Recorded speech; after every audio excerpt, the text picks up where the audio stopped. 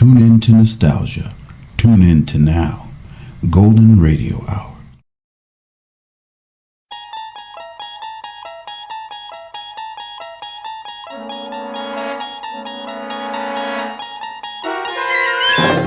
There is a fifth dimension beyond that which is known to man.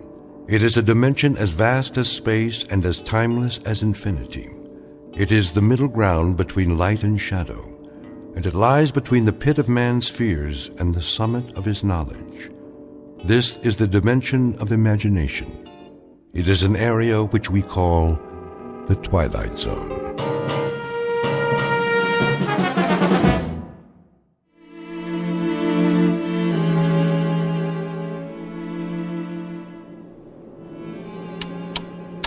Hey, Magellan, how about a progress report? Coming up, Skipper.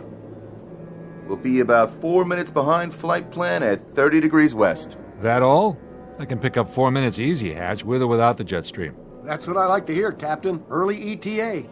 Leave it to Captain Farver, Craig, when you've flown as long as he has. Captain? Yes, Wyatt? Gander wants to know if you intend an altitude change after we pass 30 west. How are the numbers? Got him right here.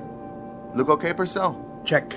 Here you go, Captain. Thank you, Mr. Purcell. All right, then. Gentlemen, you'll be pleased to know that thanks to the quality of this aircraft, the fine weather, and my brilliant flying, we'll hit JFK ahead of schedule, as long as our speed holds up. Send it in, Wyatt. Yes, sir. Shannon, copy Gander. Transocean Flight 33, position 50 north, 30 west, time 1403, flight level 35,000. Estimating 52 north, 40 west, and 2431. Estimating 52 north, 40 west, and 2431. Estimating JFK 1830, endurance 79560. Report received, Skipper. Hey, Janie. Boys? How we doing back there? Oh, the passengers are very content.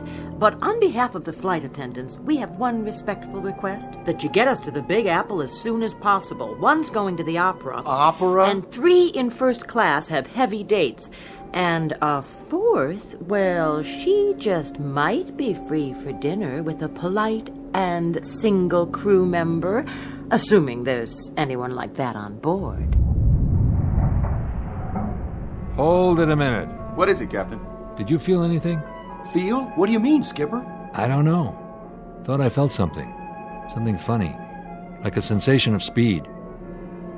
I can't put my finger on it. Guess it's my bones. I must be getting old. True airspeed 440, Skipper. We're level. Do you suppose we picked up a tailwind? Maybe. Those jet streams are tricky, but it's that crazy feeling I can't shake. You can't feel a tailwind. But I feel something. Checking the instruments. Everything looks fine. Magellan, give us a speed check with your Loran. Right. I'd better do it again. What's going on? Skipper, Loran indicates a ground speed of 830 knots. I've never heard of a tailwind like that. Check it again. Wyatt, see if you can raise OSV Charlie air defense radar. Ask them to give us a fix and check our ground speed. Magellan, you sure about the Loran? Skipper, I'm not only sure, but we're still accelerating. 980 now? 1120? 1500? God in heaven, I can't keep up with it. Wyatt, anything from air defense? No, sir. 2100. I hope the wings stay on. They will. Don't worry about the wings. Just watch that true airspeed. Ground speed means nothing. We must be in one lulu of a jet stream. Magellan, my needle just reversed on Gander Omni. How could we get past Gander? Give me a fast position check. Skipper, we are past Gander. We must be doing 3,000 knots. Try to raise Harmon control. If you can't, try Moncton or Boston. At this speed, you might as well try Kennedy. Transocean 33, Harmon Control, come in, please. Harmon, please acknowledge. Transocean 33, Moncton. Transocean 33, Boston Control, come in, please. Transocean 33 to Kennedy Control. Can you hear us, please? No soap, I can't raise anyone.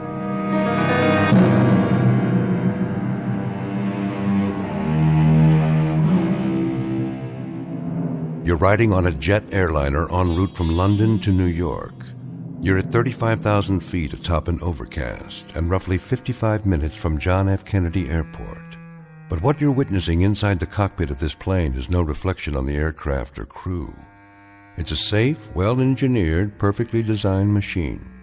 And the personnel you've just met are a trained, cool, highly efficient team. The problem is simply that the plane is going too fast, and there is nothing within the realm of knowledge or logic to explain it. Unbeknownst to passengers and crew, Flight 33's Odyssey will carry it to an uncharted region, well off the beaten track of commercial travelers. For you see, it's moving at record speed now and heading straight into the Twilight Zone. And now, the Twilight Zone and our story, The Odyssey of Flight 33, starring Daniel J. Travante, with Stacy Keach as your narrator.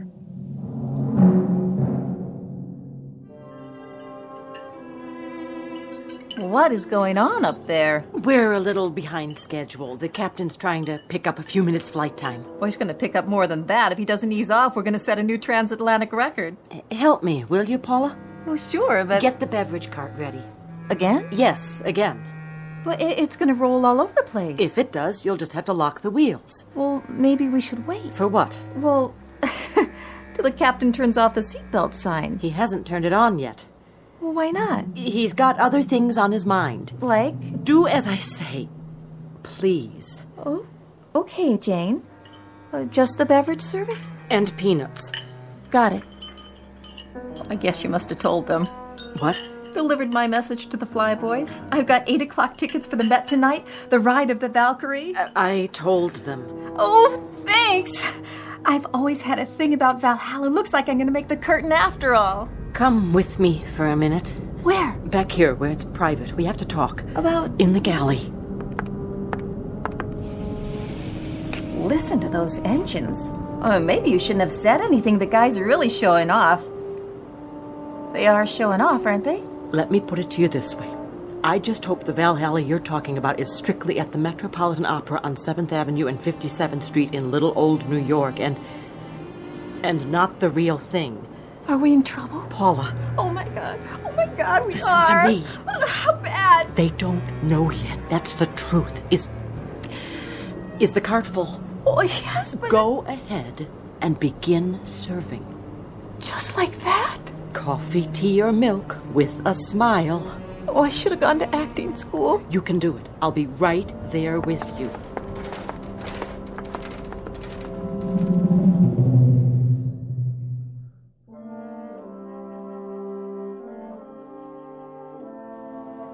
You know, you talk about ailments. I don't believe I was, actually. I had an aunt once in Boise, Idaho, who had one of the worst livers in the history of the state. When that woman passed on, rest her soul, would you believe it? What, pray tell? There were 5 medical associations bidding just to put her liver on display in a bottle, but her mother, that's my father's sister, she absolutely refused to let them show it. And it's like I always said to my late husband, what did you say you were in the Air Force? RAF, madam. A captain. I'm now a military attaché at our British embassy in Los Angeles. A nephew of mine was in the Navy. He was on a cruiser or a PT boat or something, or was it a battleship? I say, did you feel anything? Well, I was a little queasy when we took off, but my late husband used to say that I had a stomach like a... That's odd. A lot of people have queasy stomachs. I have what they call... Quite odd, really. I had a distinct sensation of rapid acceleration, I should say. Well, here we are. This tray is for you, ma'am, and this one is... Got a case of the nerves, miss? Oh, I'm meeting someone in New York. My boyfriend. I don't want to be late, so I'm kind of, nervous. One lucky fella, that's all I can say. You got another one of those cute little trays for me? I just ran out. Well, I see one more underneath. Well, I have to go back to the galley. Excuse me.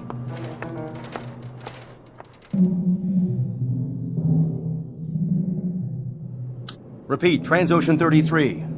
Anybody? What about it, Wyatt? Not a thing, sir. Either they're off whack, everybody out there, or we are. Check your equipment again. I've checked it 4 times. Knock it off. We'll just have to bullet through and see if anything... Did we hit something? Check for damage. What was that flash? Did we get hit by lightning? Numbers 3 and 4 are still on the wing. They look okay. I can see 1 and 2. Everything seems to be in one piece. Purcell. Yes, sir. Go aft and check for any cabin damage. Report back as fast as you can. I'll get on the horn and calm everybody down. That light, that crazy light. And all the shaking. Turbulence? I doubt it. It's more like a shock wave. As if we'd gone past the speed of sound. You mean we hit Mach 1? We broke the sound barrier? We didn't get any Mach 1 warning. We probably wouldn't. Not with a true airspeed of only 440. Magellan's last speed fix showed 3,000 knots. We could have broken some kind of barrier, but not any I've ever heard of. Magellan, can you give me a Loran fix now? Whatever that bump was, Skipper, it knocked out everything. Loran's inoperative. Altimeter and rate of climb steady. Skipper, I still can't raise Gander or Moncton or Boston. Either they're off the air or we are. Or both. Hatch, give me a sun fix. I'll need a heading from JFK for my last known position. If we can't raise anybody, we'll have to go down and establish visual contact. Skipper, we can't do that. We leave this altitude and we'll land smack in the middle of 20 other flights. Sooner or later, we're going to have to find a landmark or go VFR. With no radio contact, we're like a deaf and dumb man. But as long as we stay up here, we're even worse off. We're also blind. No damage aft, Skipper. Everybody's, well, scared. Ours not to reason why. Into the Valley of Public Relations. Hand me the mic. Ladies and gentlemen, this is Captain Farver speaking. I want to assure you that everything is under control and that there is no danger.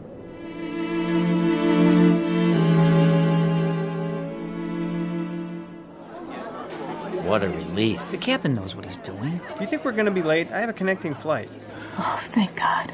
We encountered a little clear air turbulence back there, along with some kind of atmospheric phenomenon. Miss, I need another glass of juice. I spilled mine. Yes, of course.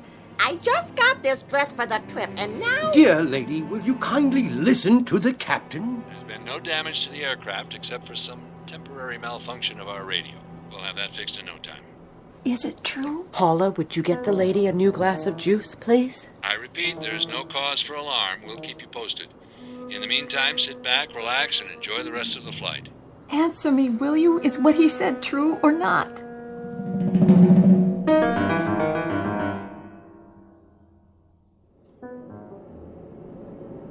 That should hold them. For now, maybe, but don't bet on it.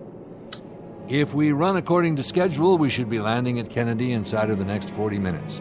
Until then, please keep your seatbelts fastened as a precaution. Remember, our flight attendants are at your service. Purcell, what's our fuel? 29,435 pounds. With the Loran out, I don't know what our ground speed is. But I've got a hunch we left that tailwind. I don't have the feeling of acceleration anymore. Magellan, how about that heading to JFK? Well, part of this is scientific, Skipper, and part of it's Kentucky windage. Try 262. That's as close as I can make it. 262 it is. All right, gentlemen, you know what we're up against. We're apparently out of touch with all ground radar points. We don't even know if we're on an airway. And this 707 is a beast that gulps fuel. All of which means we've got one chance. To go down through this overcast and look for something familiar. You're talking about flying blind. It's very possible, not to say probable, that we may hit something on the way down, but we've got to take that chance or wait up here till we run out of fuel. I just wanted you to know where we stand. Now everyone keep a sharp lookout for other traffic. And I don't think a few prayers would be out of order. All right, Craig, we're taking her down. Now we're really in that fog bank. Can't see a blessed thing. Wait, there. What is... Skipper. I see it. And? I don't get it. It happens to be a fact, though. That's Manhattan Island down there. How could it be? Looks more like the middle of the Amazon jungle to me. Where's the skyline? Where are all the buildings? I don't know where they are, but we're over New York City. There's only one small item that's a little amiss here. The passengers are confused. We're over land, but they don't see any... Any what, Janie? Well, any buildings or bridges or highways or... Nothing but trees, some stretches of grassland and more trees. It's the right shape, but it can't be New York. Oh, that's Manhattan down there. See? There's the East River and the Hudson River. Sure looks like it. There's Montauk Point and every other topographical clue we need. The real estate's there. It's just the city and 8 million people seem to be missing. There isn't any New York City. It's disappeared. Come on, boys. You're joking, right? Skipper, verify something for me, would you? And in a hurry. Look. It's just not possible. The bringer of thunder. What? Down there, right below us, in the middle of all that foliage. You see it moving? All I see is a jungle. That thing there. The one that just pulled up a tree like a toothpick and ate the top off of it. I've seen him in picture books. That's a brontosaurus. Been extinct for, say, 150 million years. That, my friends, is the largest dinosaur that ever walked the earth.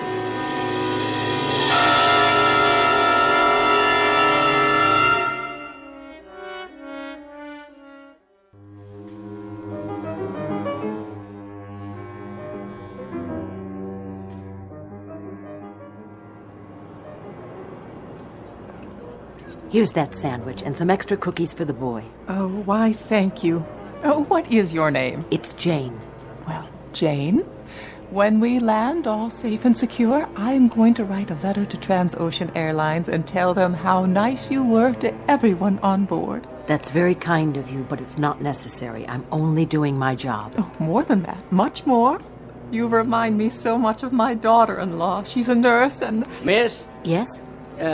You got a drink on that cart? Of course, sir. Would you care for coffee, tea, a soda? No, ma'am. I mean a drink. Drink.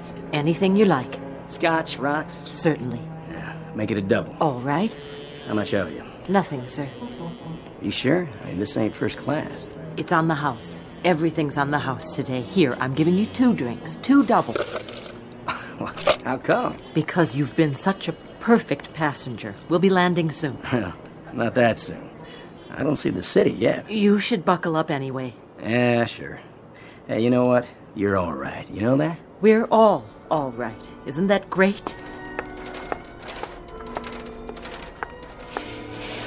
So what's the score? I mean, we've been circling for 5 minutes now. They said they'd let us know not to come in.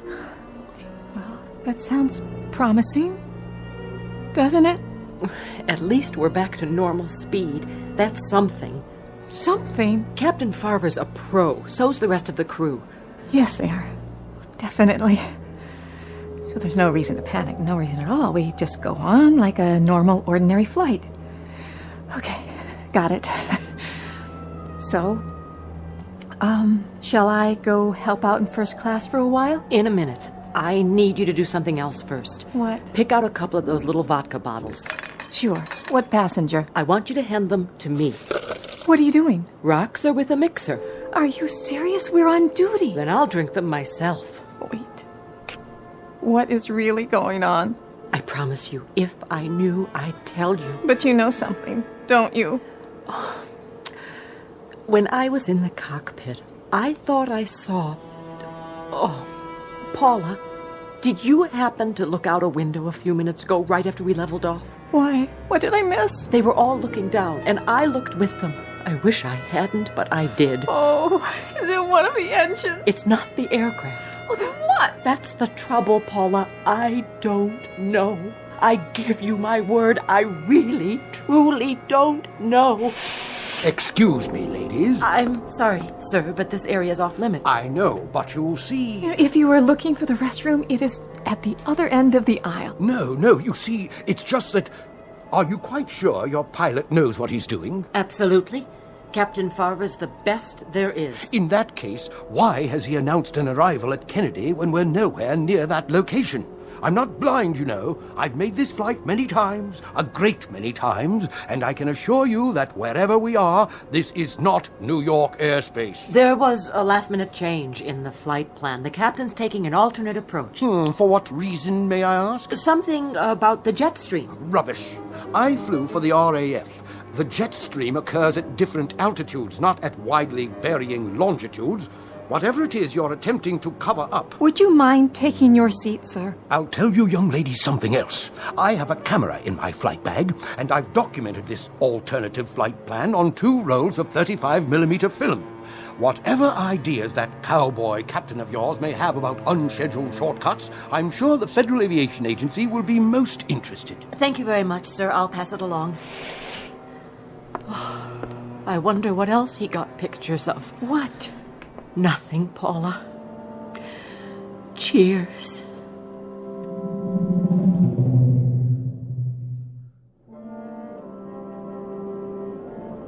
What do you think now, Skipper?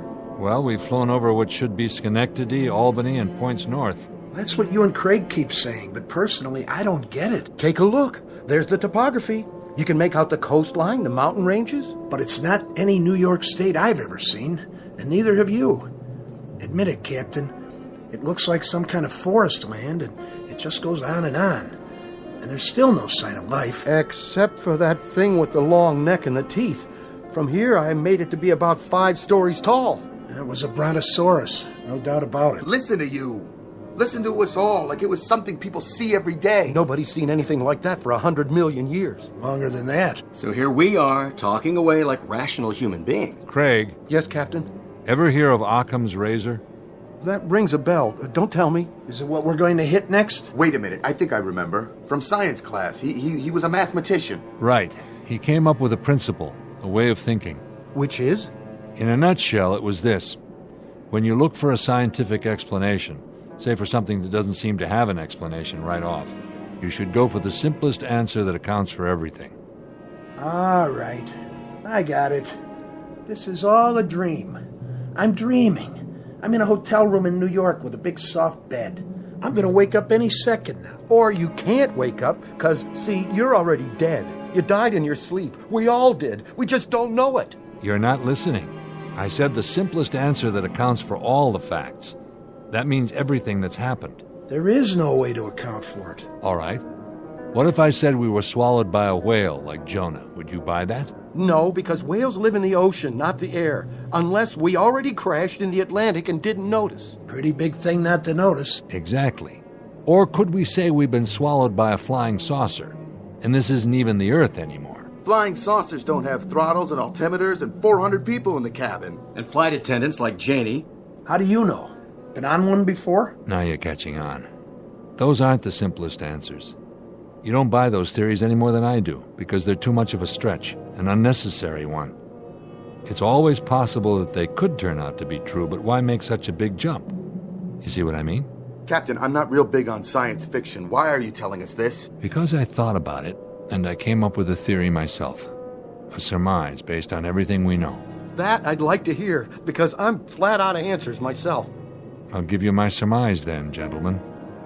You may want to trust me up with ropes when you hear this. I doubt that, Captain. You got more flight hours than all the rest of us put together. Keep an open mind. It's the only single rational explanation I can come up with to account for everything that's happened so far. Even the special effect monster back there? Even that. All right, let's hear it. Here goes. The bumps, the acceleration, what we saw with our own eyes. All of us, remember. Everything we absolutely know to be true. There isn't any way to explain all that. Isn't there? Take a look at what we've got to work with. Go ahead. Somehow, in some way, we not only broke the speed of sound, we must have broken some other kind of barrier as well. What other kind is there? We've gone back. Back in time. And you're telling me that's rational? Think about it, all of you, and then tell me if you can come up with an alternative. If you can, I'd like to hear it. Okay. Just for the sake of argument, say you're right. Where does that leave us, Skipper? And what are we supposed to do about it? Skipper, fuel is down to 19,000 pounds. That's about what I estimated. Not much. You know, I've stared at these instruments till I know every number by heart, but it doesn't do me any good. Because without a theory to act on, nothing changes. All this is still impossible. And the clock is ticking. And we're stuck up here, waiting for radio contact or visual confirmation till hell freezes over or we run out of fuel. And guess which one happens first? At which point we set this baby down in Adventureland, without enough clear ground to stop. And we break in half. So, let me get this straight. What you're saying is... What I'm saying is, when you don't have anything else to fall back on, pick the best damn theory you have and act on it. Because that's the only chance you have, even if it's a slim one. Not exactly good science. Too many unknowns. But when the choice is between slim and none. So what do we do about it? We rev this baby up till she's going as fast as she can. We climb until we hit that jet stream, and then we try to follow the same flight plan, and I mean exactly, and go back to where we came from. Is that all? Our instruments are functional. The only thing that's wrong with the radio on the Loran is that nobody's down there to hear us or send up a signal. It's a long shot. It's the only shot. You got a better one? No, sir. Then let's do it. 700 knots, 780 knots, 800, 900 knots. Skipper, I don't know if we're going to make it. Throttle forward. What are you doing in here? Hang on, Janie. Whatever you're doing, stop before you kill us all!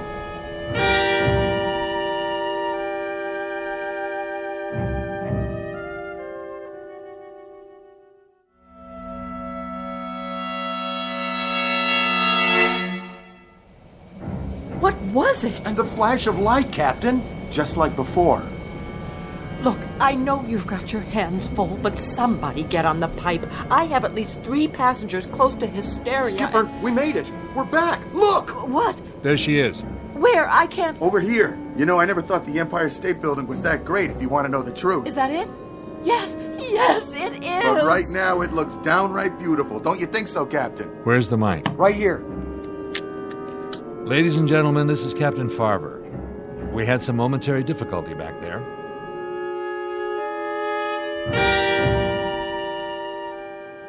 But as you can see, we're now over New York. We should be landing in just a few minutes. Thank you all for bearing with us. Bravo! He did it. I haven't prayed since... Down on my knees and Hey, look, the Statue of Liberty. It's right down there. Kiss the ground. Oh, May, I must have dozed off. Did I miss anything? In a word, madam, dear lady, yes. Well, sometimes I just have to rest my eyes for a second or two. You know how it is. Quite. These seats are awfully uncomfortable, though, right in the small of my back. My doctor said I should never sit in one position for this long. He told me, next time I won't fly, I'll take the train. Miss, you never brought me an extra pillow like I asked. Didn't you hear me? I distinctly remember saying... Here, ma'am. Take all the pillows you want.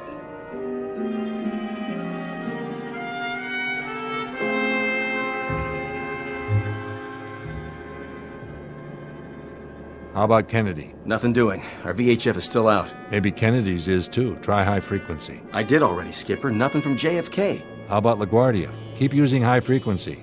Somebody should hear us. LaGuardia, this is Transocean 33. LaGuardia, Transocean 33. This is LaGuardia.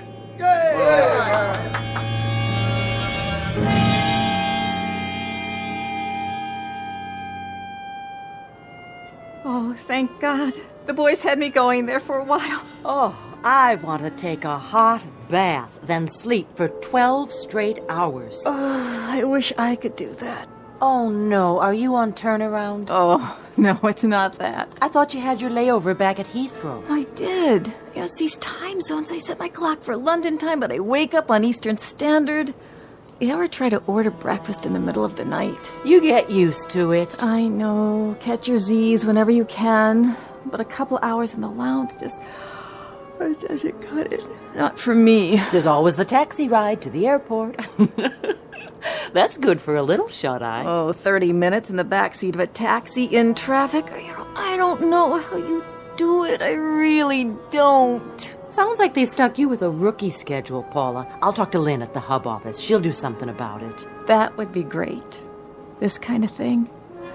I didn't know if I could handle it. You did fine. They didn't cover this in training. Not exactly. Has it happened before? Believe me, no. And it won't happen again. Should I collect the trays now? I don't know what the captain will say about this, but I'm going to break out the champagne splits for everybody.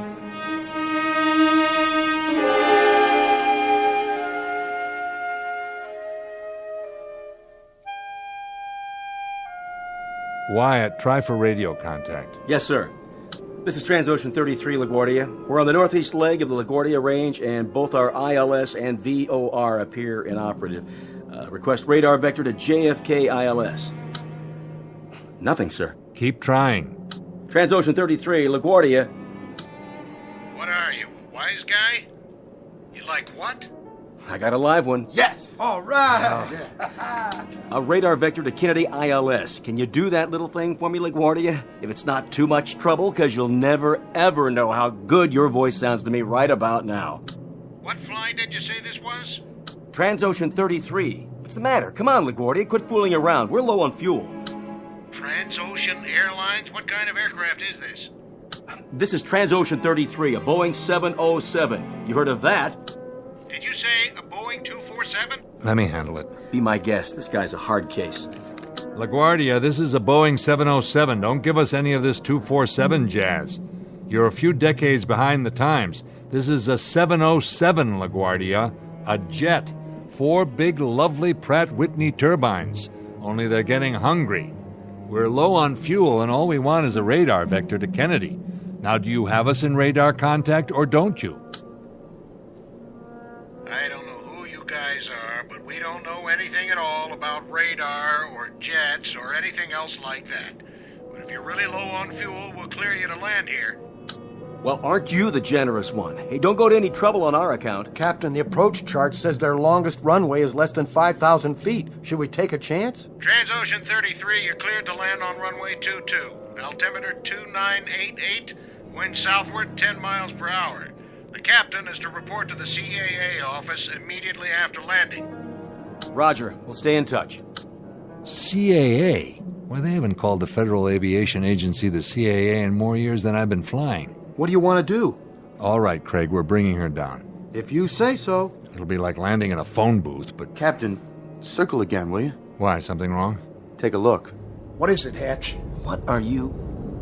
Still New York, all right. Will you take a good look? What are those two structures? Where? Those buildings right under us. Skipper, do you know what they are?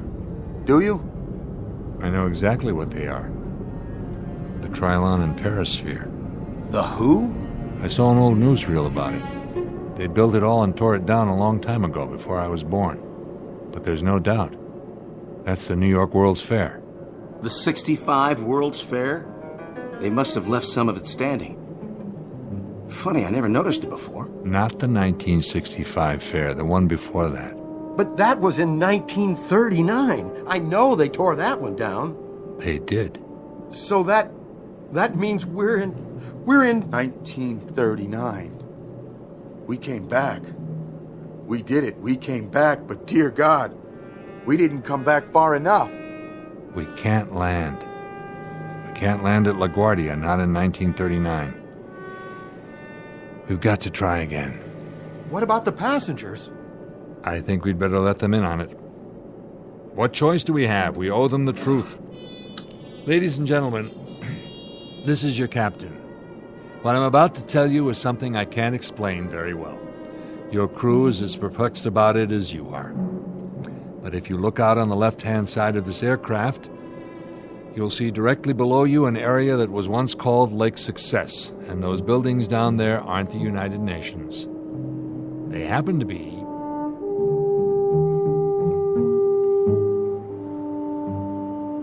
What is he talking about? Shh! Listen! They happen to be the New York World's Fair. That man's gone crazy. He shouldn't be flying an airplane. Madam, would you kindly not? What I'm trying to tell you is that somehow, some way, in some manner, this aircraft has gone back in time, and it's 1939. We're going to try to increase our speed and go through the sound barrier, or time barrier, whatever it is, the same as we've already done twice before. I don't know if I can do it. I don't even know that we have enough fuel, but I ask you to remain calm and pray.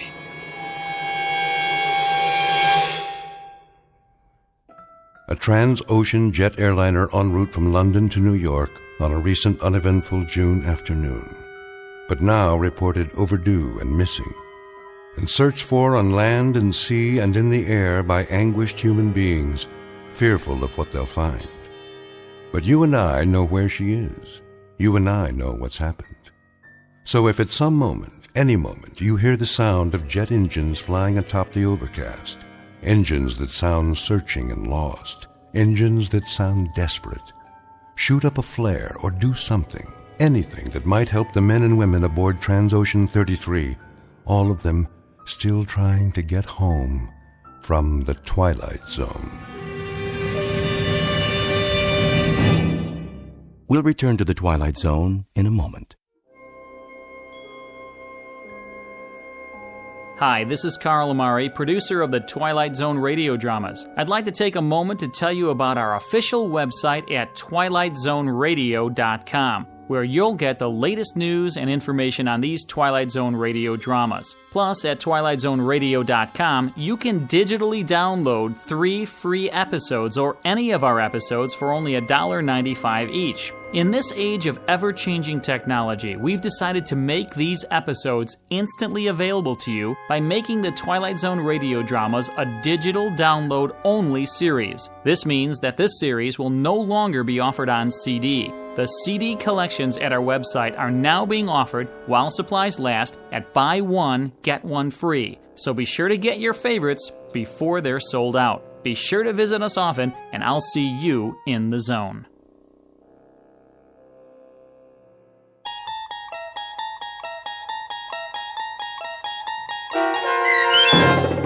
Odyssey of Flight 33, starring Daniel J. Travanti, with Stacy Keach as your narrator, was written for The Twilight Zone by Rod Serling and adapted for radio by Dennis Etchison. Heard in the cast were Taylor Miller, Peter DeFaria, Richard Hensel, Turk Muller, Doug James, Peggy Roeder, Carl Amari, Roger Wolski, Vince Amari, and Roderick Peoples. To learn more about the Twilight Zone radio dramas and to obtain audio cassettes and CDs of these programs, visit our website at twilightzoneradio.com. The producers of The Twilight Zone wish to thank CBS Enterprises, Carol Serling, Dennis Etchison, Dick Brescia Associates, Claire Simon Casting, Paul Patch, Terry Jennings, the American Forces Radio and Television Service, our sponsors, and our radio affiliates for helping make this series possible. This copyrighted radio series is produced and directed by Carl Amari and Roger Wolski for Falcon Picture Group. Doug James speaking.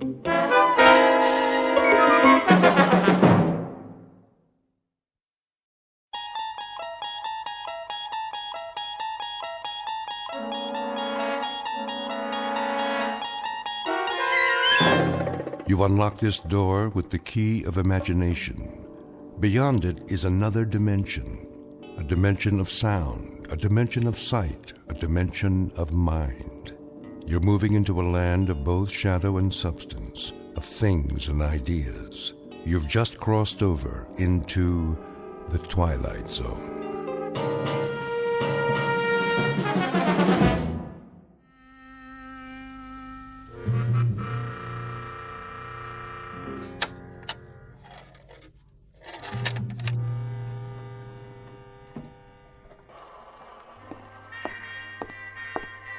Jason, Yes? Oh, hello, Evelyn. can I talk to you? In a minute.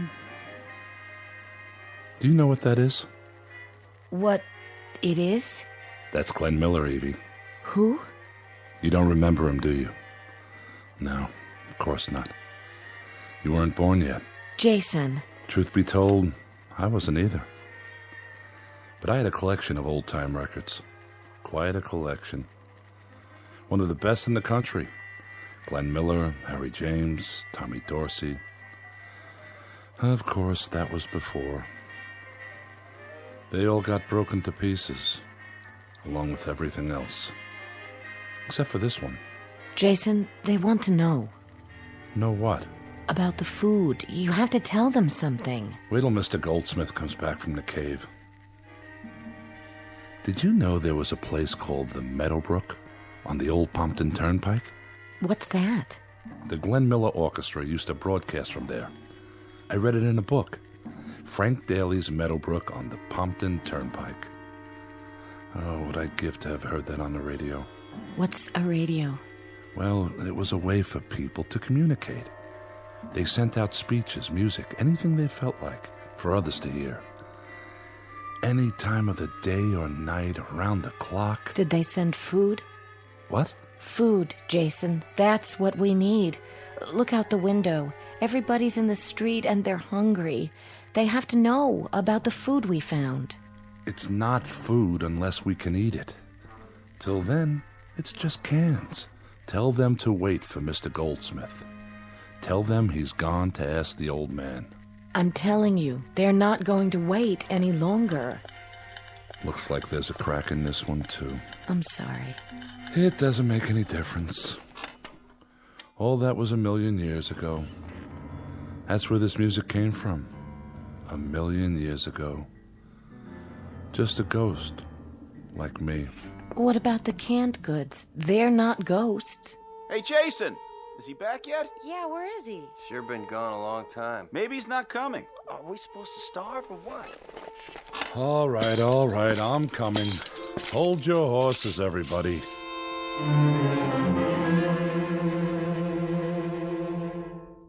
What you've just witnessed is the better part of a legacy, left by man for himself. Some years previous, he pushed his buttons, and a nightmarish moment later woke to find that he had turned the clock back 1,000 years, or more. His machines, his medicine, his science were buried in a mass tomb, covered over by the biggest gravedigger of them all, a bomb. This, then, is the Earth not many years later, where the few remaining survivors get by, but just barely, in a once thriving suburb full of families who lived their lives with faith, hope, and charity, until that terrible morning. Now they scramble simply to stay alive, with nothing to guide them except someone they've never seen, an old man in a cave who dispatches wisdom in a most peculiar fashion. And a moment from now, the old man's authority will be put to the test, as faith goes the way of hope and charity in a future no one imagined they'd ever have to face. For this is a fragment of a whole, a remnant of what was once a proud race, now all that's left of humanity in the Twilight Zone. And now, The Twilight Zone and our story, The Old Man in the Cave, starring Adam Baldwin with Stacy Keach as your narrator.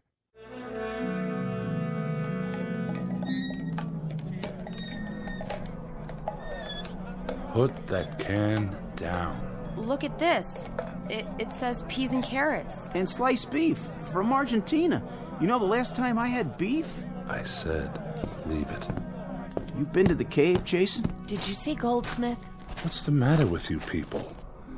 Are you worried the old man's gone away? He's always been there. Well, hasn't he? But did he talk to Goldsmith yet? Goldsmith's waiting for the message. As soon as he gets it, he'll bring it down and share it with us. Is he asking about this food? I tell you, it's pre-bomb. Everything in the pile is pre-bomb. We don't know that. Look at it. It's safe as anything. I'm surprised at you. I'm surprised at all of you. We have no way of knowing... Why do we have to wait for the old man? Why don't we just take our chances with it? We already took our chances. What's that in your hand? See this? The old man told us not to plant on the north acreage, and this is what came up. I know what those are. Those are carrots, just like on the can. Did these grow, Evie? Or did someone leave them to us in a will? They were the best of the crop. The best? Then I'd hate to see the worst. But if we grew them ourselves, they must be okay. No, Evie's right. I don't think we ought to eat these. Too much of a risk. Maybe we just better bury them with honors. But that's what Goldsmith went to the cave for. That and the canned goods, to find out what land we could try next. If the old man says it's okay... The old man, indeed. God knows where he gets his knowledge, but he knows about land. You remember the tomatoes that came up? After he sent a message telling us not to plant them... They were deformed, too. Monstrous is the word. Looked like rotten watermelons, and tasted like nothing fit for a human. But these cans, they didn't grow. We found them buried by the road. Let's wait till Mr. Goldsmith comes back. Wait till he has a chance to ask. You know, man doesn't live by bread and canned goods alone, or free carrots or mutated tomatoes. But do me a favor, will you? Just don't ask me what he does live by. In this 20th illustrious year after the bomb, I wouldn't be able to tell you. Attention! Attention! There's Goldsmith. We'll find out once and for all. We have just had a communication from the old man in the cave. And? There is an 80% possibility of rain tomorrow. The wind is from the northeast. This means there will very likely be a high radioactivity count in the precipitation. All of you are asked to remain indoors and stay there until otherwise advised. All barrels should be placed upside down and all water troughs covered. See to it that no one touches any rainwater till it's been thoroughly examined. What about the canned goods? The old man says they're probably contaminated. What? If so, they should be destroyed. How does he know that? He hasn't even seen them. There's no telling where it came from or when it was canned. I think we'd best leave it alone for a while, at least till I ask the old man again. Why can't he tell us now? He has a lot on his mind, but he's never told us wrong before, has he? Quiet. What's the matter? Listen. I remember that sound. So do I. It's a truck of some kind. Where do they get their gasoline? Then it must be Army.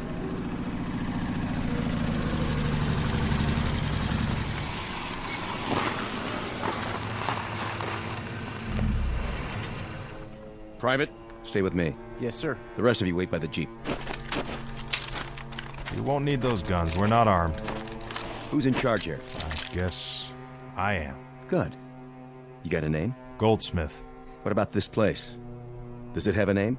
And if it does? Well, if it has a name, Goldsmith, we'd like to hear it. And you are? Major French, Central States Command. Never heard of it. Well, you will from now on. We've been sent out to organize. What?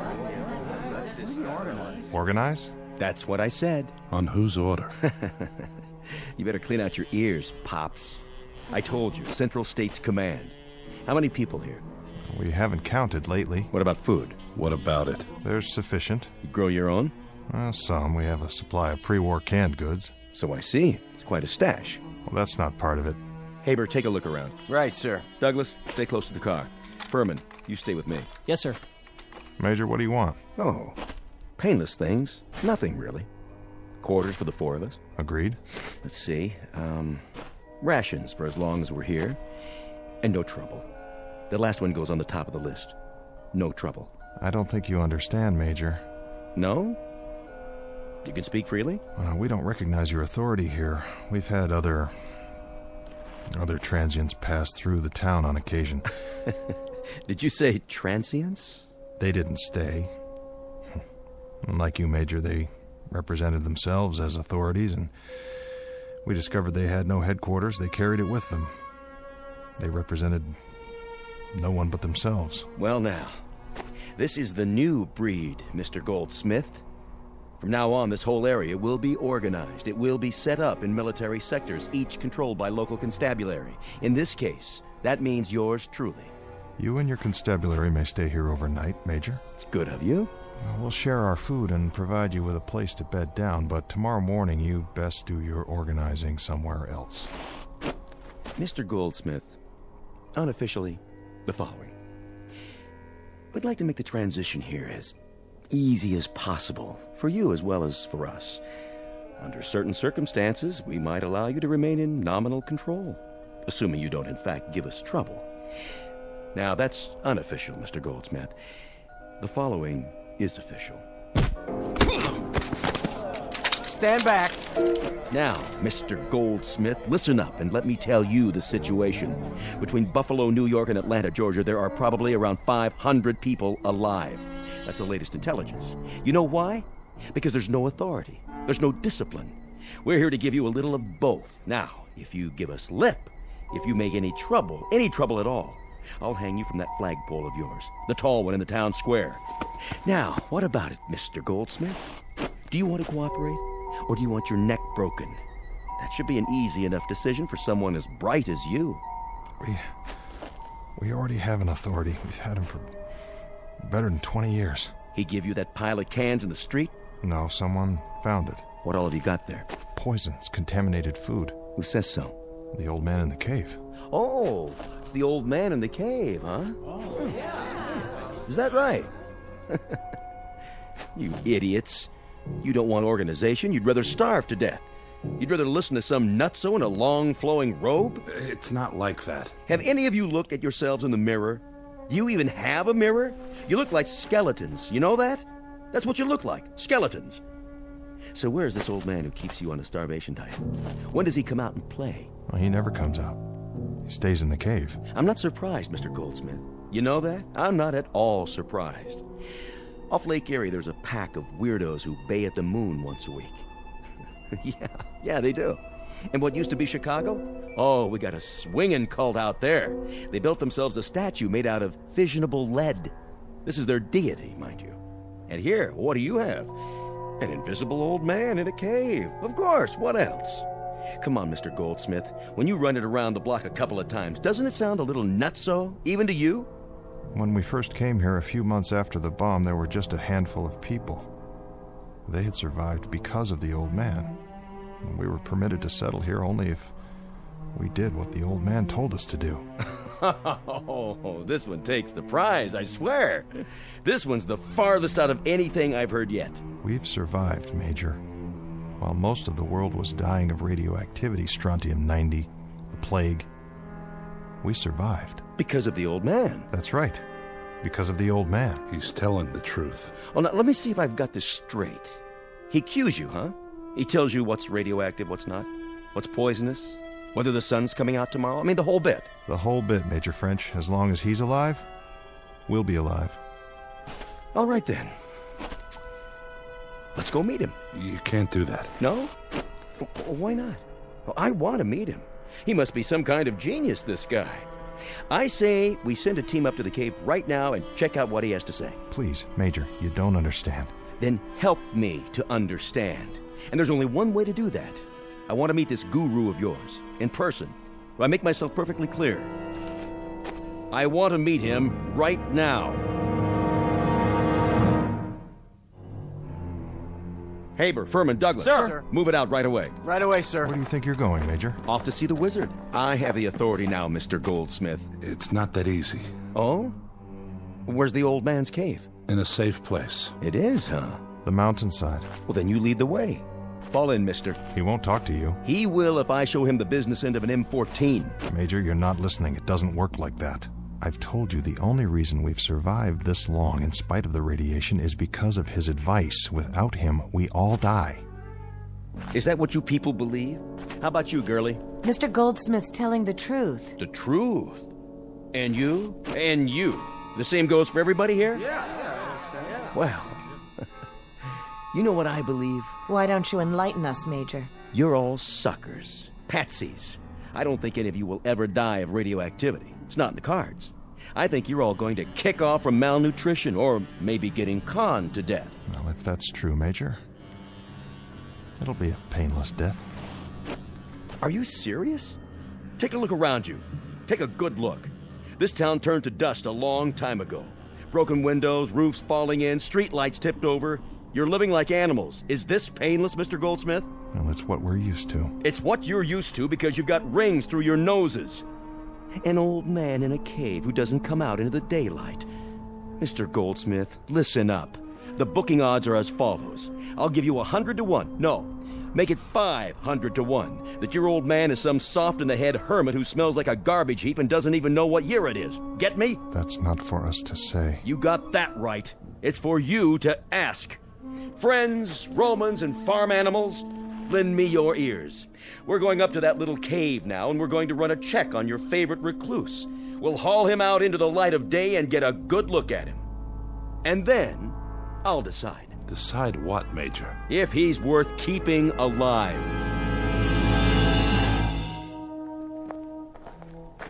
How much farther? Don't worry, Major. We'll be there soon. If you're trying to pull something, Goldsmith. Just beyond the burned-out trees, there's a rise, and then the mountains. I'll show you. Furman. Yes, sir? You and Douglas pull ahead. Haber, keep everybody on the path. No problem, sir. Goldsmith, do you realize what you're doing? I believe I do. But when we get there, what if they... What, Jason? What if they execute him? Then where will we be? Well, they won't. How do you know that? They can't. Have you seen the Major's eyes? That man doesn't care about anyone but himself. He's the kind who started this war. And if he has his way, the old man is finished. We'll see about that. Hold up, Major. I think we found it. Good. Everybody, stand back. Is this what you wanted to see, Major? It looks like a solid steel panel, sir. Built Built flush into the base of the mountain. All right, Mr. Goldsmith, tell us about it. Nothing much to tell. How does it open? I don't know. To my knowledge, it's never been opened. Suppose I were to strip off your skin an inch at a time.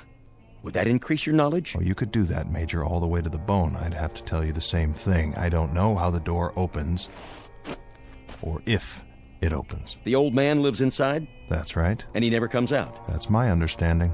I hate to press you, Mr. Goldsmith, but what does he eat? How does he live? How does he stay alive? I couldn't say. How do you know he's in there?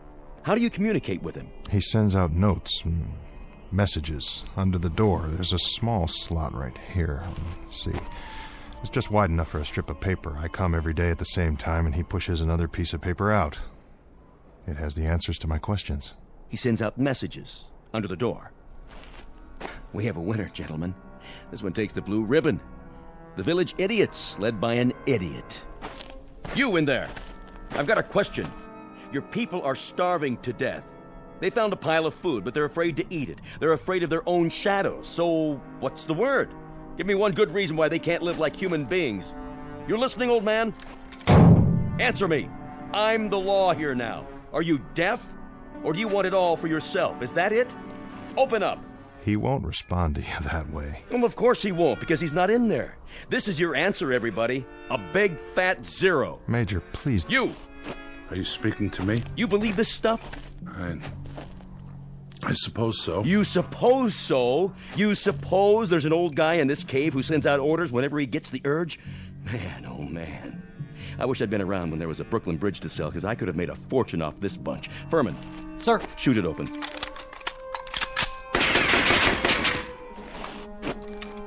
No dice, Major. It must be an inch thick. Maybe 2. Douglas, give me a grenade. Here, sir. What's he doing? Better make tracks, friends. This one's going to do some damage.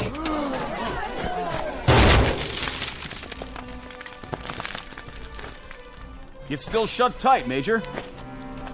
Hey, old man! It's getting dark. If we're gonna find our way back... You in there, listen up. I'm not through with you yet. I haven't even started. Goldsmith. What is it, Jason? You know how to open the door. I know you do. I know how to open the door, but I took an oath that I never would. My predecessor took the same oath, and that door has remained closed. No one will get into that cave. No one will ever touch the old man. Who is he? Where did he come from? A question oft asked, and a question never answered. Well, the Major is going to get an answer, one way or another. You can bet on that. It makes no difference, Jason. He's kept us alive. That's all that matters. Now, come on, old friend. Let's go home.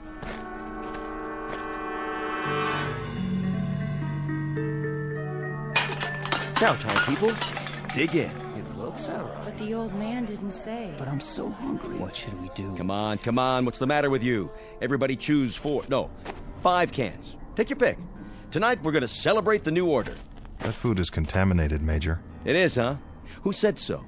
The man who wasn't there? There's every possibility that those cans contain enough strontium-90 to kill all the people in this village. Yeah? Funny. I listened real close, and I didn't hear a single word from that guru of yours. Haber, give me a bayonet. Sir. What are you doing? I'm opening a can of, what's it say? Tropical fruit salad. I remember fruit salad. Do you? The kind with the little red cherries. Let's see what else is in here. Pineapple, peaches, pears. I warned you. My stomach. You see, this is what happens when you... See what? Just a little performance for the yokels to keep them, on their toes. But you knew that, didn't you, Mr. Goldsmith? There's nothing wrong with this food. It's positively scrumptious. Well, say something. Tell me how disappointed you are.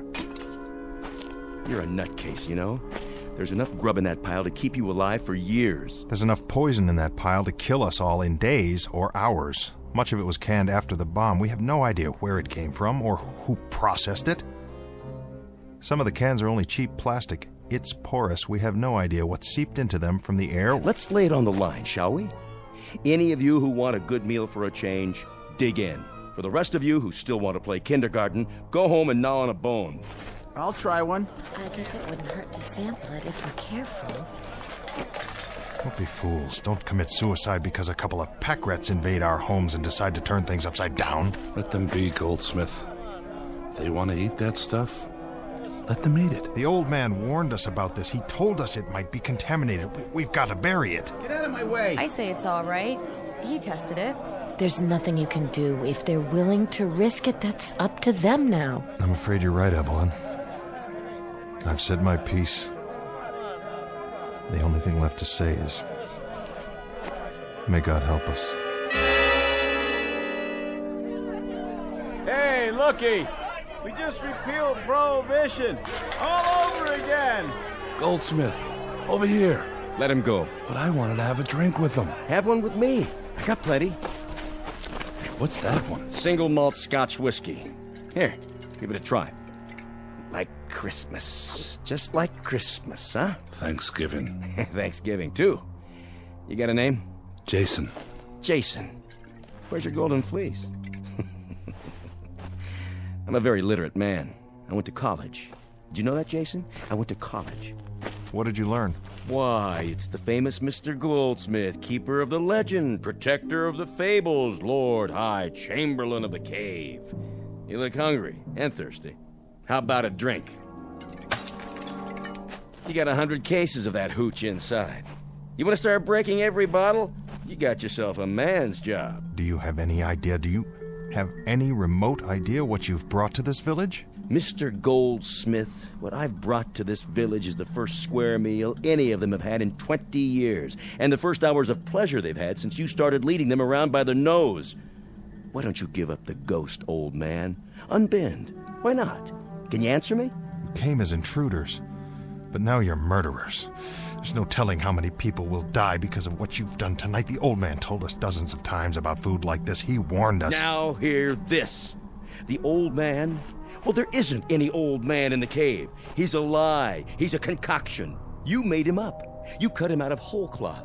Nobody's seen him. Nobody's heard him. Nobody knows who he is or where he's from. He's there just the same, whether you believe in him or not. Prove it. We've survived for 20 years. That's all the proof we need. Speak for yourself. By the looks of it, I'd say there aren't many believers left. You're on your own now. Open the cave, Goldsmith. Prove it that way. Maybe I can explain something. Go ahead. There were 2 men here right after the bomb. Scientists. That's all we knew about them. When they died, they gave the secret to another man, and he gave it to Goldsmith. Now he's the only one who knows how to open the door. I don't know what your game is, Goldsmith. I don't know how you get paid off. But it's time you let these people fill their bellies. It's time you open that cave and let them see who's kept them hungry all these years. Listen to him. You'll have to kill me, French. Mister, I've killed 100 times you. And that's how I've stayed alive. You, Jason, get your people together. You know what we have to do. Everybody follow us. Light some torches. We're going to the cave. We're going to open it. We're going to get the old man. Jason, for the love of God. You get it, Mr. Goldsmith? This is the Renaissance. This is the New Age. And you're going to usher it in. From now on, the people are going to eat and drink and walk in the rain. You're going to grow whatever you want, whenever you want. And your old man, whoever he is, he's going to abdicate the throne. Douglas, Furman. Any trouble, sir? Put Mr. Goldsmith in the back seat and see that he doesn't try to run. We're going to take a drive up to the cave.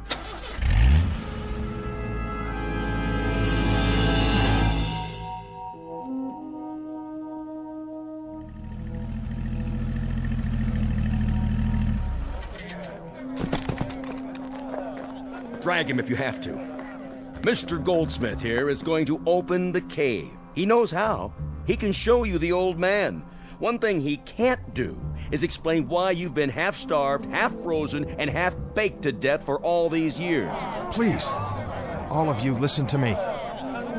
There's no reason under the sun for this cave to be open. The only thing you need to know is that the old man has kept us alive. We're hungry. Do you understand? We're hungry. We've survived, but we haven't lived. He's never let us. He didn't drop the bomb, Jason. He didn't kill off the world. That's what we did to ourselves. All he's done is let us survive our mistake. All he's done is give us a chance to plant a seed again and let it grow. In that cave is all the compassion that's left on Earth. No more talk. Do it. Now. There's a switch under this rock. Let me tell you all something. Now the damage has been done. The destruction is complete. Irrevocable. You, Mr. French. When we talked about the ways that men could die, we forgot the chief method of execution. We forgot faithlessness. Enough! You've listened to him for years. That's all you've done. You've listened, and then, when he said jump, you jumped. When he said breathe, you breathed. And when he said starve, you starved. I'll tell you what's in this cave. Here's my prediction. It's a fanatic, a madman, who had to be kept locked up behind a steel wall, not to protect you, to protect him. Now you'll see for yourselves. What are you waiting for? Get him!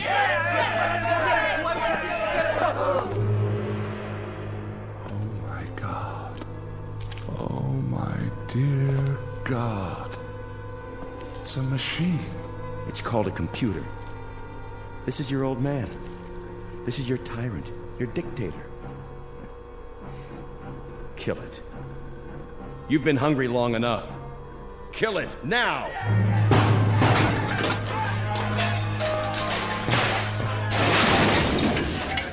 You're free now. Hear me? Burn it. Burn every last trace of it.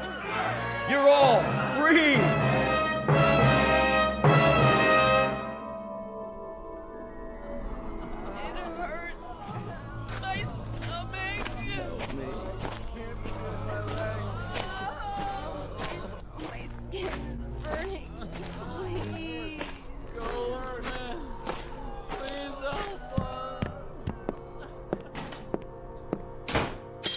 Mr. Goldsmith? Evelyn?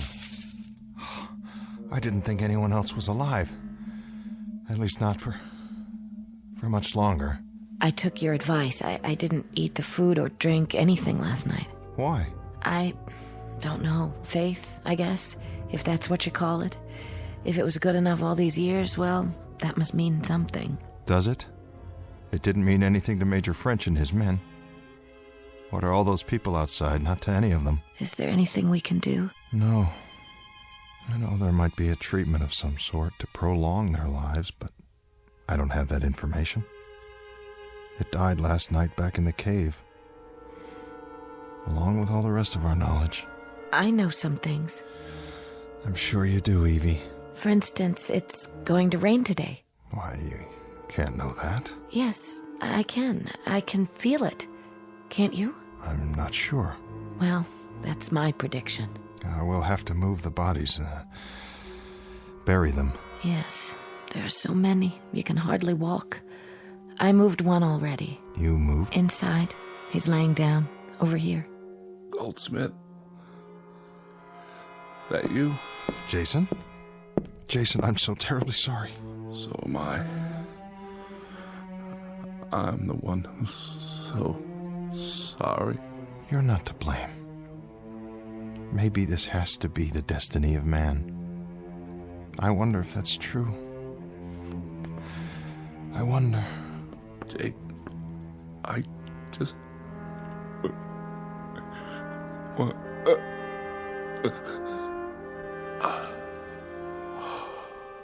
Oh. He was a good man, wasn't he? A good man. He was always good to me. That's why I helped him in. He said he wanted to hear something one last time, and now it's too late. Wait. I think I know what he wanted. And what was that? This.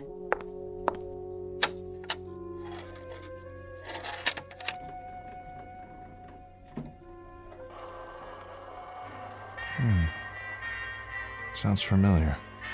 Can't quite place it. I can. A man named Glenn Miller. It's called Moonlight Serenade. Well, I'll be There's your rain, Evie. Do you mind? Do you mind if we just sit here for a while longer before we move the bodies? No, I don't mind. At all. I like the sound. So do I, Evie. So do I.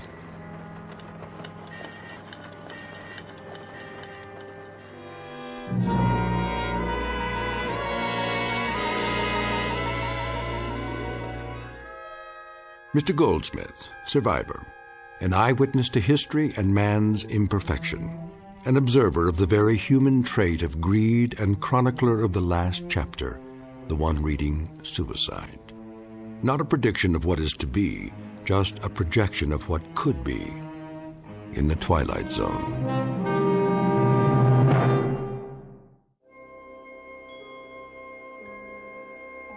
Hi, this is Carl Amari, producer of the Twilight Zone radio dramas. I'd like to take a moment to tell you about our official website at twilightzoneradio.com, where you'll get the latest news and information on these Twilight Zone radio dramas. Plus, at twilightzoneradio.com, you can digitally download 3 free episodes or any of our episodes for only $1.95 each. In this age of ever-changing technology, we've decided to make these episodes instantly available to you by making the Twilight Zone radio dramas a digital download-only series. This means that this series will no longer be offered on CD. The CD collections at our website are now being offered while supplies last at buy one, get one free. So be sure to get your favorites before they're sold out. Be sure to visit us often, and I'll see you in the zone.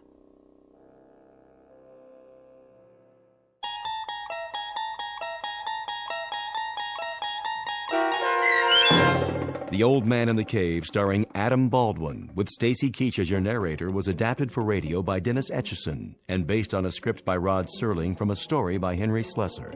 Heard in the cast were Mike Starr, Doug James, Kurt Nabig, Deb Dotzer, Jeff Lupetin, Sarah Marks, Carl Amari, Roger Wolski, and Vince Amari. To learn more about the Twilight Zone radio dramas and to obtain audio cassettes and CDs of these programs, visit our website at twilightzoneradio.com. This copyrighted radio series is produced and directed by Carl Amari and Roger Wolski for Falcon Picture Group. Doug James speaking.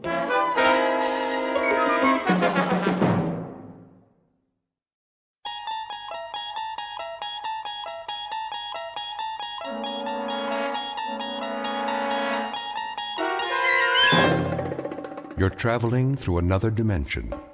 A dimension not only of sight and sound, but of mind. A journey into a wondrous land whose boundaries are those of imagination. Your next stop, the Twilight Zone.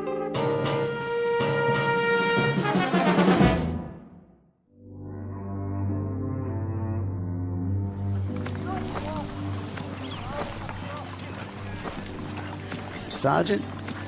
Yes, soldier? Can I ask you something? Go ahead, son. If it's whiskey you want, well, I don't have none. Not for days now. It's long gone. Oh, that's not it, sir. Oh, I thought maybe you wanted something for the pain. Your arm. You'd best change that bandage. I don't have anything, Sergeant, except my uniform, and there ain't much of that left. Here, take my kerchief. Oh, no, I can't. Sure you can. Come on now. Get that sling off. Make yourself a new dressing. You need it in the heat. Thank you kindly, sir. Go ahead and sit, if you like. Oh, no, I don't want to do that. I gotta keep moving. Why? There's no hurry. Not anymore. Well, if you can walk on that crutch, I figure I can as much on these 2 feet. Besides, I got a long way to go. How far, soldier? Alabama. I made it to be 600 miles. My folks will be waiting. Stop now, I might not get there at all. Now, you'll get there all right. We all will, one way or the other. Because we have to. No place else to go. Yes, sir. Going home. That's what I wanted to ask. You know the date today? I'm sorry, son. I lost track. I don't know, still April or thereabouts. Hey, Willie. That you? You know that boy? Sure I do. Sounds like Willie from Birmingham. We was together at Appomattox. You go on ahead. I gotta take it slow for a while. Much obliged. See you tonight, sir, when we make camp. Luck to you, son. God be with you.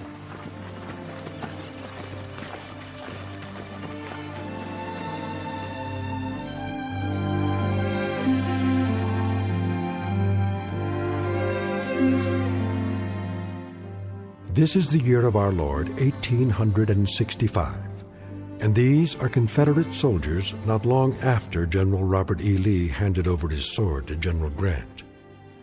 Lee's troops have been released from duty, and for most that means traveling on foot, carrying with them the last vestiges of dignity in defeat.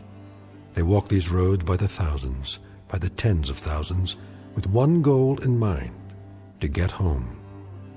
They survived a war that cost more than 1 million lives, and those left are the walking wounded, bandaged, dirty, bearded, and exhausted, moving past burned-out homes in a burned-out land that now relinquishes a burned-out cause.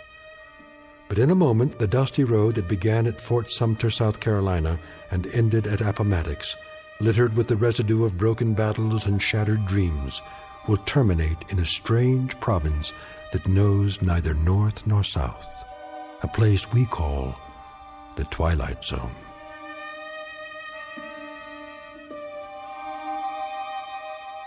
And now, back to the Twilight Zone with The Passers-By, starring Morgan Brittany, with Stacy Keach as your narrator.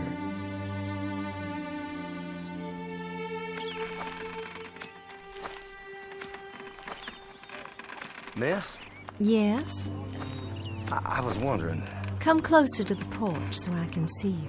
mind if I take some of your water, miss? The canteen's run dry. Please. The well's just there. Have all you like. Thank you kindly.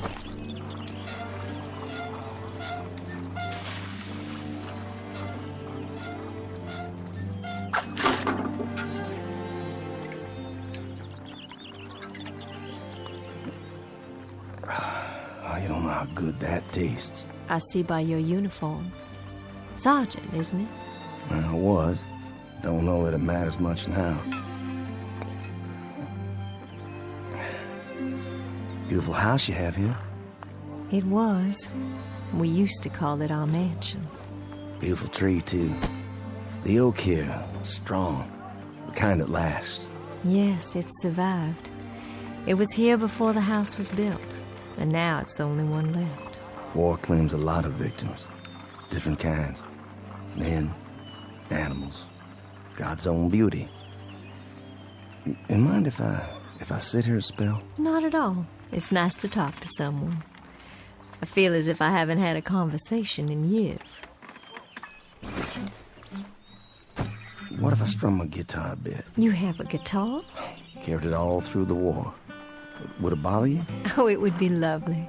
My husband used to play a guitar. Did he? Oh, he played so well. He's where, ma'am? He was killed at Yellow Tavern with General Stewart. I'm sorry. You have a wife back home? No kin at all. It was just my father, but he died the first year of the war. I'm sorry. Ah, it's all right. It's been a while now. I mean the crutch. I didn't see it. You've lost your leg. No matter, ma'am. Didn't exactly lose it anyway. I know just where they buried it. Outside of Chickamauga. It must be hard walking for you. Do you have a long way to go? Why, I guess I do. I kind of lost track. Have you been on the road long? Reckon I have. Since the beginning of time. Leastways, that's the way it seems. I don't quite remember when I wasn't moving down a road someplace. Like all those men passing by day and night. Oh, I got plenty of company. But it's different now. There isn't anything in the world sadder than a defeated army crawling home. And how different it was when they marched off. Brand new gray and gold braid and 1,000 flags. With trumpets and drums. Nothing but trumpets and drums. I thought it sounded so wonderful. I remember. Gonna lick the Yanks in a month. That's what they said. In a month. How wrong they were. And we stood by in our summer dresses and cheered them on and threw flowers and felt so grand. Just a few tears. Not many. Because we were so sure they'd all be coming back just as they left. And how wrong we were.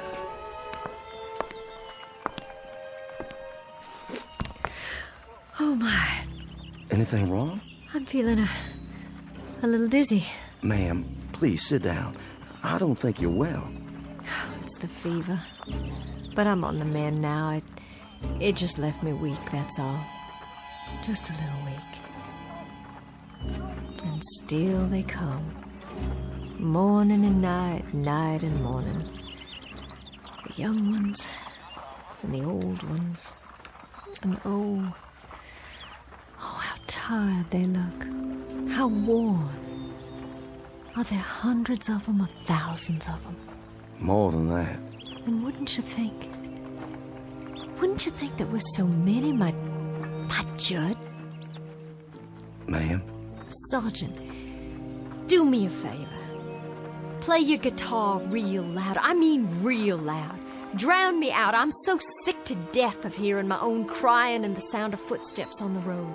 Please play it loud so I can hear music. Please, Sergeant. My pleasure.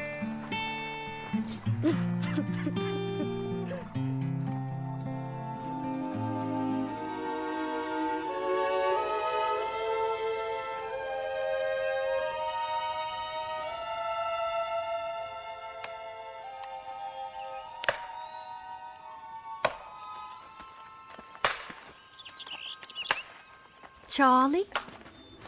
Charlie Constable, is that you?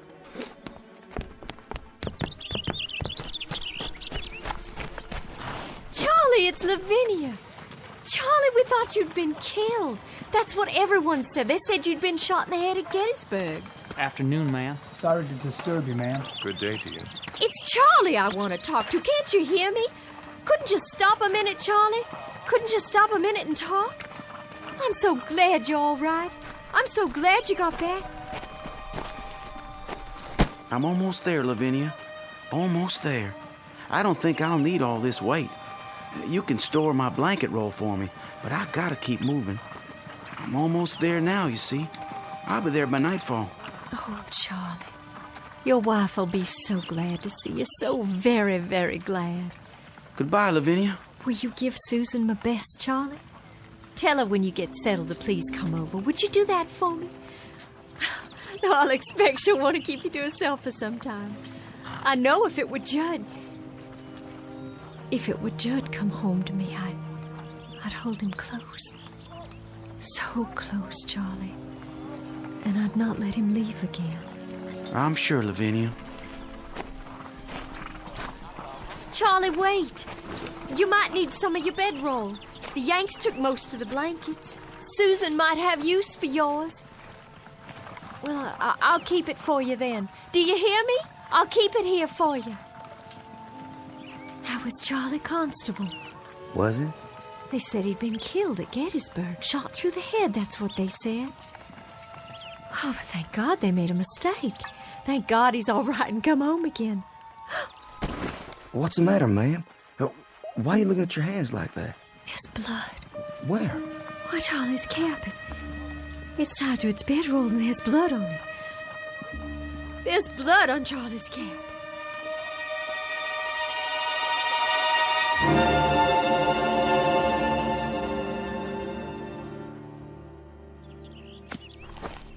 Ma'am?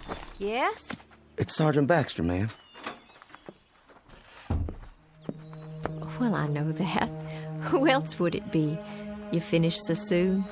I got a feeling for wood, carving it or chopping it. I got enough cut there so you can at least start the winter. Well, I thank you sincerely. You don't know how much that helps me. No, I thank you. I'm obliged for the dinner. Such as it was. It beats salt pork and hardtack, which is what I've been used to for as long as I can remember. I was hoping you'd play your guitar one more time. Would you? Made this myself. You didn't. You know how to make musical instruments. After a fashion. Not as good as the ones I made at home. I had more time then. You have to pick the right tree, a good solid one with character.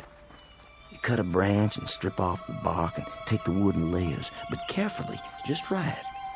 Then you soak it and bend it into the shape you want.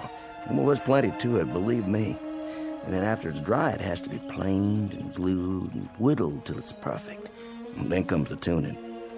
You know, they say a good guitar takes on the voice of the man who made it. If he has a voice to start with. Seems some men don't. No matter what they play, it just comes out flat and dead. I'll bet all your guitars sound beautiful, just like this one. My old man used to say that I'd wound up nothing but a bum troubadour. Did he? My old man. But he was a proud one when I marched off. Proud as an old rooster, because his son was going off to war to become a man. And I come back, half a man. That song of yours. Black is the color? Judd, my husband, he used to sing that. Oh, I wish you could have met him. I wish so too. A very gentle man. A very nice and decent man. And I can remember nights he'd sit out on this porch and play and sing. Even the crickets would keep quiet. And the bullfrogs down at the pond. It was just as if they'd stopped their noise so they could hear the music. And then the Yankees came. Like blue locusts who had to eat away the trees and the land and everything on it. I owe them for much. For our house, our lawn, our trees, for everything that was. Including my husband's life, I owe them for very much. Ma'am, why don't you leave here? This place is no good for you. This place is all I have. Just an empty shell of an old house and a burned-out field. But it belongs to me, and it's all I've got. You need something else, something different. Being here alone and sick and staring out toward that road, that ain't gonna cure anything. Fever, sadness, heartache. It won't cure nothing at all. What do you suppose happened to him? Your husband? The Yankee who killed my husband. You suppose he's marching home now, back to his own kin? Do you suppose he's laughing and singing and telling all his neighborhood about the rebels he killed? All the bullets and the heads he shot them through? I don't reckon that at all. You shouldn't either, ma'am. There's been a lifetime of suffering on both sides. I got a gun inside the house. An old shotgun. And I keep thinking about how someday, some moment, a Yankee will ride by, and I'll take out that gun, and I'll aim it at him. I'll aim it steady. But first, I'll tell him. I'll tell him that he can consider this the last shot of the Civil War. A bullet in exchange for the one my husband took. You let that kind of poison sit on your mind, you'll die from it, I swear. Who's coming? Can't see yet. It's him. What do you mean? The Yankee. Well, hold on now. It's a hot night. Hot indeed, Lieutenant. Couldn't see if anyone still lives here. They do. You traveling a long way? Oh, just up the road. But I've been on it a long time. You too, Sergeant? Long time. I've got a half-full canteen, but my horse is running dry. Well, there's water in the well. I don't think they'd mind. Much appreciated. I know you, don't I? That's possible. I mean, I've seen you before. I seem to remember. Go on. What is it you remember? You'd best heed the sergeant's answer, because it's the last thing you'll ever hear. No, ma'am. Put the gun down. You don't understand. The last thing you'll hear on this earth. This I promise you.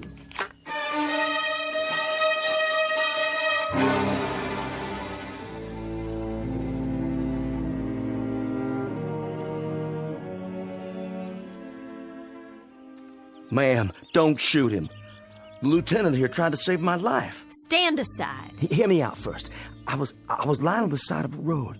A mini-ball had landed amongst us and took off my leg, and I laid there bleeding. And then he come by, a patrol of Yanks, and he propped me up, and he tried to stop the bleeding. I remember looking straight at him and saying, I said to him, "Danged if you ain't the most changeable breed in the world. First you do your best to kill me, then you call off the war long enough to try and save me." You remember that, Lieutenant? I thought to myself then that if General Lee had many more of your kind, we'd take a lot of lumps before we could lick you. Well, we sure give you some. That you did. Lieutenant, this is Lavinia Godwin. You've thanked him, Sergeant. Now be so good as to step out of the way so I can thank him for a few other services. Ma'am, the lieutenant here, he stood out on the open road and tended to me while both sides were shooting up a storm over his head. And yet he stayed there, and he tried to save my life. I've got this shotgun leveled straight at his head, and my hand is steady. I've waited a long time. I aim to blow his head right off his shoulders. This your pleasure, ma'am? And duty. A little bit of both, perhaps. Well, then you'd best get on with it. Ma'am, I can't let you do that. I just can't. You can't stop me with that guitar. I've got the gun. Then I'll stop you with my hands. You'd better stand down, Sergeant. I've got my finger on the trigger. And this is for you, Yankee.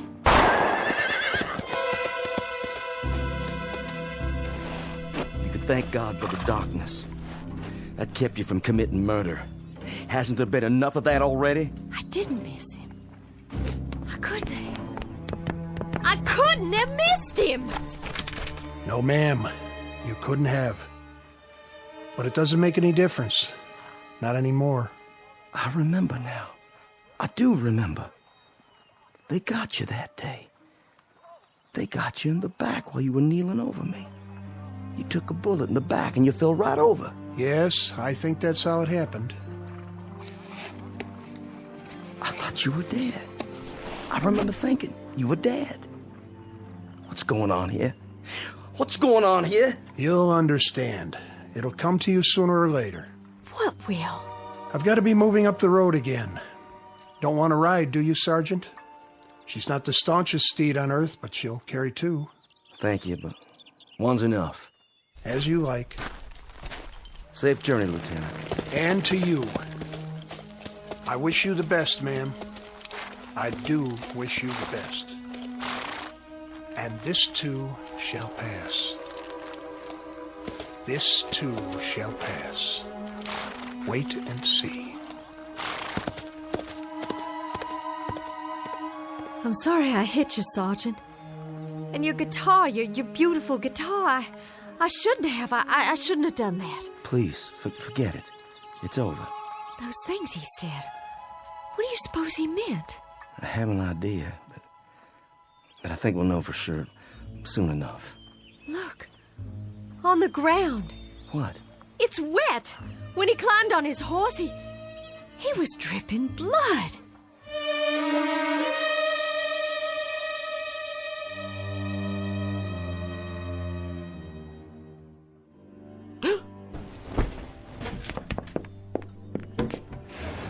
Sergeant! Sergeant Baxter! Ma'am? Would you come in the house, please? Can I help you? Do you hear that, Sergeant? Hear what, ma'am? That's just it. There's no one on the road anymore. They're all gone. They stopped coming during the night. It's been quiet ever since. Real quiet. Why are you carrying your bedroll? And your cap? Are you leaving? Yes, ma'am. I'm leaving. It's time for me. But where will you go? You told me yourself there's no one waiting for you at home. To wherever that road leads. I can tell you where that road leads. Past 50 miles of places like this. Past houses that were burned out and abandoned after the Bluecoats got finished with them.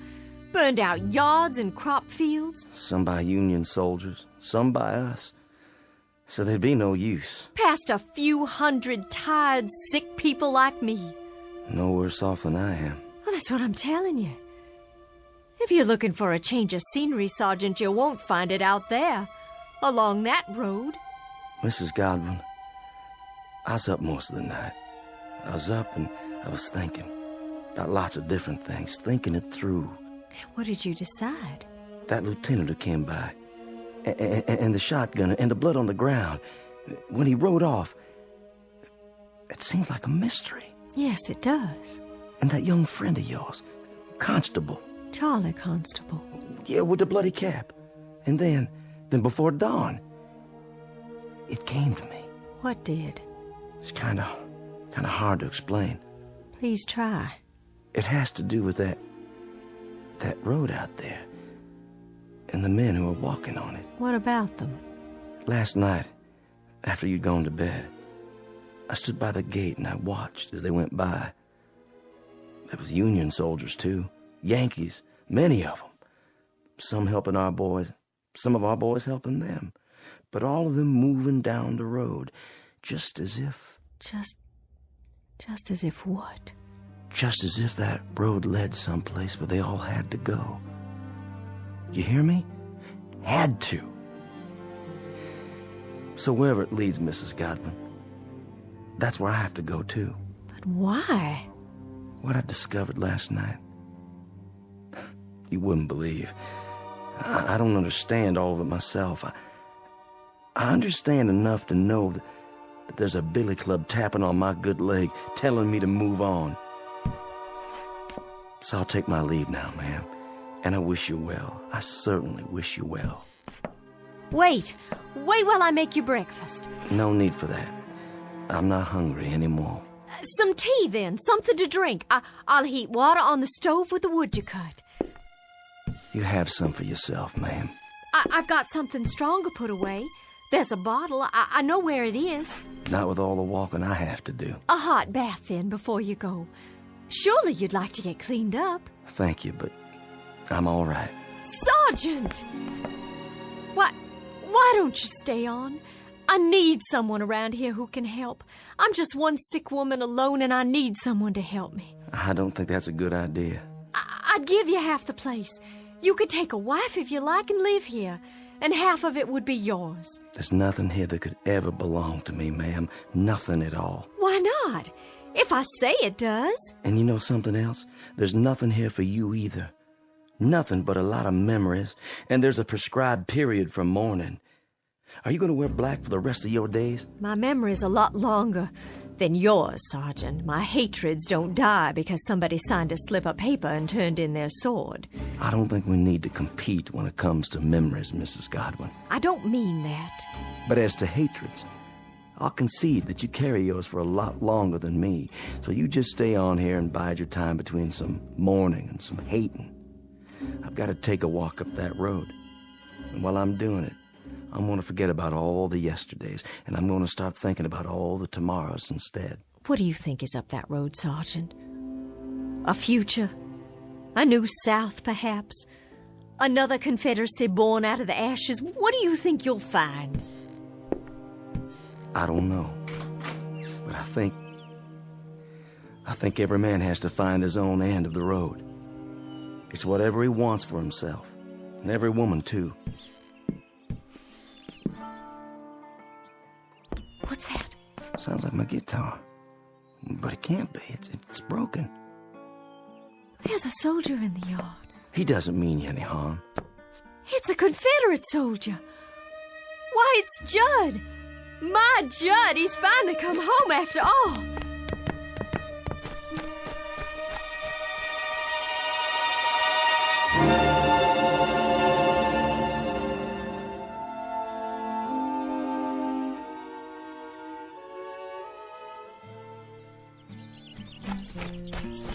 Oh, Judd, it is you. Lavinia? Hello, my dear. Oh, Judd, hold me. Tell me it's really true. And how fares my darling wife? Oh, I've been ill, Judd, very ill. Oh, no. But I'll be well again. I'll be well again because you've come home. Because you're alive and by some miracle you've come home to me. It was home, Lavinia. Look around you. It isn't any longer. It's all the hope we've got, Judd. How do you do, Mr. Godwin? Sergeant? I stopped for some water. The old well. It's still good? I'll be moving on now. The sergeant. He's been telling me there's a pot of gold at the end of that road. Has he? And I told him, Judd, and And now I have to tell you, I understand. Understand what? There's nothing at the end of that road except more road. And more places like this. But we can rebuild it all. We can paint it and plow up the fields. We can buy seed and we can... Lavinia. Judd, what is it? Sergeant? Yes, sir? Do you know? I think I do, yes. It's easier that way. I'm not sure, but I think I do. Goodbye, Mrs. Godwin. Goodbye, Sergeant. I'll no doubt be seeing you farther on. What does he mean? It's time now, Lavinia. Time? We've got to go. Judd, there's no place to go. This is just a stop along the route, Lavinia. A stop? This is home. Home is somewhere else. And you're saying we have to leave? Yes, Lavinia. We have to leave. Oh, you brought your guitar. I'm glad. This isn't mine. It's that sergeant's. But... See? You remember this guitar, Lavinia. It was all broken, wasn't it? And now it's all in one piece again. Why, yes, it was. How did you know? It was broken, but now it's been put together. And it can be played again, and music can come from it. It's sort of like a human being, Lavinia.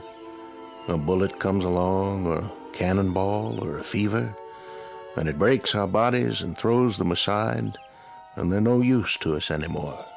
But then something else comes. What are you saying? With that comes a second chance. Judd, are we? Yes, dearest. My death came at Yellow Tavern with a bullet. Yours came here with the fever. No.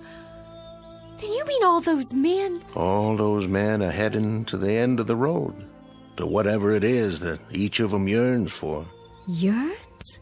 To a place or moment that is their heart's desire, theirs and theirs alone. Are you ready? I'm alive, Judd. I have to be. I can feel it. I'm alive. And I don't want to leave here. I'm not ready. I don't want to leave here because if I do, that means I'll have given up. There's nothing to give up anymore, Lavinia. There's nothing at all. Yes, there is.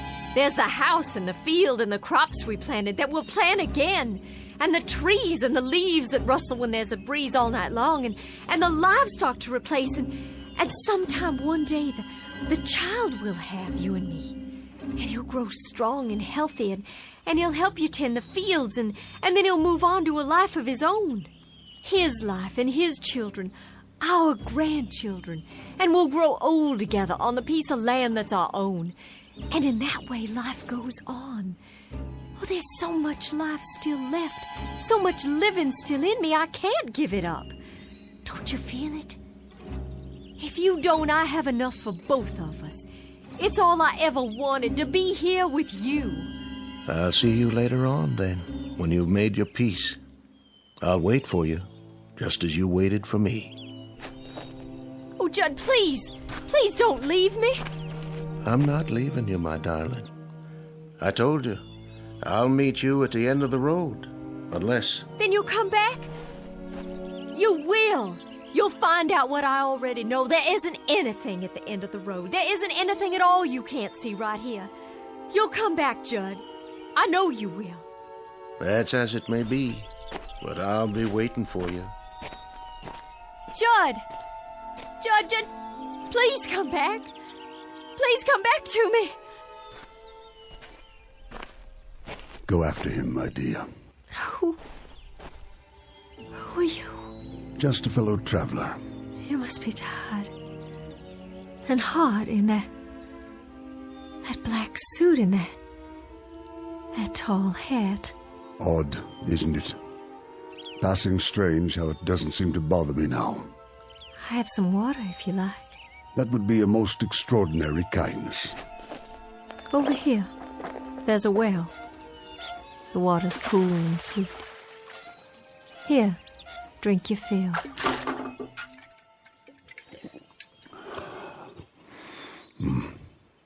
The sweetest I've ever tasted. I know you, don't I, sir? Do you? I'm sure I do. I've seen you, but not in these parts. In town? No, I don't think so. Don't worry yourself. Not on my account. But your face and that beard. May I tell you something, my dear? Please. Go after him. You must. Oh, but he'll be back. I know he will. My Judd will be back. Wait no longer. There's no reason. He's going someplace that you'll like, I promise you. Someplace where you'll find peace. But how do you know? How? It's something we learn about death. Something we all come to understand. You see, my dear lady, this road, it isn't the end. It's the beginning. There's peace up there, serenity and freedom for all, from anguish. It's whatever you want most, what you have always sought but could not name. You sound so sure. I am. Go to him, my dear. Go to your loving husband. Go there with him. I can see him on the road, can't you? Standing in the sun with his arms outstretched, waiting to receive you. Your face. I know that face. I've seen it in the newspapers. But you were shot, sir. I read it. You were shot by an assassin at Ford's Theater, Washington. But that's so far from here. How? So far that I can hardly remember. It all falls away, like seeds in the earth. And so now, Mr. President, you're one of the... Yes, my dear. I guess you might say that I am the final casualty of the Civil War. And now I'm the last man on this road, the very last. I think it only fitting that I be the last of the passers-by.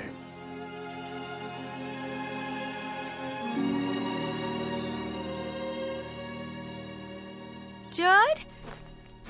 Is that you? Lavinia. It is. I see you. Wait, Judd, I'm coming. I'm coming now.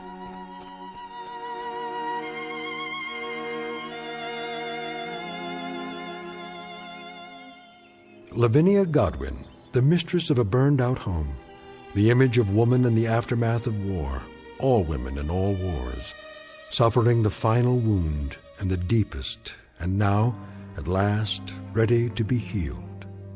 Incident on a dirt road during the month of April 1865. And as we've already pointed out, it's a road that won't be found on any map, but it's only one of many that lead into and out of the Twilight Zone.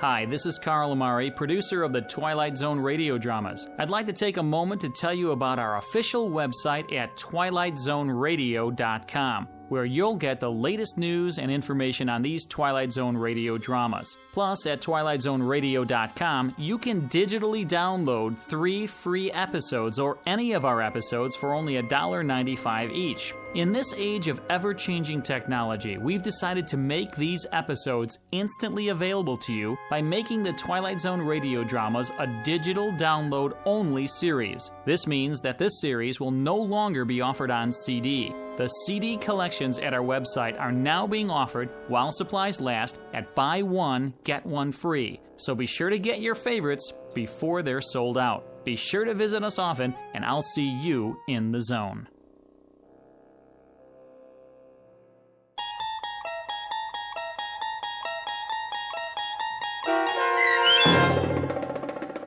The Passers-By, starring Morgan Brittany with Stacy Keach as your narrator, was adapted for radio by Dennis Etchison and based on a script by Rod Serling.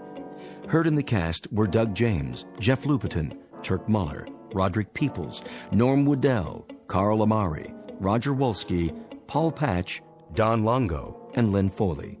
To learn more about the Twilight Zone radio dramas and to obtain audio cassettes and CDs of these programs, visit our website at twilightzoneradio.com. This copyrighted radio series is produced and directed by Carl Amari and Roger Wolski for Falcon Picture Group. Doug James speaking.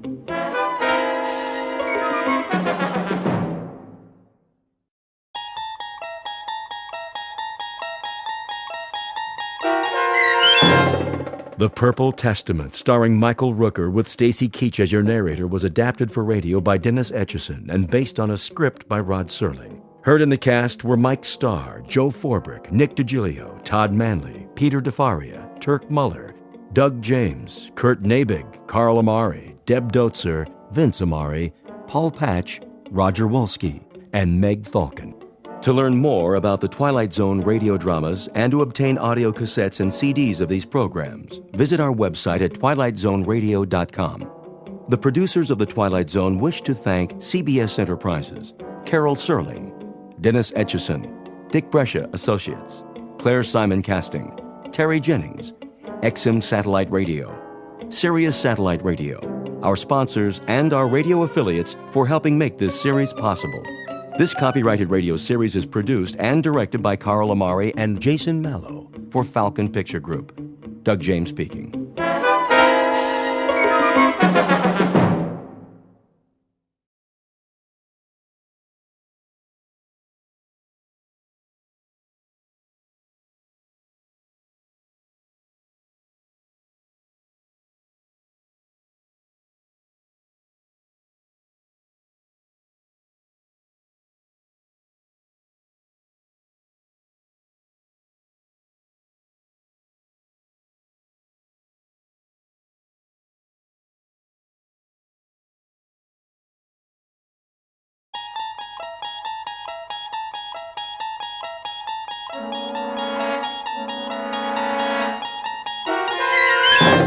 There is a fifth dimension beyond that which is known to man. It is a dimension as vast as space and as timeless as infinity. It is the middle ground between light and shadow, and it lies between the pit of man's fears and the summit of his knowledge. This is the dimension of imagination. It is an area which we call the Twilight Zone.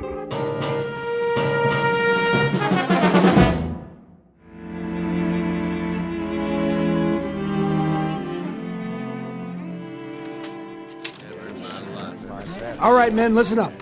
Get your gear together. We're moving out. Moving where, Lieutenant? Yeah, what's the word? We going home? Not today, Morgan. Good, because I got me a date with a certain little nurse tonight. Gonna teach me the mambo. Is that what they call it? Now, don't you go talking about my fiancée. Can it, fellas? The trucks will be here in a few minutes. Oh, I get it. We're going to Manila for some R&R. Ain't that right, Lieutenant? Man, those nightclubs. Hey, they still got nightclubs in Manila? I hear they do. But first, we're gonna have to secure the road. Enemies dug in pretty good. Ain't that something? Just like they own the place. Weapons check. Extra clips, grenades. If you need more, tell the sergeant. You heard the man. Right here. I want to see full belts on everybody. This is the one that counts. Sir? Yeah, Horton? You gonna make it back tonight? What? By lights out. Oh, listen to him. Scared of the dark. Watch out, Horton. The cooties will get you. I just mean, well, that nurse. She's sort of expecting me. You should see her, sir. Brown hair, blue eyes. Yeah, don't worry about it. We'll be back in time for chow. Every last one of us. All right, fall in.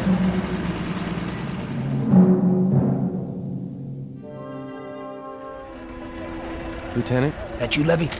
Would you hold on to this for me? What do you got there? It's a letter to my mother. See that she gets it? What's the matter? Can't you mail it yourself? Yes, sir. I just thought you could take care of it for me if anything happens. Nothing's gonna happen to this company, soldier.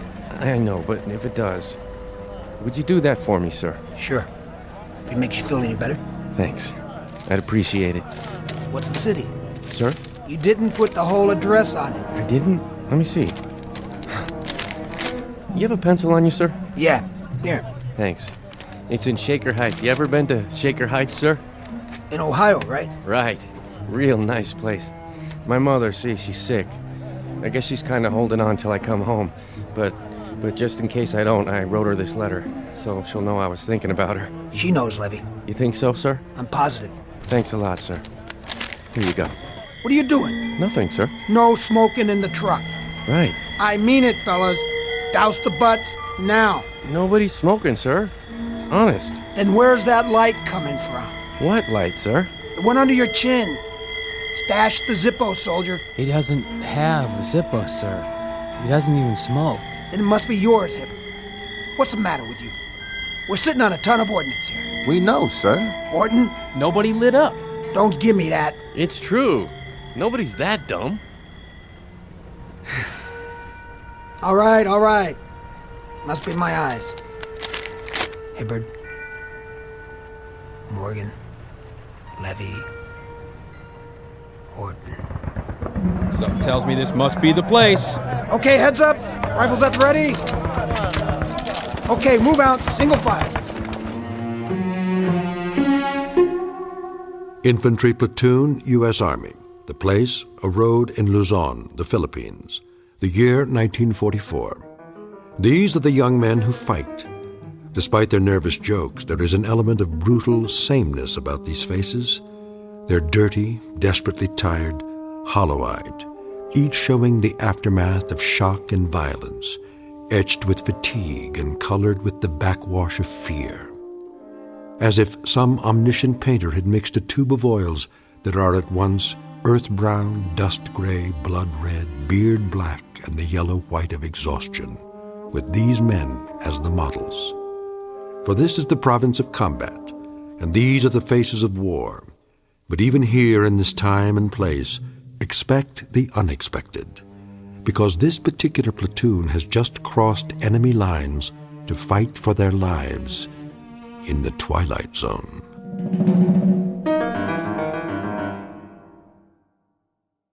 And now, The Twilight Zone, and our story, The Purple Testament, starring Michael Rooker, with Stacy Keach as your narrator. Captain. What is it, Private? Here they come, sir. How many trucks? Looks like all four. One of them's been shot up pretty bad. Tell the medics to stand by. Let's go, one at a time. Give me a hand, will you, Sarge? Oh, my leg. Easy, son. I got you. Rough out there, Sergeant? Yeah. Isn't it a crummy night? Smoke? Why not? How's the road? Open all the way now. The bridge? We got the bridge. Whatever they wanted it for. They got naval guns stuck in the ground and they're zeroed in on the town. But that bridge, it gets it every 3 minutes. If the general wants to know where the enemy fleet is, tell him it's dug in on the road to Manila. Excuse me, sir, I gotta see to the wounded. Sergeant? Yes, sir? How many did we lose? Lots of wounded. Maybe 10, 12. 4 dead. Who? Hibbert, Orton, Morgan, and Levy. Sergeant, bed the men down. Right, sir. And check with the mess sergeant. Make sure there's hot coffee and a meal for everybody. If they're not hungry, make them eat anyway. Hey, company. First platoon. Inside. Fitz. Sir. I got a bottle of Philippine tuber in my tent. It ain't Johnny Walker, but you'd be surprised what it does for a man's outlook. Come on. Pull up an orange crate. Okay. Take the cup. I'll drink out of the bottle. Thanks. Cheers. Cheers. Bum day, huh, Fitz? Yeah. 4 dead in 2.5 hours. 12 wounded. And the 4.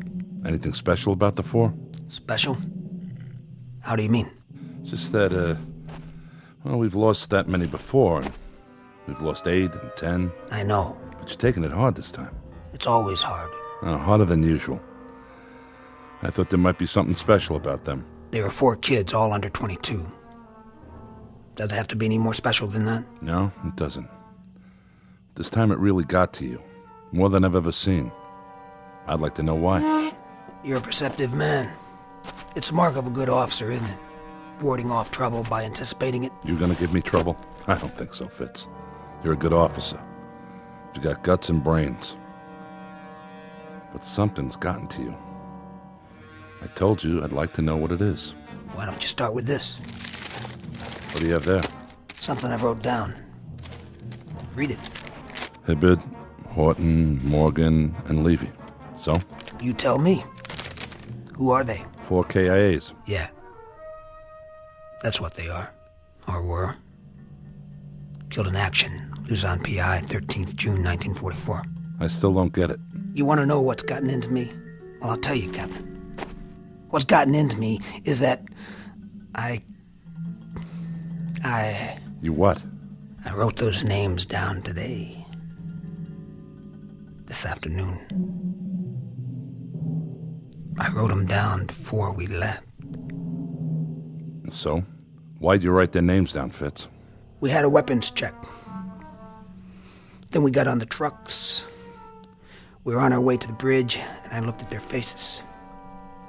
Those 4 faces. One at a time. Go ahead. I looked around at 44 faces.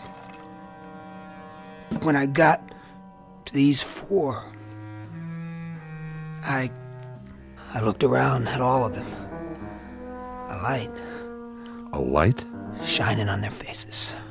First it was Levy, then the others. One by one. I thought somebody had a cigarette lighter on. Then I realized it wasn't that kind of light. What are you talking about? I can't describe it to you. It doesn't fit anything I'd ever seen. I just looked into their faces and I saw that light. And I knew this was their last day. I knew they'd get it. Oh, come on. I'm telling you, I knew. There wasn't any doubt. None at all. Driving up that highway, I was in their truck. All 4 of them were sitting across from me. Some coincidence, huh? And then the light. The same odd light. It moved across their faces, one by one, completely separate from the others. It didn't touch anybody else. As if somebody had a flashlight or a searchlight or something, and it had picked out those 4 faces. And I knew. I just knew. That's a funny thing, all right. I'll give you that. But for now, maybe you ought to just pack it in. Get some sleep. No, I don't think I can sleep. All I can do is keep wondering. Is this the way it's gonna be from now on? Huh? If every time I stand in front of a platoon, ready to take them up, am I gonna look down the line and tell which ones aren't coming back? No, thanks, but no thanks. Finish your drink. What's in the bottle? I told you. Local brew. Lousy stuff. The kind of stuff that can make you sick. Or drive you out of your ever-loving mind. Take it easy. We're not supposed to know these things. Nobody is. We're not supposed to be able to tell. Isn't that right? So why can I tell? Huh? Why, Captain? Fitz, when did you write these names down? You know when. You sure it was today? Sure it wasn't yesterday? On the way back? In the truck? Today. This afternoon. That's when I wrote them down. I swear. That's when I wrote them down. Nurse? Be right there, Private. I can't feel my leg. I'll get your medication. Hurry, will you? Can't we do something about this man's leg? He's scheduled for surgery. We can only take one at a time. Nurse! Just a minute. Nurse, please. Hey there, Captain. Miller? How you doing? Oh, pretty good, sir, I guess. He's on the mend, Captain. Good job, Janie. Keep it up. Well, we're doing the best we can, sir, but we need more cots. I'll tell Sergeant Gunther. See if we can requisition some. That would be a godsend.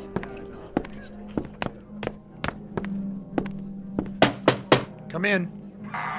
You could use some more beds out there. You noticed. Any more coming in? Not from this island. I suppose we can make pallets if we have to. Break down the desks. I'd say you have to. If it weren't for this schoolhouse, we'd be set up in a tent in the jungle. At least we've got a roof over our heads. But when it comes to sterile conditions, the proper supplies, you can see what we're dealing with. We haven't come that far from the Civil War. These men are lucky not to get gangrene. One day this war will be over, Sergeant. Till then, you're doing all you can. I know it, and you know it. Look at them out there. So many young men. All we can do is airlift the worst cases, sew up the rest, and send them back to fight again. I'm sworn to do no harm, but how can I promise that? We don't know what to expect, how many casualties we'll get each day.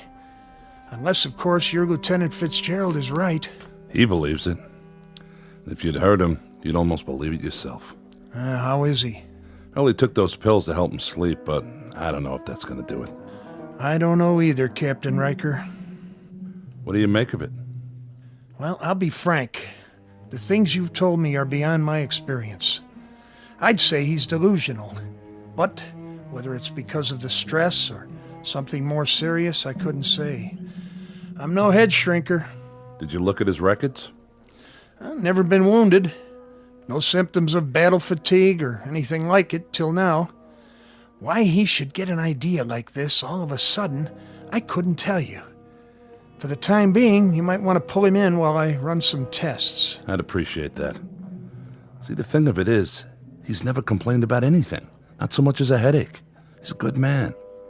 Came in as a cadre while we were still back in the States. He's one of the best officers we've got. I'll do what I can. He's here now, you know. In the hospital? I didn't see him.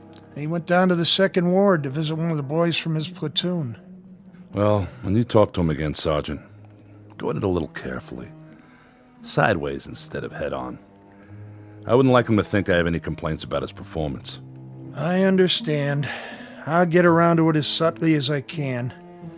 But if he's going to break, it's best to know now, and not in the middle of some firefight. We can't afford to lose any more lives. His or anybody else's. Hey, nurse, where's my chow? Roll over, soldier, while I change your bandage. And keep your hands to yourself. Lieutenant, is that you? Fitz, what's wrong?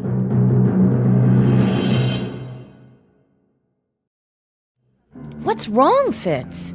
Nothing. But you look so pale. Where's Smitty? Down here, Lieutenant. He's gonna be all right. We put his arm in a cast. It should heal just fine. You gonna be here for a while, Janie? Are you kidding? I want to talk to you before I leave. Well, just holler like everybody else. I'm not going anywhere. How's the rest of the guys, Lieutenant? A-okay. Oh, that's great. Yeah, well, Porky took a piece of shrapnel on his finger. But you know Porky. That's about as bad as he ever got. I'll bet he belly ached a lot, though, didn't he? Just a little. That's one lucky kid, huh?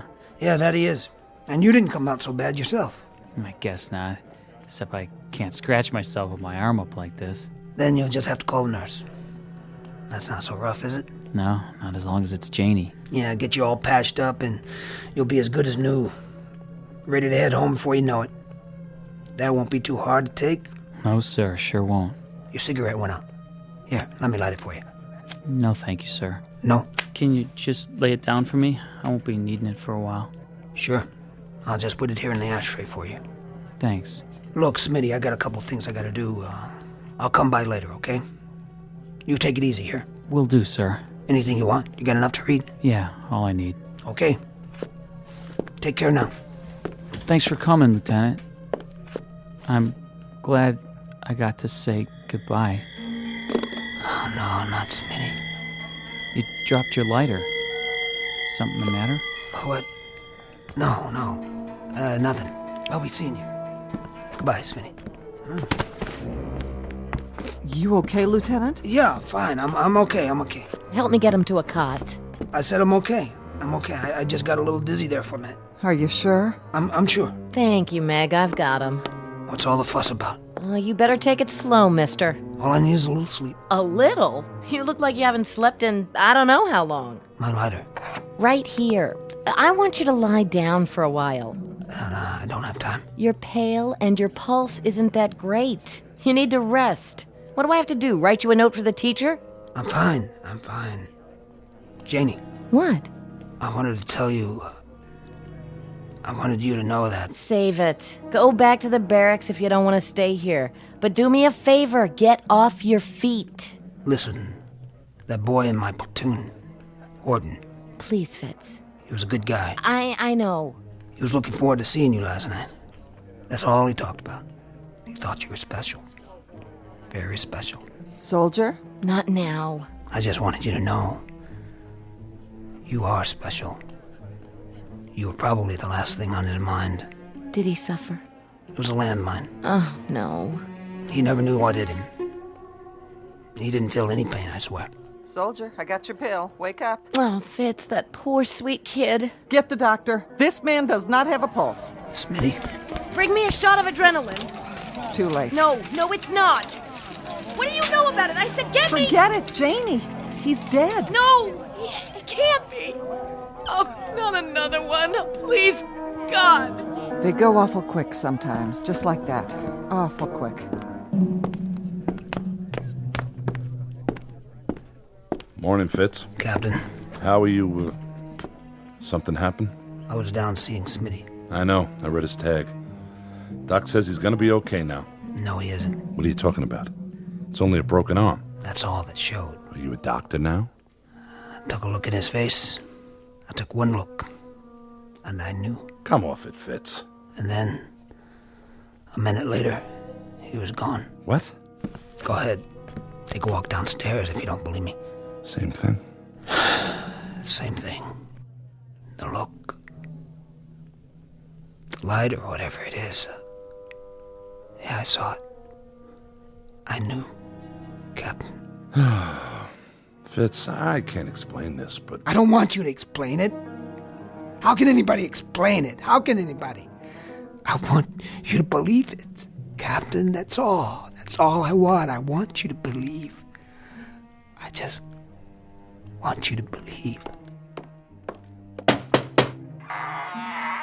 Yes? Bed 5, Sergeant. What, nurse? He just died. I'll be right down. For what? Fitz. There's nothing to see now. Except the body. He's dead. And I knew he was going to die. That's nonsense. Is it? I've read it on his face. I've read it just as clearly as if somebody had painted it there. Go on, I'll be there in a minute. Yes, sir. You knew, Lieutenant? I told you. He thinks... You bet I knew. Really, Fitz? Tabbed 4 men yesterday. I knew they were going to get it too. But that would be extremely odd. Don't you agree, Lieutenant? Odd? Is that what you call it? Odd is when you go 30 days on the line without losing a man. Odd is when you march 25 miles and you don't get a blister. Now you're talking odd. That's odd. This isn't odd, Gunther. This is more like a nightmare about a dog-face officer who can see death on people's faces. A lousy dog-face line officer who'd just like to give back the power to whoever or whatever gave it to him. Or a dog-faced line officer who's cracking under the strain of having seen too much and done too much and felt too much and finally starts to crack from the weight of it. I'm 5 for 5 now. We deal in facts here. How many coincidences does it take to add up to a fact? How many men do I have to tag as least likely to succeed before somebody starts listening? How many more faces do I have to look into? You're not being rational. No. Then answer me this. What I'd like to know is, what's it take before people realize that somewhere along this line I picked up a talent they don't teach at OCS because I just got promoted. What I am now is I'm a kind of recording clerk for the Grim Reaper. Come with me, Fitz.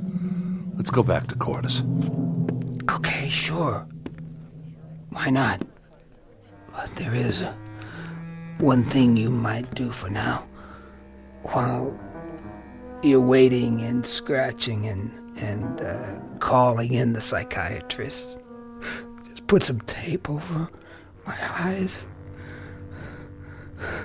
Or just poke them out right now. Go ahead, just do something so I won't be able to see. Just make it so I don't have to look at any more faces.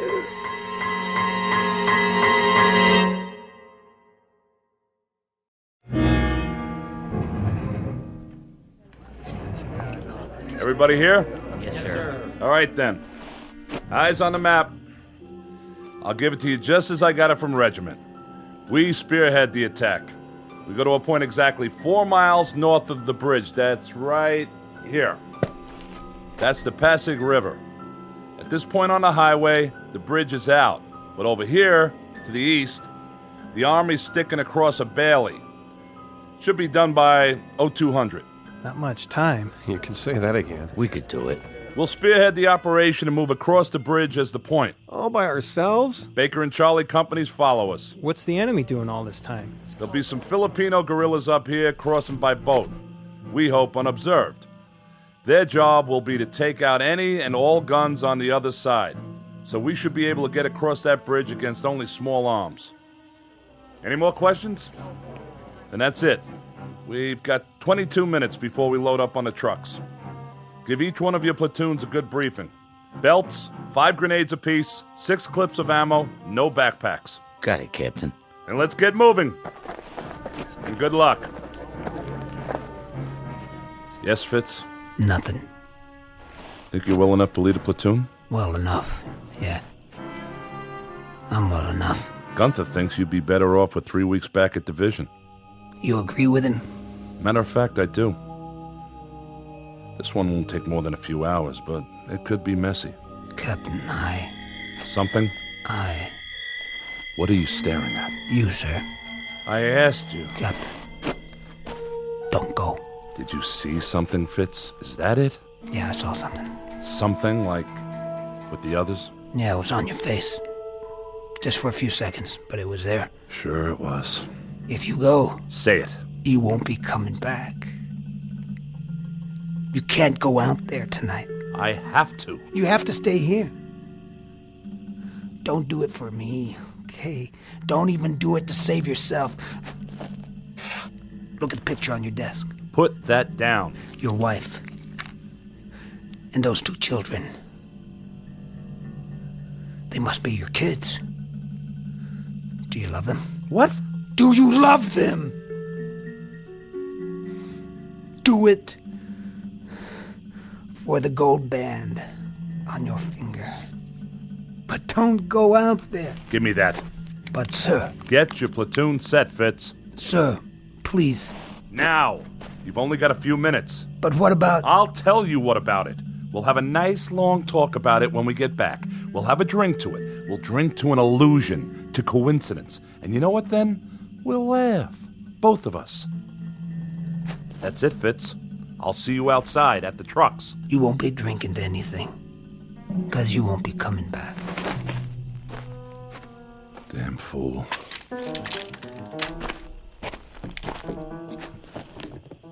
Marie, don't you worry about me. He doesn't know what he's talking about. I promise.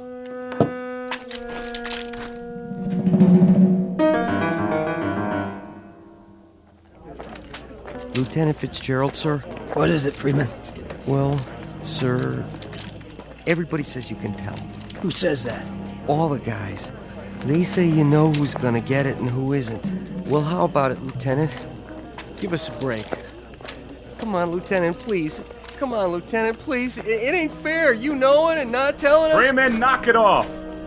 Forget about it, okay? Somebody started a wild gag. Somebody's gonna get burned for it, but good.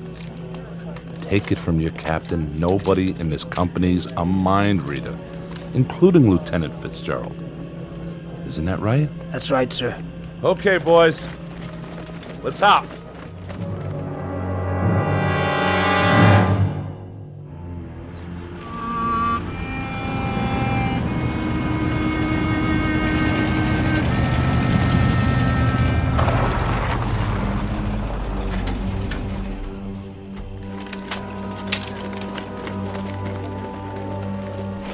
Welcome back, Lieutenant. Not so bad this time, huh? What's eating him? Sir? At ease, Fitz. I just came around to congratulate you boys on a good job. Thank you, sir. Cigar? Not for me. All the odds fell in on our side. Those guerrillas did a right handy job on the guns. You just walked right across, didn't you? Right across. Well, that's fortunate. You know, there must have been at least 6 or 7 25s that the Air Force picked out. If those guns had been operational, that would have been the longest bridge you've ever been on. Or the shortest. Sniper fire, that's all you had, wasn't it? Yes, sir. Sniper fire. We lost one man. I brought his dog tags back. A pity. There was one good man. You were good friends, weren't you, Fitzgerald? Yes, sir. Nice picture. Well, so much for Mrs. Riker's lovely wedding and 7 happy years and 2 fine sons. To have it come to this. God, but war stinks. It sure does. Stinks worse than you know. Much worse. Why, what do you mean? Lieutenant? Yes. Sergeant Gunther? Some orders have come through on you, Lieutenant. You're to go back to division. Back to division? That's correct. They'd like to look you over. It'll be a nice couple weeks rest. Well, he looks like he could use it. Better pack up your gear. Take it with you. Okay. One question. Yes? Who's going to pack Captain Riker's things? I'll have someone take care of it. Don't forget his wedding ring. Looks like he took it off. Set it down here before he left.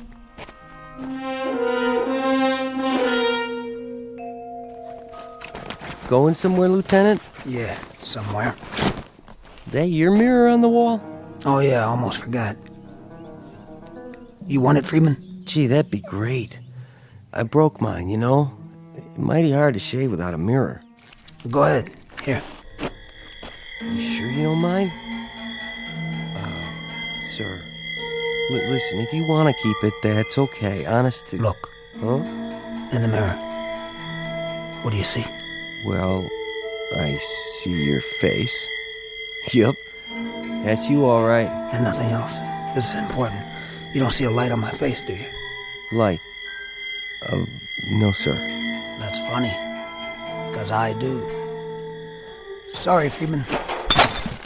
Gosh, what'd you do that for? This one's no good. Take my word for it. Whatever you say, sir. Get yourself a new one that works right.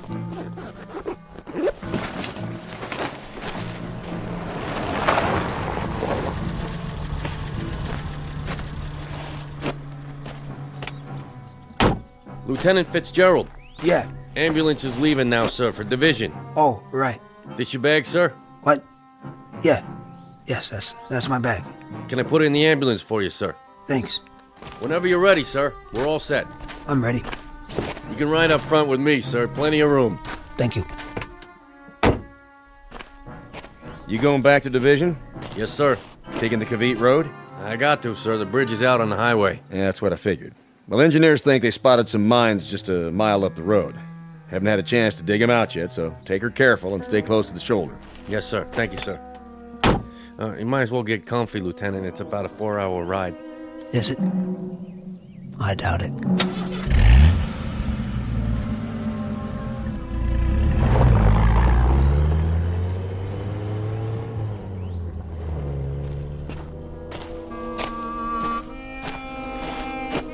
You play that pretty good. Thanks, sir. Thank you very much. You hear that? Thunder? I don't think so. Sounded like an explosion. Maybe. Maybe it was thunder. Yeah, that's what it was. Probably thunder.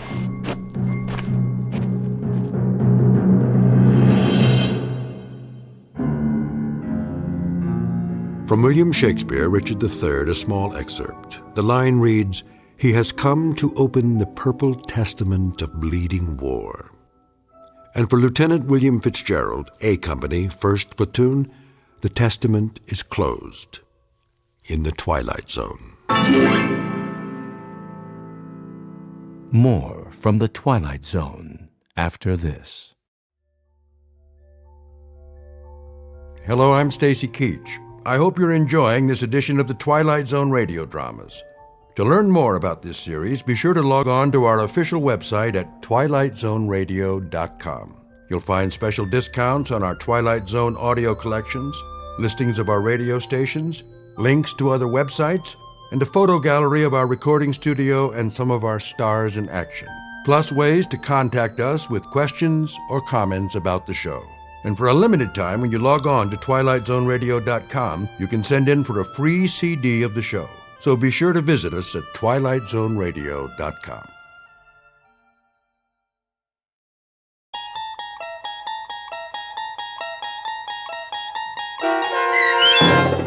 The Silence, starring Chris McDonald with Stacy Keach as your narrator, was adapted for radio by Dennis Etchison and written for The Twilight Zone by Rod Serling.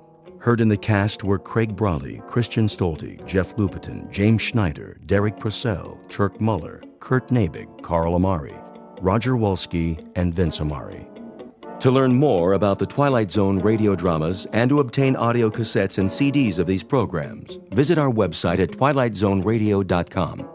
The producers of The Twilight Zone wish to thank CBS Enterprises, Carol Serling, Dennis Etchison, Dick Brescia Associates, Claire Simon Casting, Terry Jennings, XM Satellite Radio, Sirius Satellite Radio, our sponsors, and our radio affiliates for helping make this series possible.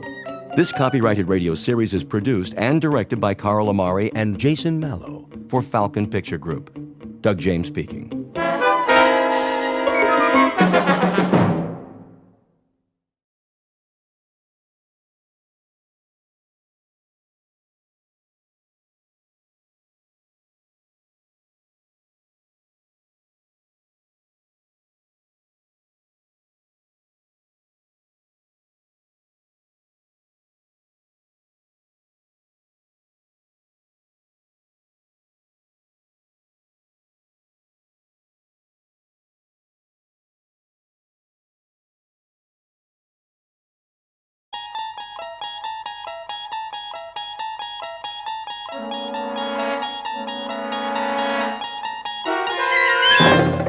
You're traveling through another dimension.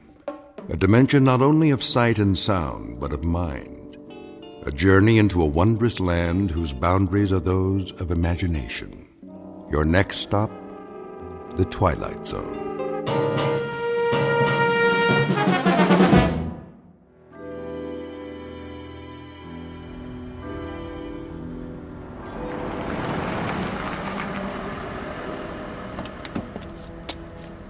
Good evening, Colonel Taylor. Evening, Patrick. Has Mr. Alfred arrived? Not yet, sir. Warm for this time of year, would you say? I would. Quite balmy, in fact. I might have dispensed with the overcoat altogether. Martin? Yes, sir. See to the Colonel's car. Right away. Is he new? Just started this evening. Mind you, drive carefully now. Park it all the way in the back away from the other cars. Yes, sir. Here's a little proposition for you, my boy. See this bill? That's $50, sir. Indeed. And if there are no dents or scratches when you bring it back, not a one, mind you, this is yours. All of it. I promise, sir. Good. A man should always keep his promises. You shouldn't spoil the lad. Nonsense. A little incentive, that's all. How was it in the club this evening? The usual crowd. Is Mr. Tennyson here by any chance? Yes, sir. For some time now. Thank you, Patrick. Colonel Taylor, How nice to see you. Let me take your coat. Is there a table in the oak room? Yes, but I'm afraid the fireside chairs are all filled at the moment. Mr. Tennyson, I presume. Yes, sir, it is. If you'd care for a seat in the card room. No, I'll find my way. Mr. Alfred arrives. Please send him to the oak room. Of course. Well, I'll tell you something else, gentlemen. The most idiotic thing occurred in the market today. Just idiotic. I've been doing a little dabbling in the syndicate. It still has some oil holdings in the western part of Texas. Well, anyway, Jack Brewer, he handles our New York operation for us. He comes in on the floor, and I happen to be there. This was, about 10:30 this morning, and he waves to me, and he's got a sheaf of papers in his hand, and I can assure you, if there's anyone I don't want to see before noon on any given day, it's Jack Brewer. Raucous sort, a little crude. Nouveau riche, you know the type. Yes. Give you a light, Jamie? Not necessary. Not at all. Oh, this lighter? Solid gold. Gift from my dad when I got out of Princeton. Now, where was I? Jack Brewer. Oh, yes, of course. Charlie Sport, let me sit there, would you, old man? Your chair's much softer, and I'm afraid I'm just worn out. Not a problem. Much better. Now then. Oh, yes. Anyway, Brewer, I call him Brewer the Boar, walks across the floor to me with an intense voice, a voice absolutely shaking with intensity, sidles up and whispers. He's got a miserable habit of whispering sotto voce when everyone in the world can hear him. Anyway, he says to me, Jim, I've got to scrape up $250,000. Can you imagine? $250,000. The usual, sir? What? Oh, yes. The usual. It might be quieter in the blue room. No, this will do. Young Mr. Tennyson is in rare form tonight. Yes, sir. You're the only one who can handle it for me. This is Brewer speaking. To me. Well, anyway, to make a long story short. Mr. Jamie Tennyson, who at best is a dapper, albeit articulate ne'er-do-well. He is glib but shallow, well-groomed but worthless. His every gesture is studied, obvious, planned. He is a mannered dandy, devoid of character, and his presence in this gentleman's club is a social condescension on the part of the members. For this man's credentials are an accident of birth and nothing more. And across the room, a gray-haired ramrod of an ex-army officer, rock-hewn and coldly unemotional in his appraisal of others, but who was no longer able to conceal his distaste in an altogether gentlemanly fashion. And that distaste is about to take the form of a proposed wager. But it's the kind of wager that comes without precedent. It stands alone in the annals of bet-making as the strangest game of chance ever offered by one man to another. In just a moment, we'll learn the terms of the wager and what Mr. Tennyson does about it. And in the process, we'll witness all parties spinning the wheel of chance in a very bizarre casino called the Twilight Zone. And now, the Twilight Zone and our story, The Silence, starring Chris McDonald with Stacy Keach as your narrator.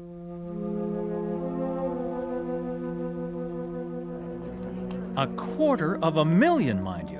And I'm supposed to scrape it up for him. I'm supposed to scrape it up as if it were some kind of residue lying around that literally can be scooped off a floor. There you are, Alfred. I just got your letter. Sit down, please. Look, Archie. Shh. Our young friend is discoursing again.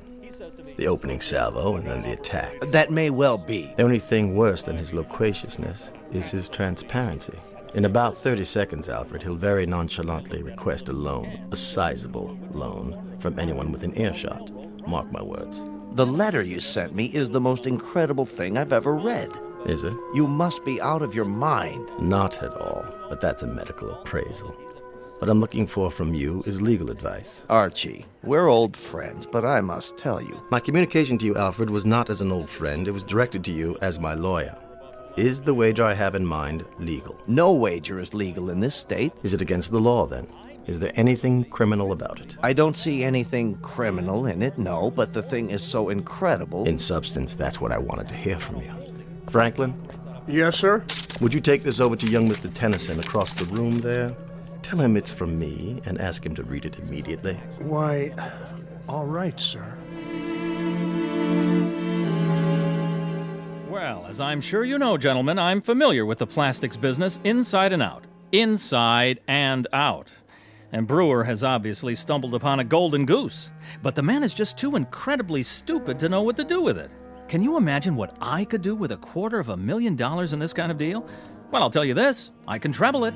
I can quadruple it. With an initial investment of $250,000, I can take this plastics thing and I can... Excuse me, Mr. Tennyson. A note for you, sir. From Colonel Taylor. Just put it down there, Franklin. Now then. Excuse me, sir. The Colonel's instructions are that you read it immediately. I beg your pardon? The Colonel, you say? Across the room, sir? Yes, the Colonel. He's waiting, sir. Oh, all right. Let's see what he has to say. What's the matter, Tennyson? He looks like he's seen a ghost. Why, this is just absolute nonsense. What about it, Tennyson? See here. Yes? Is this some sort of joke? I mean, really, Colonel. If it's a joke, then I suggest you're employing a sense of humor that's quite beyond me. It's not a joke, Tennyson. You know me reasonably well. Humor is perhaps the least developed aspect of my character. You're in earnest, then? Oh, quite in earnest. What's it all about? Come on, Tennyson, let us in on it. Yes, please. The suspense is killing us. Would you mind terribly, Tennyson, if I acquainted the gentleman with my proposition? That's quite your business, Colonel. Quite your business. But I do believe you will make yourself highly suspect. I'll take the risk. I propose a wager with Mr. Tennyson here. A wager that takes the following form. I bet Mr. Tennyson $1 million that he will be unable to remain silent for 1 year. What? Surely you're not serious. He's joking. The wager carries with it the following conditions. He will be placed in a room to be observed by me or anyone else at their discretion. He will not be permitted to speak a word for a period of 12 months, not a single syllable. He will be supplied with food, television, books, anything he wants by way of diversion, but he will make his wants known by pen and paper, not by voice. Incredible. Are you pulling our legs? $1 million? I don't believe it. What about it, Tennyson? First, let's establish that you're quite serious. Beyond any doubt. Then, may I ask the purpose of this wager? That should be obvious. That is, to anyone but you. I'm afraid it eludes me, Colonel. So perhaps you'd be good enough to explain to me why you're willing to risk $1 million? Risk? Hardly a risk, Tennyson. Well, hardly a risk at all. But if the wager is genuine... What I'm about to say would horrify the average man, but to someone as insensitive as you, it will probably mean nothing. Oh, is that right? I dislike you intensely, Tennyson. It goes well beyond the normal distaste I would feel for anyone without manners, without breeding, without principle. Beyond and much deeper. You've become a cause celeb with me. Your voice has become intolerable. See here. Each night I sit here, and the sound of it makes me wince. I cannot ask you to leave the club because I don't have the right. So, the thought occurred to me that I would be happy to risk, as you say, a large sum of money, just to have quiet. You see, Tennyson, you couldn't possibly remain silent for a year. It's not in your nature. You're a shallow, compulsively talkative, empty-headed ne'er-do-well, and to remain silent would destroy you. Your kind has to seek out an audience. So what I assume will happen, what I more than assume, I fully expect, is that you will very likely be able to withstand the pressures for 3 or 4 weeks, perhaps a couple of months, and then you'll have to succumb. Again, that's your nature. So you won't cost me anything, but what I'll derive from it is a month or 2 of delightful and very precious silence.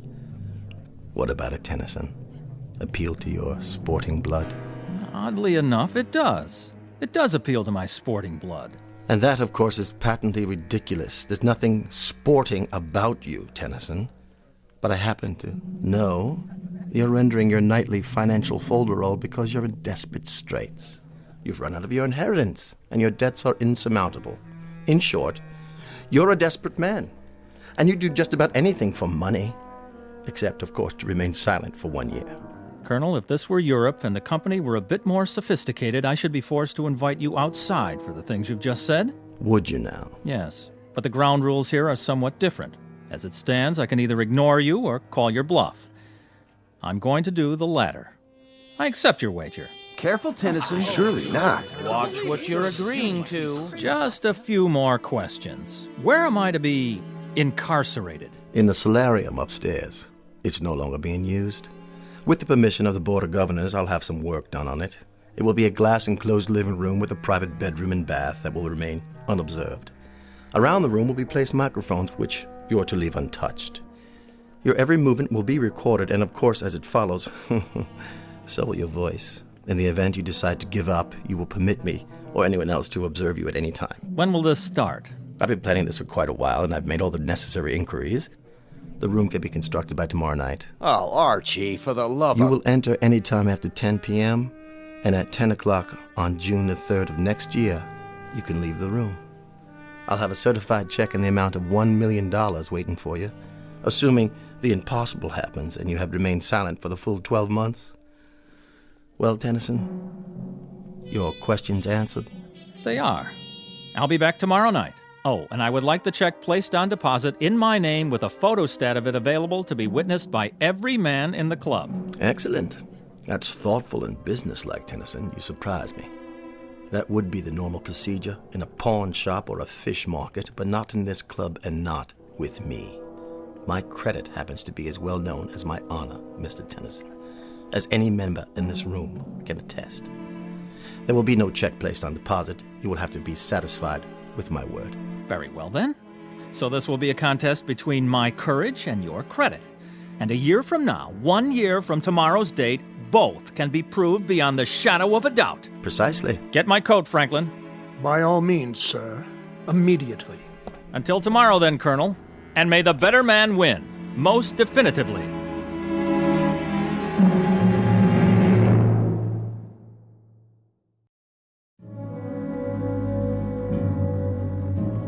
Listen, Tennyson. What is it? This is none of my business. You're right, old man, it's not. But I've known Colonel Taylor for a long time. This is not a capricious man. He's dead serious. Do you know my wife, Charles? We've met. Her name is Doris. A lovely thing. Frail, beautiful, fragile, like a cameo brooch. Oh, yes, she certainly is that, and more. But I'm afraid her tastes run to unfragile things. Sizable baubles with sizable price tags. She shops at Tiffany's like most women enter a supermarket. And my miserable misfortune is that I happen to love her very much. And so at this particular moment, I do happen to be in desperate need of money. Now, that may sound melodramatic. Not at all, Jamie. But it happens to be true. And my wife's faithfulness is in direct proportion to the size of the allowance I give her. I didn't mean to make light of it. Please believe me. So, that's why I'll be back tomorrow night. How bizarre. Don't you think so, old sport? How incredibly bizarre to remain indoors, shut up, silent, in a room for 12 entire months, in exchange for a $1 million life preserver, thrown to me by none other than Colonel Archie Taylor. I'll say goodnight now. There are arrangements that must be made.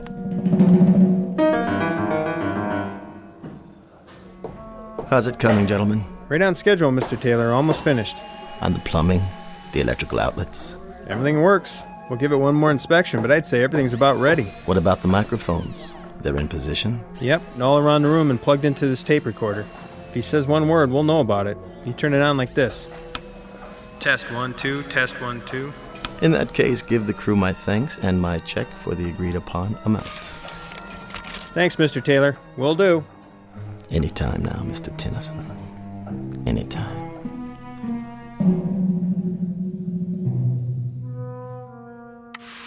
Hey, Debbie, get back in the flying saucer. Here come those booty bags. Hey, no problem. Trouble rolls off my back. Tonight on Classics Revisited, we bring you the BBC's dramatization of that timeless masterpiece, Peter Ibbotson. masters of darkness, and our terrifying story, Down There. Money got you down? Pick up the phone and dial now for the lowest interest rates. Do not attempt to adjust your television set. We control the transmission. Tonight you will travel from the height of man's dreams to the absolute limit. What's the matter, Mr. Tennyson? Nothing on television to your liking? Perhaps you should try reading a book. It might be a new experience for you.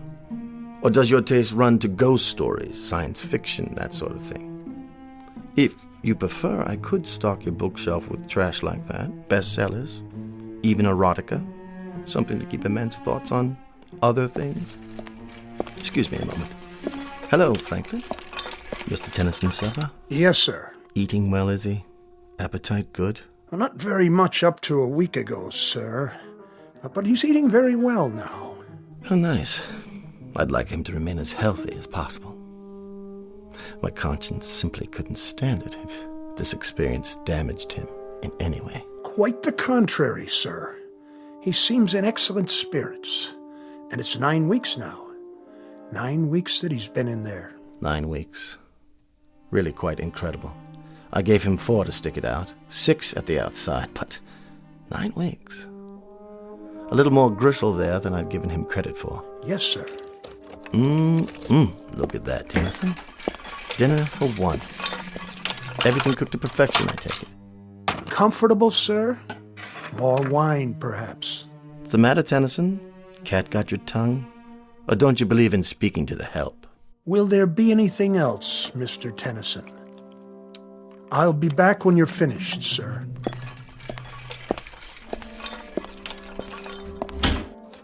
Enjoy your meal, Tennyson. Sorry I can't stay, but I have another engagement with friends. A lovely little spot downtown, so warm and friendly. Perfect for conversation. You understand, I'm sure.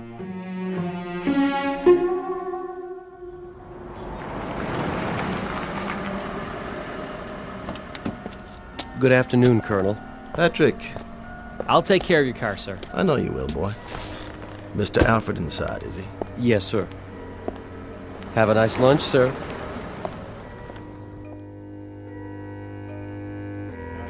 There you are, George. I reserved a table for us, a quiet one. Good. But then they're all quiet nowadays, aren't they? Franklin called to say you wanted to see me.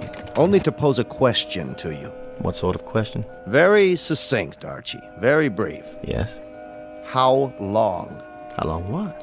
How long are you going to keep this up, this prolonged practical joke? Not much longer. What exactly does that mean? You should see our boy up there. 4.5 months and not a sound from him. That's what I wanted to talk to you about. Incredible. I've just been wondering how my fortune might accommodate the loss of a cool $1,000,000.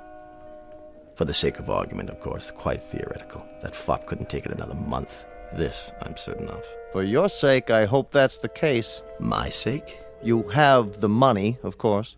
I find that insulting. I'm sorry if it is, but I think he's going to beat you, Arch. Especially from you, George. I'd say you owe me an apology. How are your holdings? What are you talking about? It's no longer theoretical. You might want to double-check your holdings now in preparation. My holdings? They're solid, dependable, 100-year-old firms. Why should I rearrange anything? They're insane. Merely careful. Look here. There isn't one chance in 1,000,000 he'll last out the year. Not one in 1,000,000. I've watched him every day. He's beside himself. He's becoming bored to the point of irrationality. A week longer, 2 weeks, 3 at the most, he'll be crawling up the walls, screaming for us to let him out. I hope so. I sincerely hope so, but I think that boy up there will remain silent for the entire year. And I think you're going to owe him that cool $1,000,000. Nonsense. I just hope you've got it. That's all. I'm not going to sit here and listen to this abuse. It's not in the least personal, only something I feel you need to hear from someone you'll listen to. The voice of reason, a word to the wise, that sort of thing. Then from now on, I'll thank you to disperse your wisdom elsewhere. Oh, for the love of... Consider yourself discharged. What? As of this hour and this day, you are no longer my attorney. But Archie... Goodbye, George. Goodbye to you, old boy, and good luck. Because by the look of things, I'd say you're going to need it.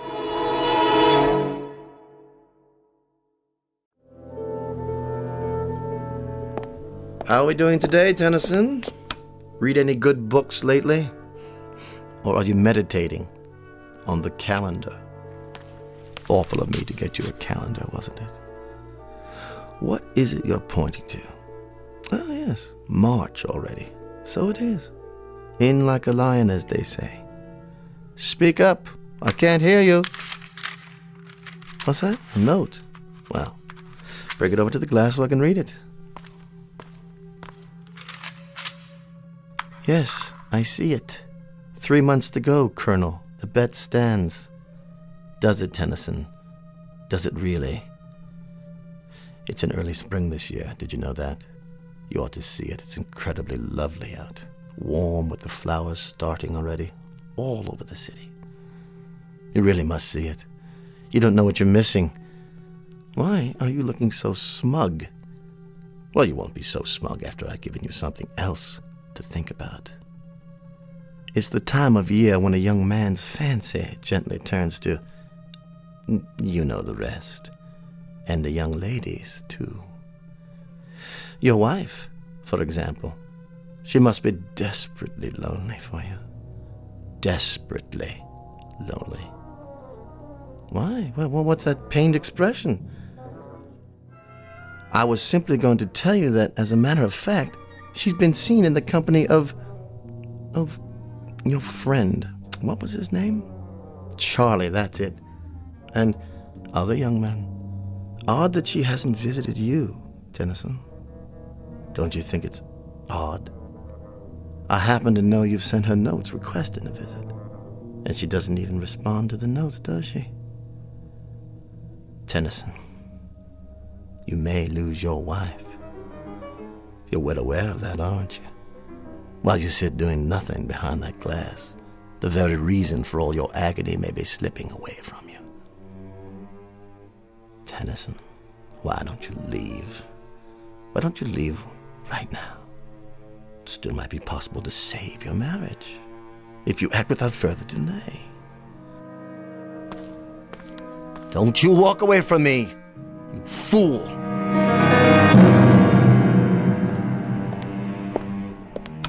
Tennyson, I know you can hear me. I saw your wife again. She's with that polo player fellow now. You know the one. The tall, attractive, blonde youngster. It's incredibly beautiful out today, Tennyson. Oh, it's incredibly beautiful. Birds and flowers and color. Absolutely lovely. And by the way, I saw your wife. She was getting into a little European sports car. Some young man was driving it. And here's Franklin with yet another meal. You must be quite bored with the club's menu by now, aren't you, Tennyson? Oh, Franklin? Yes, sir? Chilly up here, isn't it? I hadn't noticed, sir. Perhaps. The thermostat, does it control the temperature in Mr. Tennyson's room as well? I believe it does, sir. Then I'll just turn it up for a while. I don't want you getting chilly, Mr. Tennyson. Certainly not. I want to warm it up for you. Nice and warm.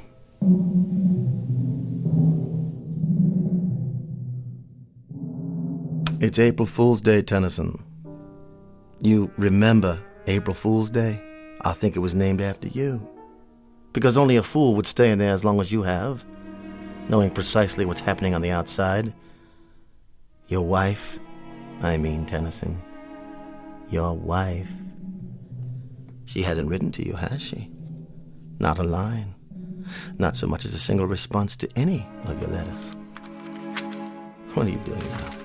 Writing another note? Why bother? I see you sweating. Why don't you tell me how uncomfortable it is? Why don't you ask me to get you out of there?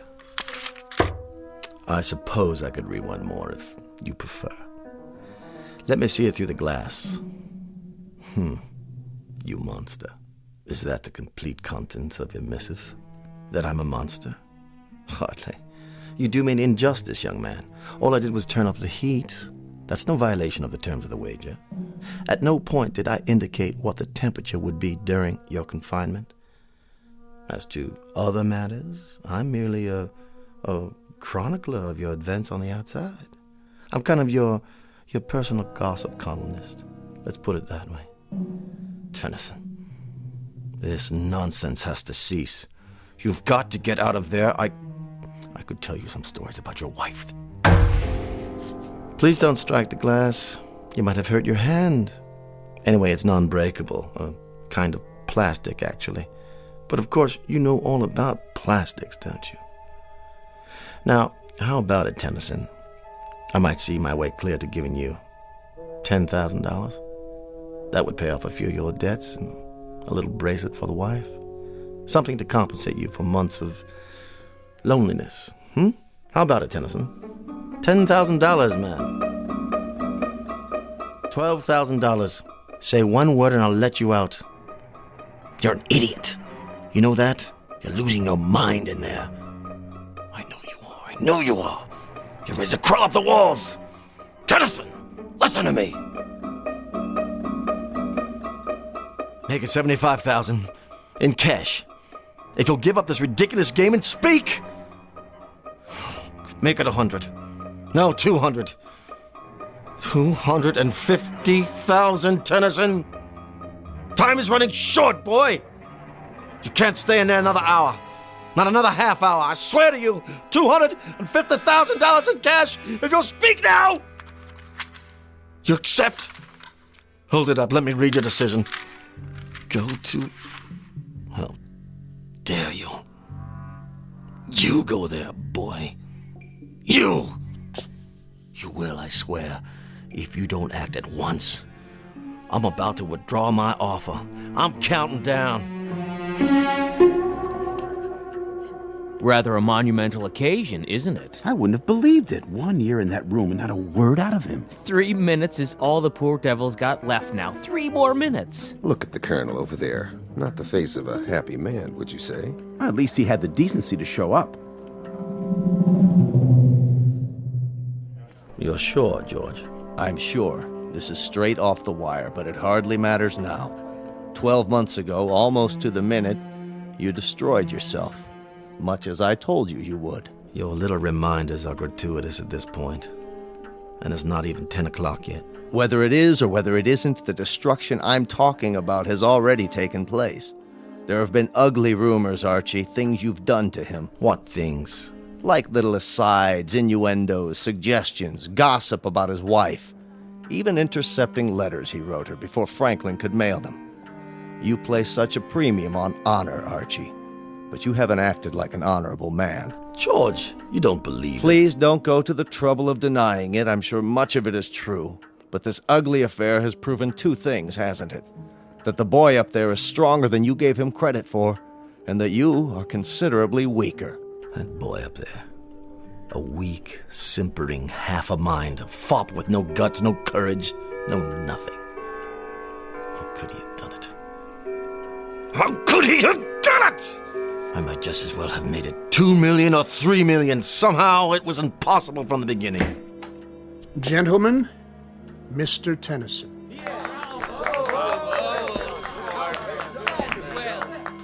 He's so pale, thin as a rail. But he's done it. You hold out your hand to me, Mr. Tennyson. Not to shake it, I presume, but to receive payment. Well, sir, you have me at a disadvantage, a rather compromising situation. You forced me into a position of rather unpleasant candor, because it happens to be a fact that I'm a fraud. I don't have any money. I offered you $10,000 and then 12. The truth is, I would have had to go out on the streets to beg even that amount, let alone $1 million.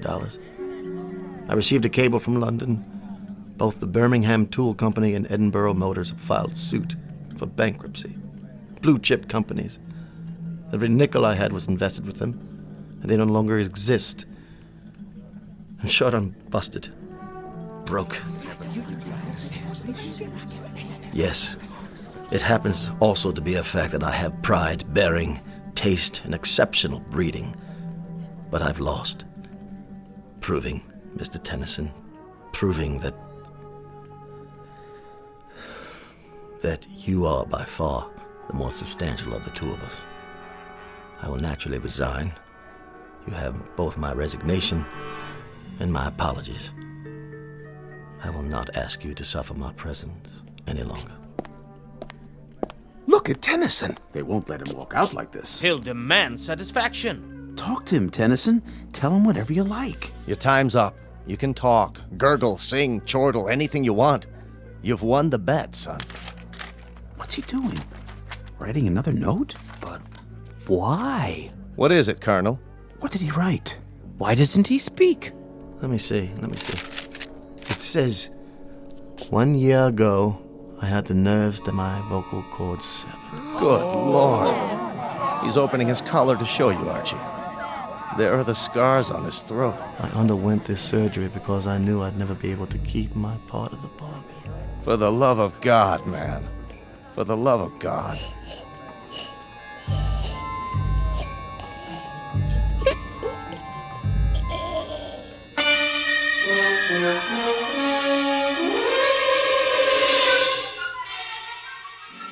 A bizarre and unlikely bet with two losers. Mr. Jamie Tennyson, who will go through life as a silent shell, the price to be paid for his weakness. And Colonel Archibald Taylor, who will spend the rest of his days in naked humiliation. The cost to him for all of this is the most precious possession he owned, his pride. And the point of it all? Simply that two men discovered somewhat belatedly that gambling can be a most unproductive pursuit. For somewhere beyond these two, a wheel was turned, and both their numbers came up. The number was Black 13. If you don't believe it, ask the croupier, the very special one who handles high-stakes roulette in the Twilight Zone. More from the Twilight Zone after this. Hello, I'm Stacy Keach. I hope you're enjoying this edition of the Twilight Zone radio dramas. To learn more about this series, be sure to log on to our official website at twilightzoneradio.com. You'll find special discounts on our Twilight Zone audio collections, listings of our radio stations, links to other websites, and a photo gallery of our recording studio and some of our stars in action. Plus ways to contact us with questions or comments about the show. And for a limited time, when you log on to twilightzoneradio.com, you can send in for a free CD of the show. So be sure to visit us at twilightzoneradio.com.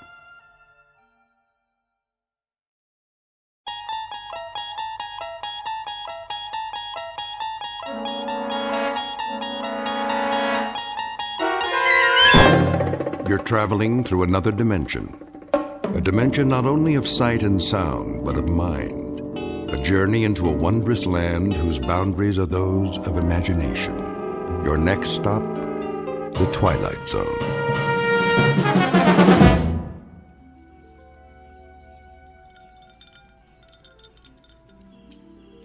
Diane. What? Come here and sit down. In a minute. What are you doing? Going for a swim. What does it look like? Now? Of course now. Before the sun gets too high. But you haven't finished your drink yet. It's not going anywhere, Eddie. Right now, this pool looks positively delicious.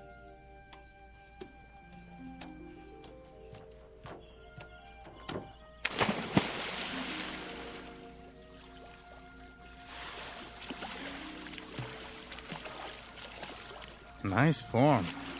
I give you a 10. You'd better say that. Nice bathing suit, too. Come on in, the water's fine. I don't want to get wet. Why? I gave you some trunks. They're a little on the large side, don't you think? They might come off. Promises, promises.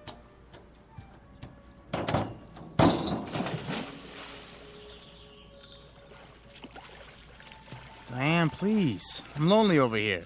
All right.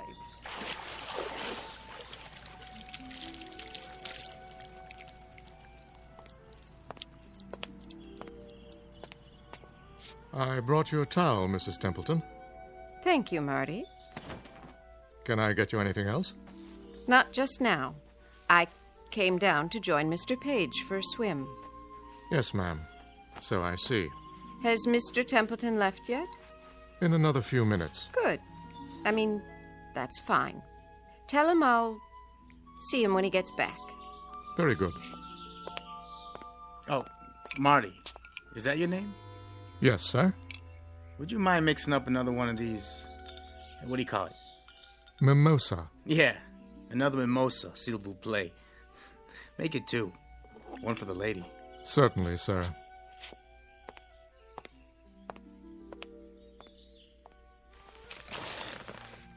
Rub some lotion on my shoulders, would you, Eddie?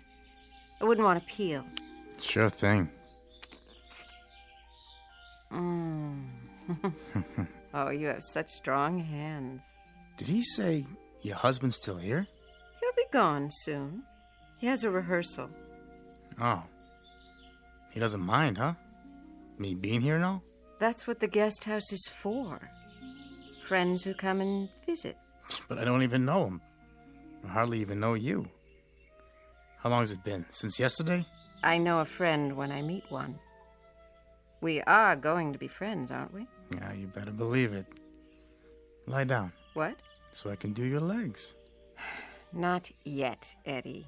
There'll be plenty of time. They're really red. You don't want to burn, do you? Oh, you silly boy.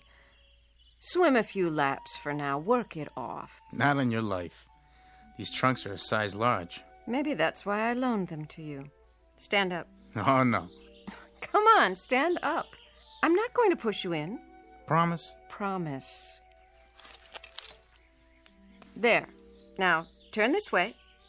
That's it. Hazel. Hazel who? Your eyes. I wanted to see what color they are in the sun. And yours are green. So I've been told. You know, maybe we shouldn't be out here like this. Why not? I just saw somebody at the window. What do you care? We're not doing anything, are we? No, but if that's your husband, I feel kind of funny. Why? Because you're all wet? Hey, you promised. Didn't you know? Promises are made to be broken.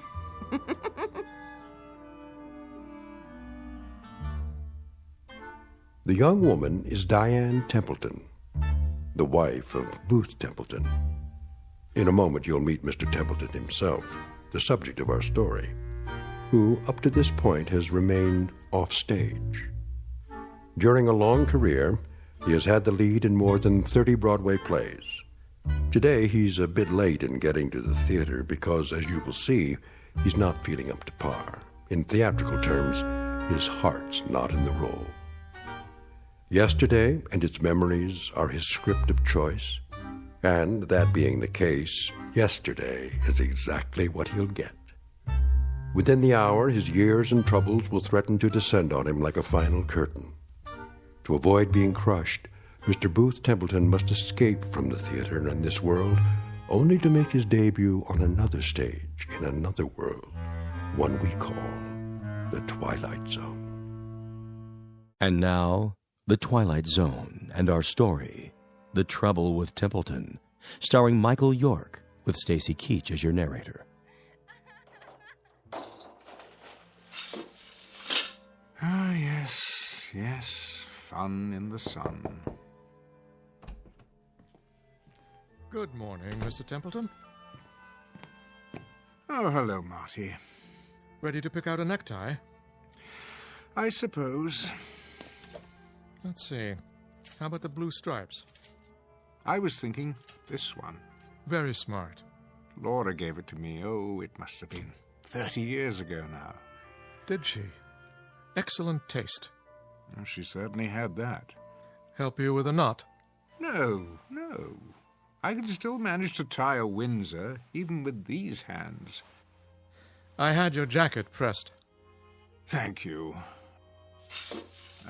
Say, Marty? Yes, sir? Our new guest at poolside. His name is what? Page, I believe, sir. Mr. Edward Page. Page. Has he been here before? No, sir. He's new. Aren't they always? Oh, and don't forget your pills. Are they new, too? The same ones, every 3 hours. Mrs. Templeton is not very discreet these days, is she? I'm sure I couldn't say. Well, her discretion was an early casualty. It didn't last long. And now, perhaps she's waiting for the day when these pills won't, do what they're designed to do. Perhaps I'm waiting for that day, too. Mr. Templeton, you shouldn't say that. Oh, don't distress yourself, my friend. When a man my age marries a woman her age, he gets exactly what he deserves. Come now. I'm ready for my jacket. Here you are. Glad you're here. I'm old, Marty. Mr. Templeton, you'll never be old. Old, and getting older every minute we stand here. They say, or at least the authors said it in most of my plays, that when a man achieves a certain number of years, he achieves reason and contentment, a reassuring sentiment, only I haven't quite accomplished that yet. Wonder if I ever will. Mr. Templeton, may I make a suggestion? Well, perhaps this isn't a good day for you to go down to the theater. They're only just beginning rehearsals. I could telephone and explain that you can't start today. Thank you, Marty, but I'll go there. I shall rehearse this play, and it will open on schedule. I shall cover the years with makeup, and I shall stand in the right place and hope to say the right lines.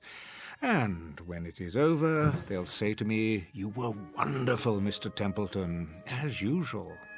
And the stage manager will see to it that I'm properly delivered to you, so that you can properly deliver me back here, and I can prepare to do it all over again the following night.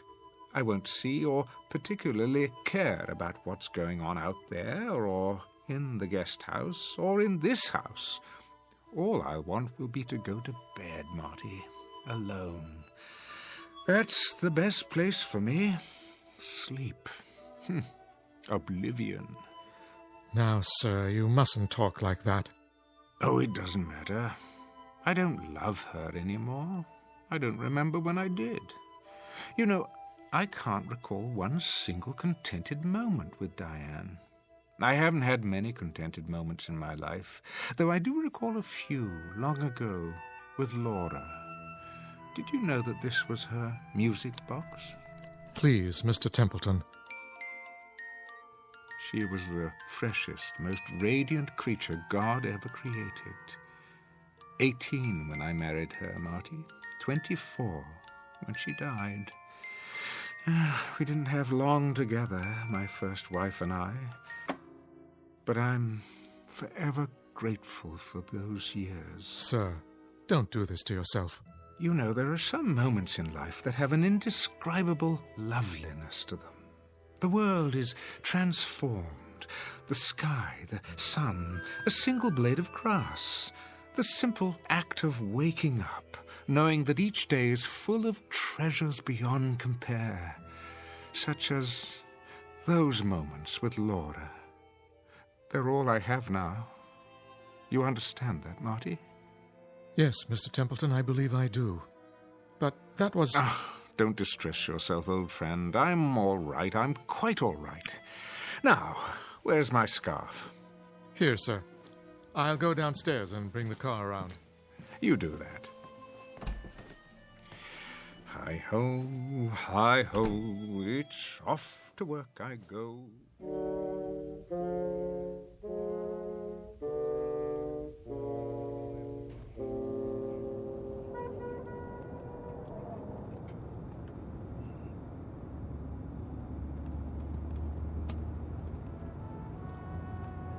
The Savoy, isn't it, sir?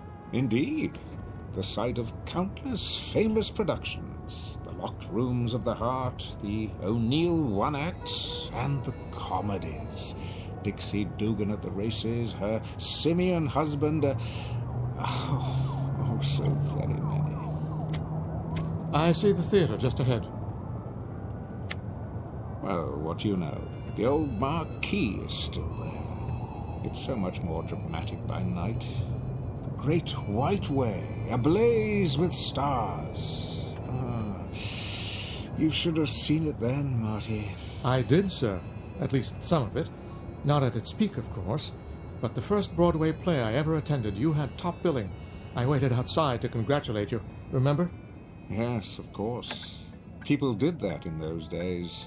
Fans, autograph hounds, gathered at the stage door. Here we are, sir. I'll wait for you in the loading zone. I might be a while. Never a problem, Mr. Templeton. I brought my book to read. Unless a policeman comes along, in which case I can circle the block and find a place at the corner or in the alley. I'll keep an eye out for you. Actually, it shouldn't take long today. First rehearsals are a simple read-through. If you care to go to lunch... I'll be fine, sir. All part of my job. Thank you, my friend. Ever loyal. Not at all. It's an honor. Well then, once more unto the breach.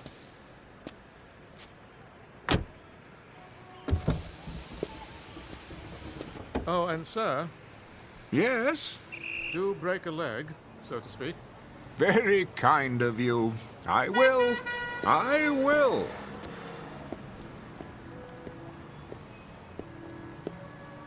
No billboard yet. I remember every time a new one went up... You're late, Booth. What's that? After 12, kiddo. Is it really? The boy wonder won't like it. And who is the boy wonder? Why, Arthur Willis. Willis. The director. No. You must be mistaken. Duff Mead is our director, a dear friend of mine. Was. Canned him last night. Surely not. We need someone with more pep, zip. Not my racket, but I know what's good and what's bad as well as the next guy. I wanted to drop by this morning and let everybody know that I'm personally interested in this thing. Art Willis is okay with you, isn't he? Well, I've heard the name, of course, but I don't actually know him. Mr... I'm Sid Sperry. Remember that name? Why, I believe I'm your angel. Beg pardon? That's what they call them, isn't it? My money's backing this play. Oh, yes, Mr. Sperry. I'm rather forgetful about names. Always have been. Okay by me, just as long as you don't forget your lines. I'll do my best. Come on, I'll walk you in. Just stepped outside to have a smoke myself. Yes, of course. I can hardly wait. Always a pleasure to begin rehearsals.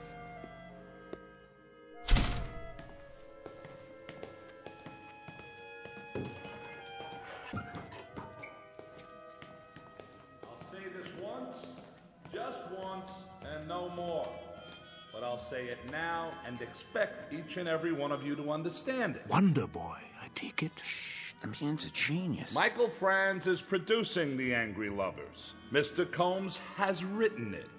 You have all been hired to act in it. And I have been contracted to direct it. So, make no mistake about what we are here to do, and make no mistake about me. A ship has only one captain. I am in charge. I will direct every aspect of the production my way at all times. Is that clear? Yes, Mr. Willis. Quite clear, Mr. Willis. I like that. Like it very much. In control, that boy, right from the start. We're in good hands. We, Mr. Sperry, Templeton, Sperry. Oh, yes, Mr. Sperry. I apologize. How impolite of me. I won't forget again. I'm sure you won't. So, now that we're all here... Almost all of us. The elder member of the cast. Call us home. Yes, Mr. Willis. Call him and tell him that if he's not here, I'll have no choice but... That won't be necessary. Well. Booth Templeton, Mr. Willis, is it? Never mind, Janine. Yes, sir. So, you finally decided to put in an appearance. No offense intended. How do you do? Hello. Welcome. It's a pleasure, sir. Thank you. Some members of this company are young. Some are old. But neither condition precludes any of us, young or old, from ignoring the basics. Cooperation is what is required in my plays. When I direct, there is no cult of personality. But there are 3 significant dates in the life of any play: the first day of rehearsal, opening night, and closing night. The last 2 are intimately related to and dependent upon the first. Therefore, the first day of rehearsal is an extremely important day, the bedrock of any production. Of course, my mistake. But now that When I call rehearsal for 12 o'clock, Templeton, I mean 12 o'clock for everyone, young and old. Everyone in his place and ready to work. Are you ready to work with us, Templeton? Why, I asked you a question. I expect an answer. Speak up, Templeton. Templeton, speak up, man. No, I'm... Where does he think he's going? The stage door. Come back here. Oh, come back. Templeton, you come back here right now. There he is. Is it really him? Ruth Templeton. Yeah, Mr. Templeton. You were really wonderful. May I have your autograph? Please, Mr. Templeton, sign my program. Oh, mine too. You don't understand. Brilliant. Yeah, could you sign my program? What's all this?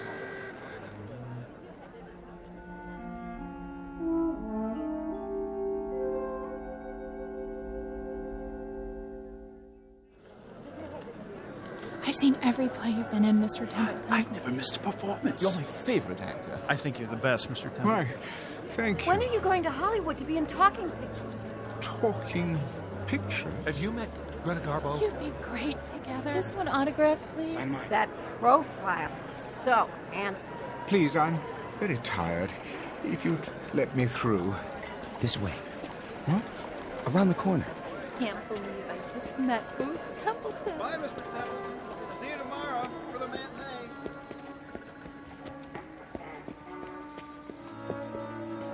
They won't follow you. Don't worry. You're a star. Am I? I was once. Where's Marty? Who?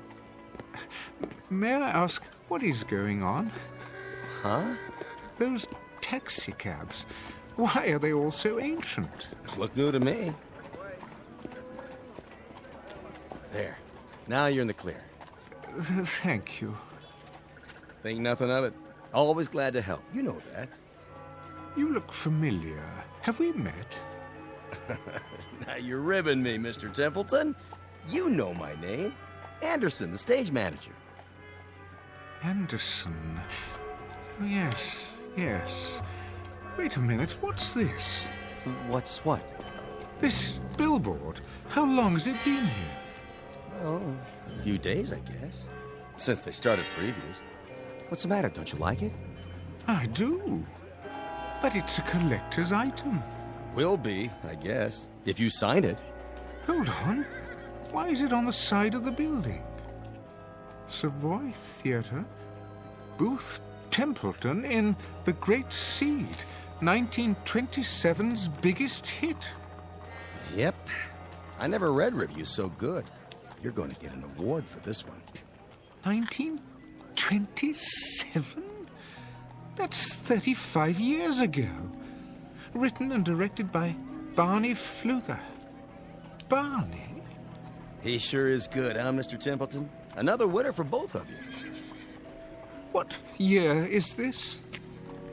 There you go again. All in my leg. Most assuredly not. I have to know. All right. It's 1927. What else could it be? But that's not possible. Oh, I almost forgot. I got a message to deliver. A message? Yeah, your wife called. My wife? Yeah, on the backstage phone.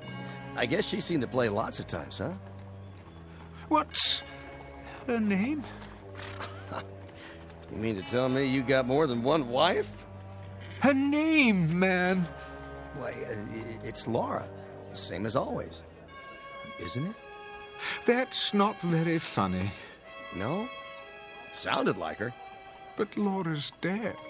Well, if she is, she's the best-looking ghost I ever saw. No offense. Where's Laura? Where is she? But she said for you to meet her at your regular place. Where is that? For the love of God, man. Relax. It ain't far. That club, the private one. What? You know, Freddie Iachina's down the street. When? She's there now.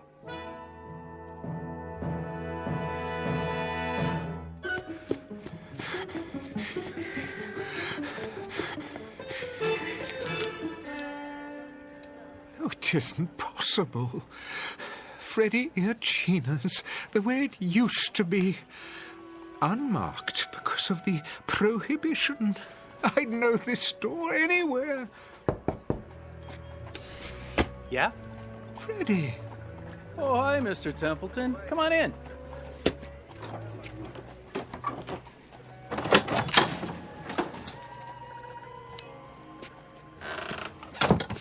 Freddie, it is you. What'd you expect? But I'd swear this is your old speakeasy. Can't be too careful these days. Always expecting a raid or something. Why, this is fantastic. Where the elite meet to eat. Nick! Make my friend a drink. What'll it be? Nothing right now. Suit yourself. One Manhattan, one old-fashioned, a screwdriver, and a glass of beer. Table 7. Coming right up. Freddie, my wife. Yeah? Is she here? Sure. Came in a little while ago. But she's not at our usual table. Table 3, over there. What do you have tonight? Steaks or chops? Nothing. Freddie, we're not staying very long. If you change your mind, let me know. I will.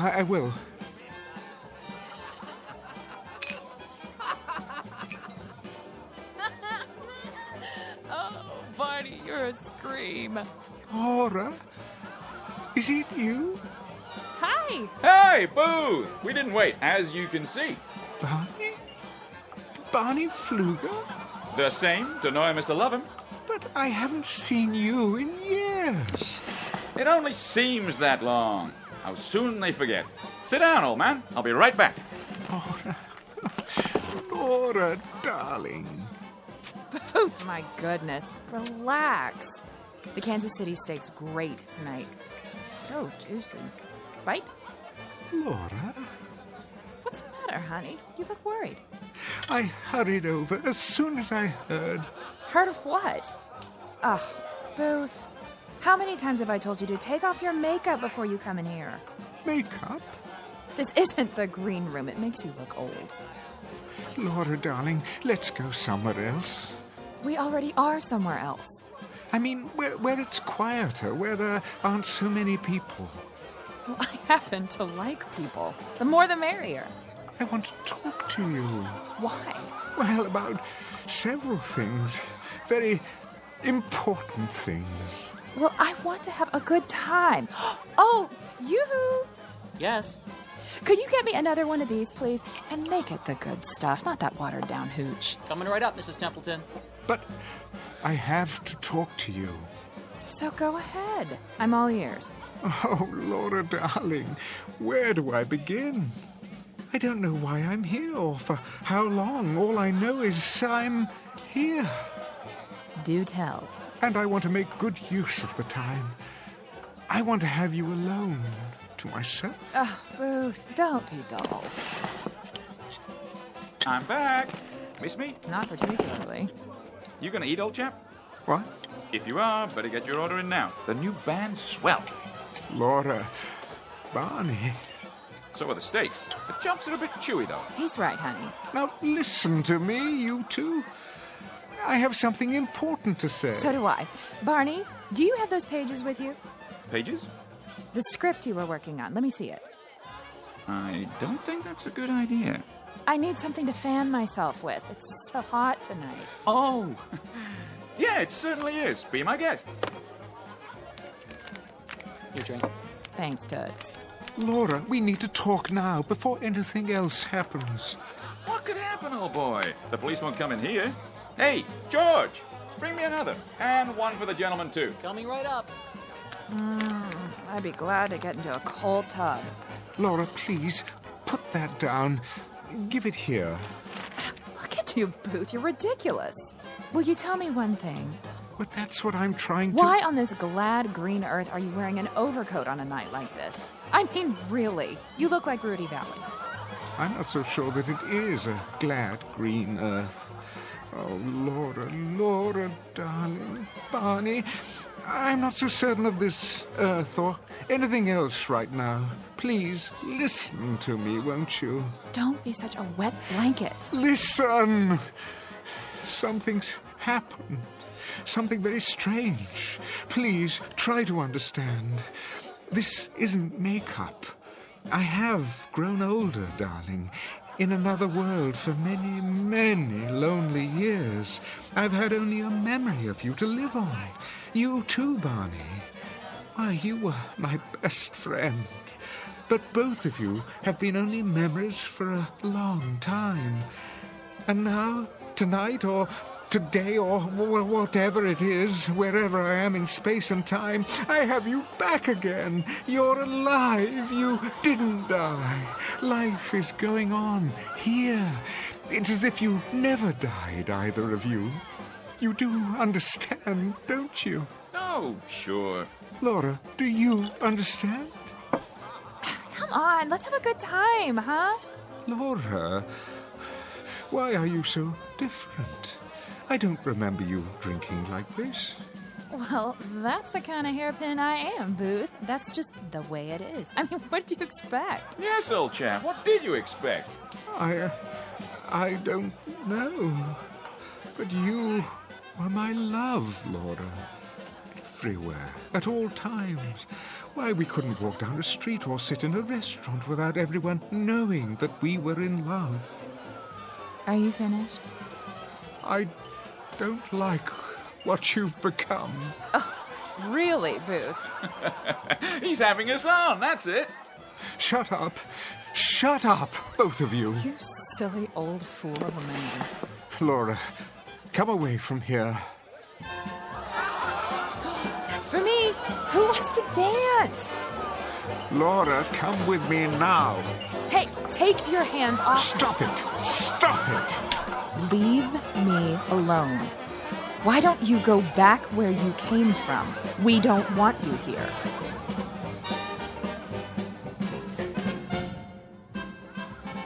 Laura, you slapped me. Oh, leave me alone. See here, Booth, let's not have a scene. Isn't anyone going to dance with me? How about you, Barney? Oh, no, I can't do the Charleston, you know that. Come on, you old stick in the mud. Let's cut a rug. Look at that girl dance. I say, Laura, you're a real flapper. Stop. Stop, I tell you. Something wrong here? Yes. It's all wrong. She won't listen. Take it easy, Mr. Templeton. Have a good time. That's the problem. Time. Who knows how long this will last? It's a gift. Every moment of it, every second. I can't let her squander it. Have a round on the house. No, you don't understand. I'd say you're the one who doesn't understand, old boy. This place is for the young. If you can't get with it, perhaps you should go somewhere else.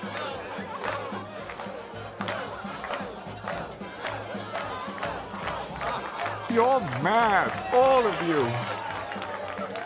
Come on, Mr. Templeton. You don't fit in. Freddie's right. You don't. Why won't you listen? I didn't ask to come here. Are you sure? Perhaps you did. And now that you're here, you're miserable. Well, why ruin it for us? Don't you see? This simply isn't for you. Not anymore. Maybe you should listen to him. We don't want any trouble. I don't want any trouble either, but you don't know what it's like. Seeing my wife, my best friend... Come along now. Peaceful life. Get some air. Yes, that's what I need to clear my head. Right this way. See you in the funny papers, old boy. Let's go dance. Go, go, go, go. See you some other time, Barney. I don't think so.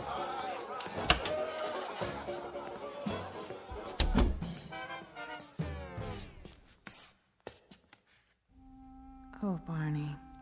What have we done? What we had to do. I miss him. Me too. Do you think he knows? If not right away, then later. He'll figure it out. But when, Barney? It's for his own good.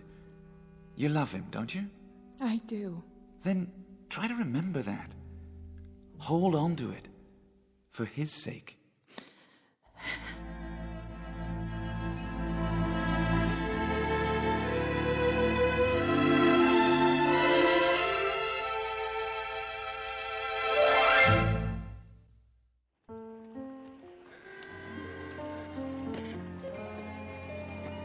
Say, will you look at that?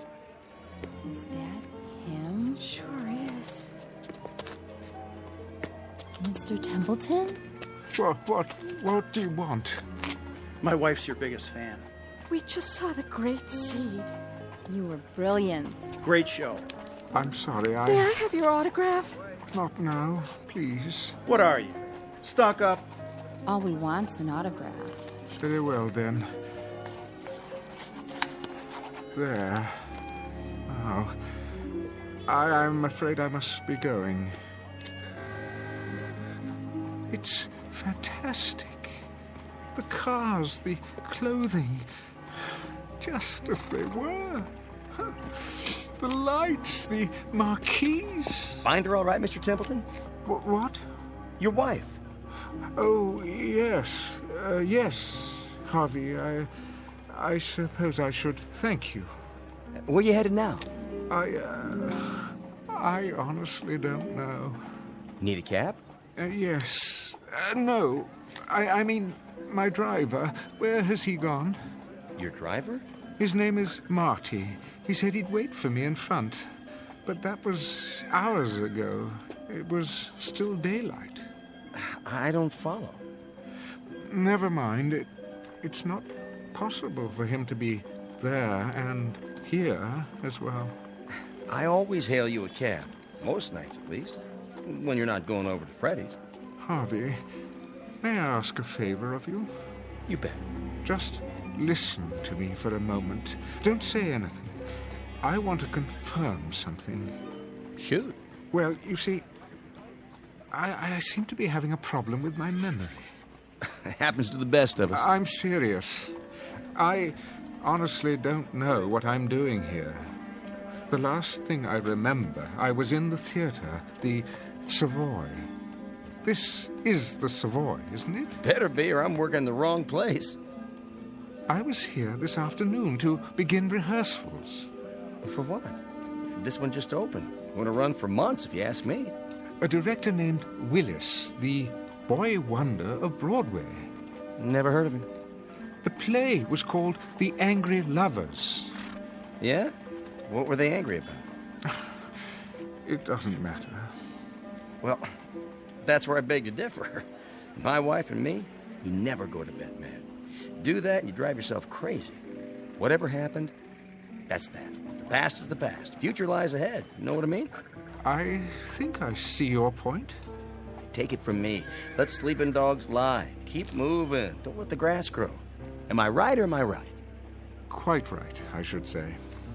Well, if you don't need me, I better go back inside. You sure you're okay? No, but I suppose that's okay too. It'll have to be. And take off your overcoat. What? It's too hot tonight. You'll get heat prostration. Oh, thank you, Harvey. I'll do that. Don't mention it. See you tomorrow, Mr. Templeton.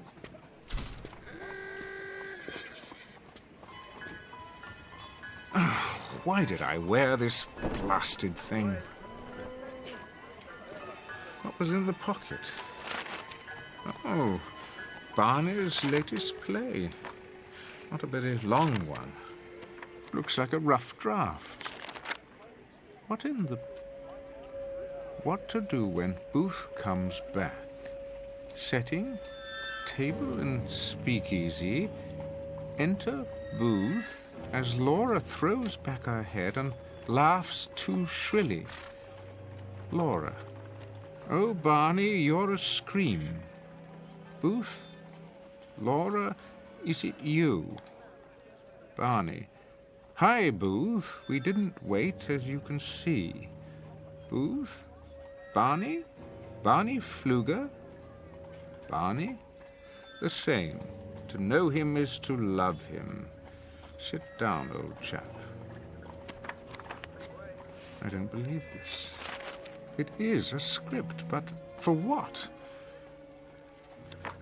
Laura, why don't you go back where you came from? We don't want you here. They were acting the whole time. But why? For me? Yes. Yes, that's it.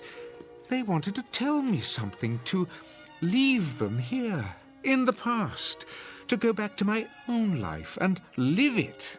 That's what they wanted me to understand.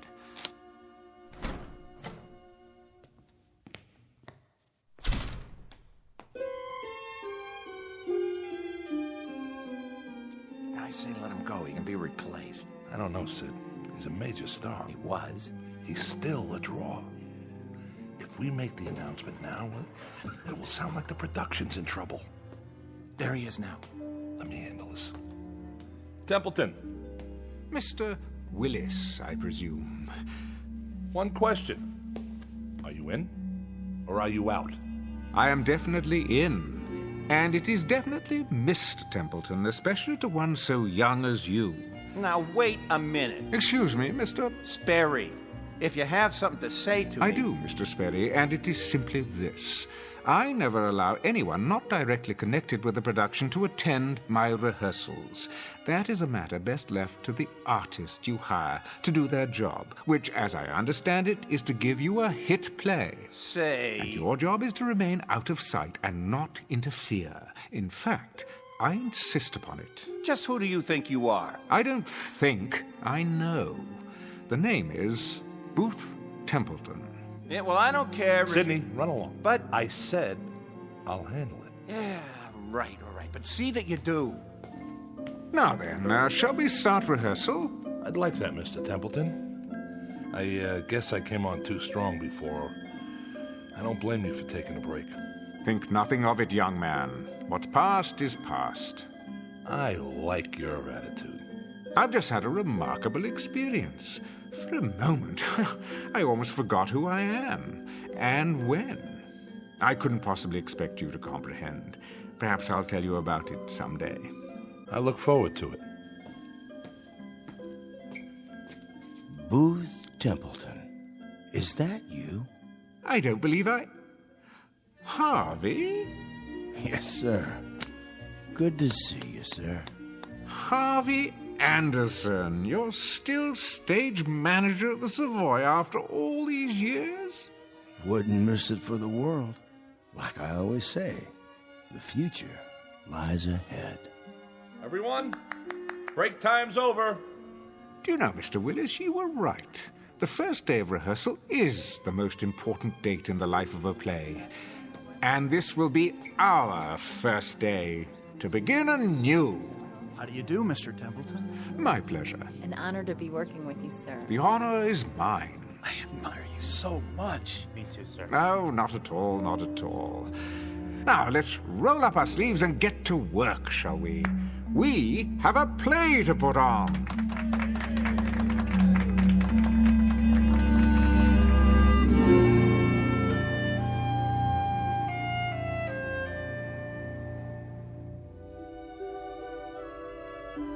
Mr. Booth Templeton, who shares with most human beings a hunger to recapture the distant past, moments that soften and blur with the years.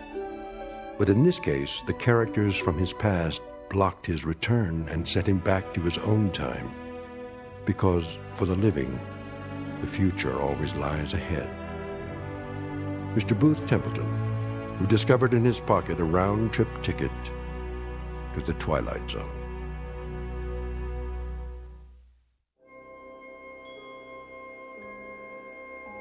Hi, this is Carl Amari, producer of the Twilight Zone radio dramas. I'd like to take a moment to tell you about our official website at twilightzoneradio.com, where you'll get the latest news and information on these Twilight Zone radio dramas. Plus, at twilightzoneradio.com, you can digitally download 3 free episodes or any of our episodes for only $1.95 each. In this age of ever-changing technology, we've decided to make these episodes instantly available to you by making the Twilight Zone radio dramas a digital download-only series. This means that this series will no longer be offered on CD. The CD collections at our website are now being offered while supplies last at buy one, get one free. So be sure to get your favorites before they're sold out. Be sure to visit us often, and I'll see you in the zone.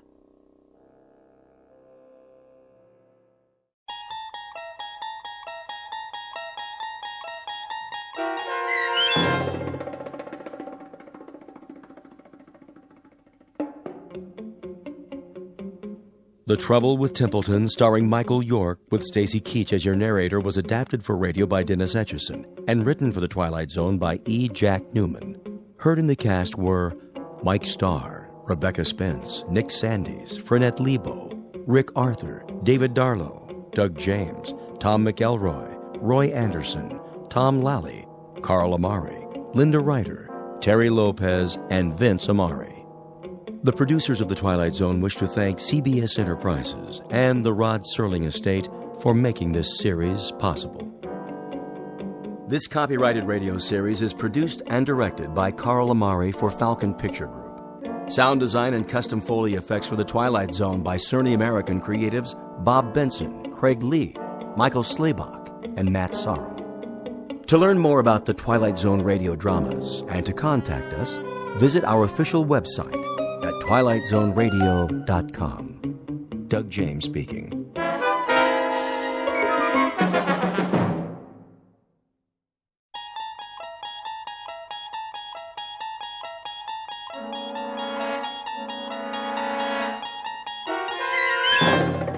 You unlock this door with the key of imagination. Beyond it is another dimension, a dimension of sound, a dimension of sight, a dimension of mind. You're moving into a land of both shadow and substance, of things and ideas. You've just crossed over into the Twilight Zone.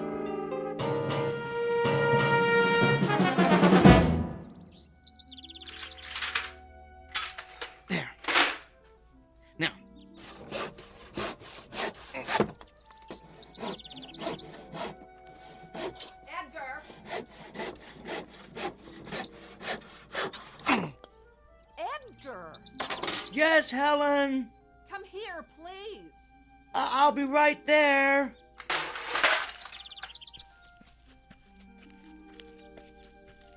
Well, come on, hurry up. Yes, dear. Come in the house. I've got a bone to pick with you. What's wrong, Helen? Look at what I did to my hand. Ooh, what happened? I was cleaning the basement and I cut it on that stupid metal contraption you brought home yesterday. Oh, no. The accelerator bracket. Are you all right? Do you need me to clean it with hydrogen peroxide?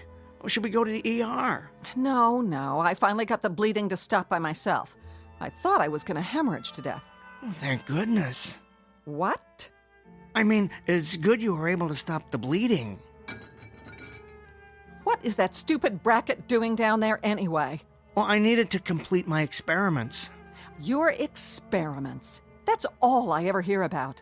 I can't believe I gave up a successful modeling career to marry such a geek. Oh, this ridiculous hobby of yours is getting out of hand, Edgar. Well, it's more than a hobby, dear. Yes, you're right. It's an obsession. You're constantly down there tinkering with that pile of junk you built.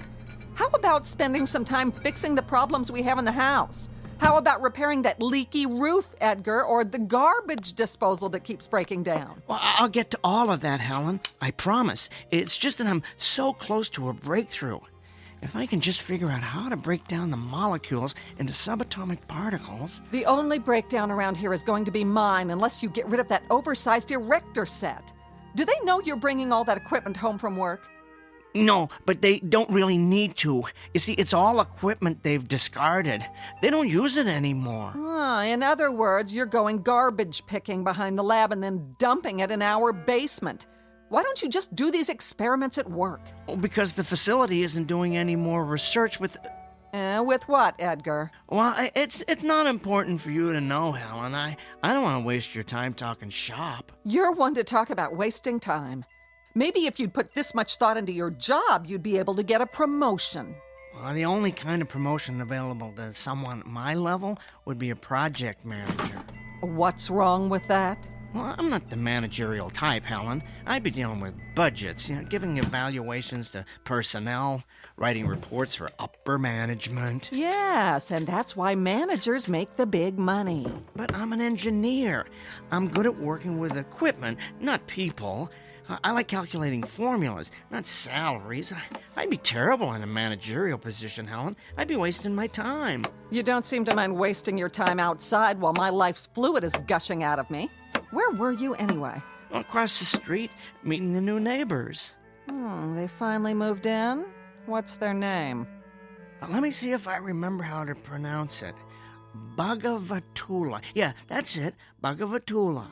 Oh, great. What is that, Korean? No, Helen. They're from India. India? Doesn't that real estate agent know how to sell to people like us? They're quite nice, really. He's a vice president at one of the banks downtown, and she's a professor at the university. Such a lovely woman. A real exotic beauty. Not as lovely as you, of course. Oh, and they have a 13-year-old boy. He'll be at the junior high in the fall. Of course he will, because their kind always follows the same pattern. They move into our neighborhoods, take our jobs, and infiltrate our schools.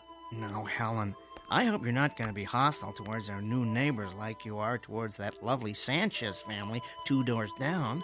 You can actually learn a lot from them. Mr. Bhagavatula was telling me about some of the fascinating customs in their country. Can you imagine coming from such a rich cultural heritage? The only thing I can imagine is the stench of curry casserole that's going to be wafting across the street. I'll tell you something, Edgar. I am sick of the way this neighborhood is changing.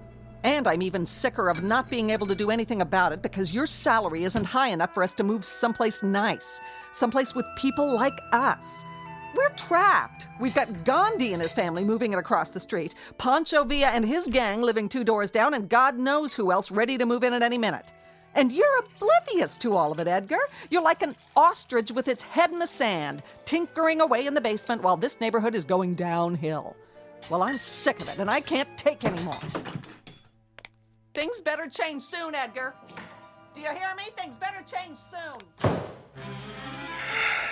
Yes, Helen.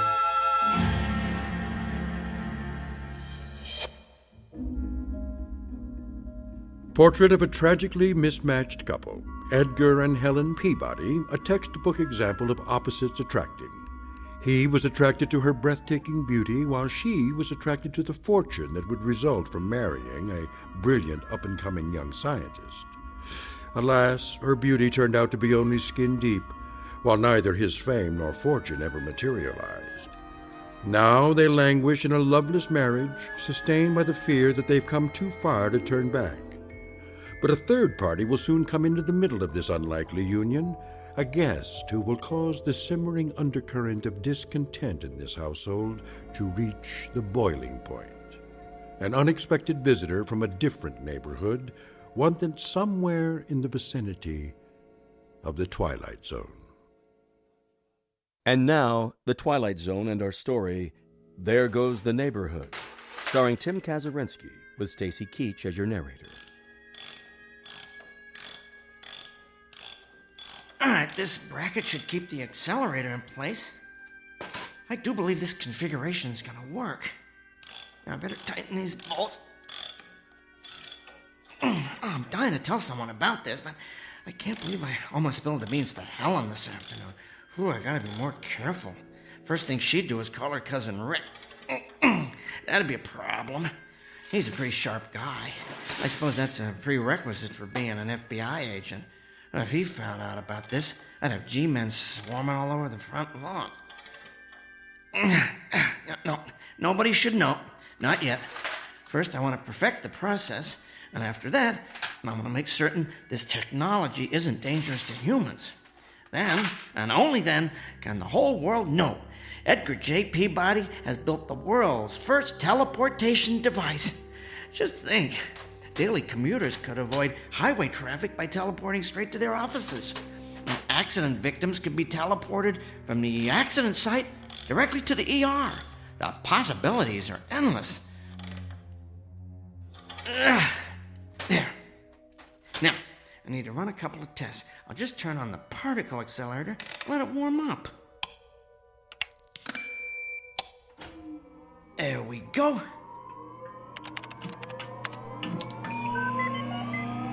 Reminds me of that old super heterodyne radio receiver Dad had when I was a kid. Always had to let that baby warm up.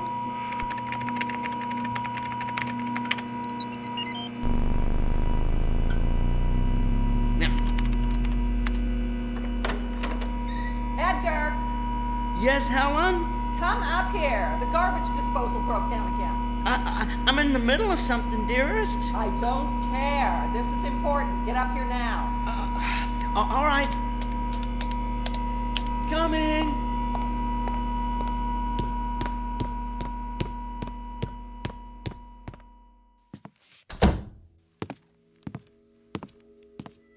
Well, it's about time. I've never seen such a slowpoke.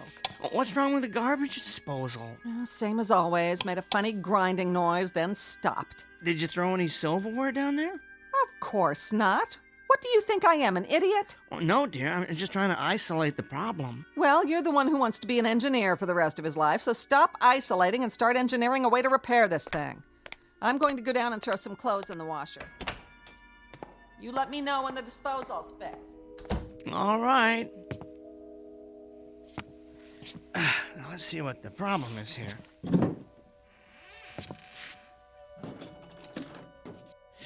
I don't see anything wrong under the sink. No leaking anyway. I better get a flashlight and look down the drain.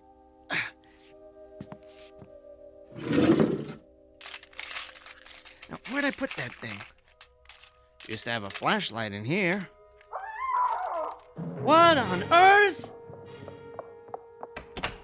Oh, Edgar! Downstairs! Huge! Kill it! What is it? Another spider? No! Bigger! Harry! Kill it! Oh, if it's Harry, it probably is a spider. Oh, where did you see it? Stairs! By the stairs! I'll roll up this newspaper and use it to vanquish the beast for my beauty. Hurry!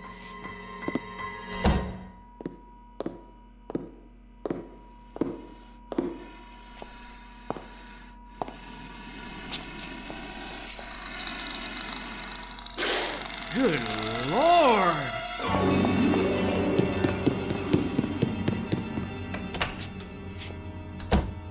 Oh, did you see it? I saw it! How big would you say it is? 3 feet high, maybe? About 4 feet long? Oh, what do you think? I think I need a bigger newspaper. No, you dolt! What do you think it is? I don't know. Where did it come from? I don't know. Oh, it moves so fast. I know. It looks like it has about 30 legs. Little ones that let it glide along like a millipede. A really big millipede. Oh, you have to kill it. Maybe we should call animal control. That's not an animal. It's a monster. Well, all the more reason to call in a professional. Oh, Edgar, be a man for once. Go down and kill it. With what? I don't know. You're the man of the house. Find a weapon. Gather up the thimbleful of testosterone you've got and go kill that thing in our basement. All right. I'll take this broom. Whatever. Just get down there. Here goes. I'm going to close this door behind you. Well, why? So it doesn't try and get up here. Actually, that's a good idea. We don't want it running around the living room. It might try and get out the front door. Yeah, plus, I just shampooed the rug. Oh, great. With the door closed, I can't see a thing down here. I hear it. I think it went over by the furnace. Probably likes the warmth. So dark. I'm gonna have to turn on the light.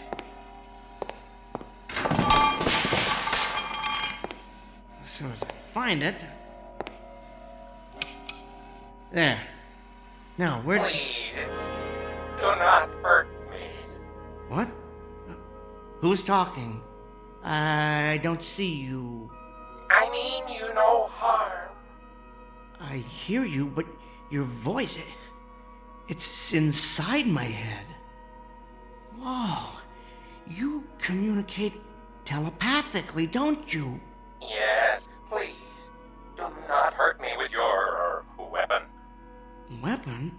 Oh, this is just a broom. A broom? What kind of weapon is that? It's not a weapon. It's for sweeping up. You know, cleaning. Oh, so you're going to clean me? Is this a way of conquering one's opponent here? No. I was going to hit you with it. Ow, please, do not. I apologize if I frighten you or your companion. Companion? Oh, you mean Helen. I guess that's one word to describe her. Where are you, anyway? Behind this heating source. I was right. You like the warmth over there in that corner by the furnace, don't you? Yes, it is quite comforting. Traveling through the space-time continuum appears to have affected my body's metabolism. I am very cold. The space-time continuum? Where are you from? It is hard to explain. Suffice it to say, it is a different time and place. Are you saying you're from a different dimension?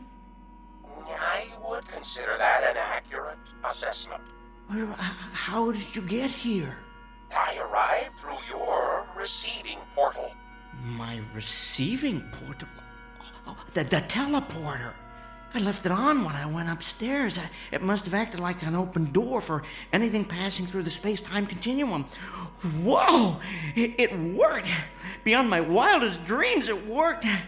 I knew those adjustments I made would do the trick, although I didn't think it would teleport beings from other dimensions. Oh, criminy. I guess I should turn it off, before this place looks like some kind of interdimensional Grand Central Station.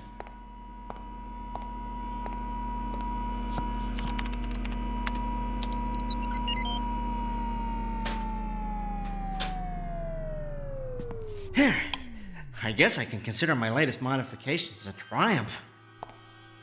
I have successfully teleported a being from another dimension to a basement in Hackensack, New Jersey. You have been experimenting with teleportation? Yes. I have as well. So, teleportation isn't a standard mode of transportation where you come from? No. I have been conducting trials in secret. Oh, I know the feeling. I was an engineer on a teleportation project at my company a few months ago. Out of the blue, the government ordered us to cease and desist, but they never explained why. I've heard it's because they're experimenting with the technology themselves for a secret military weapons project, but I think it could be used to improve our way of life. That's why I've been continuing my experiments by myself down here. Where I come from, it is feared that teleportation would make escape too easy. Escape from what? From a race that recently overthrew our government. They call themselves the Masters. They now hunt down and exterminate members of any race unlike their own. Well, that's awful. So I take it that where you come from, everyone doesn't look like you? No, the Masters do not look like my race at all. They are quite ugly. Well, sounds like it's a good thing you escaped. I am not convinced that I am in a better situation here. What do you mean? My appearance seems to have alarmed you and your companion. You were coming down here to kill me. Well, you have to understand, you look different from anything we've ever seen before. Oh, I am considered ugly here? Well, that's hard to say. I haven't actually had a chance to get a good look at you. Why don't you come out from behind the furnace, the heating source? Okay. Oh, my. You definitely don't look like any species we have here, but ugly? Trust me, I've encountered far uglier beings on this planet. Edgar? Hey, whoa, where are you going? You don't have to hide back there again.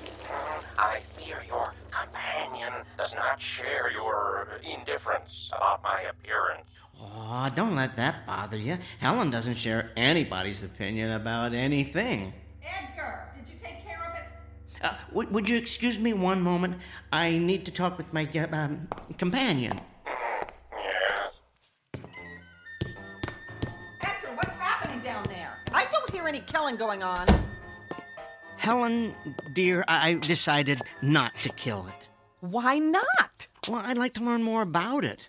Well, fine. Kill it and slice it open. Then you can look around in its guts and learn all you want. Well, I'm not talking about its anatomy. I want to keep it alive, observe its behavior. I don't know, ask it some questions. Ask it questions? Helen, sit down for a moment. Edgar, what's going on? Just listen to me.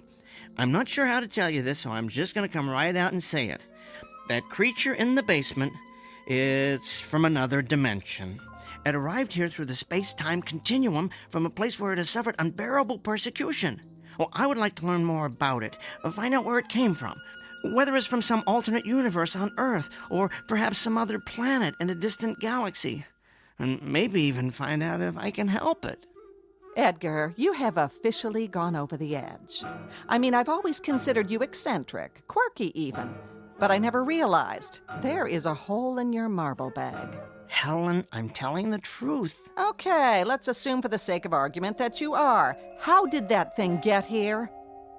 Well, you have to promise not to tell anybody this, but that contraption, as you like to call it, the one I've been building in the basement, it's a teleportation device. The creature was passing through the space-time continuum and employed it as a destination portal. Give it to me in English, Edgar, not your usual geek speak. Think of it like someone getting off a train at a specific station, except in this case, the train travels through different dimensions. Great. So we're harboring the commuter from another world. Where's the phone? Who are you calling? I'm calling someone to come and kill that creature. No, Helen. Yes! It's not enough that the neighborhood's been invaded by foreigners from other countries. You have to put out the welcome sign for a giant insect from a different dimension. I've reached the end of my rope, Edgar. It's time to put an end to all this.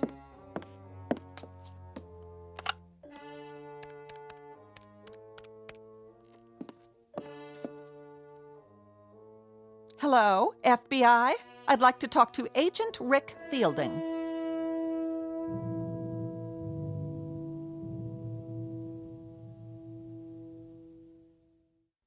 Helen, please, put that phone down. No, Edgar. There's an illegal alien in our basement, and you're clearly not man enough to take care of it, so I'm calling someone who is, my cousin Rick. Hello? Yes, I'm waiting to talk to FBI Agent Rick Fielding. Oh, he's not in? Can I leave a message? You see, there's an intruder in our house. Helen, I beg you. What's that? I wouldn't describe it as a person. No, it's not an animal. It's something much worse. Helen, please. Right now, it's in our basement. I'm telling you for the last time. I went down there to do some laundry. All right, I was going to tell you my plan. I threw a load in the washer and turned around, and standing there looking up at me I thought of a way we could make a lot of money off that creature. Could you hold on for a second? But I guess you're not interested in being filthy rich. So, go ahead and finish telling the FBI your story. I'll call you back. All right, Mr. Trump, let's hear your big money-making scheme. Okay, here's what I'm thinking. I learn as much as possible about this creature, who it is, where it's from, what message it brings from the cosmos for the people of Earth. That kind of thing. Then, since it only communicates telepathically, I become its spokesman.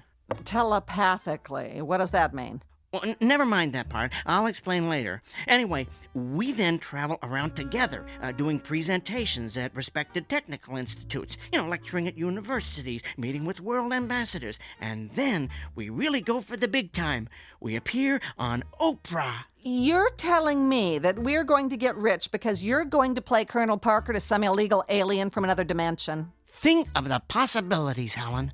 Book deals, a movie franchise, and television. Oh, think of the television we could do, Helen. Tell me the whole country wouldn't tune in to see that creature on Dancing with the Stars. Edgar, for once in your pathetic life, you may actually have a good idea. You think we could make a lot of money off that thing? Millions, Helen. Millions. All right, I'll agree to this little plan of yours. But it better work. I have just one demand. While it's in this house, that beast stays in the basement. I don't ever want to see it up here running around in my clean house with its filthy little insect feet. Do you understand me, Edgar? Of course, it stays in the basement. You won't regret this, Helen. Now, I'd better go back down and learn all I can about it.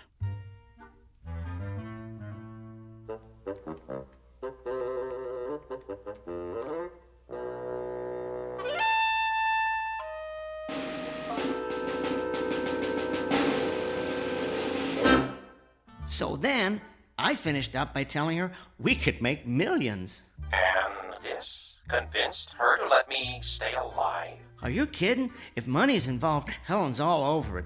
You are being protected by a great big dollar sign, my friend. I do not understand all your words, but I comprehend that your plan has saved my life. Thank you. Oh, you're welcome. You know, I never thought to ask if you have a name. Name?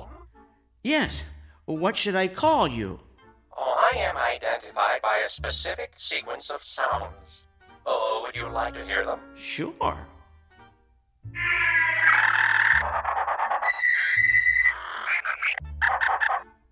Fascinating, but I don't think my tongue could handle that. How about if I call you Al? Oh, is there a meaning to this Al? Let's just say it's short for alien. Oh, I find this appropriate. And what should I call you? My name is Edgar.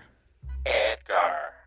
To what species do you belong, Edgar? I am a human. I have heard you refer to your companion as Helen. Yes, that is her name. And what does Helen mean? It means the most beautiful woman in the world. Oh, is Helen considered the most beautiful woman in your world? Helen is considered quite breathtakingly beautiful. She's what's known as a real head-turner. She once held the record for winning the most beauty contests on the East Coast. Unfortunately, Helen has what we would call an ugly personality. Then, from my point of view, she is not beautiful at all. I'm afraid there are many of my species who would agree with you. I attempted to communicate telepathically with her when I first arrived, but I could not. Aw, she was in too much shock. No, her mind is closed. I cannot get through to it. Are you able to understand her? Oh, yes, every word. Oh, my condolences. Forgive me for saying so, Edgar, but I sense that you fear her. Well, I never told anyone this before, but I have some trouble standing up to her. She has a very strong personality. So do you, Edgar. It took a great deal of strength for you to come down here and confront a species you had never encountered before. I suppose it did. I would encourage you to confront her in the same way. You mean try and hit her with a broom? Oh, if necessary.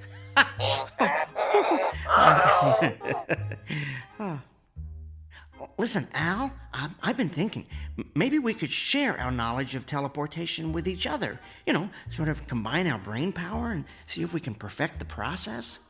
That is an excellent idea, Edgar. Would you mind taking a look at my teleporter? Maybe you can suggest some improvements. Oh, I have already been examining it. You have come up with quite an impressive design. Oh, for a human. Well, thanks, Al.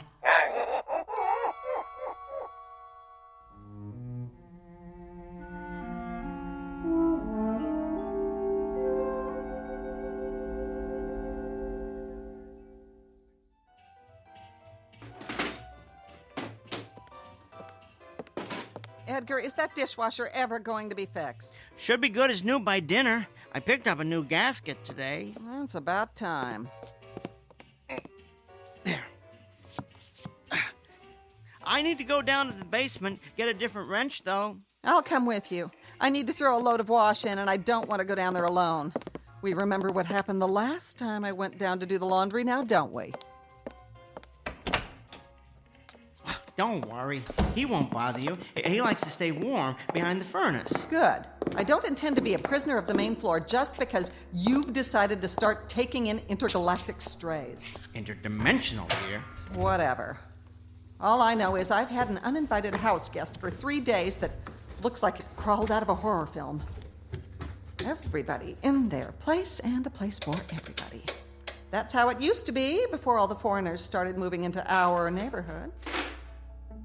Yes, dear. I'll tell you what we need. We need a government that stops turning a blind eye to this cultural invasion. We need to send all these outsiders back to where they came from. So you've said before, dear. I found that wrench I need.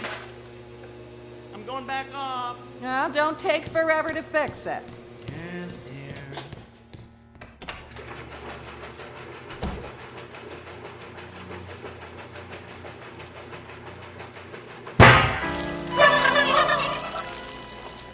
Aw, what's wrong, Quasimodo? Did that scare you? Well, don't worry. I just accidentally let the washing machine door slam shut. You've got nothing to worry about. Yet. But I'll tell you this. If I don't start seeing some money coming in from this brilliant scheme cooked up by Edgar Rockefeller up there, I will call my cousin. And the FBI will come here to see what Edgar's doing with that telethingy, and you will be hauled away and dissected like a frog in a 7th grade biology class. You don't fit in here. You're contributing to the decline of what was once a perfect neighborhood. So you just stay down here in the dark where you belong.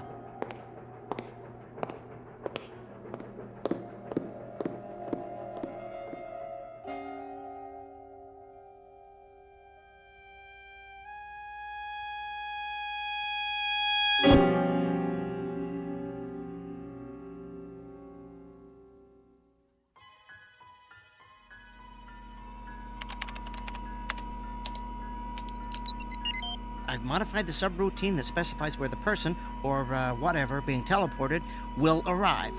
Hopefully that'll put an end to any more random visits to unknown dimensions. If you entered the logic, as I said, it should work. I had been working quite extensively on it before I left my own dimension. So, Al, do you ever, miss where you come from? Yes. I do not miss the persecution, of course, but I do miss my home. Mostly, though, I feel... What, Al? I feel guilty about being here. Guilty? Why? I believe I am contributing to the decline of what was once a perfect neighborhood. Where'd you get that idea? Well, Helen mentioned it. Oh, look, don't worry about Helen. I'll make certain she doesn't bother you anymore.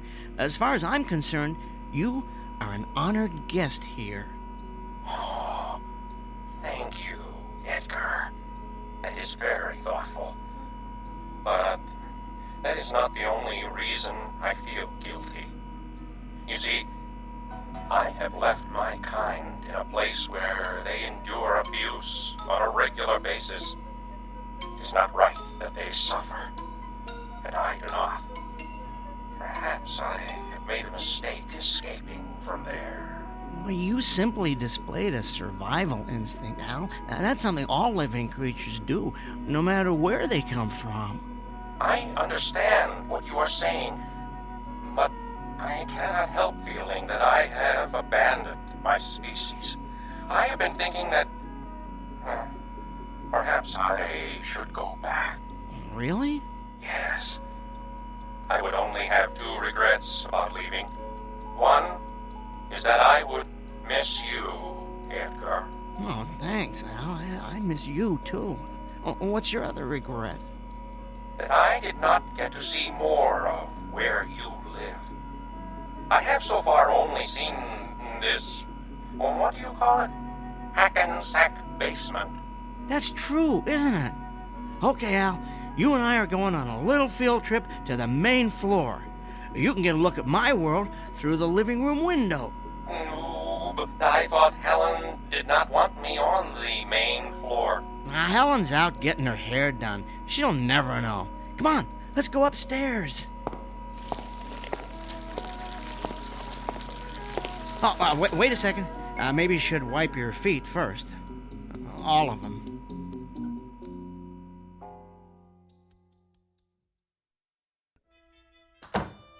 Well, here's the main floor. Come on into the living room. It ain't the Ritz, but it'll give you a decent view of the front yard. I am not familiar with this Ritz you speak of, but your upstairs is very pleasant. Okay, I'm gonna open the curtains. You ready? Yes. Here goes. I give you Hackensack, New Jersey, in all its glory. Oh, my! It is so bright, and there are so many colors. What is that substance that covers everything? Is it plant life? Yes, we call that grass. And what is that tall, thick plant in the middle of the grass? That's called a tree. Edgar, what is that creature? What creature? Oh, the neighbor's cocker spaniel. That's called a dog. It does not look like you. Oh, thank you, Al. I mean, it is obviously a non-human species. Is that what I have heard you refer to as an animal? Yes. Your world, Edgar, it is beautiful. Oh, this is nothing. You're catching us at the end of winter. You should see it in the spring when all the flowers are blooming. You know, if you stayed here till then, I could show you colors that would dazzle your eyeballs or whatever it is you see with. Oh, what about Helen? Well, Helen isn't always home. I might even be able to smuggle you out of the house in some kind of disguise so you could see beyond Hackensack. I could even show you Newark. Oh, sounds very exotic. Oh, besides, at some point, Helen's going to expect us to go on our big press tour. What if she finds out you lied to her about that? Well, I wouldn't say I lied to Helen, just that we had a change of plans. The press tour is sort of postponed permanently, and Helen need be none the wiser. None the wiser, Helen! What are you doing home? Lorraine had a cancellation, so she did my hair early, but never mind that. What's that monster doing up here? I told you I wanted it to stay in the basement. I wanted to familiarize him with the surroundings. He needs to be accustomed to them when we begin our lecture tour. Save it. I heard your little speech about postponing the lecture tour permanently. You have no intention of making any money off that overgrown bug, and you never did. That's it, Edgar. I'm calling Cousin Rick right now. No, you're not. Give me that phone. Oh! Nobody is going to find out about Al. You hear me? Nobody. Al? Isn't that adorable? You've named your little pet. Edgar, I have caused you enough trouble. Tell Helen I have decided to go back. No, it's okay. What's okay? I have decided I need to go home. You don't have to do that. Do what? But I want to. It is where I belong. Are you sure? Who are you talking to? Al. I mean, the creature. He communicates telepathically, but only with me. I can hear him, but you can't. Oh, how precious. Since you seem to have such intimate contact with alien creatures, why don't you blow in a call to the mothership and tell them to pick up E.T. here? Edgar, I do not wish to cause any more strife between you and your companion. Trust me, it was there long before you arrived. But I have given this a great deal of thought. And while I do not wish to endure further persecution, I believe it would be more honorable to suffer with my species than to run away. Are you sure about this, Al? Positive. Well, if you're convinced it's what you want. I am. I will go down and prepare to be teleported.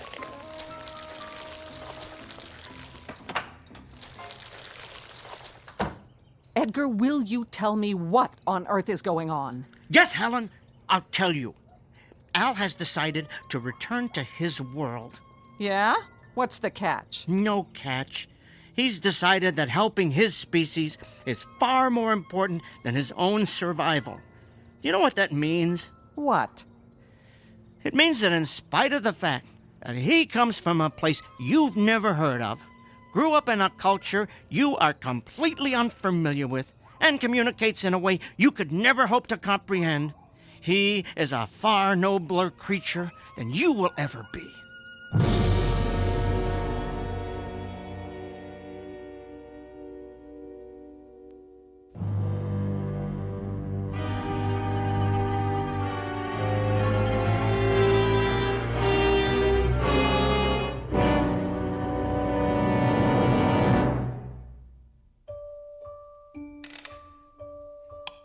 Now, all right, that's the last of the calculations. I can't believe I let you fill our basement with all this junk. Helen, what are you doing down here? I want to be here to watch you throw the switch. That's not necessary. Apparently it is. I couldn't trust you to do something as simple as keep that overgrown insect in the basement, so I certainly don't trust you to send it back to Planet Cockroach. No, fine. Just stand right here so you're out of the way. There. Al, are you ready? Yes. All right, you stand over here. Good. That's perfect. Edgar. Yes? You have been a good friend to me. Thank you. Al, it has been a genuine privilege to know you. Come on, enough with the teary goodbyes. Just get it over with. All right, I'll run the activation sequence. Here goes. So long, Quasimodo.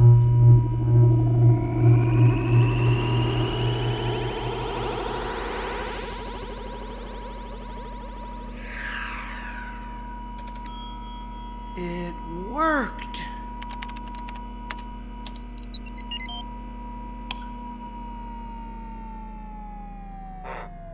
Edgar, if it worked, why am I still here? Al, my multi-legged friend, I had a change of heart. I do not understand. What is this change of heart? In this particular context, it means I decided not to send you back. I took your advice and stood up to Helen. I sent her there instead of you. Why? Well, I started thinking about where you're from. How there's a race there called the Masters, the fact that they've declared themselves superior to all other races, the way they exterminate anyone who's different from them. And I came to the conclusion that Helen would be right at home there. I cannot argue with your logic. Come on, let's recalibrate the teleporter. We need to figure out how to transport an entire species of many-legged creatures to a more compassionate neighborhood.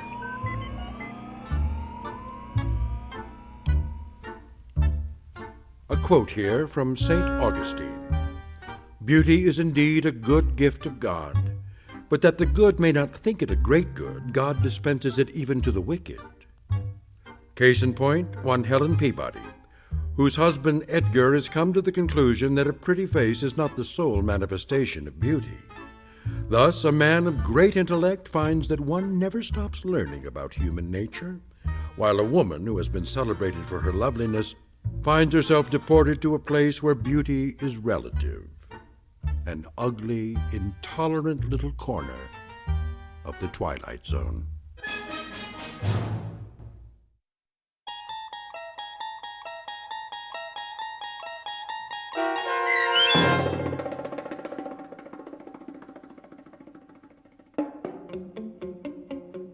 There Goes the Neighborhood, starring Tim Kazurinsky with Stacy Keach as your narrator, was written for The Twilight Zone by Barry Rickert. Heard in the cast were Meg Thalken and Roger Mueller. The producers of The Twilight Zone wish to thank CBS Enterprises and the Rod Serling Estate for making this series possible. This copyrighted radio series is produced and directed by Carl Amari for Falcon Picture Group and Westwood One. Custom Foley effects, sound design, and mixing are done in the Cerny American Sound to Picture Theater by Cerny American creatives Bob Benson, Craig Lee, Todd Beyer, and Tim Cerny. To learn more about the Twilight Zone radio dramas and to contact us, visit our official website at twilightzoneradio.com. Doug James speaking.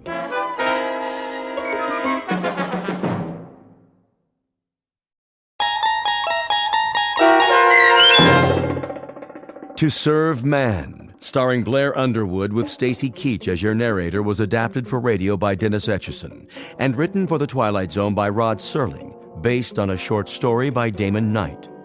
Heard in the cast were Doug James, Alyssa Fraden, C.J. Amari, Amber Lake, Christian Stolte, Jeff Lupetin, Kip Karstedt, Terry Berner, Tony Sancho, Alex Sopener, Steve Keys, Joby Cerny, Kurt Nabig, Amanda Amari, and Rick Arthur. To learn more about the Twilight Zone radio dramas and to obtain audio cassettes and CDs of these programs, visit our website at twilightzoneradio.com. The producers of The Twilight Zone wish to thank CBS Enterprises, Carol Serling, Dennis Etchison, Dick Brescia Associates, Claire Simon Casting, Terry Jennings, XM Satellite Radio, Sirius Satellite Radio, our sponsors, and our radio affiliates for helping make this series possible. This copyrighted radio series is produced and directed by Carl Amari and Jason Mallow for Falcon Picture Group. Doug James speaking.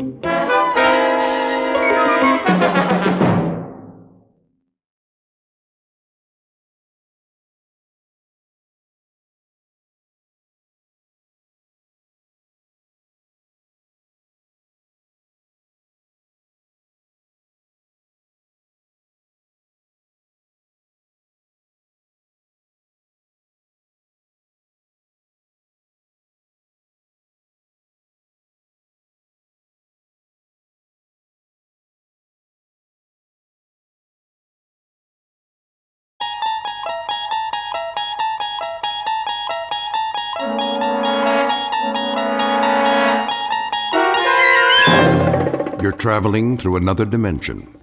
A dimension not only of sight and sound, but of mind. A journey into a wondrous land whose boundaries are those of imagination. Your next stop, the Twilight Zone.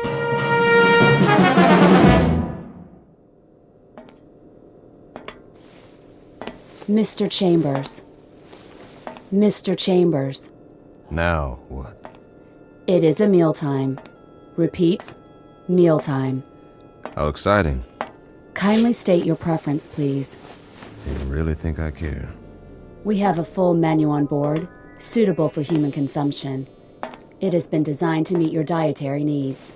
I don't have an appetite. That does not compute, Mr. Chambers. I said I am not hungry, all right, ship? Very well. I'll let you know when.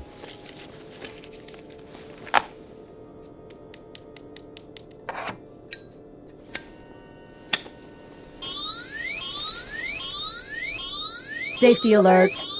Oh, it's just a cigarette. Please extinguish all smoking materials at once. Please extinguish. Okay. Deposit in appropriate receptacles. This is a mandatory safety measure. I heard you. Thank you for your cooperation. This is going to be a long trip. It is for your own good. Cigarettes are harmful. They are extremely hazardous to your health. And traveling through outer space, that's not. Comparisons are relative. Is that right? Please define your frame of reference. Well, here's a reference for you. The moon. Which moon? Anyone will do. As in, why don't you go take a flying jump at it? Kindly repeat. Forget it. You do not care for food at this time. Leave me alone. You do not care. Yes, I do not care for food at this time. Very well. Very well, very well. Oh, ow! Oh, my hand. Please refrain from striking the walls of your sleep module. How do you expect me to sleep if you won't stop talking? We only seek assurance that your needs are being met. Your well-being is our primary concern. Yeah, right.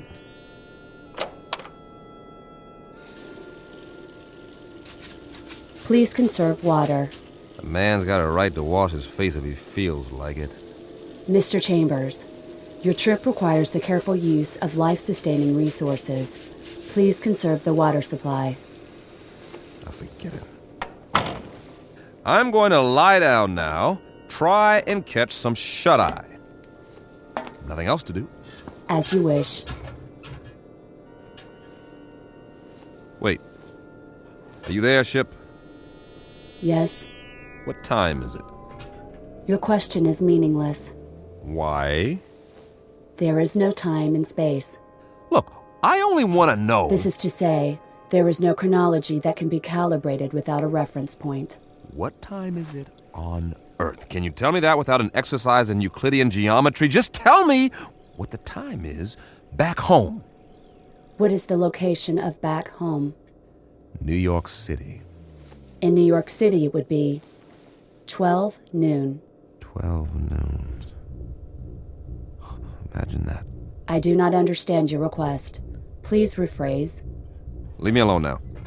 You wish solitude. Yes, I wish solitude. Very well.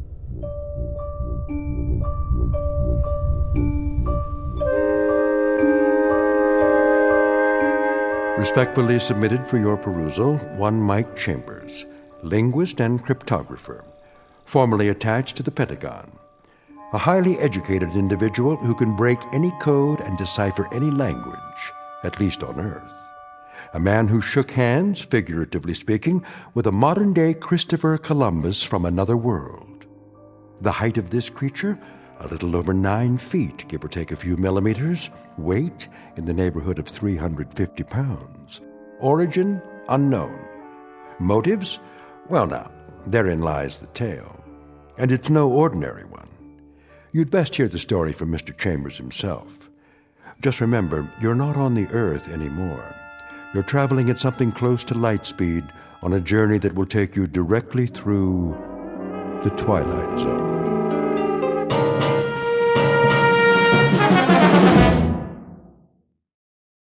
And now, The Twilight Zone and our story, To Serve Man, starring Blair Underwood, with Stacy Keach as your narrator.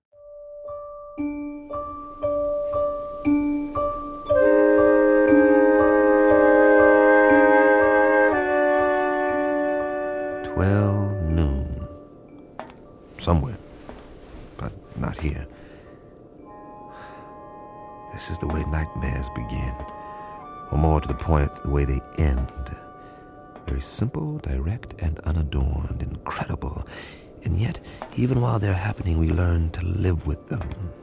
We digest and assimilate new information as best we can, beginning with the smallest bits, the ones that are easy to process. So, if it's 12 o'clock noon back home, the only home you've ever known, that's what occupies your mind. You don't think about sidereal time or when it will be 12 o'clock the next day or the day after that. We live in the moment, but that's precisely what we should have been thinking of. All of us. Tomorrow and the day after tomorrow. We were preoccupied with the hands on a clock while we could have checked off the days on a calendar, one by one, and appreciated all that we had while there was still time.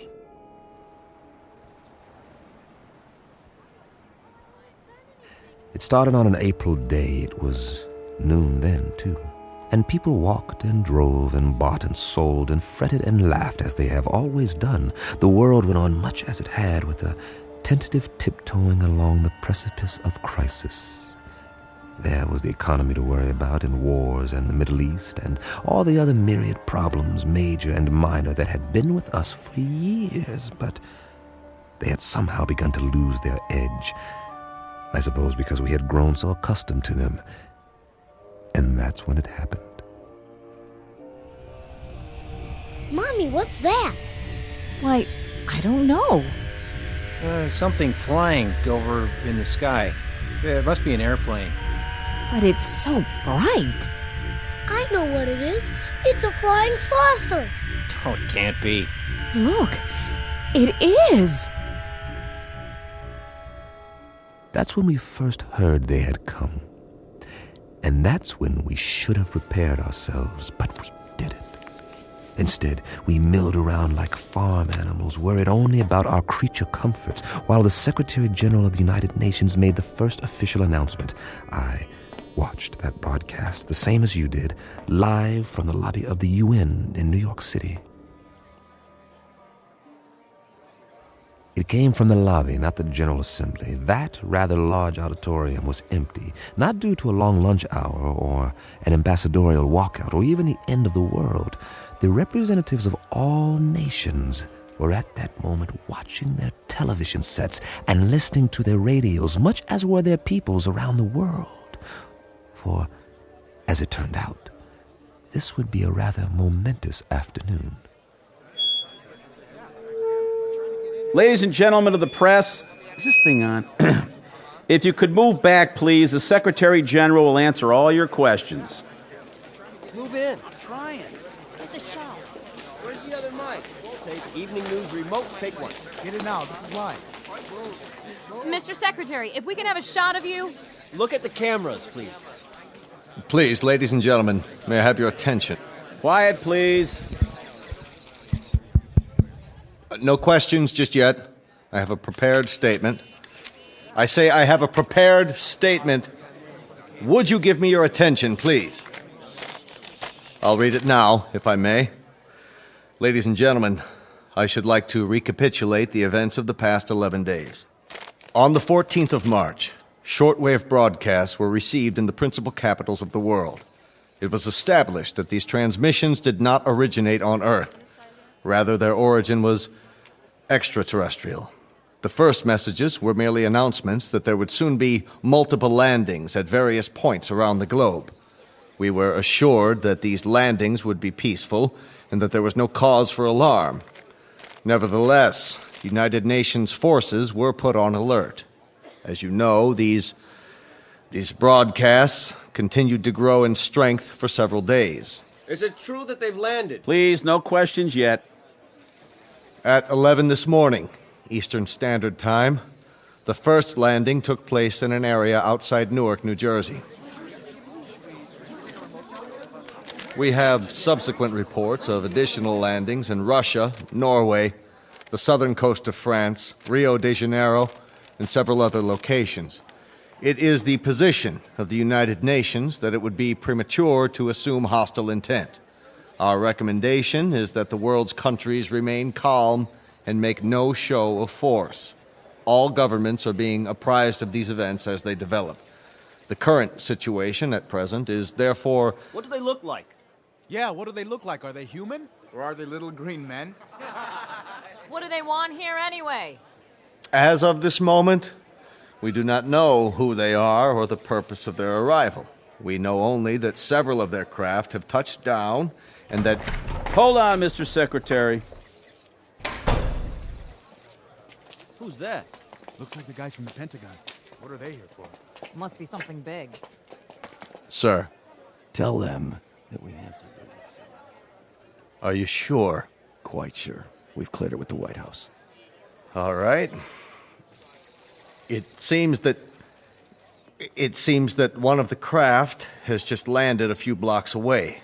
One of the representatives of the visitors is apparently on his way to this building. Now? All the wires there. Give me a direct feed. Now. It appears that he has requested an audience with the General Assembly. That's correct. In a few moments, we'll reassemble in the... Good Lord.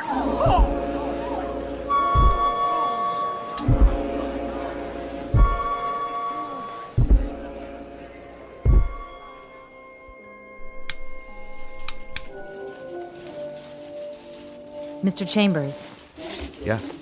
I think you'd better see this. What is it, a UN proclamation? They're not in session. They've called a special assembly. This looks important. We don't even know where the ships are from. Once we triangulate the signal... Will you look at that? What? They're here. Jeez Louise, the size of him. That was the first time I saw him, or it, or whatever it was. I still don't know. Judging by the Secretary General, it was at least 9 or 10 feet tall, and I stood there watching the TV screen like everyone else, and just like you, I didn't know quite what to think. Funny, I'd always imagined that first contact would be some kind of transcendent experience with special effects and a heavenly choir, the shock of finally seeing the other. Something not human, that's not from around here, definitely not. But to be honest, all I felt was a kind of detached scientific curiosity. Was it intelligent? Well, it had to be to travel this far. Did it talk? I was soon to find out. We all were. Oh, weren't we?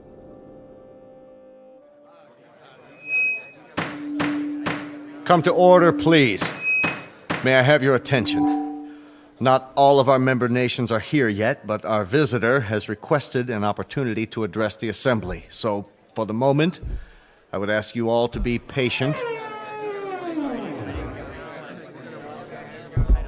Please, order! Order! Remain calm! The floor is yours, Mr. Or rather... Ladies and gentlemen of Earth, we greet you in peace and friendship. We come from a planet beyond your solar system and well beyond your galaxy. A planet far more developed than yours. Why are you here? To establish Hey, what's that book? Get a picture of it. What's the title? I can't see. He's not even moving his lips. He doesn't have lips, does he? to establish embassies here and in the near future to set up reciprocal visits between Earth people and Canamots. Canamots, what's that? Must be what they're called. Write that down. Canamots. How do you spell it? Speaking on behalf of the governments of the people of Earth, we bid you, Canamots, welcome. How shall I address you? I have no name, as you understand the term, but you must have many questions. Please, feel free to ask me anything at all, of any nature. We have a great many questions, but to proceed in an orderly fashion, how did you discover us? How do you know our language? And as to your own planet, what is its political and social makeup? Of course, we most fervently wish to know why you have chosen us to... First of all, we must make the following admission. We do not know your language. Then how... Our own methods of communications are mental rather than verbal. Hence, the voice you hear is artificially generated. Your words, or rather, your thoughts, are received and processed by an automatic translation device. My responses are in turn electronically altered to simulate vocal sounds in a language known to you. You cannot speak, then? Not in the literal sense. Astonishing. We understand you perfectly. As to your other queries, our planet is not visible to you. It lies far beyond what you call the known universe, but it is highly advanced technologically. Its political and social makeup are complex. I cannot describe it without first educating you in the basics of our society. That may be a lengthy process. Are you willing to be interrogated here at the United Nations in a special plenary session?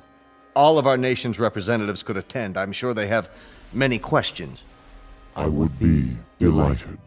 I believe that is the proper response. We thank you for your courtesy. Until then...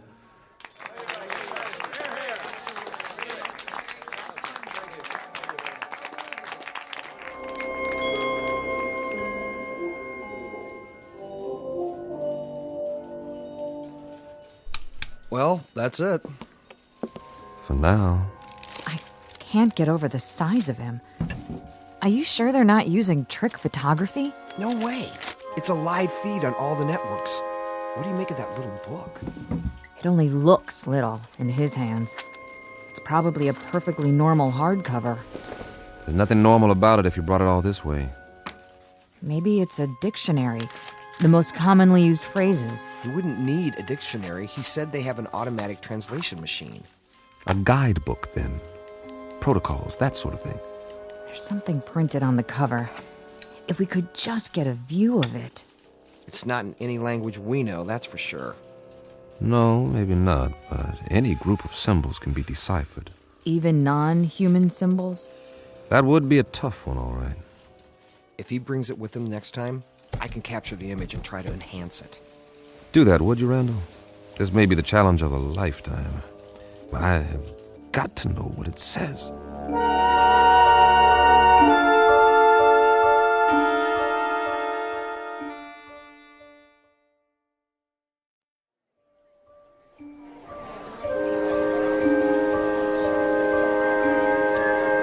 Come to order, please. Order. This meeting is now in session. Members of the General Assembly, our visitors, the Canamots, have graciously acceded to our request that their representative appear before us to answer further questions. The meeting is now called to order. We will proceed with the first inquiry. Senor Valdez of Argentina is recognized. Please use your microphone. You may remain seated. Why, may I ask, why exactly have you chosen our planet for this visit? It has come to our attention that Earth is plagued by many catastrophes, both natural and unnatural, all of which could be easily prevented. We are here to help you. Recognizing Dr. Denis Levesque, the representative from France. Your question, please.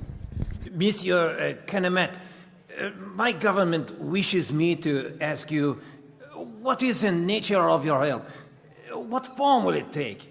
Indeed, if we should choose not to avail ourselves of this assistance you mentioned, your response would be? We will not force anything on you. You may accept only that which you choose. For example, on the morrow, tomorrow, that is, we will demonstrate an alternative power source, molecular in nature, which can supply a form of electricity to entire continents for the cost of a few dollars, or rubles, or pesos, or any other currency. You will find it extremely economical. Mr. Grigori. Mr. Grigori, the Russian delegate, you have the floor.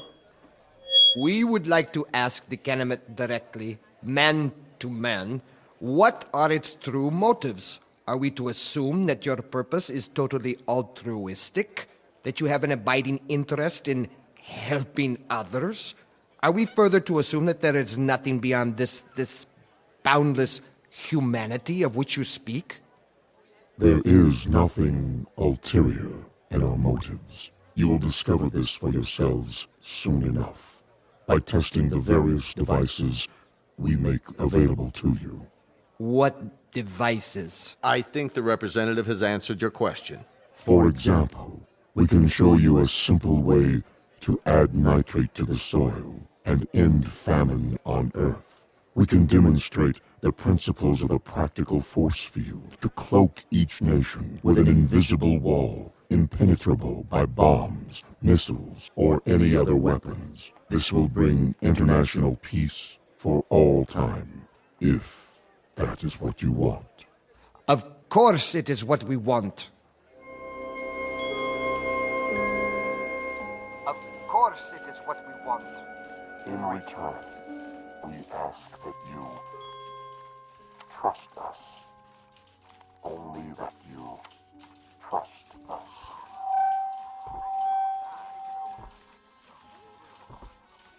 All we're saying is give peace a chance. Well, why not? Nothing else seems to work. Wait a minute. Enlarge the image.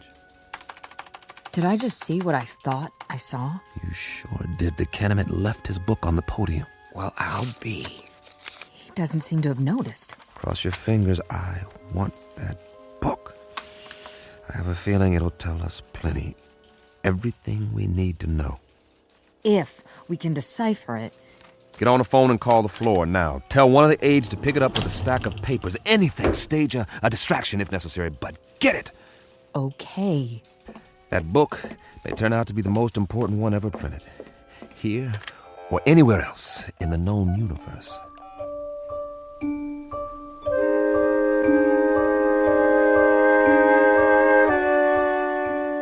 Now, cross-reference this code table with the first. Well, Chambers? I've almost got it, Colonel. What have you got? For starters, a migraine headache and a bad case of eye strain. We're wasting our time. He can't lick it. Not in 8 hours, I can't, Colonel. It took almost a year to crack the Japanese code in World War II, and they had an army of experts working on it. This is the language of people from outer space, probably 500 times as intelligent as we are and 1,000 times more complex. You need help? All donations gratefully accepted. But, Colonel, I showed this book to everyone on my staff, and I've had a dozen people working on it since late last night. And? You must have some idea. See for yourself. We've tried pretty much everything. Single transposition, double transposition, every method of cryptography there is. Nothing seems to work on these pages. They're more like hieroglyphs, but with no known pictographic references. Is that what they are? Hieroglyphs? They have certain things in common with ancient Egyptian writing, but much more complicated. And we have no Rosetta Stone to decode it, so I can't honestly say whether we're any closer now or if we're still a million miles away. So you can't decipher it? We can keep trying, that's all. Standard, reverse, direct, systematically mixed, keyword mixed, random mixed, reciprocal conjugate, every sequence we can come up with. But I can tell you something right now, Colonel, both of you. This is a tough nut. A real tough nut. If it weren't so important. It must be. That Kennemet, or whatever he calls himself, made reference to it every third line in his speech. The White House agrees. If we could understand this book, we might be able to decipher the Kennemets themselves. I'm beginning to wonder if they need deciphering. What? Well, they've done all right by us so far. You mean they're demonstrations? As parlor tricks? They don't seem like parlor tricks. That nitrate device they used in Argentina this morning. Now the soil has more vitamins in it than a health food store. That doesn't prove anything. I know that part of the country. It's as barren and fruitless as any place on Earth, and there are actually weeds growing in it now. 6 hours after the nitrate process. And the answer is in this book. It might be. And we might lick it or we might not, but I've got a strange feeling that... That what? That we're looking a gift horse in the mouth, and I've got another funny feeling, too. And that is? That if these Kennemets are as helpful as I think they are, you two boys will be out of a job, and so will I, in all probability. And very likely so will the whole UN. You won't need armies, or navies, or air forces, or security divisions, or world courts. They'll all be obsolete. Am I to assume, Mr. Chambers, that this is a scientific analysis, or just some Kentucky windage? I don't know what it is, Colonel, beyond an instinctive feeling. The same feeling tells me that when everyone on Earth gets enough to eat, when there aren't any more wars or diseases or famines, this world is going to be a Garden of Eden that stretches from pole to pole. Your optimism is refreshing, Mr. Chambers. But for the time being, I'd consider it a personal favor, not to mention a direct order from the Chief of Staff, that you continue your efforts regardless of how your feelings change. Keep deciphering until you break this code or language or whatever it is and tell us precisely what the bloody book says. I'll do my best. No promises, though, gentlemen. Now, if you'll let me get back to work. Jim, I think we've... What is it, Pat? We tried a new computer sequence. And? Look at this. We've got the title, anyway. You translated it. Are you sure? What does it say? This is an overlay. Place it over the cover of the book, like a template. Ah, brilliant. You're going to get a promotion out of this. You know that, don't you, Pat? No, it wasn't just me. Well, now, that makes the cheese a little more binding, doesn't it, Colonel? Let me see. It seems that our visitor's little textbook bears a very simple title right here on the cover. Well, what does it mean? What does it look like? I'd call that a fairly altruistic phrase, wouldn't you, Pat? I'd like to. It does seem unambiguous. It certainly does. It's a handbook. That's all. What does it say? Read the title for yourself. To serve man? This book is a set of instructions about how to do exactly what they've said. To help us, to help the world. How much clearer do you want it? They came here to serve man. That was the title of the book, no doubt about it. Pat and the rest of the staff had done it. They had come up with a template that deciphered the symbols on the cover, word for word. It was a place to start, and the most important one. At least we had confirmation of the Canamit's intentions. Everything they had said was quite literally true. They were here for our sake. Of course, not all governments would be as easily persuaded, so at a closed session of the Security Council, our visitor was put to the test. The Pentagon provided credentials so I could attend, and I jumped at the chance. This was one meeting I couldn't afford to miss. If it went according to plan, the world would find out once and for all what, if anything, the Canamites wanted for themselves, and whether the price, if there was one, was something the Earth could afford to pay. Though I, for one, didn't expect any surprises. Would you? Never in a million years.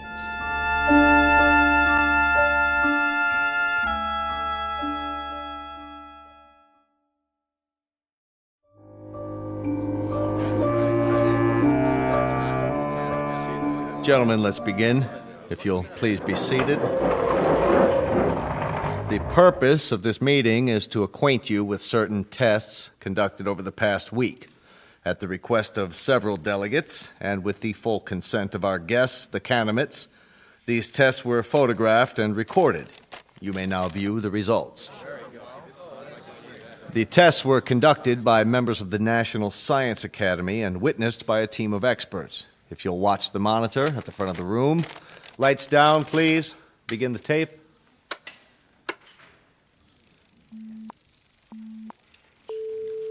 This machine is a polygraph, the standard instrument for measuring the proof or falsity of a statement.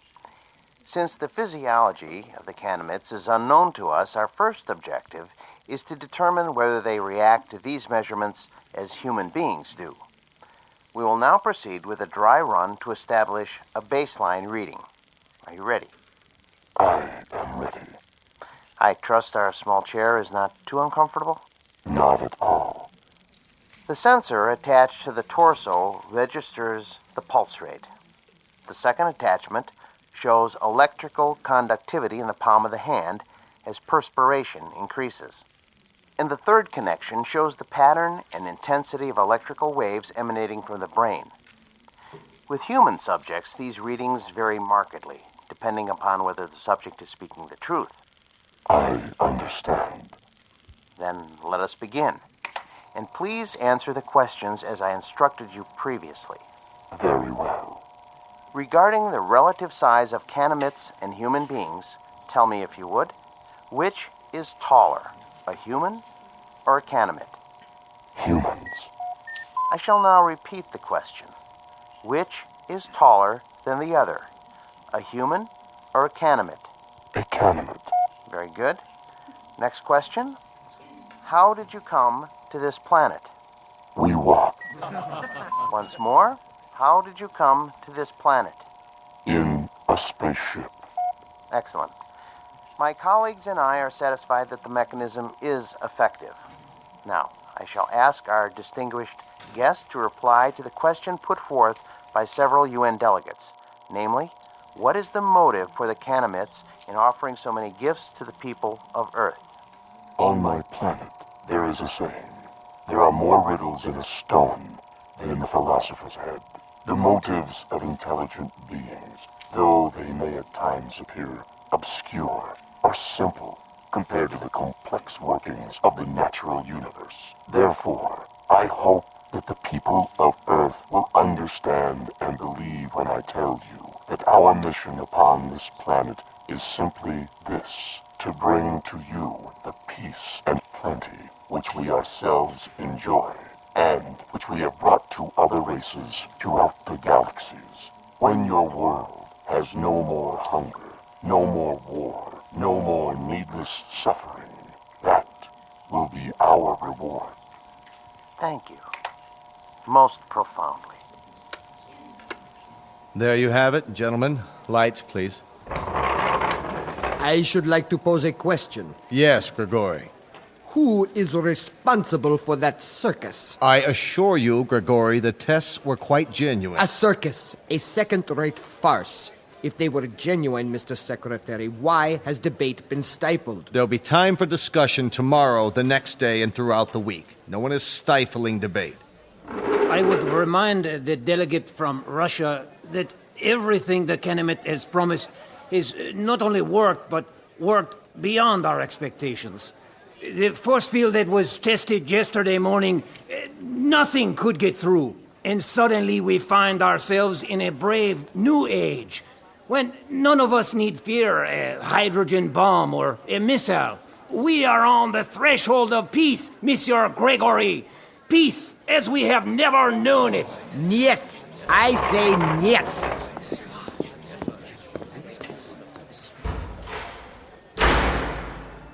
After that, there was no stopping the Canamites. They were everywhere, performing miracles of one sort or another around the world. Famine became a thing of the past as the fertility of arable land increased 100%. The force field proved impervious to any known weapons.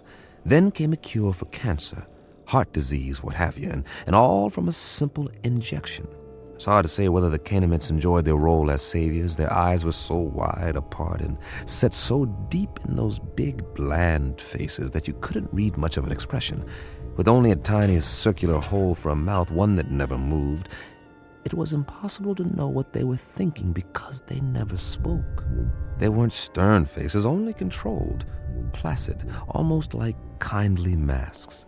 And they all looked exactly alike. They sounded the same, two calm, mechanical voices that came out of the translation devices under their robes. And then, one day, we were all out of a job, just as I had predicted. The computers and fail-safe machines in the Pentagon sat idle, covered in plastic sheeting, because no one was needed to run them anymore. As for code breakers, I might as well have stayed home. But something kept me there, as if I was waiting for the other shoe to drop.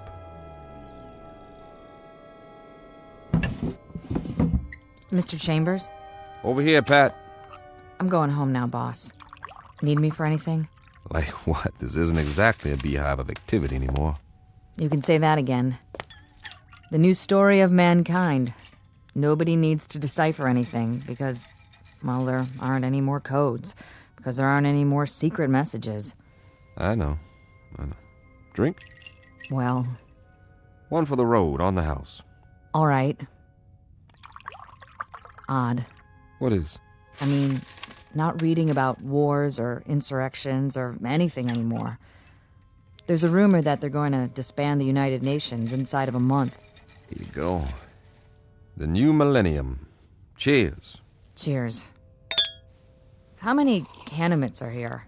Anybody ever figure it out? A few thousand, I guess. They've got embassies in every country now, and for everyone that comes, 1,000 of us take off on one of their ships. The reciprocal visits they promised.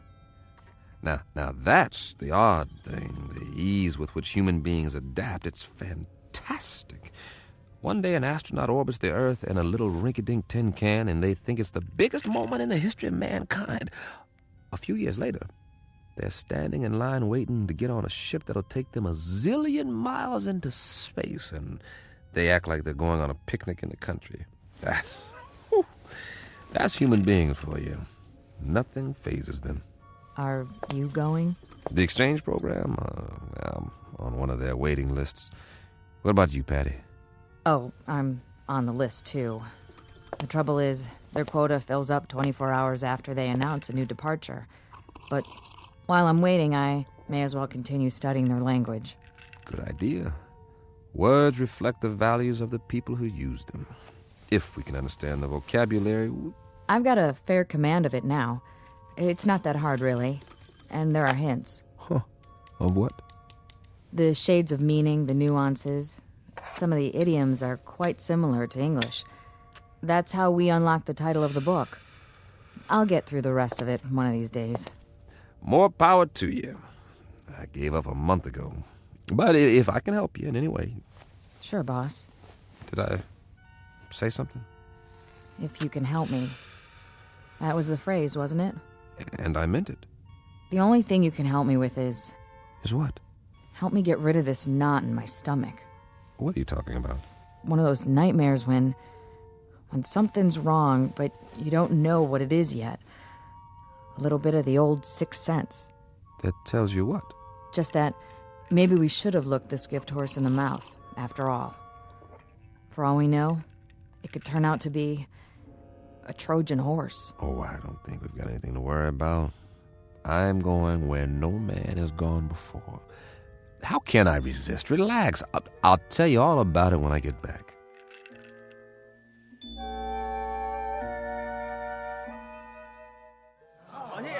Please, get in line.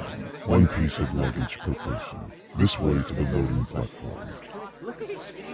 I'm so excited. I can hardly wait. What do you think it's going to be like? They say they got an average temperature of 76 degrees on their planet, and the sun never goes down. Wouldn't that be something? And their clothing, it's metallic cloth, just beautiful. Kind of like spun gold. My sister has a brochure. The day you land, they take you on a shopping tour, and you can have as much of it as you want for free. It's just one big holiday when you get there. They've even got a form of baseball with leagues and everything. Man, I don't think I'll ever come back. And the whole trip, it's millions of miles, mind you. The whole trip only takes a few days. May I help you with your bag? Why, yes, you may. Ooh, they're so polite. Please, keep the line moving. Watch your step. Take my arm. Can we sit together? Yes, you may sit together once you're inside. We're moving. Almost on board. This is going to be wonderful. Did you bring your camera? Oh, look. They're opening the door to the spaceship. I hope there's going to be other kids my age there. Boarding pass, please. Yes, right here. Mr. Chambers, proceed. Thank you. Mr. Chambers? Mr. Chambers! Pat, hi. Jim, please. You are just in time to say goodbye. Don't get on. Are you kidding? I've been waiting for 6 weeks.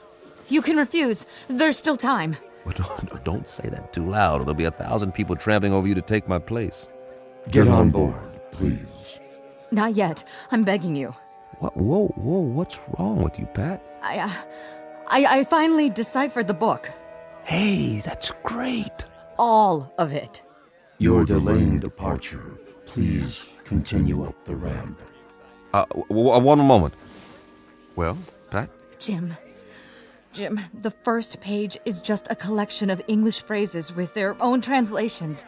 But the rest of the book, the rest of it. Will you move, mister? We're waiting to get on board. Step through the door, sir. Write me about it. I'll have plenty of time to read letters up there. Not as much time as you think.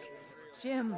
Now, Mr. Chambers, we must close the hatch. The rest of the book, it's not what you think. The title, To Serve Man, it's a cookbook. What? No, wait, what? Wait, no! A cookbook! A cookbook!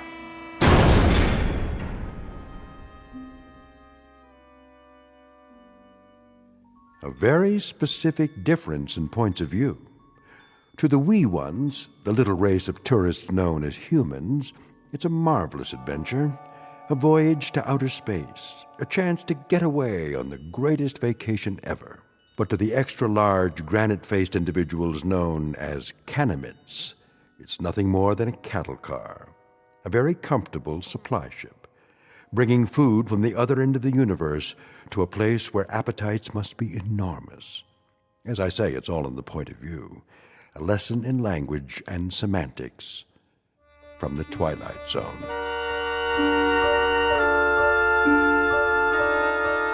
More from the Twilight Zone after this. Hello, I'm Stacy Keach. I hope you're enjoying this edition of the Twilight Zone radio dramas. To learn more about this series, be sure to log on to our official website at twilightzoneradio.com. You'll find special discounts on our Twilight Zone audio collections, listings of our radio stations, links to other websites, and a photo gallery of our recording studio and some of our stars in action. Plus ways to contact us with questions or comments about the show. And for a limited time, when you log on to twilightzoneradio.com, you can send in for a free CD of the show. So be sure to visit us at twilightzoneradio.com.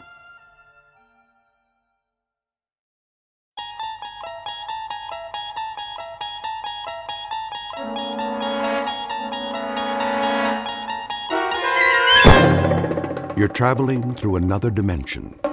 A dimension not only of sight and sound, but of mind. A journey into a wondrous land whose boundaries are those of imagination. Your next stop, the Twilight Zone.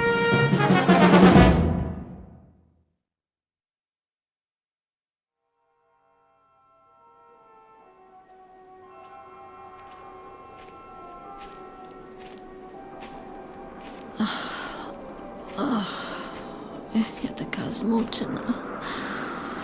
Я голодна. Нема людей. Нікого іншого нема. Нема звірів. Нема птахів. Я не знаю, як довго я вже ходжу. Кілька день, я думаю. Тут запах смерти. What is that? I can't see it through the vines. Oh, a town. I hope they have some canned food. They'd better. I haven't eaten in... I can't remember how long. Make sure your weapon's in working order. The first rule for a soldier. I wonder what they call this place. They're all alike. Bombed out. Every last one. Not worth fighting for. And the people, where are they now? Dead, turned to dust. They should have surrendered at the beginning. We gave them a chance, but they ignored us. The fools.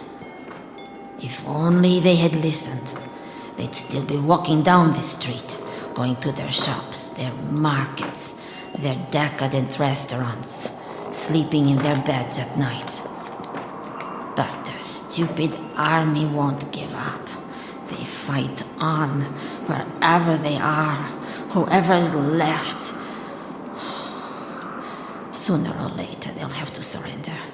The word will come through, and it will be over.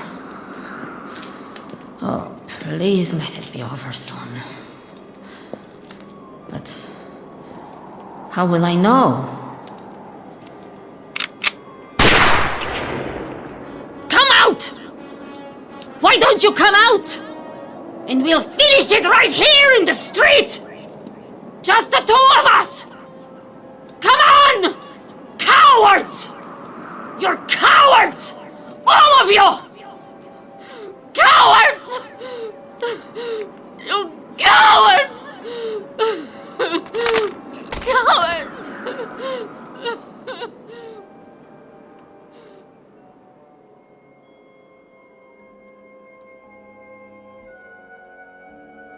This is a jungle, built by natural forces to honor disuse. commemorating a few eons of nature left to its own devices. To all appearances, it is a backward step in evolution, a return to an earlier, more primitive state.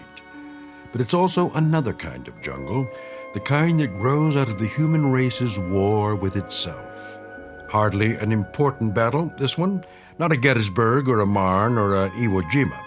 More like an insignificant corner in the crazy quilt of combat. But it was enough to end the existence of this little city. It's been 5 years since a human being walked these streets. This is the first day of the 6th year, according to the old calendar. The time? Make it 100 years from now, or sooner. Or perhaps it has already happened 1 million or 2 years ago.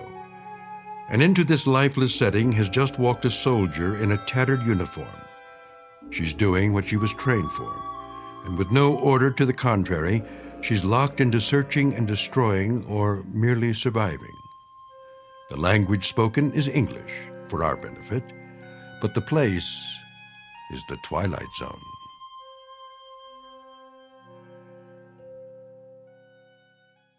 And now, The Twilight Zone and our story, 2, starring Don Johnson, with Stacy Keach as your narrator.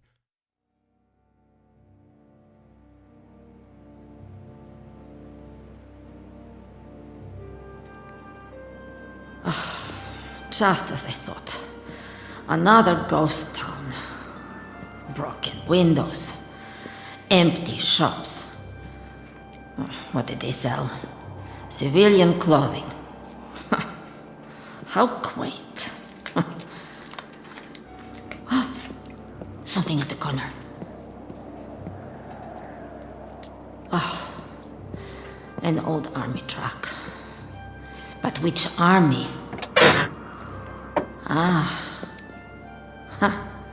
One of theirs. Well, it's not going anywhere now. What else have they got around here? Barber shop, newsstand.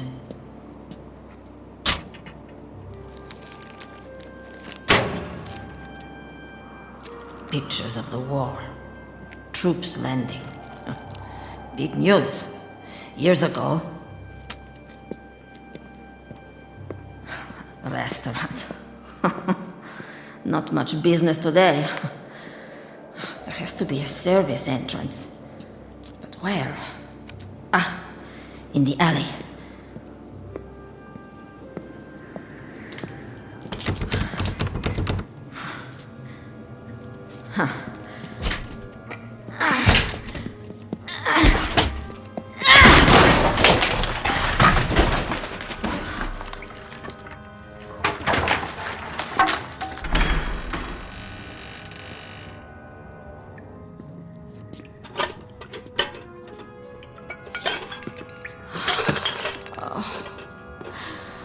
Somebody got here before me. All the cans are empty. Yes! They missed one. Canned chicken. I don't believe it. Canned chicken.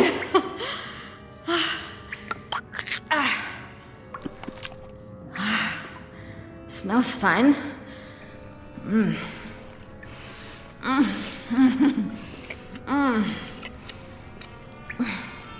Find something? Where did he come from? My weapon! Totti! Не рухайся! Go ahead. Shoot. If that's what you want. Стій тихо, я маю револьвер! To tell the truth, I don't care. You got the guts to do it? I didn't think so. You don't want to fight any more than I do. Put the rifle down. I said give it to me. No! Ow! What did you do that for? What are you, crazy? Let go of that frying pan. You could hurt someone. Demi Vorok! Стій тихо! He's the enemy. A pawn of the state. That's better. Now, will you please relax? I'm not going to harm you. Got it? If he touches me again... Не торкай мене! Не чіпай мене! Well, now, I don't speak your lingo. But you're either telling me you're glad to see me or go to hell. Which is it? Відійди від мене. Відійди від мене. Лиши мене. Ah, knock it off. I'm just a soldier like you. Nice uniform, by the way. A little ratty, though. Ought to do something about that. Plus, it's the wrong color. Let him have the can. As long as he leaves me alone. He's a filthy, horrible animal. Can't believe there's food. Must have missed it. 1 dozen chicken drumsticks, fully cooked. Safety sealed for your dining pleasure.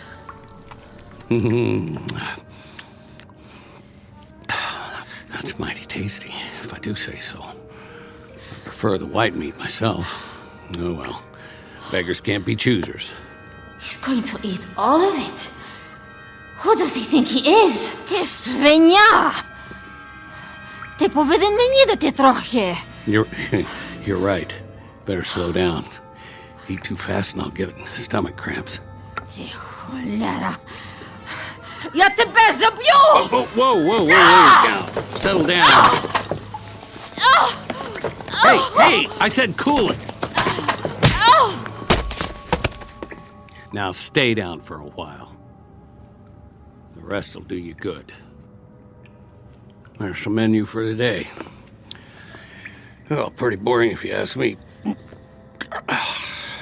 Could use a little something to wash it down. Bottles. Nope. The cupboard's bare.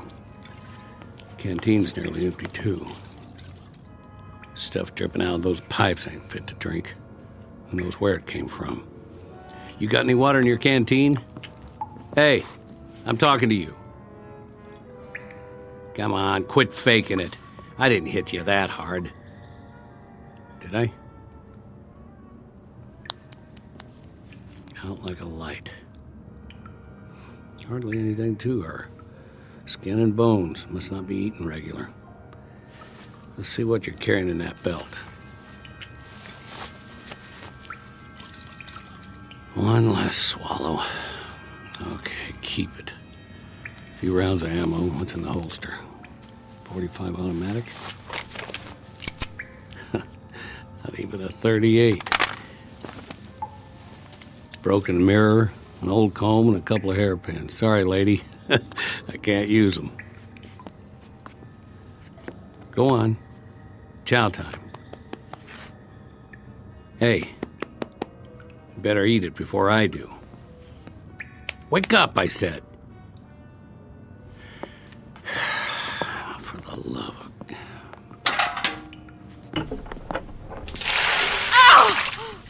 Easy. Easy. Now, no more fighting, got it? Eat, invader. What do you want, a printed invitation? Dinner is served. Jaw's not broken, is it? I didn't think so. That's it. Go ahead. Not bad, huh? There you go. Food, good. You follow? Me, Tarzan. You, Jane.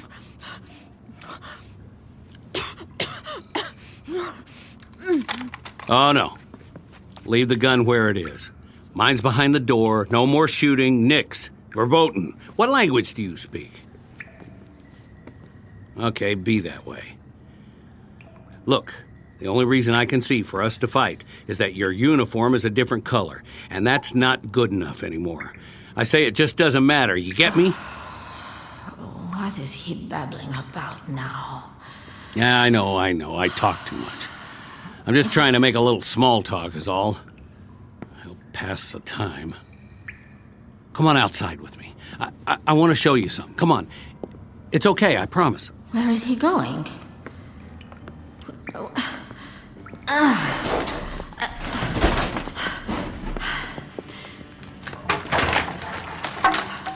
Over here. The street. Now take a good long look. What do you see? Bombed out buildings, weeds, torn up asphalt, broken glass, caved in roofs and bullet holes. We're lucky we don't have any in us. And you know who shot up the place? Trigger-happy infantry like you and me. All that firepower, and for what? Nothing here but a bunch of skeletons, bodies they didn't even bury. The future of city living. Comprende? Capiche? Had to bring your weapon, didn't you? Well, who you gonna shoot? I know. The old ways die hard. I got mine too. See? Same as yours. With a different language and a serial number on the side. Don't you get it? They were all made in the same factory. Somebody wanted us to fight so they could sell these and bombs and planes and missiles and I don't know what for cold, hard cash for the economy when there was one. And now it's over. No more countries or borders or noble causes or dogs or birds in the trees. All gone, blown away. Use your head. What's the sense in fighting? Who's the enemy? Can you tell me that? Hear ye, hear ye. Know ye by these presents that I do hereby declare peace upon the entire world. As of this day, this war is officially over. The silent majority. They never did have much to say. But you heard it, didn't you? So that means the motion passes. A majority of 2. Where are you going? Don't you like my company? I'll admit I'm a little mouthy sometimes, but I can button it. You'll see. Give a guy a chance. You know, I'll bet you're really very pretty under all that dirt. Parlez-vous pretty? Let me see. Tres Belle? Bonita? Oh, I know what you're thinking. Don't worry, I'm not that kind of guy. If I go on blabbing, we'll end up in another fight. If I could just make a better impression. I'm going in that storefront over there. See that red and white pole? They call it a barbershop.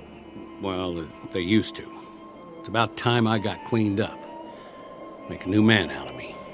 Then we can start all over again. Just don't you run off with somebody else while I'm gone.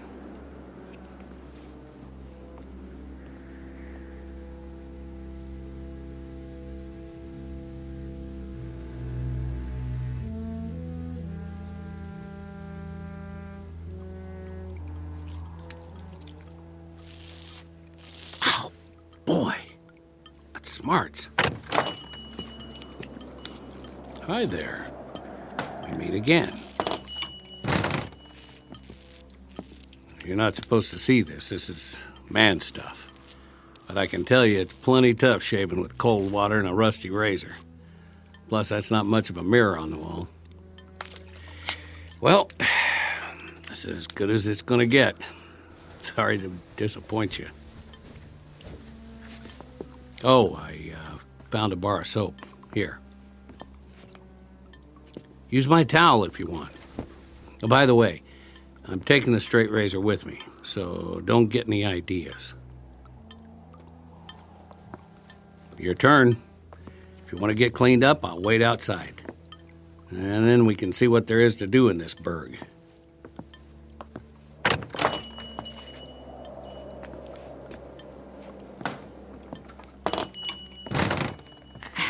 I don't understand a word he's saying. But I know one thing. The enemy always lies.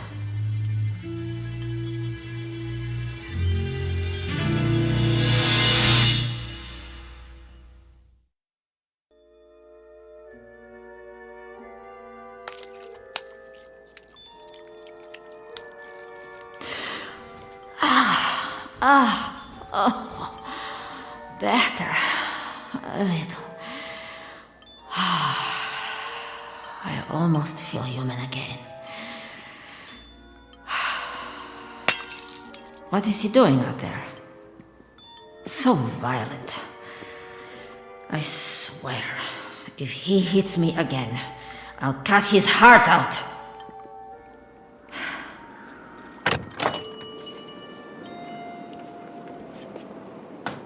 Look at what I got you. From that old shop down the street. The mannequins won't mind. Don't know if it's your size, but it might fit. You like? A dress? He got this for me. It's all yours. Прекрасно. You took the words right out of my mouth. Prekrasna.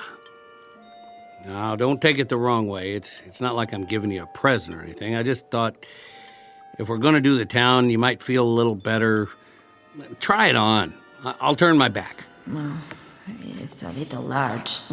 Okay, if you're modest, pull it on right over your uniform. It might fit.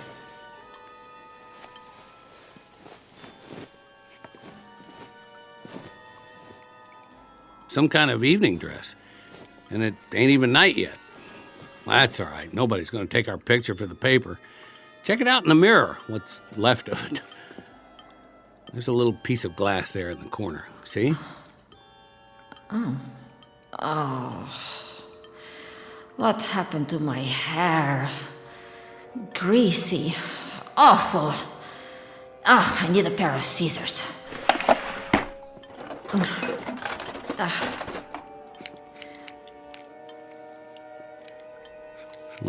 This could take a while.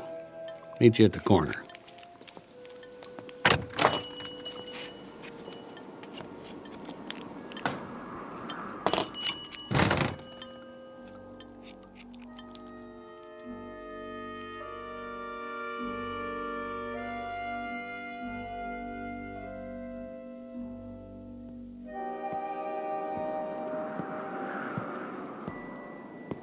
Well, what do you know? It's a female human. One more thing, though, if you don't mind my saying. You really ought to do something about those army boots. They just don't go with the outfit. Maybe we'll find a shoe store. I could use a pair of tennies myself. You don't have to walk back there. You're not a squaw. Oh, I get it. You want to keep an eye on me. Well, at least we don't have our weapons. You know, it's not polite to shoot people in the back. His words are so coarse. What an ugly language. Uncivilized. You know, I used to live in a town like this. Close enough. Houses on the side streets. My folks had one just like that one. See it through the vines? I'd walk home after school, stop in at Old Man Wilson's for an ice cream soda, or the mom and pop store. What is he raving about now? He never stops. Telling me his life story, probably. As if I cared. Or sometimes I'd hang out at the park. I bet they got a park around here. Of course, it'd be overgrown by now. Have to hack your way through it with a machete. But it's my duty to keep an eye on him. He might be a sniper. Or a saboteur. I don't believe it. A movie theater. You know what movies are, don't you?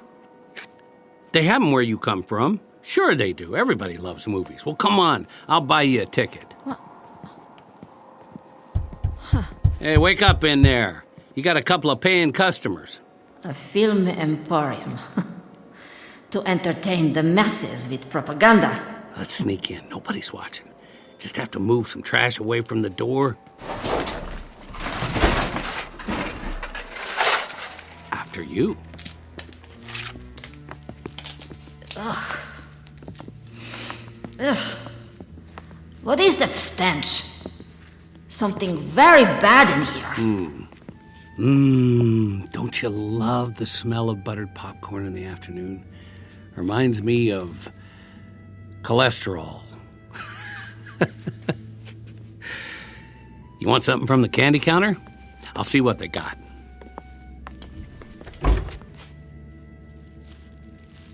Sorry, all cleaned out. Just some sugar daddy wrappers. Milk duds are dried up. The army must have been here. What did he find? Hard candies. I like hard candies. Not even a junior mint. We better grab a seat. Wonder what's playing. There's a poster for coming attractions. My Favorite General and Furlough Romance. Couple of winners, huh? And some guy. Look at the medals on his chest. And her. I didn't know they had uniforms with miniskirts. She sure got that animal look in her eye. Is it true? Do chicks go for guys in parade dress? That's what's wrong with me, huh?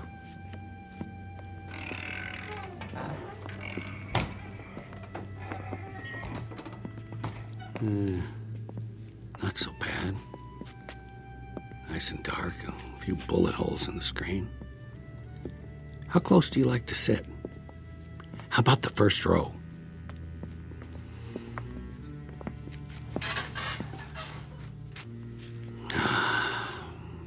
I spent plenty of Saturdays down front.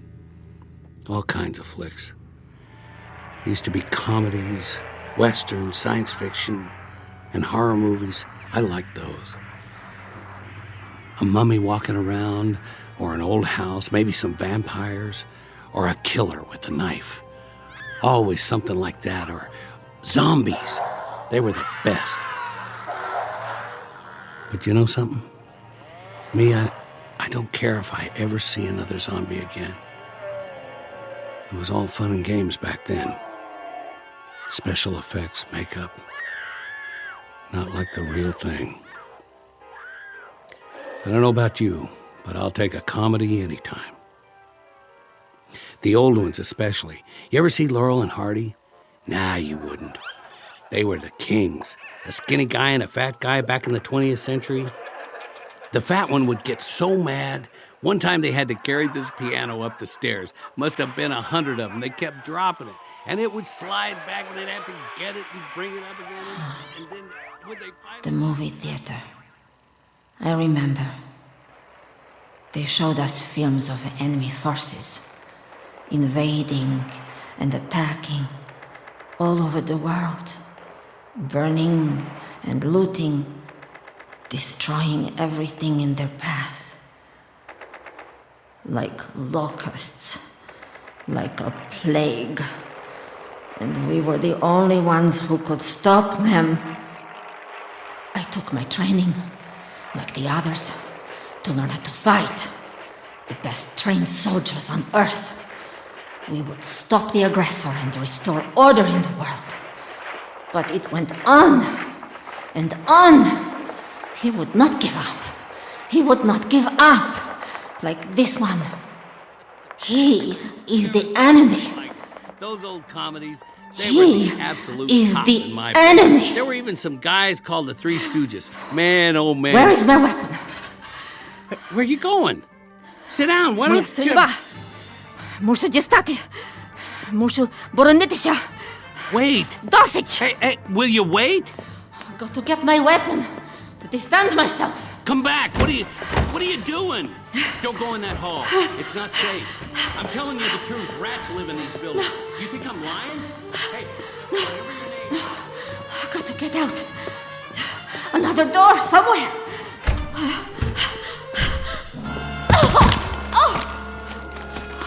What did I trip on? Bones. I told you not to go. Lord, dead soldiers. They must have been trapped. Sick. Don't touch them.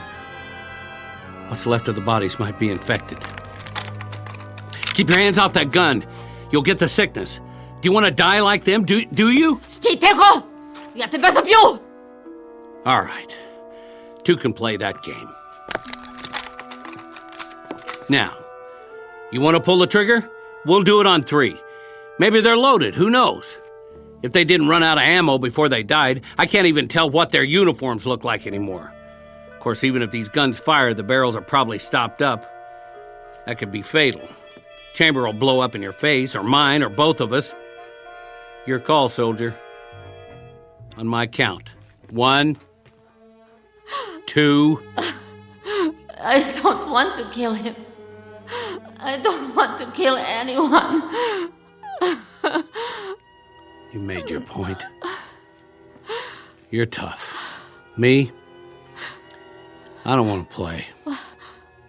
Watch what I'm doing. I'm setting this gun down again, where it belongs. With the dead. You see? Nice and slow. Now I'm going to turn around and walk out of here. If you still want to shoot, shoot. Thanks for the movie date. It was fun while it lasted. Я слаба. Я слаба. Я не можу. I'm weak. I'm weak. I'm weak.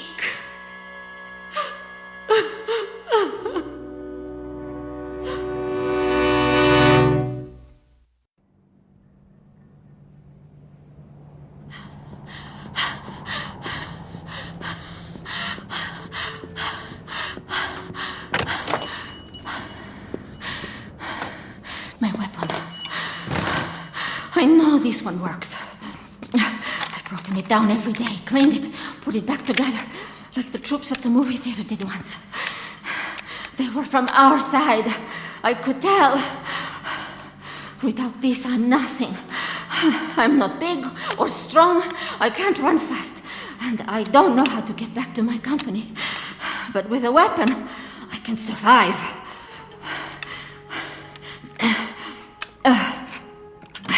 Not many rounds left. I have to make them last.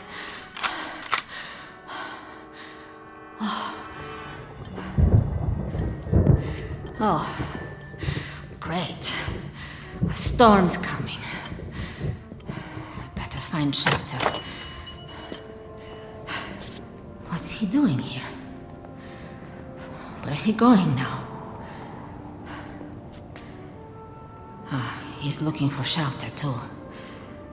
Someplace without holes in the roof.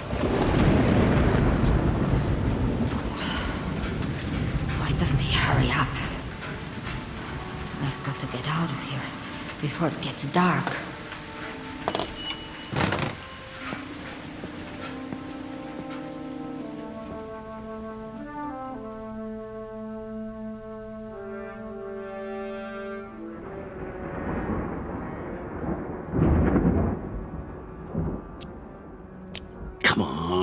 Light. What's wrong with these matches? Not wet, just old. There. Now let's get a fire going. Good. Chimney's drawn. House isn't damaged at all. And they left tons of newspapers. Find some wood, it'll burn all night. Furniture should work.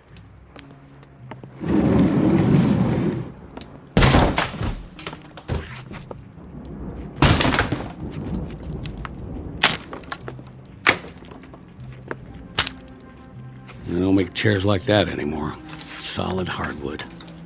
This ought to last. Where is she? Crazy soldier. Use your eyes. There's a whole house here they didn't hit. Big enough for both of us. What's the matter? Not good enough for you? Hey! Can you hear me? Coming out of the rain! Got a fireplace and everything. All right. Stay out there and fight your war. All by your lonesome. Sleep tight!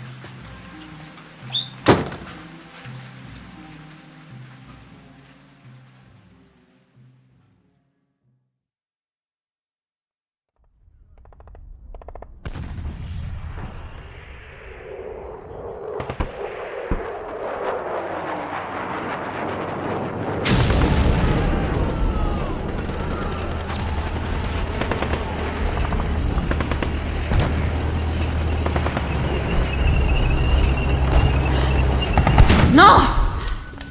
The tanks! The tanks are coming! No!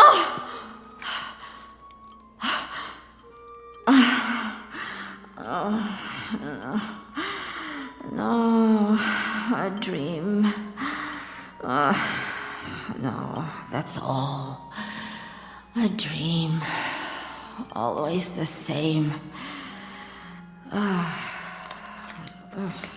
Good morning, mannequins. Hope you slept well. I certainly didn't.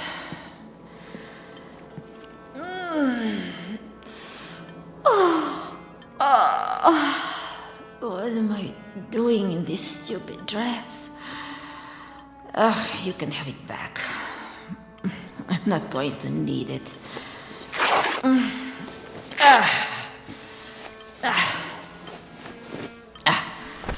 have to find something to eat. But where? There isn't any place left.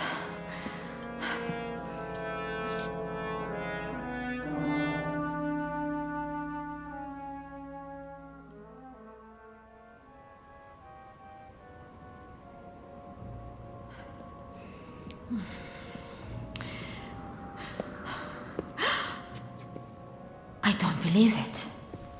One house is still standing. How can that be? The troops must have missed it. Is that smoke from the chimney? It's him. He's already claimed it. Food? What the? You? Good shooting. Go ahead, finish it. You got me in your sights. Do it. Do it now. Some kind of trick. Make your move. Because I'm not going to fight. See? I don't have a weapon. Left it at the movies. What, you don't believe me? Come on and search the place. Not even a pea shooter in here. What's he wearing? Where's his uniform? By the way, that thing you shot out of my hand was called a mason jar. You know what that is? Preserves. They have a whole slew of them. Put them away before the war. Take your pick. Probably keep us both alive. Food? Oh, yeah. You know that word, don't you? Well, what are you waiting for? Or would you rather starve to death? Hold it a second. Drop your weapon. What? Drop it, I said. No guns allowed. It's a trick. You want to live the high life like me, you have to leave the fighting at the door. Lay your weapon down or move out. This is civilian territory from now on. Food. Please. Here, I'll let you sample the goods. Catch. Nice. Now unscrew the top. That's it. You don't have to use your fingers. There's a kitchen full of spoons and forks. We can wash them in the rainwater. I'll set up a barrel in the backyard. We'll need most of it to drink, though, till it rains again. Yeah, I think it's loganberries. There's plums and figs, and peaches and applesauce, and summer squash. You should see it, a real fruit cellar. Take it easy. It's not good to eat it all at once. You might get a stomachache. Later, okay? I'll put it on the porch. Plenty more where that came from. Where's your dress? What's he saying? You know, dress. The one I gave you. Prekrasna? That's it, Prekrasny. Oh, I didn't ask you. What do you think of my new duds? I found them upstairs. Where did he get that ridiculous outfit? The suit doesn't even fit. The sleeves need to be taken up. Of course, he wouldn't know how to use a needle and thread. There's a whole closet full, men's and women's. The shoes don't fit me, more your size. You should try them on. I wonder if there's a sweater and a good overcoat. And something besides these boots. They're falling apart.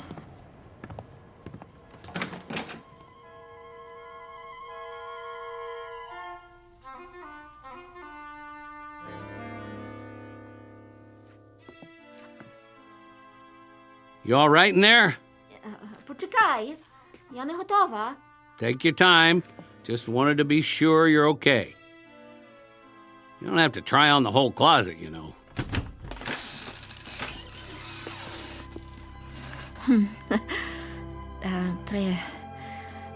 Прекрасно? Whoa! Get a load of you! He doesn't like it. I should have known. I'm ugly. Ugly. I don't believe my eyes. No. No, you. Listen, I've never seen anyone who looks like you do right now. The skirt, the blouse, and you did something to your hair. Did you brush it or what? Don't you dare change those clothes. You look absolutely perfect. The death washed away. Gone for good and never coming back. Shh. Listen. Get over here. You know what that is? A real live bird. How long it's been since you heard one? A mockingbird? No, a robin redbreast or something.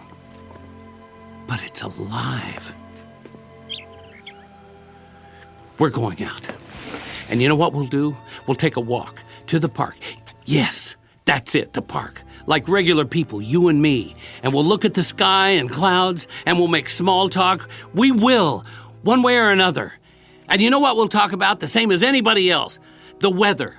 And what we're going to have for dinner, and maybe we'll even crack a joke or two. Bet you haven't had a real laugh in a long time. Am I right? And then we'll stroll back home, taking our time like it's Sunday afternoon.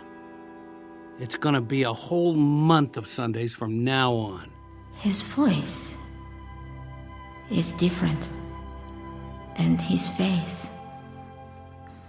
It isn't a bad face. Not really. I like it better when he smiles. Did you check the shoes yet? Try these. Wait, I gotta do something. If we're going out, where's the brush? And a comb? He is actually combing his hair. And put on your coat. It's damp out. I wouldn't want you to catch cold. You ready? Прекрасно. You can say that again.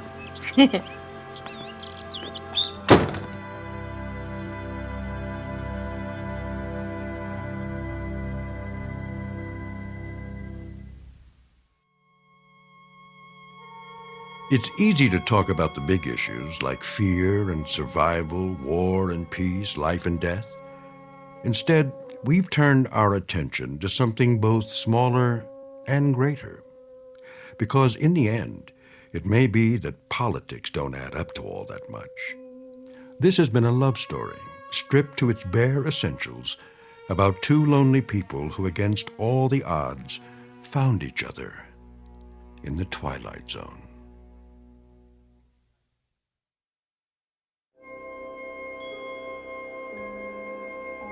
Hi, this is Carl Amari, producer of the Twilight Zone radio dramas. I'd like to take a moment to tell you about our official website at twilightzoneradio.com, where you'll get the latest news and information on these Twilight Zone radio dramas. Plus, at twilightzoneradio.com, you can digitally download 3 free episodes or any of our episodes for only $1.95 each. In this age of ever-changing technology, we've decided to make these episodes instantly available to you by making the Twilight Zone radio dramas a digital download-only series. This means that this series will no longer be offered on CD. The CD collections at our website are now being offered, while supplies last, at buy one, get one free. So be sure to get your favorites before they're sold out. Be sure to visit us often, and I'll see you in the zone.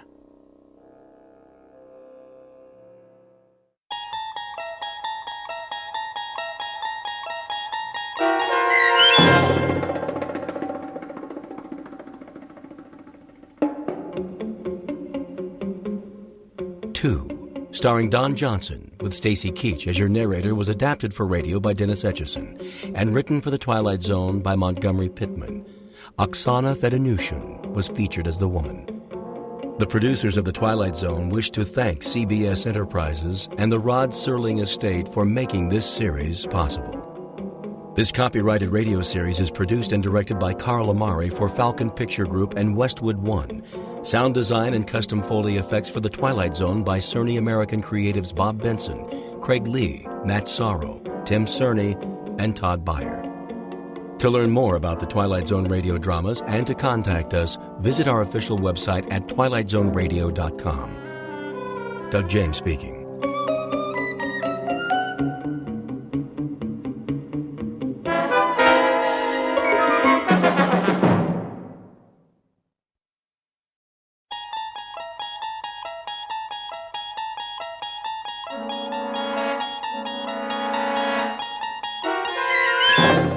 You unlock this door with the key of imagination. Beyond it is another dimension, a dimension of sound, a dimension of sight, a dimension of mind. You're moving into a land of both shadow and substance, of things and ideas. You've just crossed over into the Twilight Zone.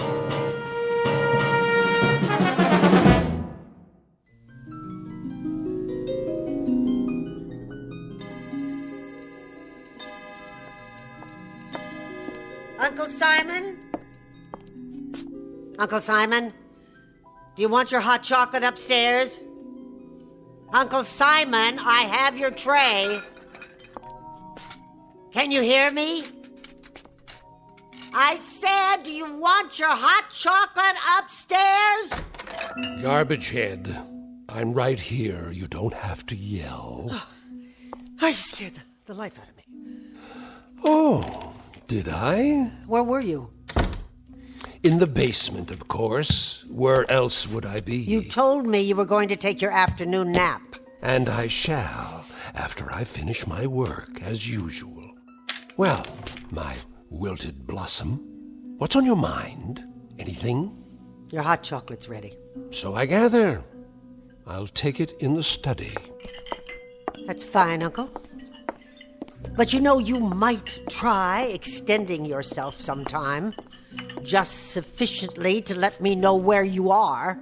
Well, I can narrow it down for you, Barbara, my love. If I'm not upstairs in my bedroom, I'm downstairs in my laboratory. In either case, you simply bring the hot chocolate to one place or the other. Clear? Utterly. And if I'm in neither place, that means I drop dead en route. And you can just bring me a bottle of formaldehyde and a rose. You have such a sense of humor, Uncle. You should have tried stand-up comedy. No, wait. They didn't have comedy clubs in your day, did they? Burlesque, then. You could have gone into burlesque. A regular George Burns. That's an idea.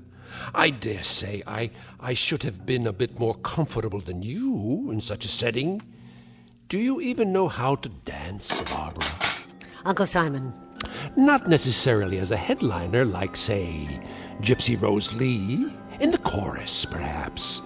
That might be more your style. Ever let yourself loose?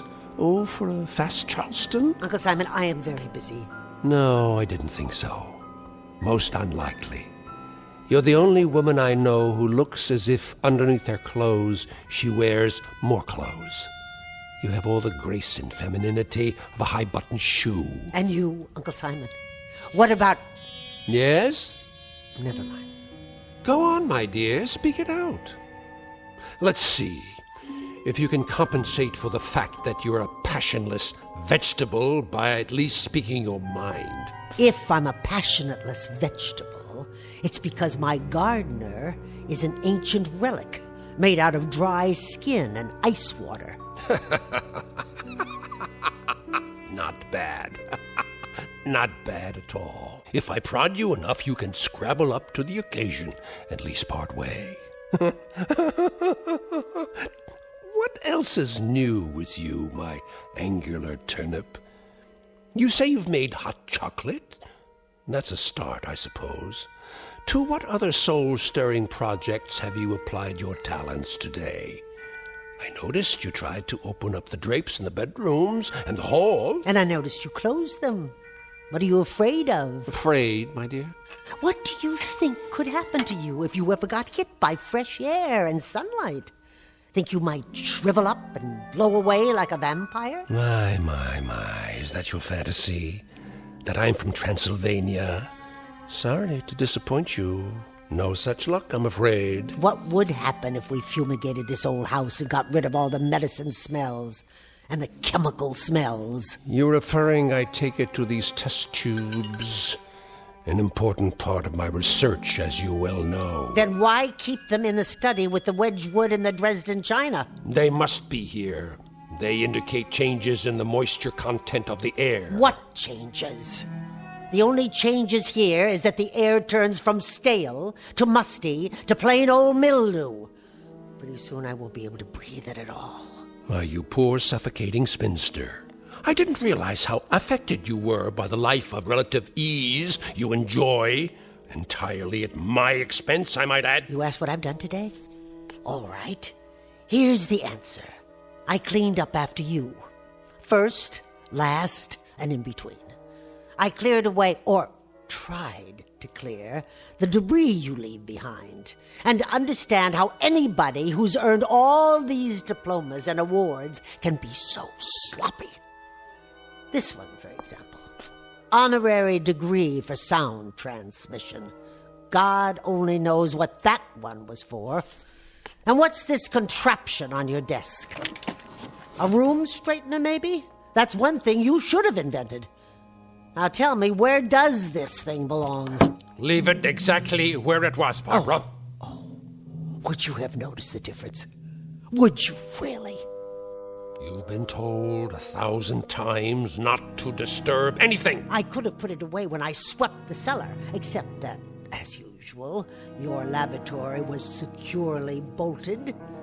Someday I'd like to see what it is you putter around with down there. I bet you would. And someday you shall. Someday you'll be the mistress of this decaying and drafty barn, and then you can do anything you please. But for the moment, you'll keep your spindle-shanked carcass out of my laboratory, and that long, thin, probing proboscis of yours away from my business. Gladly. Now get me some fresh hot chocolate. Put it in the English cup today, and if it's not hot, I'll throw it on the floor, and you'll have even more to clean up.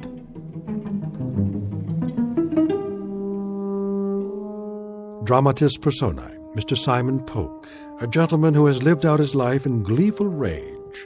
And the young lady who just now beat a hasty retreat is Mr. Polk's niece, Barbara. She lives each hour of her life as if perpetually late for a dentist's appointment. And there is yet a third member of the company, soon to be seen. He now resides downstairs in the laboratory, and he is, well, the kind of character you'd expect to find only in the Twilight Zone.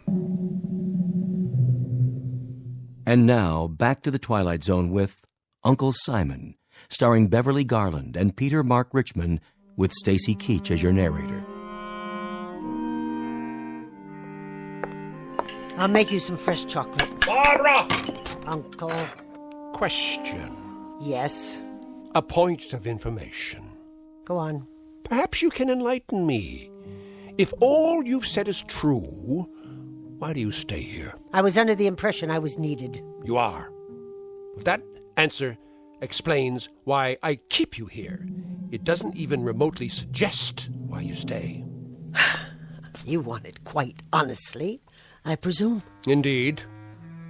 You may be short on beauty, my dear, but a lack of candor is not one of your deficiencies. I stay. I live for the moment that I can see you buried. And on the day when I come back from your funeral, I'll open up a bottle of wine.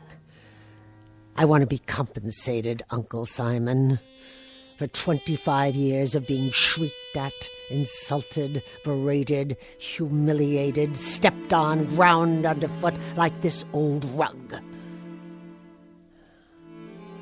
Is that sufficiently honest for you?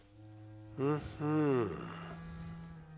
I wish you well, good and faithful Barbara. And I won't even come back to haunt you, my word on that.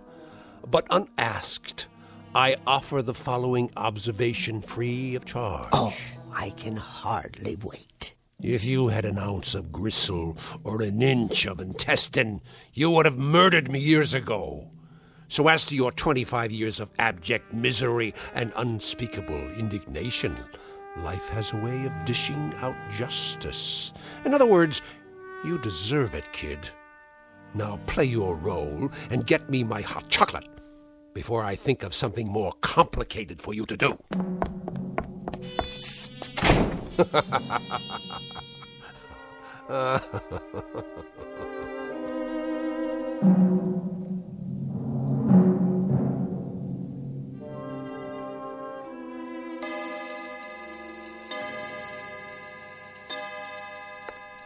Dear Uncle Simon.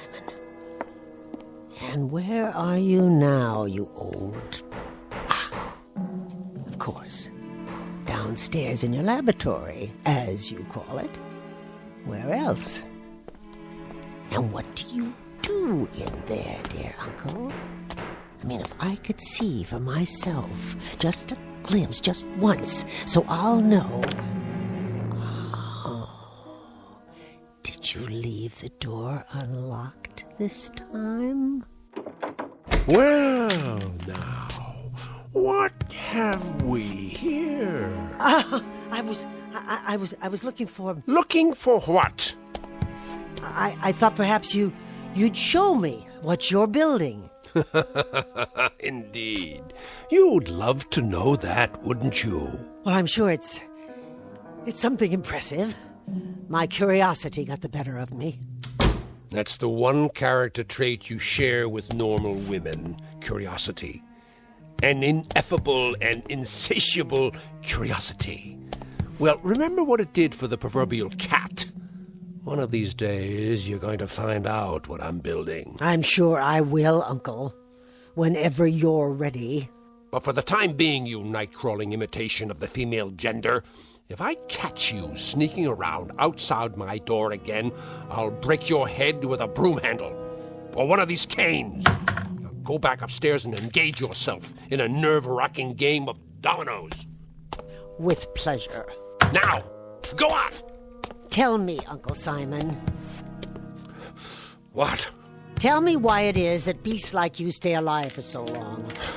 How's that again? You heard me. Why do some men have the decency to die when their time is up, while brute animals like yourself continue on and on? Indeed, why indeed. That bit of curiosity I shall be glad to satisfy. In most cases, particularly mine, we have something to live for, an overarching purpose that keeps us going. Oh? And what would that be?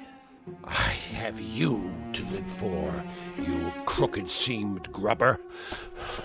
I keep this decrepit heart beating and these over-the-hill lungs breathing because I know how deeply dedicated you are to the one sight that will be your ultimate reward. And what sight is that? Seeing me die. Who came here 25 years ago when you were crippled and sick and couldn't take care of yourself? Who moved in and nursed you and kept you alive? You did! That's right! Me! And no one else! You scrounging female ape. Now let's get down to cases. The question is, why did you? Why would you? Out of familial love, was it, Barbara? Out of a palpitating compassion? Out of a flagpole stiff loyalty? I'll tell you why you came, why you nursed, why you stayed, you covetous crank. Go ahead, enlighten me. There's no mystery. No mystery at all. You came because you knew that when I depart, I'll leave everything behind to you. By default, my only living relative. Everything. You stayed on day after day and year after year because every prayer that came out of your tight little mouth was a supplication that I'd be dead the next morning. A brilliant deduction. So don't go mouthing sweetness at me, you thin-lipped, toothpick-legged conover. I wouldn't think of it. Anything you did for me, you did out of greed, naked and unadorned. Don't tell me different. Stay away from me. Greed, Miss Barbara, greed. So big, so thick, so heavy. It blotted out even that delicious hate you've been carrying around inside. I said stay back. Well, let me tell you something, you money-sick crone. You'll get paid off in due time. Before that, you'll pay through every one of your pores for what I leave you. Don't you raise your cane to me. You'll pay, you ugly harpy. As God is my witness, How dare you? What are you doing? Give me that cane! Barbara! Don't! Barbara!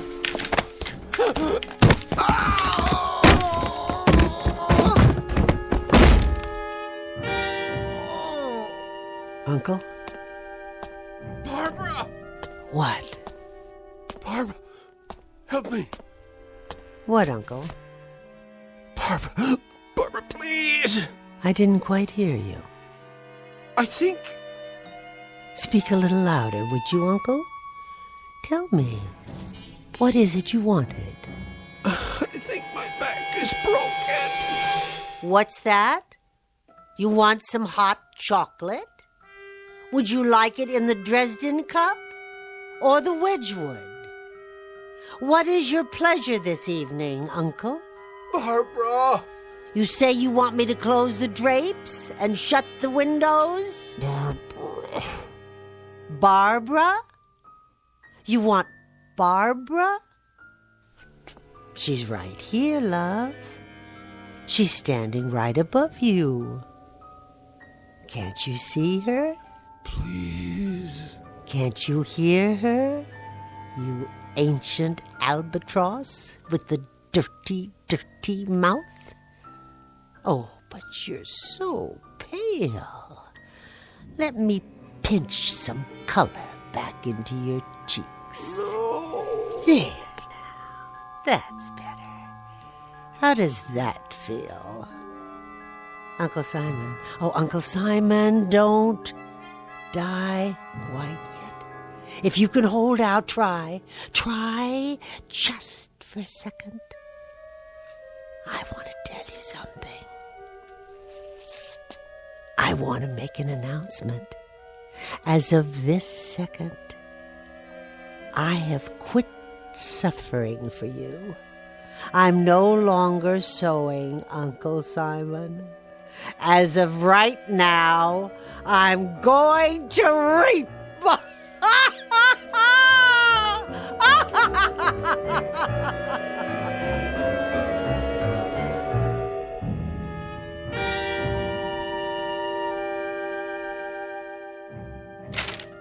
Are you comfortable, Mr. Schwimmer?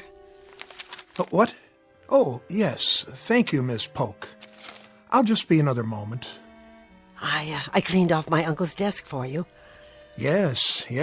You've kept the house in splendid condition, by the way. It looks different somehow. Oh, I've made a few changes. Marvelous taste you have, I must say.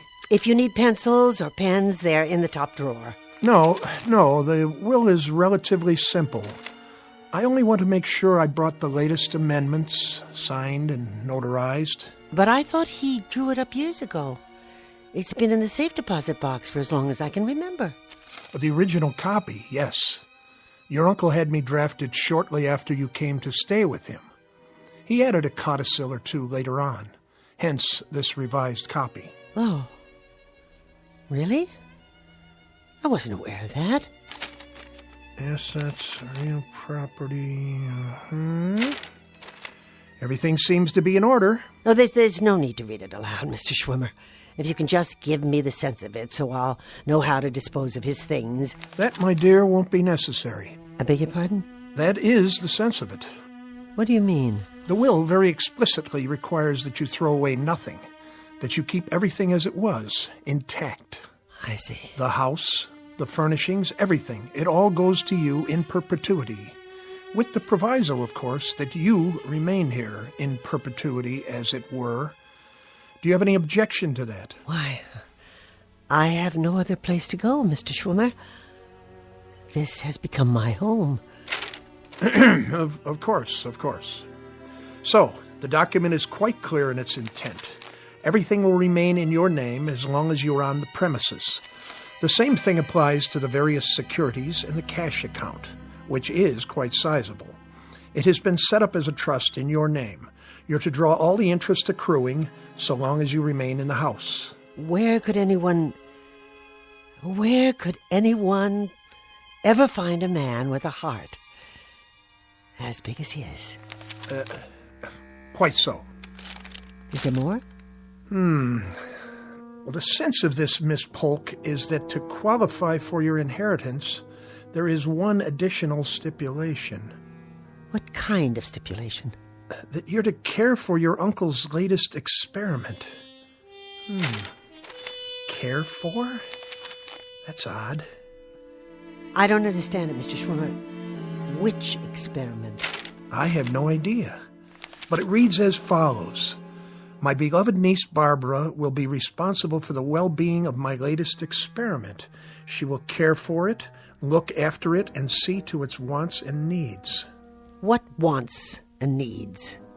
A member of the law firm of Schwimmer, King, Bartlett, Kaplan, and Schwimmer will visit the domicile once each week to see that this stipulation is adhered to. In the event my beloved niece Barbara fails to comply with the provisions herein, I hereby give and bequeath all my property, both real and personal, to the State University. Now, the sense of that, Miss Polk... Tell me, Mr. Schwimmer, what is the sense of that? I gather it depends very much on the nature of your uncle's experiment, which he refers to only as it. I take it you have no idea what it might be? None at all, except that whatever it is, it's in the basement. Where are you going? Where do you think? To the laboratory. Oh, wait, you'll need the keys.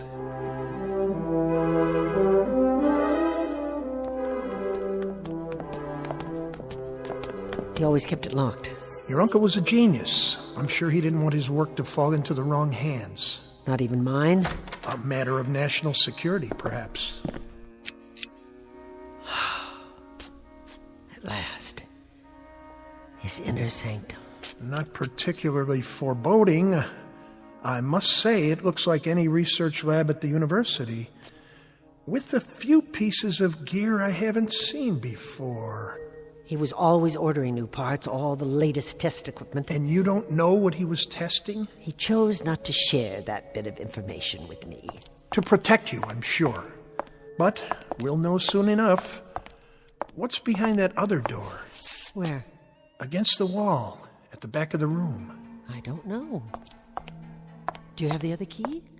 It must be the large one. How this relates to his will, though, I'm not at all sure. Now, this piece, this is interesting. Looks like a metal glove. I wonder what it does. I wouldn't touch it if I were you. Why, it's part of a mechanical hand with an arm attached. I said don't touch it. Sorry. Good Lord. There's something attached to the arm. It appears to be a complete metal figure of some sort in the shape of a man. It must be 8 feet tall. I think we better go now. How do you do? What? What are you? In your lexicon, I am a robot. I was created by the great scientist Simon Polk. You have activated my selecting and operating relays. You stay away from me. I mean you no harm. Please be patient with me. My program requires several days to function at maximum capacity. I bid you greetings. Hello, Barbara. Barbara. Now what? Barbara. Is that you, Barbara? Yes, it's me. Who else would it be? Are you going out, Barbara? It happens that I am. Why are you sitting here in the study with all the lights off? I do not like the light. This is a more restful mode while I program my circuits. Where are you going? To a concert. A concert? Do you know how long it's been since I went to a concert? No, I do not have that information, but I estimate the answer to be several years. Several? Try 20. What is a concert? It's a beautiful musical experience. Inspiring. But you wouldn't know anything about that.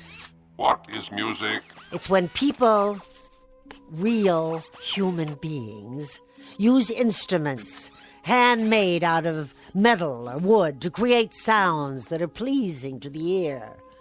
The human ear. They should use only metal parts. Wood decays. It does not have the durability of metal alloy. It is an inferior building material. Well, here's a flash for you, young Frankenstein. They use horsehair, too. Dead organic material for the string section. And you know something? It sounds absolutely heavenly. Not like some tin can that got left out in the rain. I see. Do you? I doubt it. I'm going now. If you need anything, like a shot of oil on the rocks, you can get it yourself. You mustn't leave. Are you telling me what to do? Mr. Schwimmer is coming tonight. A week has gone by. Isn't that correct? Yes, Mr. Schwimmer is coming. He'll be here at 8 o'clock after I'm gone. So you just sit tight. Good. Good? Good for what? He will check my condition. He will see that I am functioning properly. That's right. Maybe he'll give you a lube and an oil change while he's at it. You see, Barbara, I am like an infant. I mature gradually. Soon I will have all my faculties. I will be able to perform all my faculties and functions. I will be a whole being. Oh, how nice. How perfectly grand for you. You'll be a whole being. And then what? Or can you think that far? I will take on human attributes, those that your Uncle Simon saw fit to give me. Oh, that'll be an improvement, because he certainly didn't see fit to give you any human attributes so far. You look like something out of an old science fiction movie, or the Tin Man and the Wizard of Oz. You're a joke. Joke? Ah, I understand your meaning. Simon Polk was known for his sense of humor. He could have been a comedian. Uncle Simon? Oh, yeah. Hysterical. The crown prince of comedy. Bye now, Tin Man. Wait. This is interesting. This is very interesting. It is coming through now. What is? A craving. A new craving. A craving? As in hunger? For a machine that doesn't eat? Hot chocolate.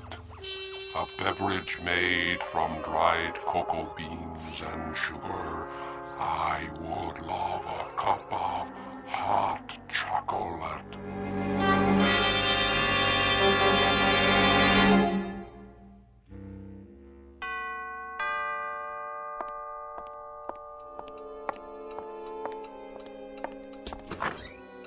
How do you do, Miss Polk? I hope I'm not late. Late? My, you look outstanding in that dress. And those earrings. I've never seen you looking quite so outstanding. Were you going somewhere? No. I wasn't going anywhere. Not anywhere at all. And how, may I ask, is our young Master Polk doing this evening? Right this way. We've been waiting for you in the study.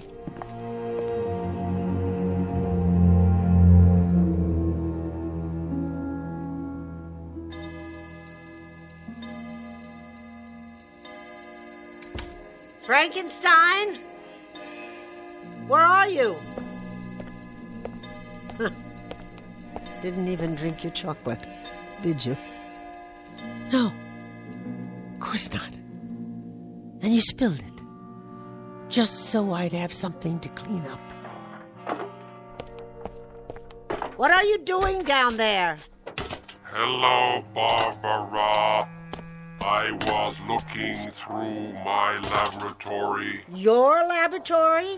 That is correct. You better be careful, Frankenstein, or I'll leave you outside to rust.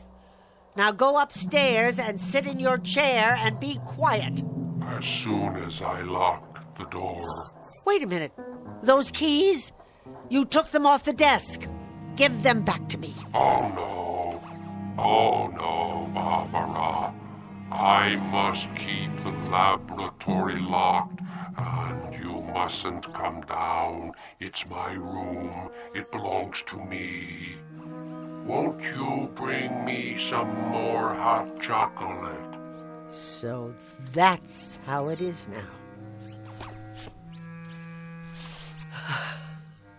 All right. All right. If that's what it takes. Barbara.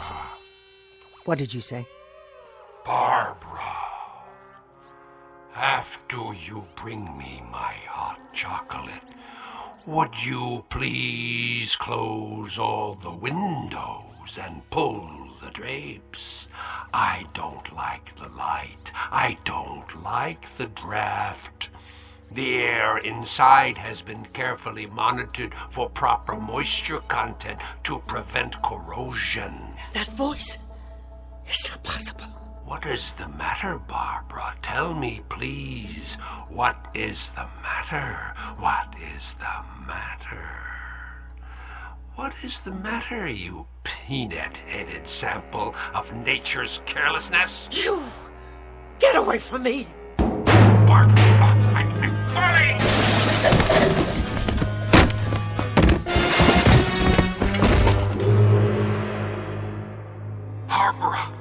Barbara, my legs, they're bent. I can't get up. Barbara, help me.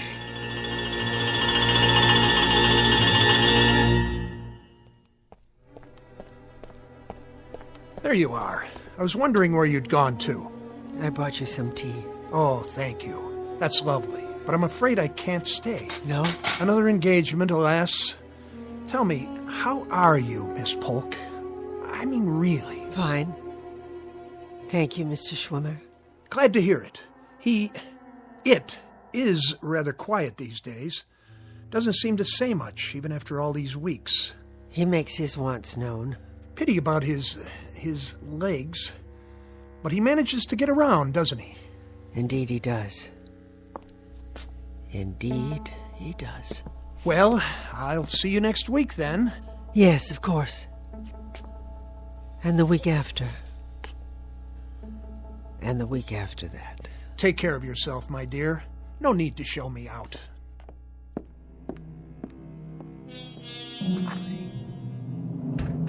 Barbara! Here!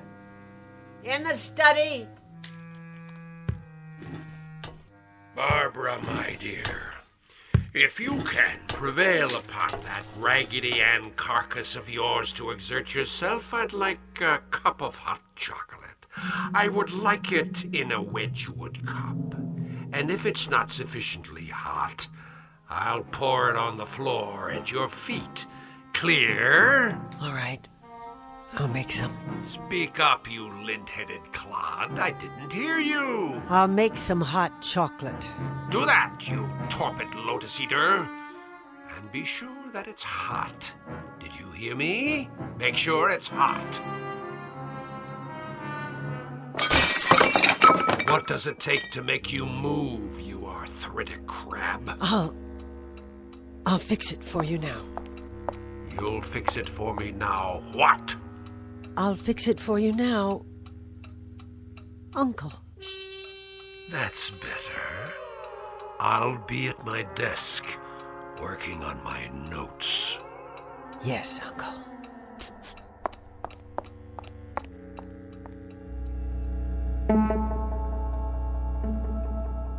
Dramatis personae, a metal man who will henceforth go by the name of Simon, whose life, as well as his body, have been stamped out for him by his maker, and the woman who tends to his needs, the Lady Barbara, who has discovered, somewhat belatedly, that not all bad things come to an end, and that once a bed is made, it may be necessary to sleep in it after all. This, our uncomfortable little exercise in avarice and automatons from the Twilight Zone.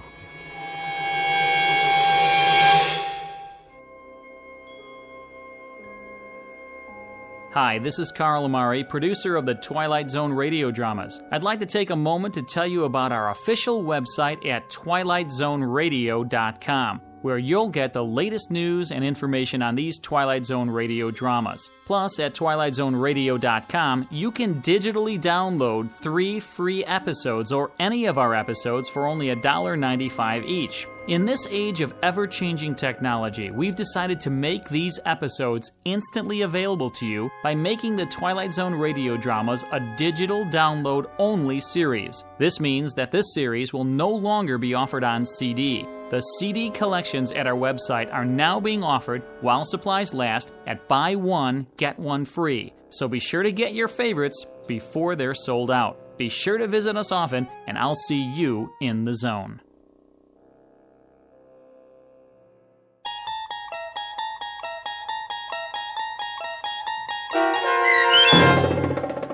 Uncle Simon, starring Beverly Garland and Peter Mark Richmond with Stacy Keach as your narrator, was adapted for radio by Dennis Etchison and based on a script by Rod Serling.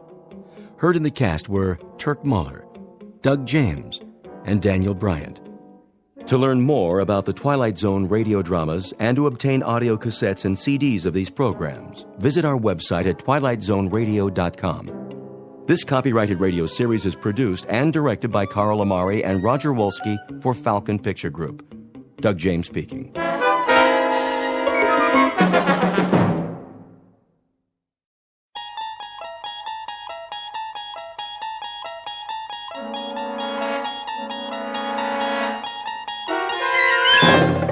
There is a fifth dimension beyond that which is known to man. It is a dimension as vast as space and as timeless as infinity. It is the middle ground between light and shadow, between science and superstition. It lies between the pit of man's fears and the summit of his knowledge. This is the dimension of imagination. It is an area we call the Twilight Zone.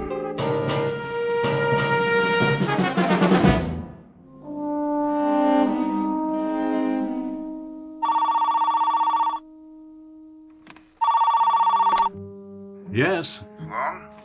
Yes, Mr. Hendricks? Sloan, I'm sorry to call you on a Sunday morning. Well, that's all right, sir. But this won't wait. What won't? The Monmouth account. They're flying in ahead of schedule. The meeting's moved up to Tuesday. I've got them penciled in for 2 o'clock Wednesday. I know. But apparently they have other business in Manhattan. The word on the street is that they're talking to another agency. So we'd better get our ducks in a row, fast. I see. How's the presentation? Well, I was going to work it up in the morning, run it by you, order the storyboard. There's no time now. We're in a crunch. We need a run-through right away. But if I redo the pitch, the old boards won't work. I'll put the art department on call. They can work all night Monday if need be. Just make sure you have a script by Monday afternoon, no later. If that's what it takes, Mr. Hendricks. I knew you'd come through. But I was hoping that, that is, I'd planned to spend the rest of the weekend catching up on some other things. What other things? Well, there's the Bartleby account. The Bartleby account can wait. We need a different angle for the fall TV spots. I was going to clear the decks today, think it through in, a new light. We have to go on the back burner for now. Our main focus for the next 72 hours is Monmouth. Sorry to dump this on you with such short notice, Sloan. I understand, sir. Guess I'll just have to burn the midnight oils again. I'm counting on you, Martin. I know you are, sir. See you in the morning. In the morning, 24 hours, But not today. Not this afternoon.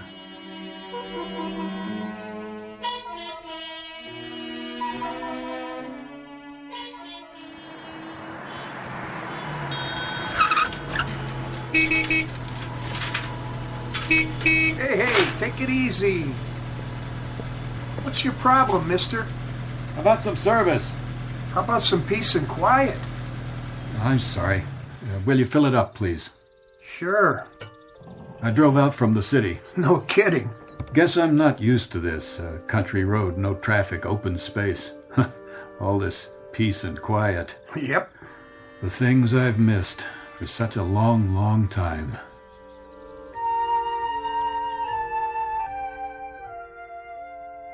The driver's name is Martin Sloan, age 36. Occupation, Vice President ad agency in charge of media. This is not just a Sunday drive for Martin Sloan. Perhaps he doesn't know it yet, but it's an exodus from the pressures of a life that has taken its toll and no longer works for him. Somewhere up the road, he's looking for some much-needed sanity. But somewhere up that same road, he's about to find more than he bargained for. He may not have noticed, but he's just taken an unscheduled side trip into the Twilight Zone.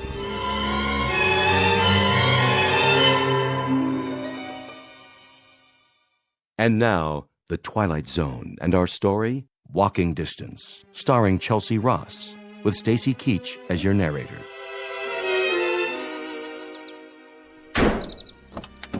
That's a sweet little sports car you got there. I suppose.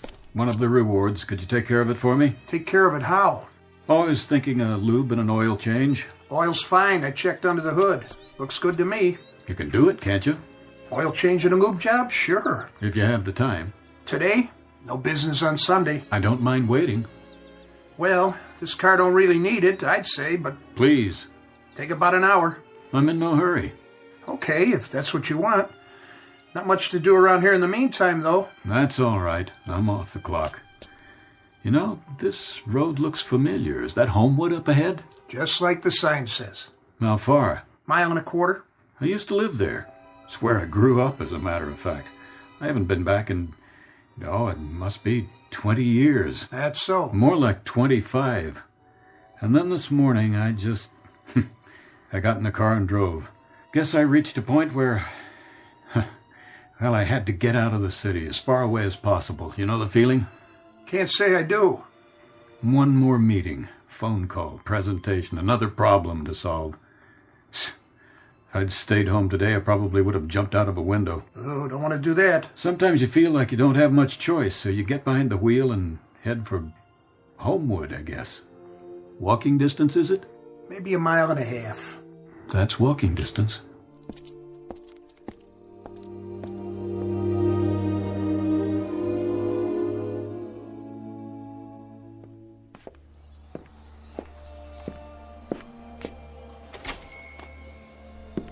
Excuse me. Yeah? Wilson's Ice Cream Parlor? Same as always. Is the soda fountain open? Of course. I thought you might be closed today. 7 days a week. Hard to believe. We never close. It's amazing. It's our policy. Always has been. I mean the place. The whole thing. Even the stools look the same. So, what'll it be? I wonder. Yeah? You still make those great chocolate sodas? 3 scoops. I used to spend half my life in this drugstore. Really? I grew up here. The one thing I remember always ordering, that was a chocolate ice cream soda with 3 scoops. And it was 10 cents, too. No kidding. You know, you look familiar to me, as if I've seen you before. I got that kind of a face. It's been a long time. 20 years at least. That's when I left here. I wish I had $1 for every hour I sat at this counter.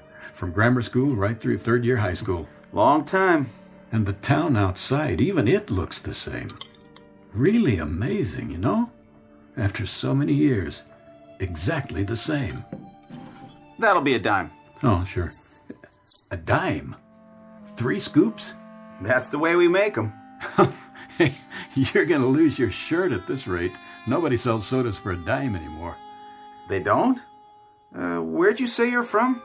New York. Oh, you make a great soda. Taste okay? Wonderful. Guaranteed or your money back. Funny how many memories you connect with a place. I always thought if I ever came back here, it'd probably be all changed. But it's just as if I'd left yesterday. You want anything else? No, thanks. Look at the street. Just as if I'd been away overnight. I'd almost expect Mr. Wilson to be sitting in the stockroom and sleeping just like he always did before he died. That's one of the images I have. Old man Wilson sleeping in his big comfortable chair in the other room behind that door. Thanks very much. That's $1. That and this. It's worth it. And more. So long, mister. Come back anytime.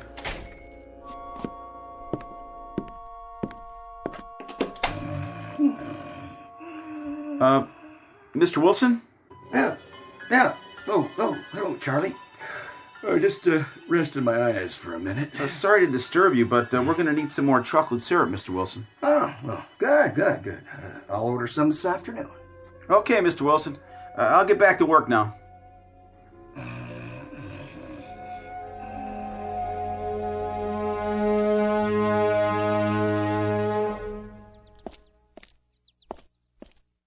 My God, nothing's changed.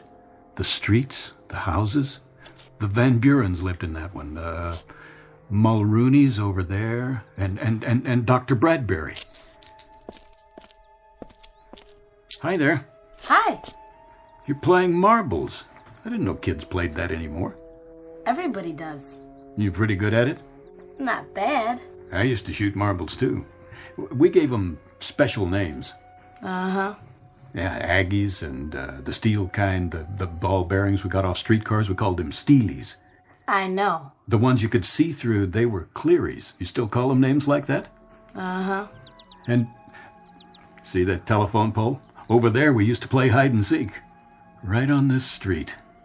This street? You were on this street before? I never saw you. I used to live in that corner house down there. Did not. Yeah, the big white one. The 2-story Victorian. The Sloan House? That's right. Oh, you still call it that? Still call it what?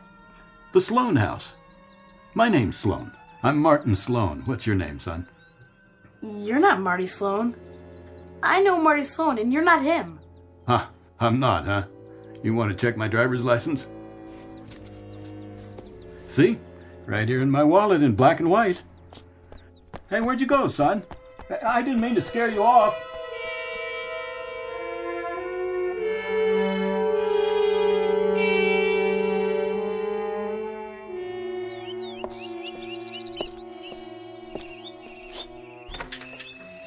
Hello. Hi, what can I do for you? Bicycle shop. I'm surprised you're open. Yep, Sunday's a good day. Kids come in, want me to fix a flat, always something. You know how it is. I do. I came in here once a week at least when I was a boy. Had quite a few flats fixed myself. You did, huh? What kind of bike? A Schwinn. My dad bought it for me on my 9th birthday. I thought it was the greatest thing going, better than a car. I fixed the dents, repainted it. I'll bet you did. Not the brakes, though. When those went, I always took it here. For reflectors, too, and new, what do they call them? Handlebar grips, the big rubber ones. You have any Schwinns? Over there. Old ones, new ones. You've got quite a selection. Some are collector's items. Looking to take one home? No, I don't have a son. For yourself, then. Some folks buy them for nostalgia nowadays. What are you doing to that one? Fixing the spokes. Gotta have them all in place to balance the wheel. You know, I haven't thought of that in years. What's that? Why, I used to take cards, ordinary playing cards, and clip one to the front wheel with a clothespin. Yep. And it made the greatest sound. Clickety-click. You got a deck of cards by any chance? Wait. Here's a business card. I'll hold it while you spin.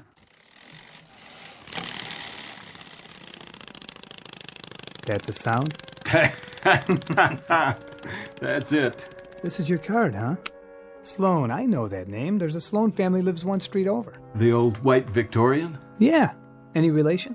What are their names? Not sure. I think they have a boy that comes in here, though. They're probably listed. Or just walk on over. It's not far. I know. House on the corner.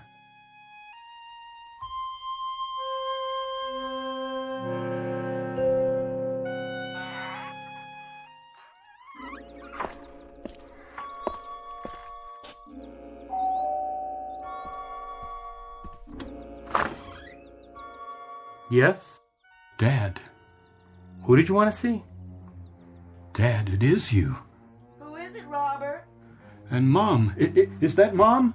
Who are you? What do you want here? Why are you both here? How can you be? It's impossible. Who is it? What do you want, young man? Mom, don't you know me? Who? It's Martin. Martin? What in the world? He's a lunatic or something. Close the door. Wait a moment, Mom. You mustn't be frightened of me. This is Martin. I grew up here. What's the matter with you both? Don't you know your own son? That's enough. You've upset my wife. Don't lock me out. Please, look at me. And don't come back. Mom? Dad?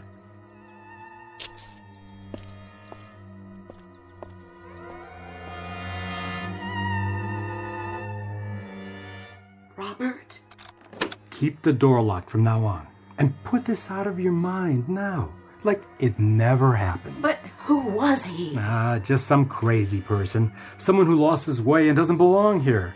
Who doesn't belong here at all.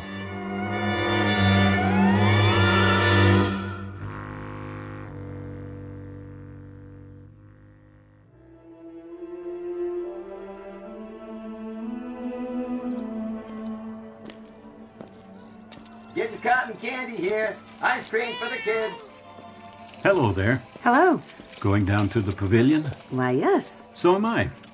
Beg your pardon? I say I'm going the same way. Have we met? I don't believe so. Forgive me for bothering you. Oh, you're not. I just thought you might be a friend of my husband's. A visitor, that's all. But it feels like home already. This town is like that. Everyone's so friendly and relaxed. There's no crime or... What a beautiful baby you have there. Thank you. She's my pride and joy. She must enjoy these walks on a lovely Sunday afternoon like this. Well, she can't walk yet, but with a carriage, well, we can both enjoy it. Wonderful spot, isn't it? The park? Oh, it certainly is. This is our favorite place in Homewood, my husband and I. And the music from the merry-go-round. That's always a big part of summer, isn't it? The calliope. Oh, and the cotton candy. And the ice cream. And, of course, the band concert. We just love those. I remember. Down there on the pavilion. They play such wonderful music. Sometimes they make dinner first, and we bring it here in a basket. It's like, I don't know, like a picnic when you were a kid. There isn't anything else quite as good ever. Nothing quite as good as summer and being a kid and knowing you're alive. You won't get any arguments out of me. You say you're not from around here? Not exactly. But you sound like you know the park so well. What I mean is I used to be. I lived just a couple of blocks away. Really? You don't know how much I envy you. It must have been so lovely then. Oh, it was. Just as lovely as it is now. Exactly. I remember the calliope and the merry-go-round, those great hand-carved horses. No, they still have them. And the bandstand. I used to sneak away at night from my parents' house and come here and lie on the grass staring up at the stars, listening to the music. You know something else? What? I played ball in that field right down there. Did you really? And the merry-go-round. Oh, my goodness. I grew up with that merry-go-round. Look. What? See the post? Which one? Oh, that one. That one there. I carved my name on it one summer. Boys are always doing things like that. I was 11 years old, and I carved my name right on that post. Just like that boy's doing right now. That boy? See him? You, there! I wasn't doing nothing. I know. I just wanted to see what you were carving. It's not my knife. Sure it is. That's your pocket knife. Go on, pick it up. And this is your name on the post. Let's have a look. Martin Sloan. But that can't be. You're... Yes, sir, but I didn't mean nothing, honest. Lots of kids carve their names here. No kidding. I'm not the first one. You're Martin Sloan. Sure, that's who you are. You have to be. That's the way I looked with that cap on my head. I gotta go. Martin? No, Martin. Martin, don't be frightened. Martin.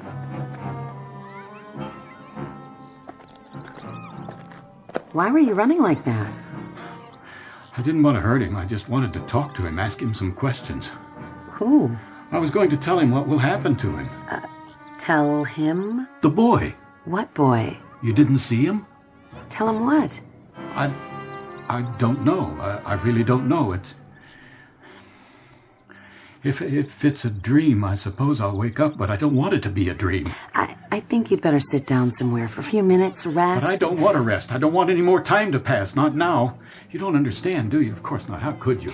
You may have had too much sun. You should find a nice place in the shade. Please, let me tell you what's happened to me. The whole incredible, unbelievable story of what's happened to me today, just as I was going to tell the boy before it's too late, before you... If you'll just hear me out. I didn't see any boy. The one who ran off, the one who looks like me. You'd really better rest now. You don't look well. Martin? Martin, please. Where are you?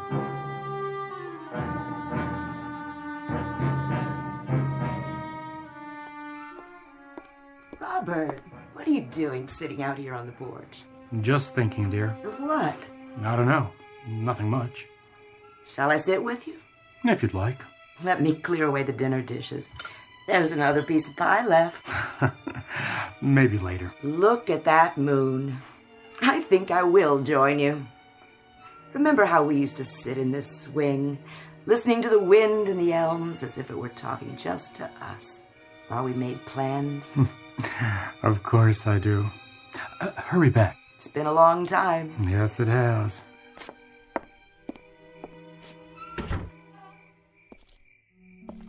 Who's there? Only me. Oh, so you've come back again. I had to. This is my house. Not really. Look what I found by the gate, my old baseball glove. You bought it for me on my 11th birthday. How could you possibly know that? What happened to the baseball Lou Gehrig autographed? Where's that? And the bicycle, the Schwinn. You thought about buying it for a long time, years, and you finally did when I turned 9. The best bike in the world, Dad. Hope I told you that. The best. Who are you? Don't you know? What do you want here? I just want to rest. Stop running for a while. This is where I should be. I know that now. Don't you understand, Pop? It's taken me a long time to figure that out. I belong here. Look, son, you're probably sick. You got delusions or something. And I don't want to hurt you. I don't want you to get yourself into any trouble either. But you better get out of here now while you still can, or there will be trouble. You can count on that. Who are you talking to, Rob? Oh! Mom, won't you look at me? Look into my face. You can tell, can't you? Don't come any closer. Mom, just look at me, please. Who am I? Tell me who I am. You're a stranger. I've never seen you before. Robert, tell him to go away. Now look here. You've got a son named Martin, haven't you? I don't see what business it is of yours. He's a pretty good boy. At least he tries to be most of the time. He's a wonderful boy. But he's not good enough to please himself. He's given to daydreams and not paying attention in class, and sometimes he won't listen, even to you. Most of all to you. Odd, isn't it? He has to find things out for himself the hard way. That must hurt you. That's enough. He goes to Emerson Public School. How did you know that? The month of August he spends at his aunt's farm near Buffalo, and a couple of summers you've gone up to Saratoga Lake and rented a cottage there. And once I had a sister. She died when she was a year old. Rob, where is Marty now? In bed, sleeping. You put him straight to bed, didn't you? I'm Marty. I'm your son. Please! Take your hands off her. You've got to believe me. I'm your son. Martin, look, my wallet. See? All my cards are in here. All my identification. Read them. Go ahead, read them. No! Please, they'll show you. I didn't mean to. It's all right. I deserve that. I'll leave the glove where I found it. Good night, then. I'm sorry. I didn't mean to do that. Let him go.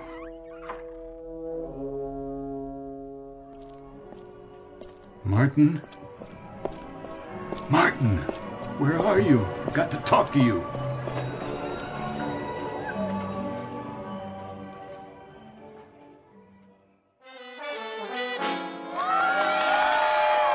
The band sounds good tonight. They always do. For the full moon. Get your peanuts over here.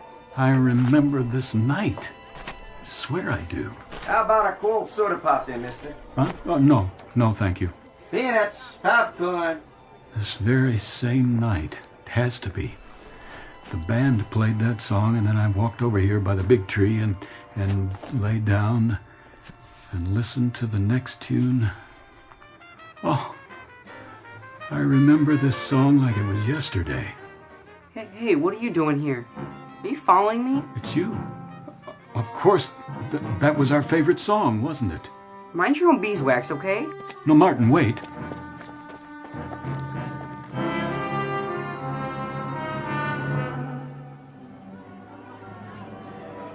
Last ride of the night on the carousel, right here. Let me through. Nope, son, not without a ticket, you don't. I got to. He's chasing me. Whoa there, wait your turn. You can't cut in line. Did you see a boy, 11 years old? Is that your boy? You best teach him some manners. I've got to stop him. Where's your ticket? Hey, you can't just jump on. It's already started.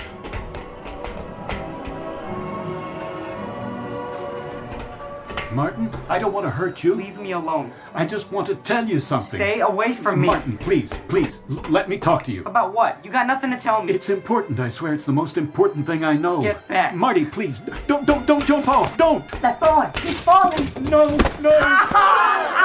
Marty!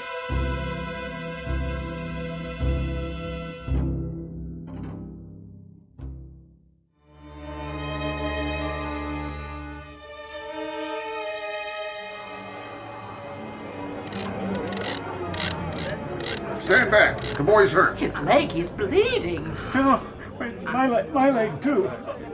We'll get him out. Lift him up. Be careful. His leg is broken. Somebody get him to a doctor. Easy. Take it easy with him. His cap. Don't forget his favorite cap. We've got him. Oh.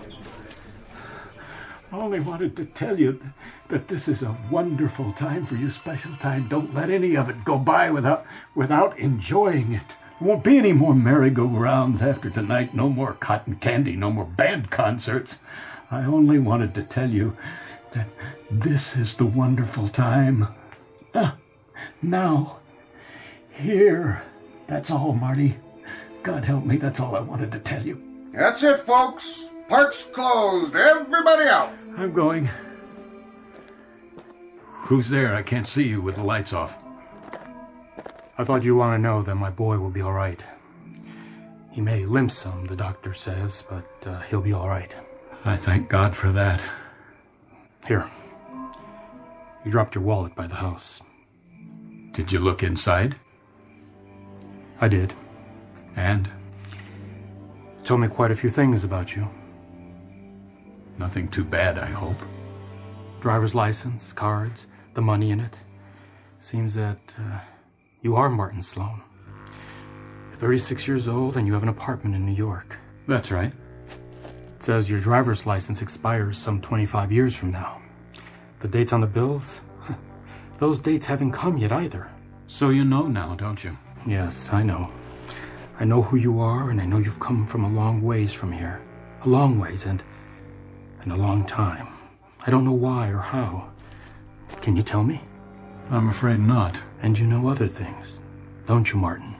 What do you mean? Things that'll happen. Things that haven't happened yet. Yes, I do. I wish I didn't, but I do. You also know when your mother and I... when we'll... Yes. Yes, I know that too. Do me a favor. Don't tell me. I couldn't. Grant me that grace. Martin, there's a saying. Every man is put on earth condemned to die. Time and method of execution unknown. That's a part of the mystery we live with. It must always be a mystery. Martin? Yes, Dad? You have to leave here. There's no place for you. No room. Do you understand? I see that now, but I don't understand. Why? I guess because we only get one chance. Yes. Maybe there's only one summer to a customer. The little boy, the one I know and love, the one who does belong here. This is his summer, Martin, just as it was yours once. Don't make him share it. I guess I'll be going. I don't want to, but there's no choice for me. No choice at all. I see that now, too. Martin, Is it so bad where you come from? I thought it was. I've been living at a dead run, Dad. I was so tired, and then one day I knew somehow, some way I had to come back. I had to get on a merry-go-round and listen to a band concert and eat cotton candy. I had to stop and breathe and close my eyes and smell and listen. Otherwise, I might just as well not be alive. But you are. Remember that. And when you go back to where you came from, maybe you'll find that there are merry-go-rounds and band concerts where you are. You've been looking behind you, Martin. Try looking ahead. I'll try. Promise? I promise. Goodbye, Dad.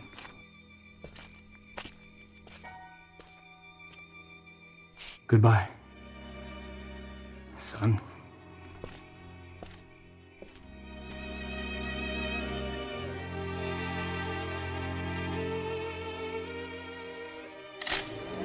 What?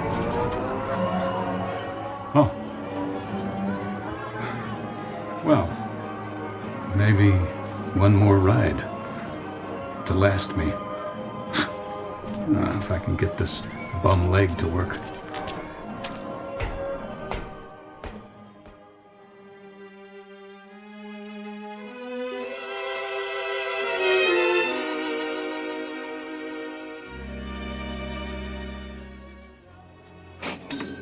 How much is this? $17.98. Shall I ring it up for you, ma'am? If you would. And these other things.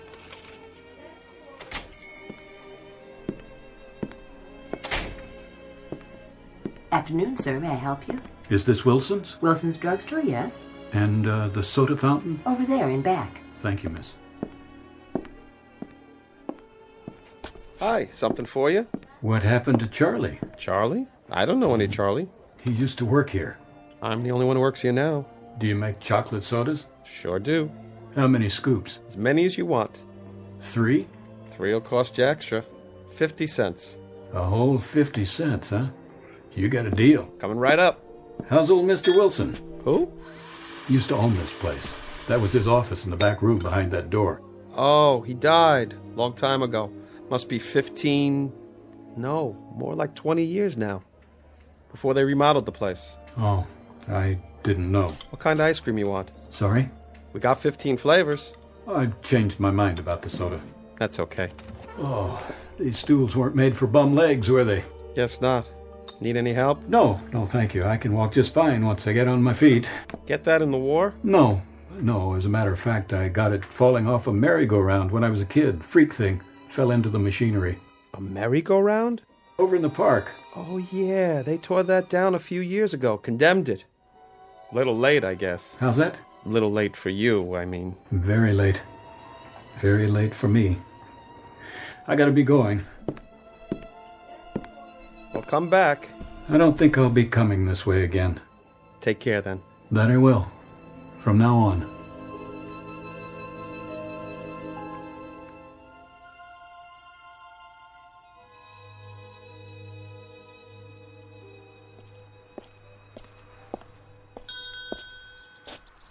Oh, hi, mister. Wondered what happened to you. Nothing much. I just, took a walk. Thought maybe you weren't coming back. Was I gone that long? Oh, not really. Just seems that way. Things are pretty slow out here. Did you finish with the red sports car? All lubed and ready to go. Thanks. I had some extra time, so I washed it for you. Thought you might like that. Yeah, that was kind of you. No charge for the wash, though. Of course there is. Will this cover it? Keep the change. Hey, thanks. You sure? I'm sure. Going on to Homewood? Not this time. Too bad. It's a nice place. I know, but I've got things to do. In New York. Maybe some other time. Yeah, some other time.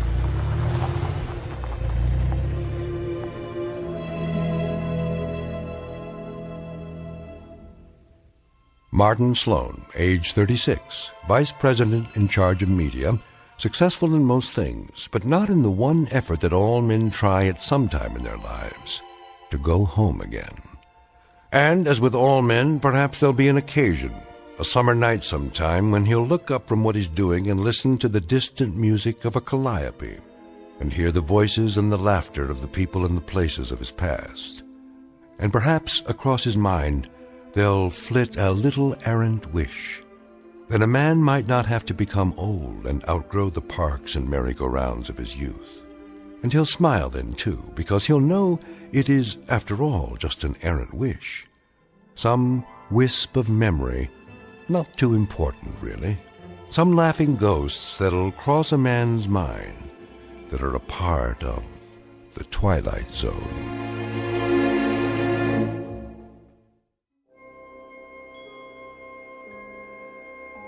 Hi, this is Carl Amari, producer of the Twilight Zone radio dramas. I'd like to take a moment to tell you about our official website at twilightzoneradio.com, where you'll get the latest news and information on these Twilight Zone radio dramas. Plus, at twilightzoneradio.com, you can digitally download 3 free episodes or any of our episodes for only $1.95 each. In this age of ever-changing technology, we've decided to make these episodes instantly available to you by making the Twilight Zone radio dramas a digital download-only series. This means that this series will no longer be offered on CD. The CD collections at our website are now being offered while supplies last at buy one, get one free. So be sure to get your favorites before they're sold out. Be sure to visit us often, and I'll see you in the zone.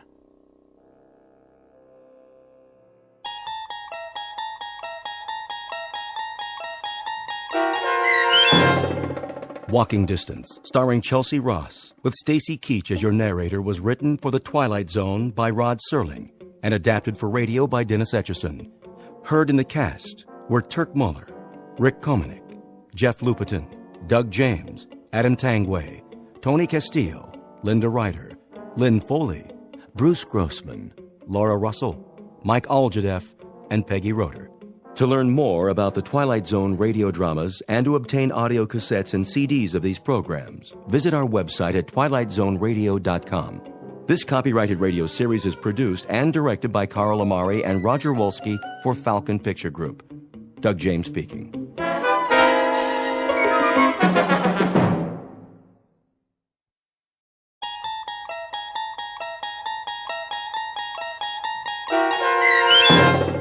What You Need, starring Bruno Kirby and Bruce Kirby with Stacy Keach as your narrator, was adapted for radio by Dennis Etchison and written for The Twilight Zone by Rod Serling from a short story by Louis Paget. Heard in the cast were Christian Stolte, Jeff Lupetin, Frenette Lebo, Kurt Nabig, Linda Ryder, Max Kirsch, David Darlow, Carl Amari, Meg Falcon, Doug James, Roger Wolski, and Vince Amari. To learn more about the Twilight Zone radio dramas and to obtain audio cassettes and CDs of these programs, visit our website at twilightzoneradio.com. The producers of The Twilight Zone wish to thank CBS Enterprises, Carol Serling, Dennis Etchison, Dick Brescia Associates, Claire Simon Casting, Terry Jennings, XM Satellite Radio, Sirius Satellite Radio, our sponsors, and our radio affiliates for helping make this series possible. This copyrighted radio series is produced and directed by Carl Amari and Jason Mallow for Falcon Picture Group. Doug James speaking.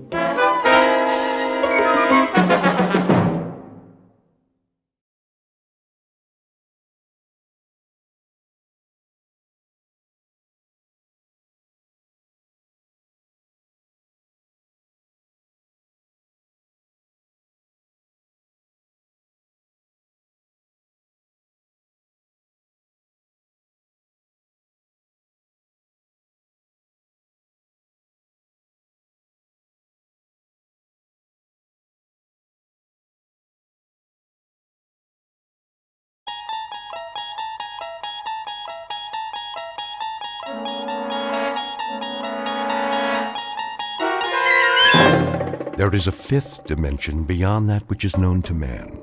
It is a dimension as vast as space and as timeless as infinity. It is the middle ground between light and shadow, and it lies between the pit of man's fears and the summit of his knowledge. This is the dimension of imagination. It is an area which we call the Twilight Zone.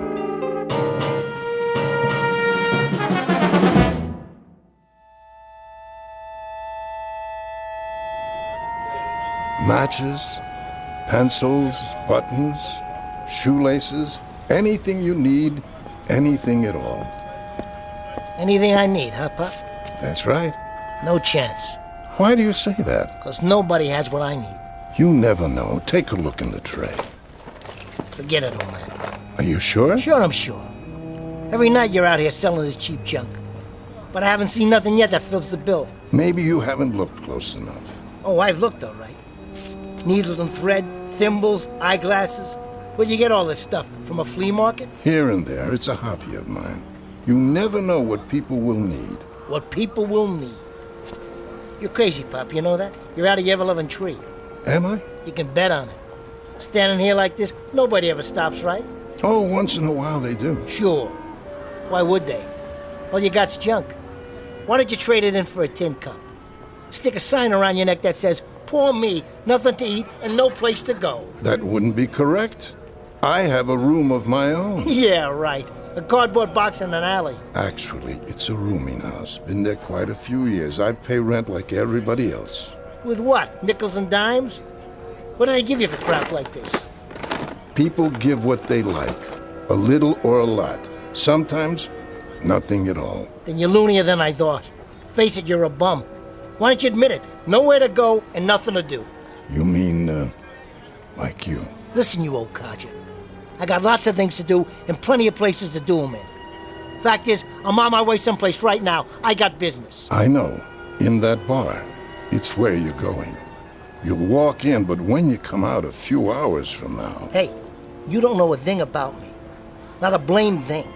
So keep your trap shut. Sorry if I've offended you. I only meant that we're all exactly where we belong. The only shame is in not knowing opportunity when we see it.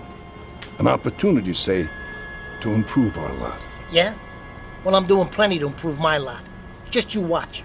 But you're going nowhere fast. You're gonna stay right here till you rot. You're yesterday's news, old man. You're a big fat nothing. If you say so. I wish you a good evening, sir. Shoe polish?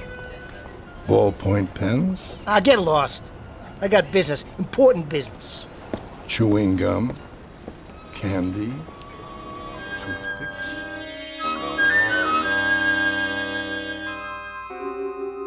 You've just met Mr. Fred Renard, age 36, who carries on his shoulder a chip the size of the national debt. It consists of an antagonism directed against the world, those who people it, and everything with which he comes in contact. The taste of his food, the temperature of his coffee, the fact that he has lost 11 jobs in the past year and 3 girlfriends in the past month. A general displeasure that is as much a part of the man as his eyes, nose, and ears. This is a sour man, a friendless man, a lonely, grasping, nervous man, a man who has lived 36 pointless, meaningless, undistinguished, failure-laden years on this earth, and who at this moment is looking for an escape. Any route out of the norm, any path away from the sameness of his living, anything, anybody to get him out of his rut.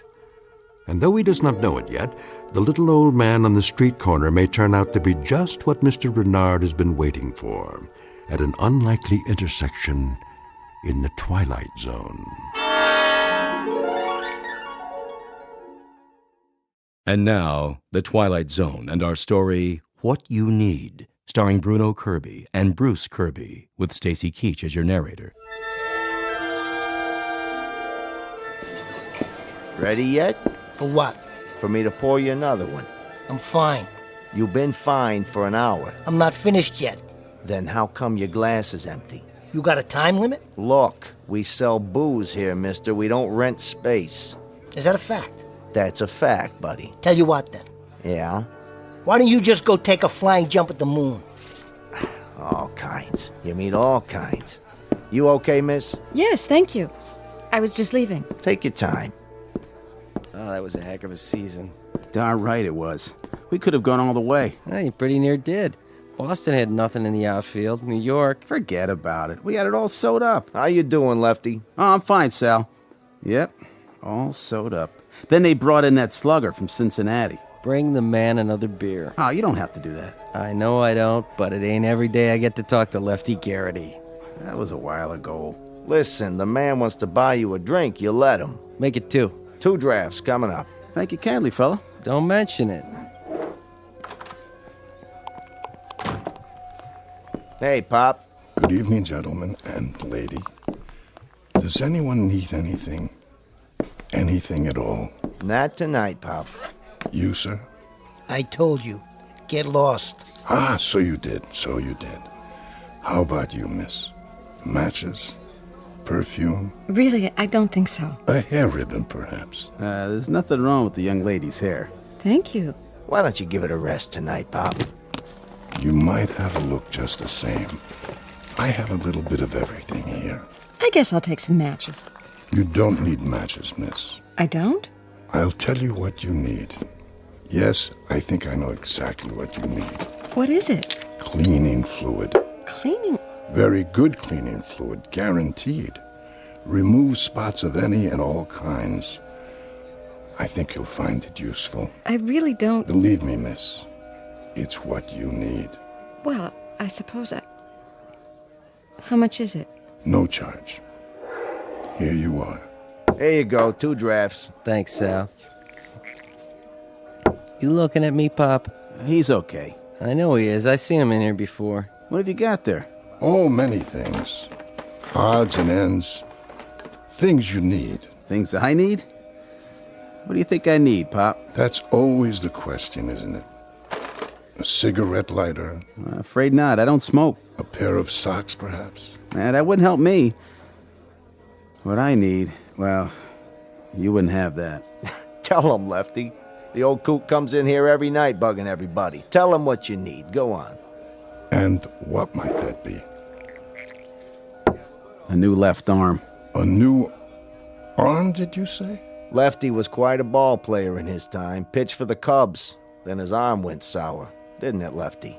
Didn't it go sour on you? Sure did. So that was what happened. I should know. I dropped a bundle on him at a Sunday doubleheader a couple of years ago. What do you do now? What does he do? Well, for starters, he comes in here 7 nights a week looking for his career. I keep telling him it ain't at the bottom of a bottle. Sometimes there are alternatives. Other things a man can do. Instead of pitching? Instead of baseball? Come on, let's get back to the socks and shoelaces, Pop. All right, give me one of each. That's more like it. I think this is what you really need. A piece of paper? Go ahead, take it. It's like a bus ticket. That's right. That's what it is. A bus ticket. A ticket to Scranton, Pennsylvania. Scranton, Pennsylvania. What's in Scranton, old man? I'm afraid I couldn't say. Coal mines. That's what they got in Scranton, Pennsylvania. They got nice, lovely coal mines. You can't pitch with that arm, Lefty. Maybe you can dig with it. Wonder who that is. Sal's place. Somebody's old lady, probably. Or a bookie calling to collect. If it's for me, I ain't been in. Got it? What? Yeah, he's here. Hey, I thought I told you. Lefty. Huh? You're wanted on the phone. Me? That's what the man said. Wants to talk to Mr. Garrity. You're kidding.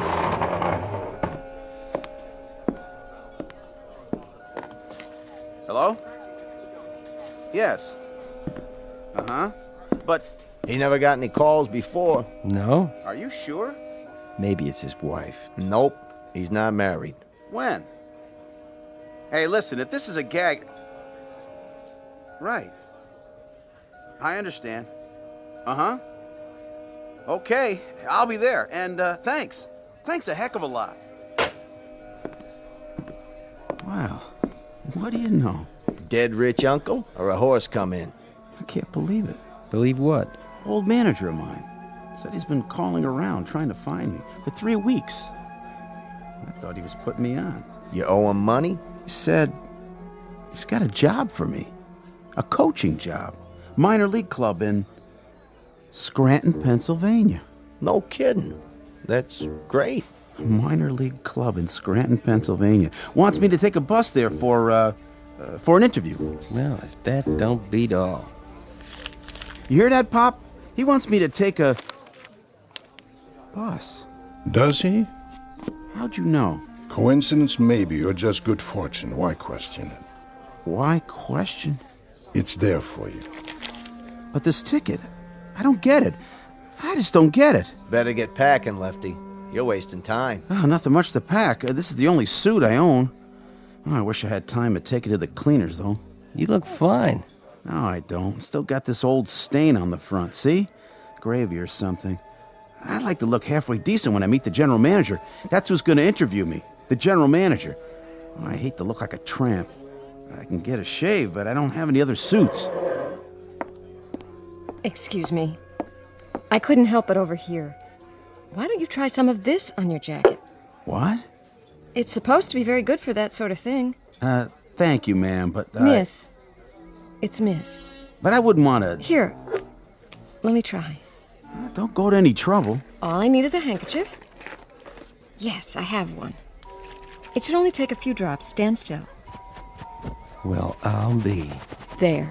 You look good as new, Lefty. Thanks very much, miss. I appreciate it. That's quite all right.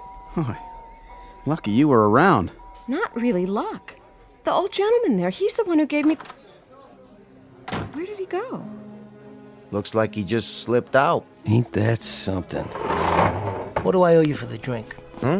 Oh, make it $1.50. Here. Last of the big-time spenders. What's he in such a hurry about?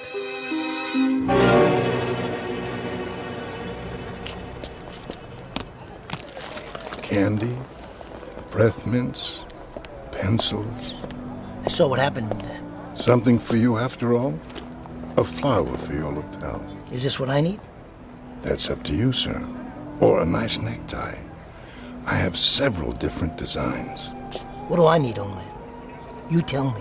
One needs different things at different times. What do I need now?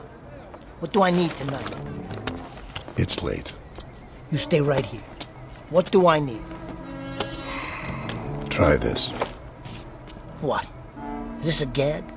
Because if it is... Oh, it's no gag. Then what in the... It's what you need.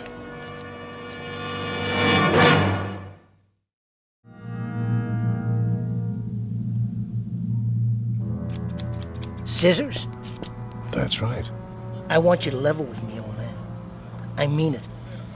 I'll spread you out for 3 blocks, so bad they'll have to scrape you up with a spoon.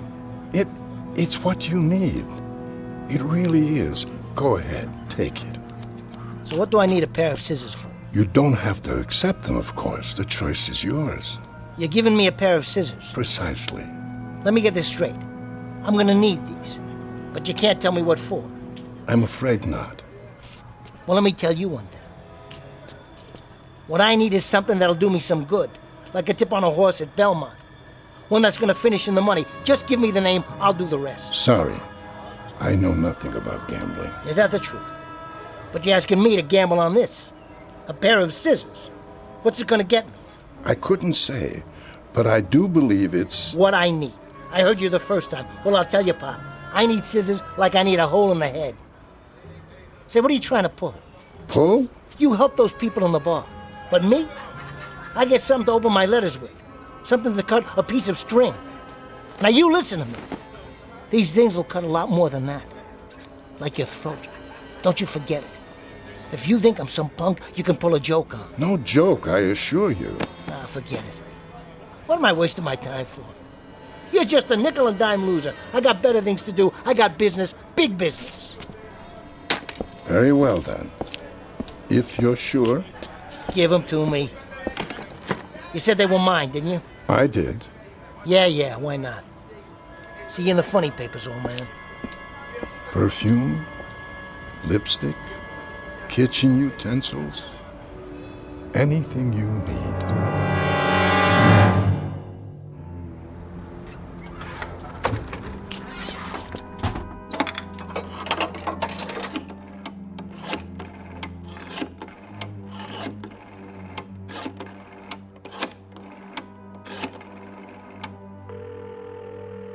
Talk to me. Carmine? Who's this? It's Freddie. Who do you think? Freddie. Been a while, huh? Not long enough. I ain't got time for deadbeats. Hey, what are you talking about? I paid you off, every penny. Took you long enough. I always pay my debts. Say, listen, Carmine, I was looking at the racing form. And I see a horse here looks pretty good. The 6th race tomorrow. Name of, let me see. Staunch Soldier. Yeah, that's it. Don't make me laugh. That nag couldn't steal a purse from an old lady. I don't know, Carmine. Says they're taking the weights off. Plus he's getting a drop in class. Sounds like a sure thing. So I was thinking, why don't you put a C note down for me across the board? What are you, a comedian now? What'd you say? Must be something wrong with the line. You heard me. Come on, you know I'm good for it. No more credit, Freddy. But I tell you, I can make a mint. Don't con me, buddy boy. All right, $50. On the nose. I don't want to be greedy or nothing. She's coming in at 17-1. You know how much money that is? I told you I ain't taking your bets. Now get off the phone. I got a business to run. But Carmine, I swear. Carmine. Carmine! Why, that dirty, lousy 2-bit.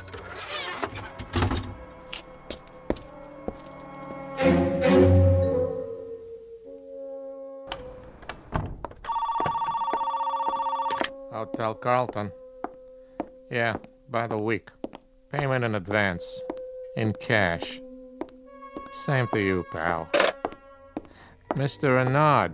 Yeah. About your bill? I'll settle up tomorrow. That's what you said yesterday. Hey, I got a big payoff coming in. Deal I'm putting together. Just got a little cash flow problem, strictly temporary. Mr. Renard. Give me till tomorrow afternoon. If I don't have payment in full... Don't worry about it, okay? 5 o'clock, the whole thing in cash. Till 5 o'clock tomorrow, then. At the latest. You got it. Come on, come on.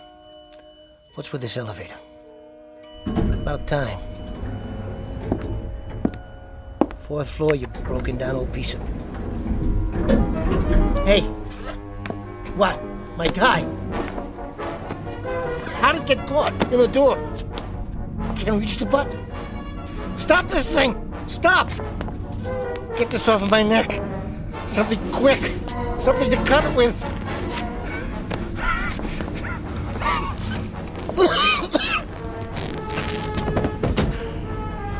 There. I don't believe this. I could have choked to death if I didn't have these.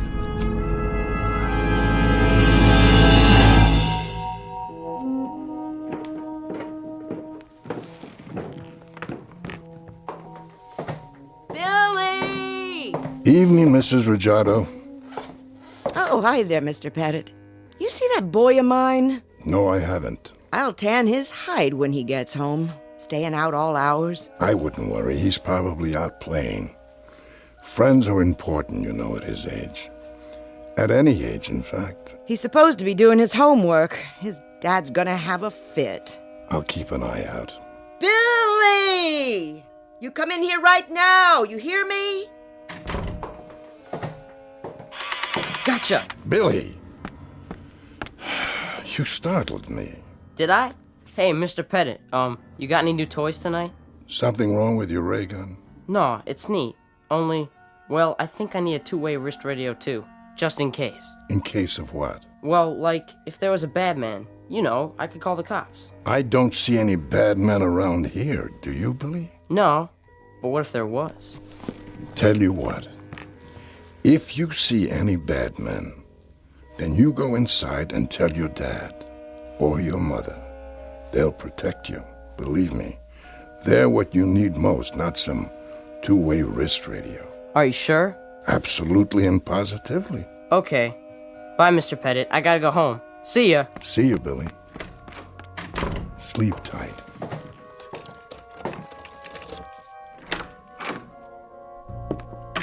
Now, where's that light switch?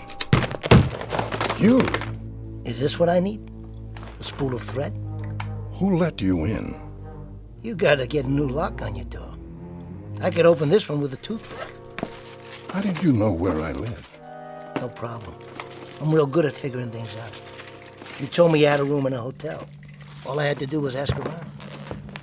I'd appreciate it if you'd leave now. You missed this. Here, Pop. Nice button. Is this what I need?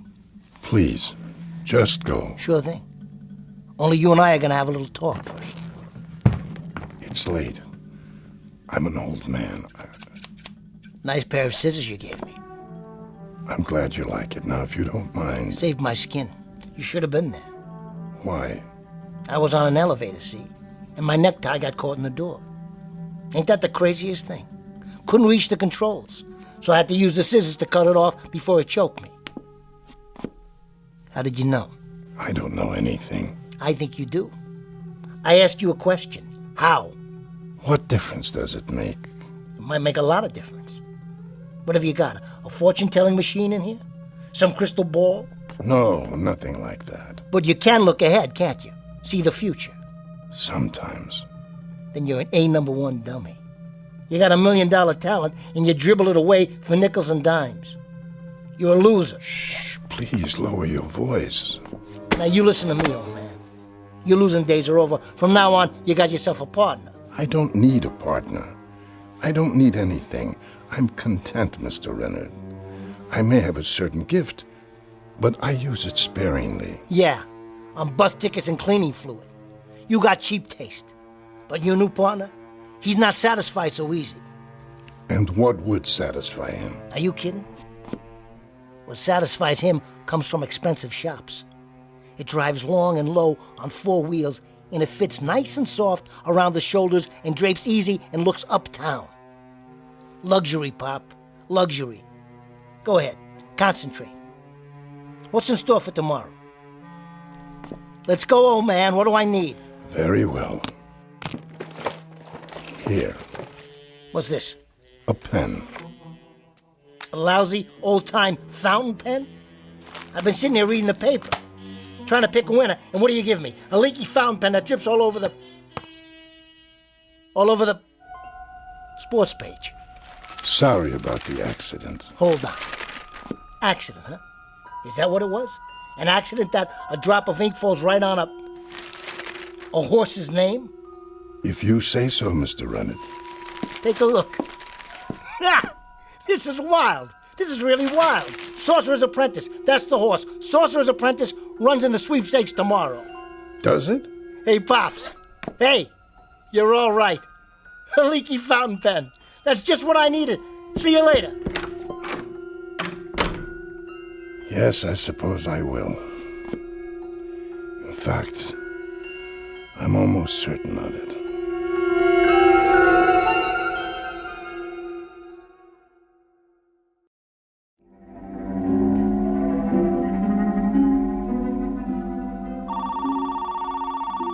Front desk.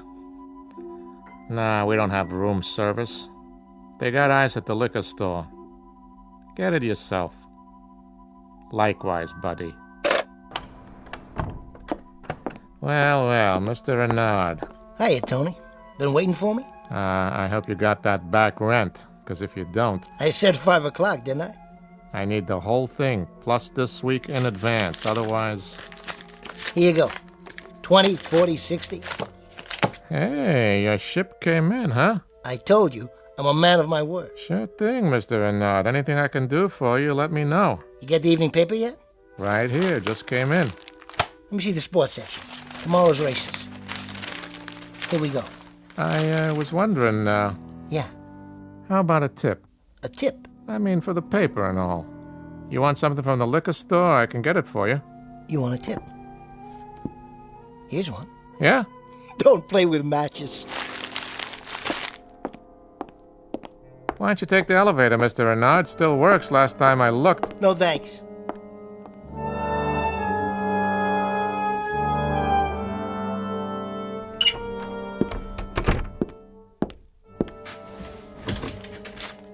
$210, $215.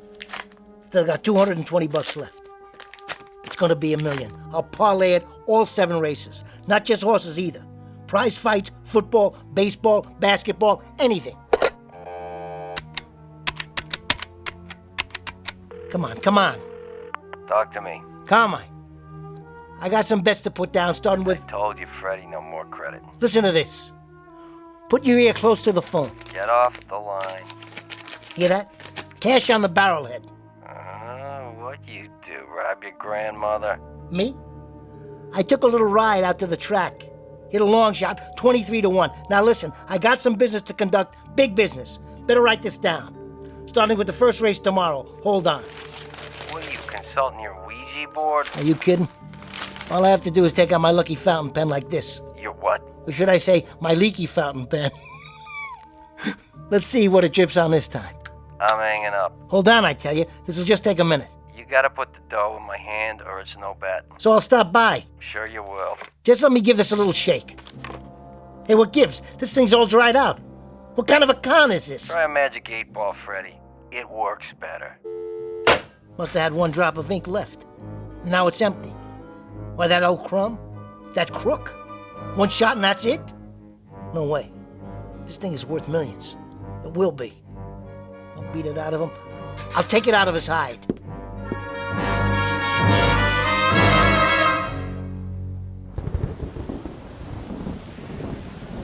Buttons, needle and thread, shoehorns, anything you need. There you are, you old coot. Mr. Renard. That's right. Whatever your name is. Pettit. That's me. Well, Mr. Pettit, you sure came up short this time. Oh, how's that? The pen you gave me. Yes, I remember. It don't work anymore. Is that right? No ink comes out. What a shame. So I can't pick any more winners. You've already won a great deal, Mr. Renard, for a man in your circumstance. How do you know? You must have. And the things we need, we only need once. What's that supposed to mean?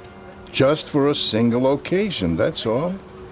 An egg, the hand of a clock, the book of matches, a rubber band, a harmonica, a piano key, whatever it may be. But just once. That's all they're ever needed. Long enough to present an opportunity. What's next, then? Next? Come on, come on. You know what I'm talking about. Nothing's next. I'd rather not give you anything more. That's so. I'm afraid it is. I want to tell you something about me, old man. I was born under a lousy zodiac. I've had nothing but the bad end of the stick since I was 4 years old.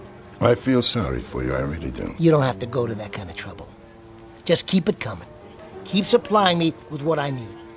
I don't care if it's scissors to save my neck or a fountain pen that gives me the inside word. Whatever it is, I don't want it to stop. That's a pity, because it must stop.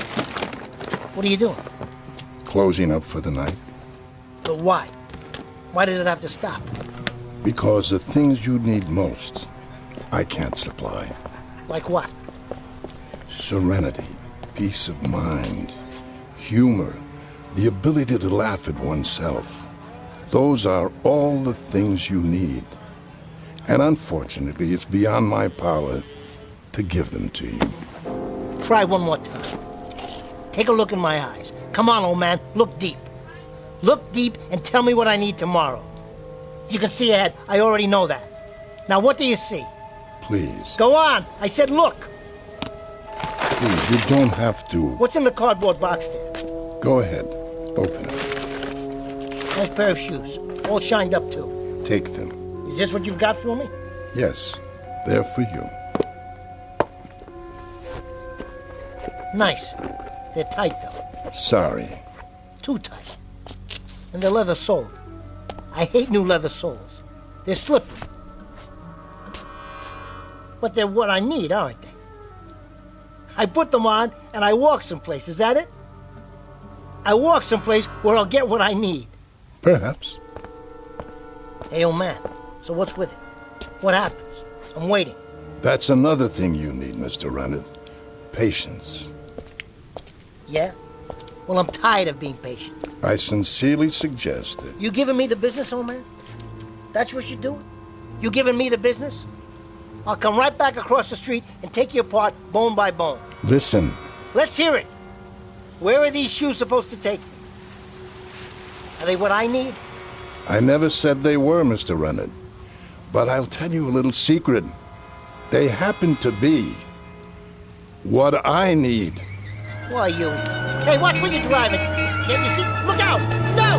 No! Ah! Did you see that? Knocked it right out of his shoes. Somebody call an ambulance. Too late for that. I got the license plate. Mr. Renard, I looked in your eyes just as you asked. And what I saw was death. My death. You would have killed me. So what was needed, Mr. Render, was one pair of slippery shoes. I'm sorry to say, that's all that was needed. Slippery shoes. Look at that old man. Is he all right? You okay? Oh, yes, I'm fine. Just fine. What happened? Hit and run, I guess. I heard the guy scream, and then the car just kept going. You see it, old-timer? Yes, most unfortunate. A hit and run. Can you beat that? Poor devil. Need anything tonight, sir? Shoelaces, perhaps? Matches? Anything at all? Are you kidding, fella? What would I need at this time of the night? I'll tell you what you need. You need this. A comb? It's yours, sir. No charge.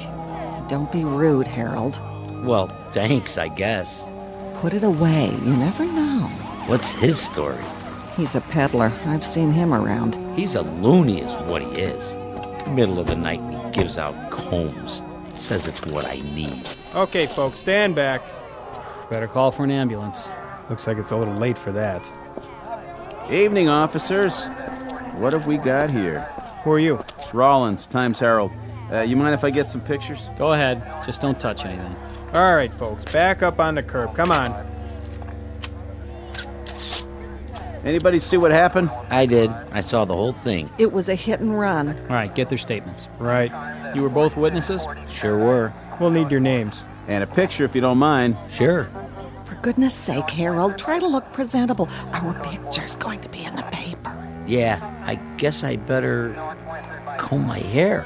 Well, use the one that man gave you. Hey, where'd he go anyway? Hold still for a minute. Say cheese.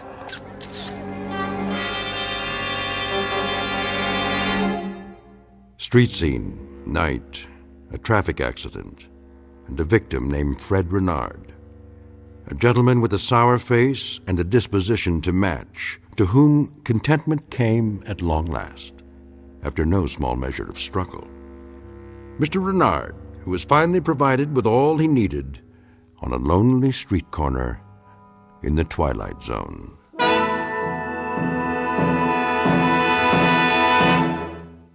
More from the Twilight Zone after this. Hello, I'm Stacy Keach. I hope you're enjoying this edition of the Twilight Zone radio dramas. To learn more about this series, be sure to log on to our official website at twilightzoneradio.com. You'll find special discounts on our Twilight Zone audio collections, listings of our radio stations, links to other websites, and a photo gallery of our recording studio and some of our stars in action. Plus ways to contact us with questions or comments about the show. And for a limited time, when you log on to twilightzoneradio.com, you can send in for a free CD of the show. So be sure to visit us at twilightzoneradio.com.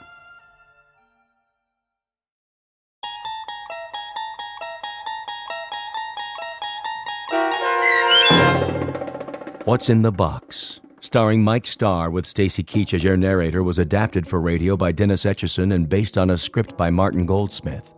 Heard in the cast were Meg Thalken, Jeff Lupetin, Christian Stolte, Franette Lebo, Doug James, Carl Amari, Paul Patch, and Roger Wolski.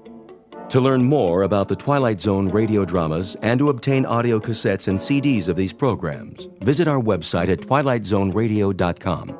The producers of The Twilight Zone wish to thank CBS Enterprises, Carol Serling, Dennis Etchison, Dick Brescia Associates, Claire Simon Casting, Terry Jennings, XM Satellite Radio, Sirius Satellite Radio, our sponsors, and our radio affiliates for helping make this series possible. This copyrighted radio series is produced and directed by Carl Amari and Jason Mallow for Falcon Picture Group. Doug James speaking.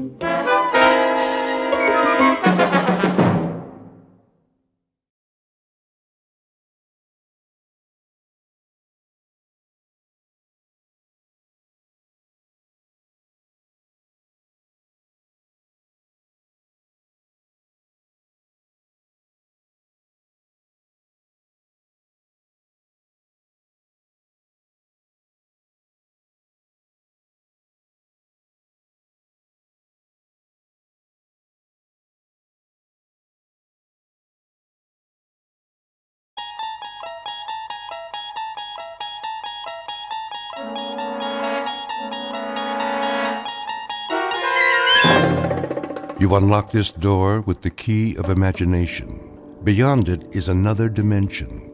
A dimension of sound, a dimension of sight, a dimension of mind. You're moving into a land of both shadow and substance, of things and ideas.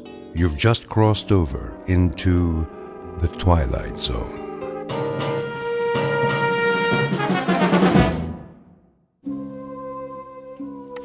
Okay, you know the drill. You talking to me, Copper?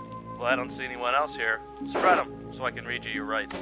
Set it and forget it. Just 3 easy payments. Coffee beans that are aged. Will you stop it? Turn that thing off. We'll have to operate on his brain at once. Scalpel. Watch it, nurse.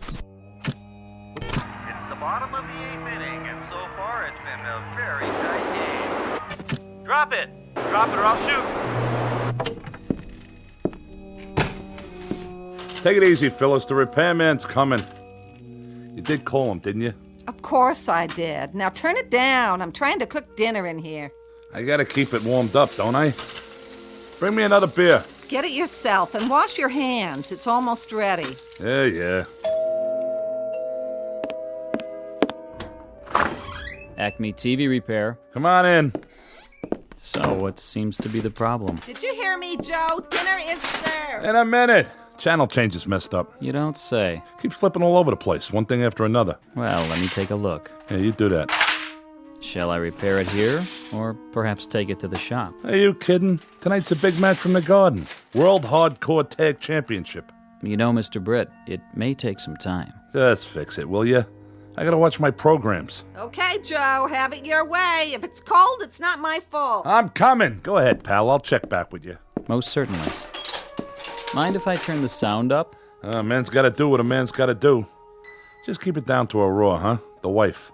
You know how it is. Yes, I do. Your wife, that's all I hear. Easy. I said I'm taking care of it. Huh? Why don't you just tell her about us? Don't worry, I'll tell her everything. When the time's right. If you were any kind of a man, you'd do something now. You'd get rid of her. Wait a minute. What kind of program is that? Oh, that's Channel 10. But I don't get Channel 10. There's no such thing. Portrait of a TV fan. Name, Joe Britt. Occupation, cab driver. Married to one Phyllis Britt, long-suffering companion in a lower-middle-class apartment. His one consolation is the time he spends in front of his television set, watching various sports, crime, courtroom, and medical shows, his nightly escape into a world of fantasy and high drama. But tonight, Mr. Britt is going to watch something not listed in his local newspaper, a special broadcast designed for the cabbie who's seen everything. Joe Britt doesn't know it yet, but his flag is down, his meter's running, and he's already in high gear, on his way to a call that will lead him off the pages of the map book and into the Twilight Zone. And now, The Twilight Zone and our story, What's in the Box, starring Mike Starr with Stacy Keach as your narrator. Great dinner. Glad you liked it. Scrumptious. Wasn't it? Absolutely mouth-watering. I thought so, too. Tastes like... Yeah, go ahead and say it. Like what, Joe? I got it. Fiberglass. Well, keep on being late. What do you expect? Not much from you. Yeah, the feeling's mutual. I'm telling you, I'm getting sick of it. Where'd you get this slop? The Lucky Dog pet store? You're getting sick of it. How do you think I feel? I don't get a man coming home to me at night. I get something left in the cab that's all used up. Nice, Phyllis. Real nice. Tell the whole world. We got company, remember? Oh, yeah. The TV repairman? Better hope he gets finished pretty soon, Joe, so you can watch your programs instead of having a conversation with your wife. We're having a conversation right now. Sure we are. It ain't my fault I'm pulling long hours. Yeah? Whose fault is it? The man in the moon? I already told you. Guy hails me when I'm heading into the garage. Had to haul him all the way up to Yonkers. Oh, give it a rest, Joe. I heard that one before. The other day it was Yonkers. Yesterday it was LaGuardia. You don't fool me one bit. Just tell me. Who's the girl? What girl? The one you've got on the side. You're crazy. Yeah, and you're a louse. You don't have nothing left by the time you get home. You gotta be giving it away someplace else. Yeah, I got so much extra energy. Where would I get it? Not from this food. You get what you pay for, Joe, and you're slipping way behind in your payments. Give me a break. I'll give you a break in your head is what I'll give you. If you're cheating on me, Joe, I swear. Can it, Phyllis? The guy out there's getting a free show. Free? How much are you paying him? $10 an hour? 20? And for what? So you can watch your stupid TV. I got a suggestion, Joe. Why don't you sleep on the couch tonight so you don't miss the late show? That's it. I'm going in the other room. Well, don't let me stop you. Take the whole six-pack. As soon as he gets done, you better hurry up. It's getting late. The main event's coming up. Goat Boy and Old Crow versus Dude Love and Rob Van Dam. I know what's going on. You think I don't? You can't even look me in the eye anymore. You're so guilty. Phyllis, for the love of... Well, don't jump off any building on my account, Joe. One of these days, I'm going to even up the score. Make it a real tight ball game. What's that supposed to mean? Freddie Broom. You know, that good-looking butcher? He's always given me the once-over. I can feel his eyeballs rolling over me like ball bearings. You'd think I was the Queen of Sheba. What are you trying to do, start a fight? Well, I got no fight left in me. Once that joker gets fiddling with the TV, all I want to do is watch wrestling and flake out. I'm pooped. Yeah, I'll bet you are. You drove to Yonkers. For all I know, you even went twice. You shouldn't drive so much, Joe. You'll ruin your health. How's it coming, Mac? Well, Mr. Britt, you've got yourself a little problem here.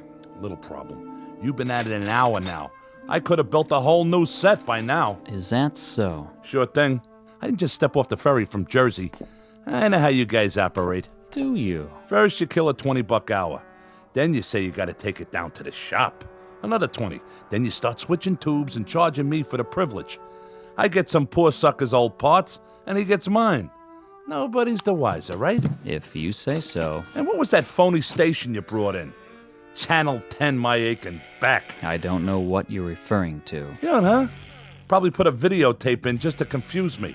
It's a racket, that's what it is. A penny ante Cosa Nostra. Well, the state of New York's got laws against that. So save yourself a headache. I ain't swinging for no big bills, period. In that case, the set's ready. What? You heard me. The set's ready. No charge for my services. Want a beer? On me. No, thanks. Have a pleasant evening. Same to you, pal. Same to you. Now, where's the remote? Hey, Phyllis! Come on in. We can get Channel 10. Your wife, that's all I hear. In a minute, Joe. Hold your horses, baby. What? That guy looks just like... Why don't you do something about her? I trusted you. I didn't hold anything back. I waited and waited. Wait a minute. You drove me all the way out to the park in your taxi, and now you won't even speak to me. What's the matter? I'm talking to you. What's the matter, Joe? How did they know? There wasn't no camera around. What do you want from me? Marry me. Marry you? What are you, crazy? If you don't, I'll tell her everything. Like what? I'm a bigamist? Look, baby, we're talking about two different things. Love is flowers and wine with dinner. Marriage is a floor mop and 2 pounds of hamburger. I'm serious, Joe. So, how's the picture? The picture? Look at you, you slob. You spilled your beer. It'll dry out. It's a good thing your mother gave us this rug. I hate it anyway. Even beer stains is an improvement. Take it easy. You say we can see Channel 10, so where is it? I turned it off. Well, turn it on again. Maybe later. Later, I've got the stove to clean. Turn it off, Phyllis. Quit clowning. Give me that thing. What are you, nuts or something? Never mind. You yelled to come in and look at Channel 10, and then when I drop everything... What's the matter? Is the set still on the blink? Yeah, I mean, no. Well, there must be something screwy. You know there's no Channel 10 around here. Did you try the other channels? Let me see that remote again. Get your hands off that! Listen, Phyllis. Are you by any chance trying to pull a fast one? I don't know what you mean. That guy. Who was he? What guy? Don't give me that. The guy, the repair guy. Oh, him? How do I know? I never saw him before. No? You're the one who called him. I told you to call a repairman. I didn't say which one. You picked him out. Oh, you're suspicious. Well, Casanova, you can relax. When I even up the score, it'll be with that butcher, Freddie Broom. He's got the most expressive hands. Oh, I've watched him cut meat. You should see what he can do to tenderize it. He sends me right to Yonkers. Yeah, sure, that must be it. He did something to the TV. They can do all kinds of cockamamie things with electronics. You're acting like a lunatic. Okay, who was he? Before I crack you one in the mouth. Like I told you, I don't know. The regular repair guy, he's on vacation. So you were yelling to get the set fixed tonight so you can see every drop of blood on Goat Boy's forehead. Excuse me, I mean forehead. All right, knock it off. You don't have to read my horoscope. Where did you get this, Fink? Let go of me. From the phone book. Where else? What's wrong, Joe? He didn't fix it right? No, he fixed it. He fixed it perfect. You should have seen this. This Channel 10. Nah, never mind. I'd like to. Turn it on. No. It's nothing. Honest. Go finish your cleaning up. I'm sorry I yelled at you. See, I guess the traffic got to me. Yeah, that's it. Well, something sure did. You keep this up, Joe, you better see a psychiatrist. Take my word for it. I guess I'll stick to wrestling. Something civilized. They're circling each other, looking for an opening. With a tag team gold on the line, this is going to be a real slobber knocker. This is more like it. Now the collar and elbow hookup into a quick go behind. Whoa, Nelly! Dude loves going for this patented sleeper hold. Oh, but wait a minute. Goat Boy fouls him with a billy goat kick. Whoa, where's the referee? Oh, that one must have hurt. Now, you're not going to believe this, folks. He's trying to chew Dude Love's ear off. Come on, Rev. This is a Pier 6 brawl. Now all four men are outside the ring on that hard concrete floor. Break it up. Oh, somebody's got to stop these behemoths before... Great dinner. Glad you liked it. Huh? Scrumptious. Wasn't it? Absolutely mouth-watering. I thought so, too. What is that? Tastes like... Yeah, go ahead and say it. Like what, Joe? I got it. Fiberglass. No, Well, keep on being late. What do you expect? Not much from you. Yeah, the feeling's mutual. I'm telling you, I'm getting sick of it.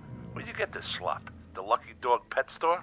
I don't believe this. How do you think I feel? I don't get a man coming home to me at night. I get something left in the cab that's all used up. Nice, Phyllis. Real nice.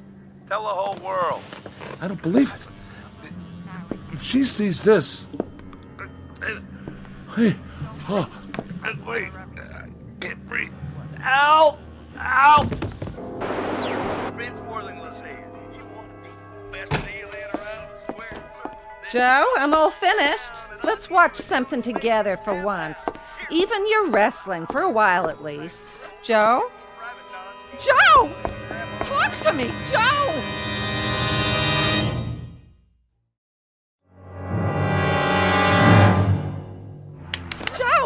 Joe, wake up. Are you all right? What happened? I don't know. Here, get up on the couch. I must have fainted or something. Are you okay? Yeah, sure. What happened? Maybe something I ate. Yeah, that's it. It tasted kind of funny. Well, why wouldn't it? I had to heat it up 3 times. Twice would have been enough. Now listen to me, Joe. Huh? It may be your heart. Oh, come on. I'm serious. All that overtime, it's not good for you. You ain't kidding. You'd better go to bed while I call the doctor. No. There's nothing wrong with me. Sure, Joe. You just keeled over for no reason. It's the television. What? There's something screwy with the TV. Are we on that again? Phyllis, I got something to ask you. I'm listening. Here, put your feet up. You want some hot chocolate? This is important. Are you sure you never saw that repair guy before? I'm going to call the doctor. Come here. Sit down. I told you I got something important to talk about. All right. What is it? Phyllis, what would you say if I told you that I saw myself? Oh, Joe, please. I'm serious. wearing my regular clothes, just like I look right now. I'd say you looked in the mirror. I do that all the time, and I don't like what I see either, but it's nothing to faint about. Like Frank Sinatra said, that's life. Nobody's getting any younger. But what are we going to do about it? The moving finger writes and haven't written a... I said, listen, I'm talking here. Phyllis, I saw myself on TV. Really? Was it that candid camera? I hope you were smiling. You always had a real nice smile. No, it wasn't the candid camera. What would you say if I told you I saw you on TV, too? When? Just now. I'd say you're cracked, Joe. I haven't been out of the apartment all day. And somebody's spying on us. If you really think that, you must be losing your marbles. Why would anyone want to spy on us? It's not like we ever do anything anymore. Nothing to write home about. Enough! Okay, forget it. Either you really are a bird brain or you're in on it. Ain't there something you want to tell me, Phyllis? Look me in the eye. I'm giving you a chance to come clean. Joey, you know better than that. Never mind that Joey stuff. I'm on to you. You're trying to trap me. You set me up, didn't you? Joe, you're scaring me. Well, you'll have to get up mighty early in the morning to get the drop on Joe Britt. You must be sick. You're not yourself. Now, you listen to me. You go into the kitchen and you look up that repair guy in the phone book. Tell him to get back here on the double. Understand? Sure, Joe, sure. Take it easy. You'll get your blood pressure in an uproar. Because if he don't, I swear I'll go down to his shop, wherever it is, and drag him here. Who do you two think you're dealing with? I ain't nobody's sucker. Oh, okay, I'll call him. See, I'm going. In the meantime, why don't you go to bed? Calm down. Take a load off. Now, fellas!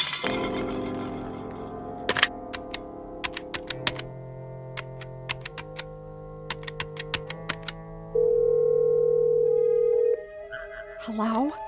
This is Mrs. Britt. Yes, I think you'd better get over here right away. Calm down, she says.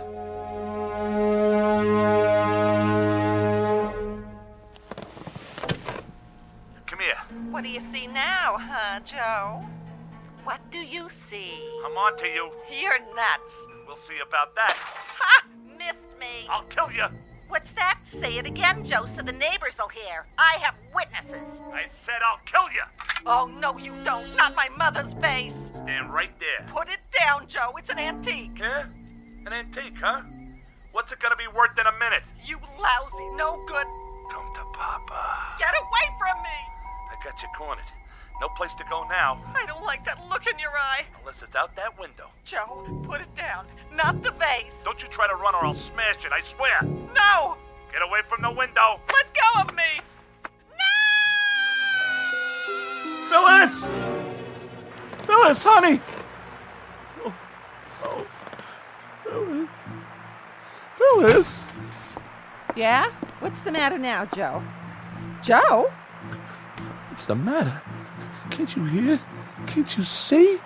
Look! Look at what? The TV! What about it? On the screen! There's nothing on the screen. See for yourself. But I saw it, I tell you. You and me right here in this room. What are you talking about? Channel 10 again? I told you, Joe, we don't get Channel 10. It's a trick. It's gotta be. Somebody's playing a trick on me. Why? Why?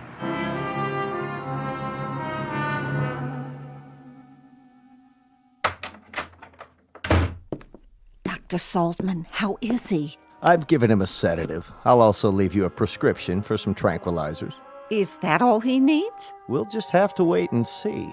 Of course, it might be wise to seek more expert advice. I'm a family doctor. Psychiatry's not my specialty. However, his condition could turn out to be relatively simple. What condition is that, Doctor? I read an interesting study the other day. It might apply here. According to this study, it's possible for someone to suffer delusions, even actual hallucinations, because of what's called media overload, effects that are directly attributable to the electronic culture we live in. Why don't you give it to me in plain English? I can take it. Well, for example, television. You told me your husband's an addict. Perhaps he's been staring at this mixed blessing, so to speak, for such a long time that its reality has become his. You mean he's turning into a TV set? No, nothing like that, but he may have reached a stage of confusion where he no longer knows whether he's watching the action or participating in it. You're putting me on. He's living a kind of waking dream, in other words. Mind you, that sort of thing isn't limited to the mentally ill. It can come in flashes for anyone who's exposed to large enough doses. I have on occasion found myself actually calling for sutures or sponges while watching an operation on television. Even a man like you. Never mind. Is that what's wrong with my Joey? He thinks he's one of those doctors on TV? In your husband's case, I gather he believes that he has, in some sense, already murdered you. What? Or rather, that he will. He no longer seems capable of differentiating between past, present, and future, between reality and fantasy. Yeah, like with his wrestling. In any event, we don't want this situation to develop further. I should say not. I'd like you to bring him to my office first thing in the morning. I'll order a thorough checkup, reflexes, blood work, and so forth. Sure, if you say so. Meanwhile, see that he gets some rest. I will. Thank you, Doctor, from the bottom of my heart. Glad to be of help. I'll let myself out. Oh, Dr. Saltman. Yes. Is this your little black bag, or am I just imagining it? Oh, yes, of course. Thank you. Perhaps he shouldn't watch any more television for a while. Oh, good idea. Think of it this way, Mrs. Britt. If you gaze into the abyss long enough, the abyss may begin to gaze into you. Isn't that the truth? Good night, and sleep well. Can you beat that? I wonder if I stare into the frigid air long enough, I'll turn into cold cuts. Wouldn't that be something, though? We'll get back to our movie in a minute. Vince Worthington's here. You say you want dependable transportation? You need a second car so the little woman can get out of town on the weekend? Wouldn't that be something? Well, tell you what I'm gonna do. We'll get back to the news in a minute. You see this little baby right here? I'm gonna give it to you for nothing down. That's right, nothing, zero, not a penny. Walk in and drive it off with just your good name, a smile on your face, and the number where your little wifey can be reached while she's out of town. Come in your birthday suit. What do I care? How's that for a bargain? Oh, what's the use? That guy's on every channel. I might as well turn in. Phyllis? Hold your horses, Joe. Phyllis! I said keep your pants on. I'm just turning out the lights. Phyllis, where are you? Phyllis, where are you? Help!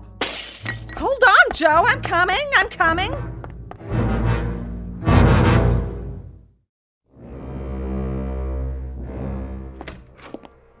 What was that noise? I heard a crash. The mirror. What did you do? The mirror on the dresser. I looked in it, and I saw this room. And in this room, I saw you, Phyllis. You were arguing with someone, and I didn't want to see that. So I threw the water glass and broke it. I'll clean it up. Now lie back down. The doctor wants you to sleep. I can't sleep. You wouldn't be able to either if you'd seen what I saw. So, okay, stay awake. Only let's make a deal. What you saw, I don't want to hear about it. He told you? Yes, and what you saw on the TV before. But he said not to worry, just go to sleep, and tomorrow you'll be fine. Can I fix you something? It's okay. Phyllis. Yes? Phyllis, lean closer. I have to talk to you. Oh, no, you don't. What's the matter? Every time you start off like that, we wind up in a fight. And tonight, if you don't mind, I'm passing. Don't you worry about it. I got nothing to fight with you about. That's a relief. If anyone's to blame for us not getting along, it's me. Well, what do you know? The doctor shot some sense into you. Do you think so? Now, go to sleep. You're not well, Joe. You can't be. If you were right in the noodle, you'd never be talking like this in the first place. No, I mean it. I really mean it. Oh, Joe. You know, Phyllis, driving a cab is pretty lonely work. You're all by yourself for hours and hours. And in between times, people are yelling at you to slow down, hurry up, take Madison Avenue, don't take Madison Avenue, turn right, left, stop, go. And on top of all of that, they think I'm cheating them. Would you believe it? No, they don't. Who says that? So when someone finally comes along and smiles at you, calls you mister, Well, maybe you go all to pieces and think the moon and the stars are your own private property. At least for the night. It feels like spring. And you act like a first-class donkey, kicking up your heels like you were 17 or 18. See what I'm saying? No. There ain't no point in drawing you a picture. I guess you get the message. Maybe you better spell it out for me. Well, seeing you dead like that, after you fell out the window. Or at least, I thought you fell out the window, because it was on the TV and all. It was an awful shock. And I realized, well, you know what I'm trying to say. Then say it. Okay, I'll give it a try. It took a shock like that to make me realize it's you. And not some... Sounds like you're trying to confess something. I just mean, it's you I love. You're the one. I'm touched. Okay, I'm just trying to be honest. I'm really touched. How's that, better? You don't have to get nasty. Me? Nasty? What am I supposed to get, dewy and gooey? Please, Phyllis. Am I supposed to fall all over myself when my husband of 27 years tells me he's finally decided he loves me? You don't know what love is. That's not the point I was making. What is the point then? After charming the pants off the entire borough of Manhattan, he pins the blue ribbon on me? Which means I win one used-up nitwit. Easy credit, no money down. All mine to keep and feed and pamper and obey till death do us part. The only point you've got is the one on top of your head. Take it easy, Phyllis. I'll take it easy, all right. I'd take a butcher knife to you right now if you weren't so pathetic, lying there in bed out of your ever-loving mind. Who's out of his mind? You are if you think I'm gonna take your crap lying down. Well, at least you take something lying down. Yonkers, huh? Tell me another one. No wonder you're so short on the money every week. You've been blowing it on some cheap floozy. Cheap? Not everybody's cheap. Some people are expensive. You admit it. I didn't admit nothing. That's where our money's been going. You get out of here before I... You bet I will. This is one time I'll be glad to obey. To think of the years I gave you. Well, never mind that now. What are you doing? What does it look like? I'm packing my bags and moving on. You can't do that. Oh, you just watch me, Buster. I'm gonna drag you into court, Mr. Britt. You and your fancy woman, whoever she is. This is the thanks I get for trying to turn over a new leaf. So long, Joe. Thanks for the memories. I don't know what I ever saw in her. Will somebody please tell me? That woman wouldn't know sympathy if it jumped up and bit her on the behind. Get out of here before I throw you out. Order in the court. Phyllis? Your Honor, the prosecution objects to these interruptions by the defense. What's going on in there? May we have a sidebar, Your Honor? For what purpose? Who's in my living room? Approach the bench, but I warn you both, if this is a delaying tactic. Ugh, that TV again.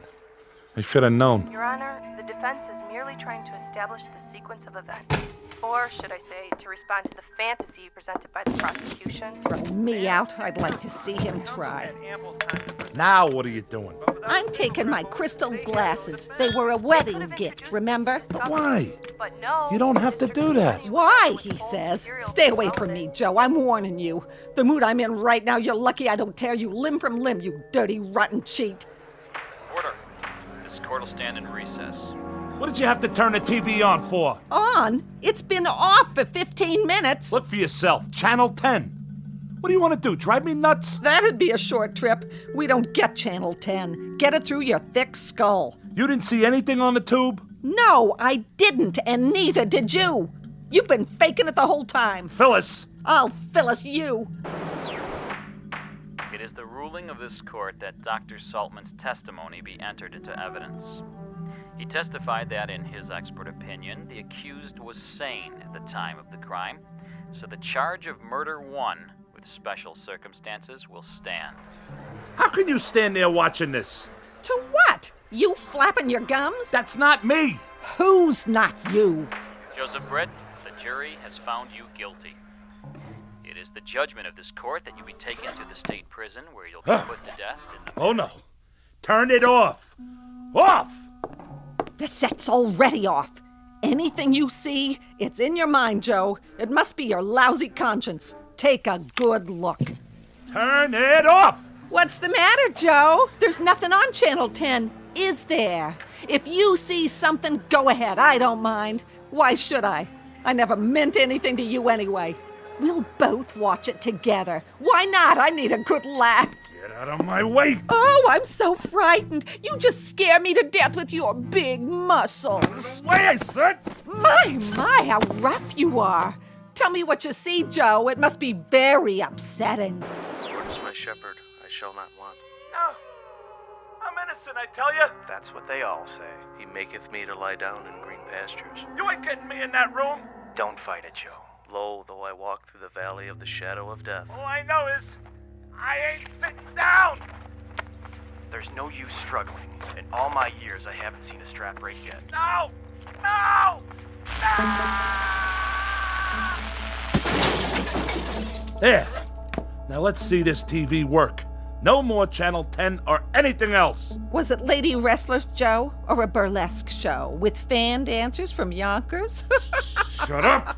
You shut up or I'll kill you! I swear I'll kill you! Come here. What do you see now, huh, Joe? What do you see? I'm on to you. You're nuts. We'll see about that. Ha! Missed me. I'll kill you. What's that? Say it again, Joe, so the neighbors will hear. I have witnesses. I said I'll kill you. Oh, no, you don't. Not my mother's face. Stand right there. Put it down, Joe. It's an antique. Yeah? An antique, huh? What's it gonna be worth in a minute? You lousy, no good. Come to Papa. Get away from me. I got you cornered. No place to go now. I don't like that look in your eye. Unless it's out that window. Joe, put it down. Not the vase. Don't you try to run or I'll smash it, I swear. No. Get away from the window. Let go of me.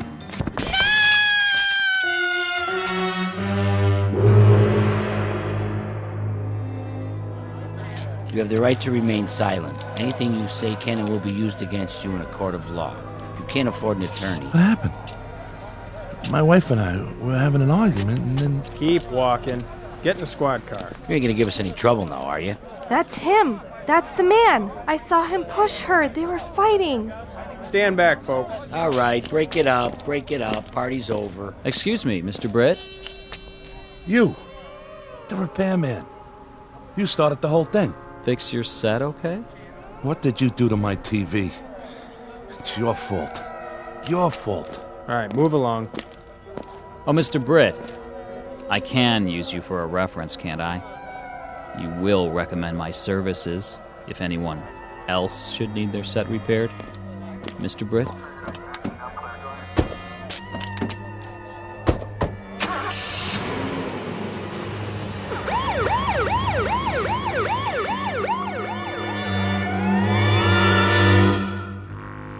Joe Britt, cab driver. Also a two-bit Romeo and star of Channel 10, who made his television debut just in time for the new season. But the series was cut short. His final show was only a few months later, broadcast live from the prison at Ossining, in the Twilight Zone.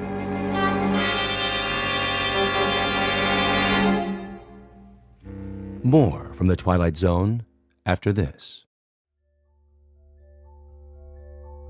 Hello, I'm Stacy Keach. I hope you're enjoying this edition of the Twilight Zone radio dramas. To learn more about this series, be sure to log on to our official website at twilightzoneradio.com. You'll find special discounts on our Twilight Zone audio collections, listings of our radio stations, links to other websites, and a photo gallery of our recording studio and some of our stars in action. Plus ways to contact us with questions or comments about the show. And for a limited time, when you log on to twilightzoneradio.com, you can send in for a free CD of the show.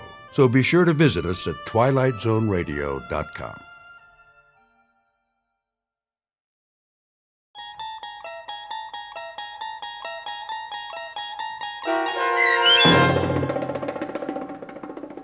Where Is Everybody, starring John Schneider with Stacy Keach as your narrator, was adapted for radio by Dennis Etchison and written for The Twilight Zone by Rod Serling. Heard in the cast were Roger Mueller, Tom McElroy, Roderick Peoples, Doug James, Richard Hensel, Carl Amari, and Amber Lake.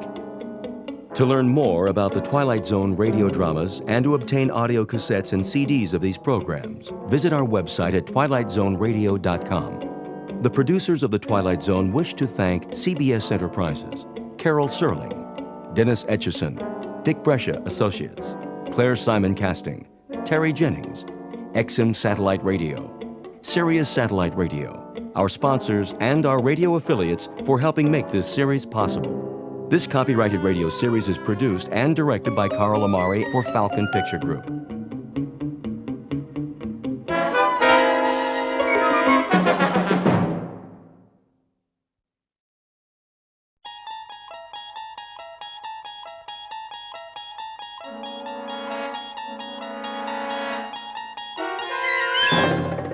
You unlock this door with the key of imagination. Beyond it is another dimension, a dimension of sound, a dimension of sight, a dimension of mind. You're moving into a land of both shadow and substance, of things and ideas. You've just crossed over into the Twilight Zone.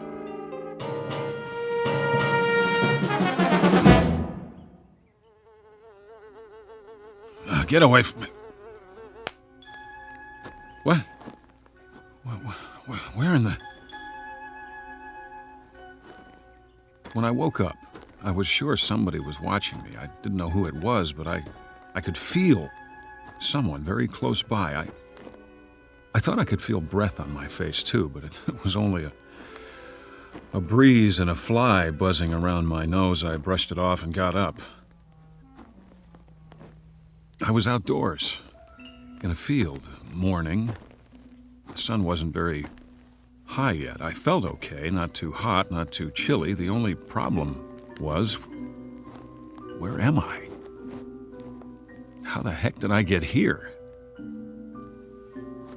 I must have been dreaming. About what? Don't ask me, because I couldn't tell you. When's a dream not a dream? Whatever this one was, it must have been a doozy, because the last thing I remember is, well, that's just it. See, I don't remember much. Much. Make that anything. So, where to begin? As far as I can tell, this is the beginning. I mean, not the beginning, whenever that was, the Big Bang billions of years ago out in the middle of space or something, but it'll come back to me. It will, and all I have to do is give it some time. So bear with me out there, whoever you are. The one who is watching me, probably. I can promise you one thing, though. This isn't going to turn out to be one of those times when you only think you woke up, but you didn't because you're still asleep. I hate dreams like that. Now, I know what's real and what isn't, so do you. And this is definitely real. The mosquito that bit me, for instance, right on the nose, the bite is starting to itch like crazy with the sun beating down, but guess what? I'm clean out of calamine lotion. Wait a minute. I know this road, don't I? It looks like a lot of other roads, asphalt, telephone poles. I must have been driving, and my car quit on me, and I started walking to town, and I ended up spending the night out here. But if that's what happened, where's my car? Somebody could have dumped me out, I guess, after they hit me on the head and robbed me, and that's why I don't have a wallet and why I don't remember anything. Temporary amnesia. I hope I don't have a concussion. That could be why I've got this headache. Must be a sign along here somewhere. Pretty soon I'll see a house, a town, something. Or someone will come along. They have to. And when they do, I'll just stick out my thumb and hitch a ride. Don't have much of a choice. One thing, though, will somebody please tell me, where is everybody? A French philosopher once said, hell is other people. And for some, that may be true. Most of us need time alone, away from the pressure of everyday life. If you live in a city with noise and crowds and traffic, that's easy to understand. But what about the other side of the coin? We also need companionship, someone to talk to, a friendly voice and a familiar face. It's a dilemma that goes back to Adam, who found the Garden of Eden unbearable on his own. Enter one male human being. Age 31, height approximately 5 foot 11 inches. His name isn't Adam, though exactly what it is, where he is, and what he's doing here, even he doesn't know. At the moment, these questions constitute the central mystery of his life. But it's a beautiful day, and he's on a road that's bound to lead somewhere, back to the beginning or to a destination not yet in sight. The journey will take him through shadows as well as sunlight, and you are hereby invited to go along. Be forewarned, however. This is an excursion to an unknown land, a walking trip without benefit of compass or road map through a realm called the Twilight Zone. And now, The Twilight Zone and our story, Where Is Everybody? Starring John Schneider, with Stacy Keach as your narrator.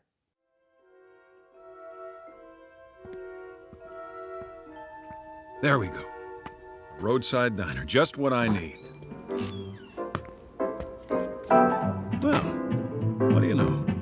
Still got a couple of dollar bills in my pocket. Some change, that ought to do it. Looks like I got the place to myself. Service here. Hey, is this jukebox loud enough for you? I mean, can you hear it all right? Hey, somebody want to turn this thing down a little over here? All right, I'll do it.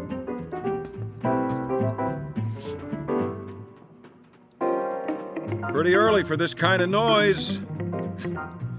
Ought to be a volume control somewhere. Maybe it's on the back. If I can slide it out from the wall. Easy now. Oh, look, I like music, same as the next guy, and all I'm looking for is the knob. There.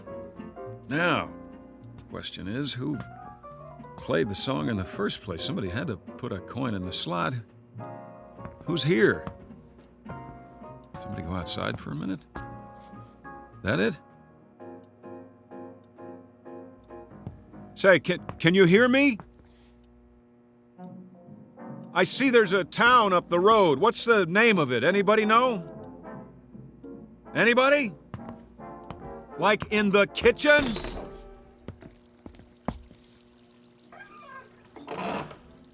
Hey, you in there, I asked you a question. What is the name of the town? Hello? Cook must be outside catching a smoke. Guess what? You got a customer out front. You hear me? Cash customer. Meanwhile, don't waste so much water. I think ham and eggs. Yeah, traveler's special. Eggs up and soft, hash browns, coffee black. Customer waiting. Take your time. Me, I'm in no hurry. 1 cigarette left. Anybody got a light? I didn't think so. Where do you keep the matches? Hold on, I see them. By the register, right next to the clock. Whoops. Didn't mean to knock it on the floor, just trying to get a match. Here, I'm picking it up, see? What time is it anyway? 6:15. That can't be right. Cracked. Oh, well, I'm sorry if I broke it. I'll pay for it, honest. Of course, I'll have to send you the money. I'm a little low on funds right now. All I got on me is $2.85. Good old American money, isn't it? Yep, U.S. coins and currency. Well, we got that much settled. I'm an American. There's a little question about my identity, though. Let me put it to you this way. I'm not sure who I am. Isn't that a laugh? But But I got $2.85 and I'm hungry. Oh, the heck with it. If nobody's gonna help me, I guess I'll just have to take care of myself. I'll see you later, everybody. I'll even do you a favor. The sign on the door says, open. Let me turn it around for you. Closed. Yeah, that's more like it. Truth in advertising. I'm gonna wake up any minute now. I know I'm gonna wake up. I wish there'd be a noise or something, a great big noise to make sure I do, but it's so quiet around here, it's weird. Okay. If I gotta make it myself, here goes nothing. Yes, sir, that's my baby. No, sir, don't mean maybe. Yes, sir, that's my baby now.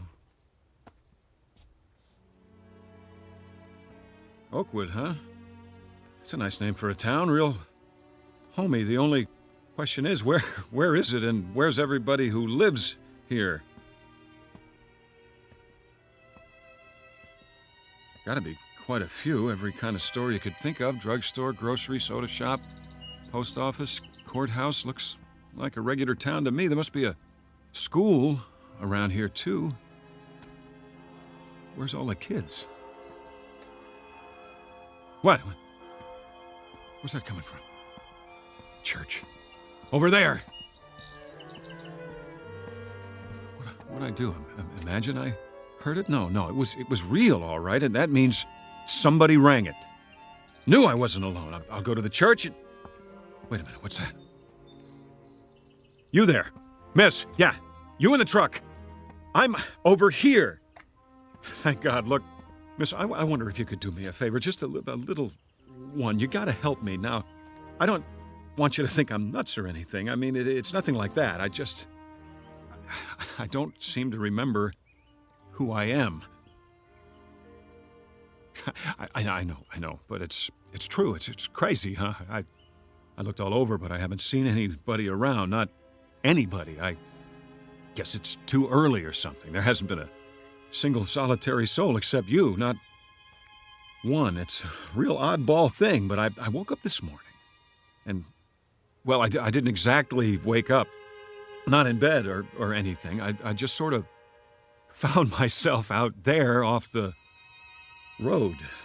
Real nice. You know what I mean? And now I got a sore back from sleeping on a rock. So listen, it's amnesia, right? Isn't that what they call it? Yeah, that's it. Amnesia. See, I don't remember a thing, and I couldn't find anybody to ask till now. You're the first person I've seen, the only one. Look, I don't want you to get spooked or anything, but could you tell me, is there a doctor around here? You know, just a regular doctor, so I can get a checkup and find out what's wrong, because I think I'm sick. Miss, what's the matter? Can't you hear me? You gotta be able to. The window's rolled down.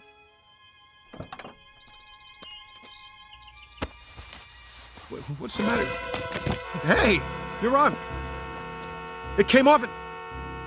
You're not even a real woman. You're a dummy. What's it say on the truck? Resnick's department store mannequins. Is that all? A bunch of mannequins? Here, get off the horn. Sit up straight. That's the way. Here's your arm back. I'm very sorry, madam. My profound apologies. I can assure you that at no time did I mean to disturb you. As a matter of fact, I've always had a thing for quiet women. Get what I mean, babe? Here's a kiss for that cute little turned-up nose. No, I'm sorry. I can't stick around and talk. I got a very important appointment. I'll see you in the funny papers, and don't you take any wooden boyfriends.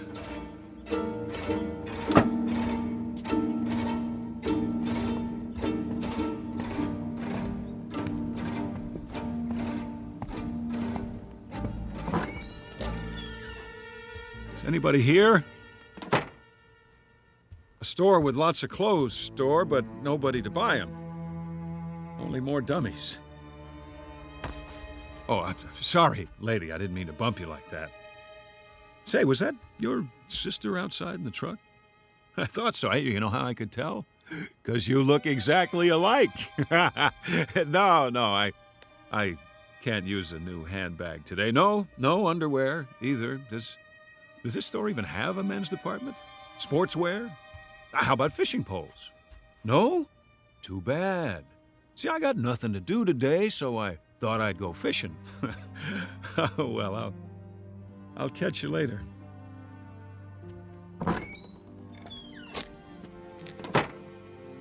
Let's see. What other kind of stores they have on this street?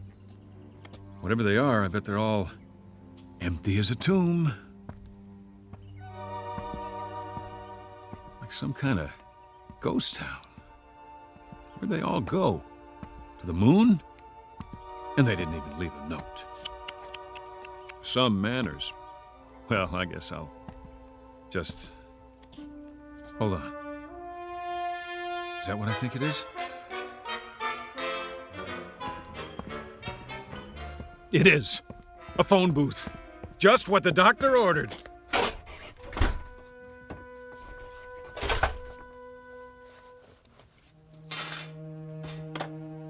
It even works. We're in business. Operator, you there? Come on. Operator. Hi, operator. Oh, you're beautiful. Let me tell you. Listen, I don't know who I am or where I am. Oakwood, yeah, that's it. I must be sick or something, and I need help fast. I want to call, what number? What is it now? I need a number. And I can't remember any. Get me anything. Anyone, anywhere. I don't care who it is. Get me your supervisor, all right? Please dial the number now. This is a recording. A recording? Oh, that's just great! Never mind, operator. I'll look in the phone book. Here, Abel, Adams, Ackerman, Albright, Allenby, Arnold. Where do you all live? Inside this book? Why aren't you on the street? Baker, Belden, Biltmore, Botsford, Bradbury. Tell me something, gang. Don't you ever go out for a stroll, shopping, work? You do have jobs, don't you? If you don't, then who's watching the store? For that matter, who's watching anything? How's that? Any number will do. Any number at all. I'll take my chances. Just connect me with a real, live, human being. It can be in Timbuktu for all I care. Well, you want more coins, is that it? The number you have reached is out of order. Please make sure you are dialing correctly. Give me my coins back and I will. Hey, give me my money back. Give it to me! What kind of lousy phone company is this? Okay, all right, who's the wise guy? Who locked the door? Very funny. This is beautiful, trapped in a phone booth like a goldfish. Okay, you got me. Here I am. Everybody come see. That's it. Joke's over. Somebody want to give me a hand? How about it? No? And you asked for it. Oh! Oh, now I'm bleeding. Thanks a lot. For nothing. Some joke. I know you're out there watching me. I can feel your eyes. Well, whoever you are, I'm gonna find you. And when I do, you're gonna pay. You're all gonna pay, but good.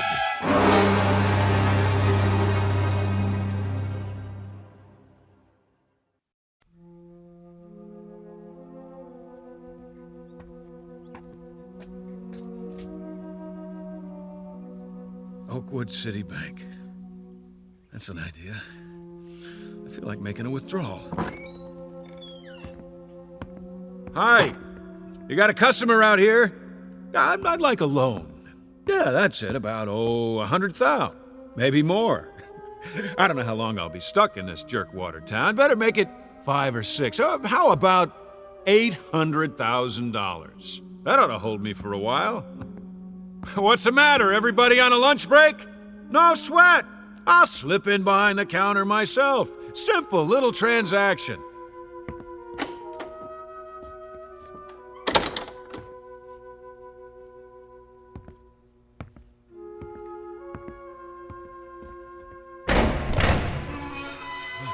All that cream. Might be a little short, though. Oh, don't worry about it. I'll take whatever you got. Generous of you. Mighty generous. I just won't put it all in one pocket in case somebody robs me. I better get some coins while I'm at it. A few rolls and I'm out of here. I got that feeling again. This feeling somebody's watching, trying to trap me. What? Open the gate. Where are you? Who's watching? There! I thought so! A TV camera on the wall. Pretty clever. Would you mind turning the alarm off, please? It's too piercing. Hey, you! Whoever's watching through that thing, turn it off, or I'll do it for you! Now let's try that again. One more roll of quarters coming up. The pitcher winds up. He throws. Ha ha ha! There! Who said you could take my picture anyway?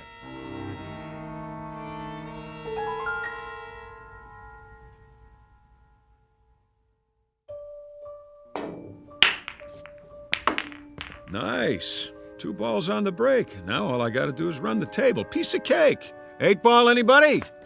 I'll cover all bets. All right, that's enough. Time out. How about a cigar? They gotta have cigars around here. 2 for $1, huh? Pretty good. I always like an expensive cigar. Hey, how about the rest of you guys? Anybody want to smoke? Oh, I forgot. You're invisible. Well, I'll light up for you. You get the idea? Always wanted to do this. Light a cigar with a $100 bill.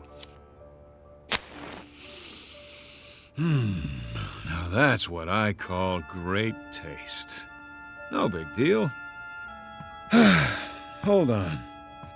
Where can I get a drink around here? Hey, wait up, fellas. I'll be back in a minute. And nobody touch the cue ball.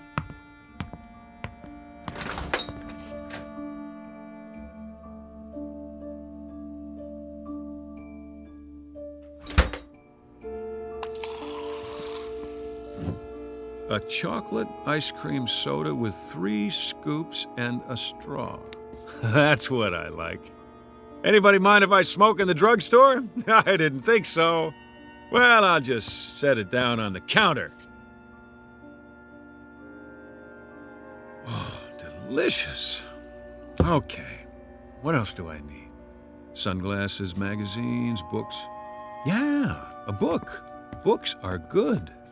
Pick up a paperback to read in case I get bored. The Last Man in the World, huh? I wonder what this one's about. An atomic war, maybe. Yeah, I think I read it before. Or did I?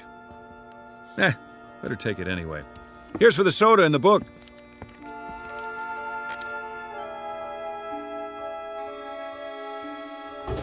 Yo! Post office! Got any mail for me today? Might help if I could tell you the name. How about John Q. Smith, Anytown, USA? No? Check again. Please, Mr. Postman. Deliver the letter, the sooner the better. Oh, relax. I'm not going to go postal on you. Just give me some stamps. In case I think of somebody to write. Where's that coming from? Across the street? WGBN, the voice of the Midwest. Well, what do you know? This is where they broadcast from, right here in good old Oakwood. I know this station. I used to listen to it all the time. Never knew where they were.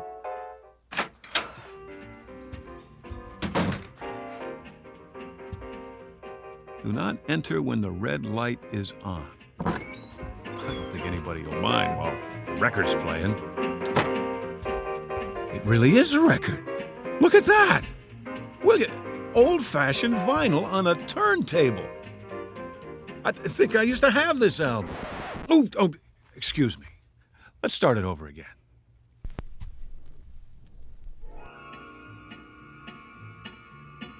Somebody left a cigarette in the ashtray, still burning. Who? Who's here? The DJ? I remember the DJ on WGBN, Vern Stevenson. Yeah, that was his name, playing nothing but the best. Where are you, Vern? Can you see me?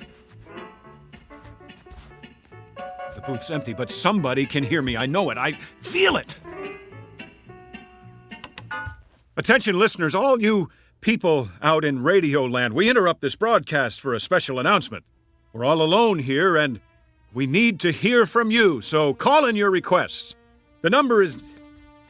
Well, you know the number. Look it up. Just ask the operator for WGBN 1060 on the dial. The first caller wins a free lunch on the house, courtesy of me. You know me, don't you? If you do, call in and tell me, will you?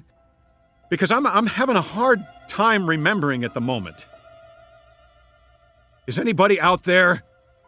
Anybody at all? Congratulations! Hi. Thanks for calling. Thanks a lot. You've been selected to receive a free, all-expense-paid vacation to deep space. What are you talking about? This is an automated call from Amitex, Inc. to a selected few homeowners like yourself. All you have to do is complete a brief survey. If you'd like to continue in English, please press 1. For Spanish, press 2. Forget about it!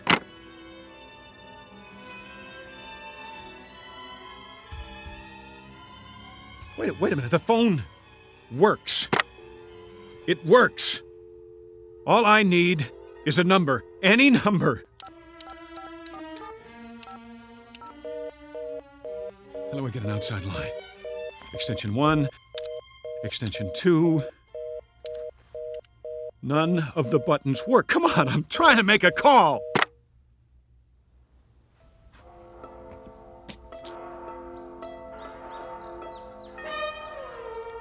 Three o'clock and still nothing. Feels like a Sunday, the longest one in history. I wonder if the movie theater's open. Why not? Maybe they got a matinee, a double feature, Pride of the Air Force and The Loner. Now that I gotta see.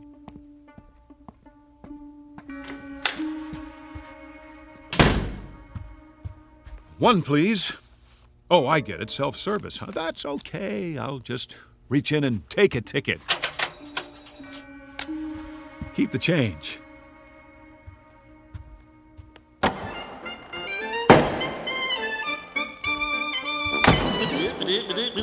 That's it, everybody. Good timing. Cartoon's over. Okay, Mr. Projectionist, you can roll the feature now. Ladies, please remove your hats. Shh. No talking. Anybody care if I put my feet up? That's what I thought. Look at those planes, will ya? U.S. Air Force, go! Air Force, Air Force! Hey, I'm Air Force. That's it. You hear me? I remember that much. I'm in the Air Force. Can anybody hear me? You, up in the projection booth. You got an Air Force man in the house. Hey!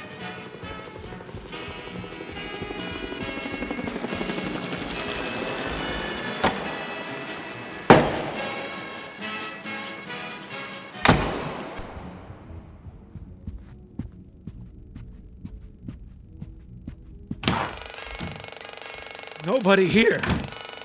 Then who is running the picture? At least I got the first part of it. I was in the Air Force. If I could just remember what happened after that. What was it? A war? A bomb? Or something? That must have been it. A bomb. But if there was, it would have destroyed everything, and everything's still here except for the people. What kind of sense does that make?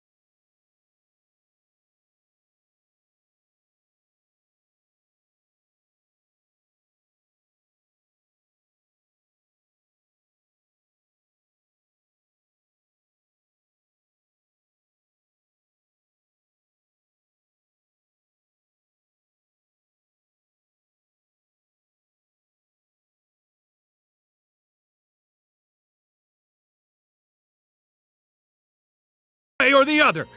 I'll get a gun. Or whatever it takes, count on it.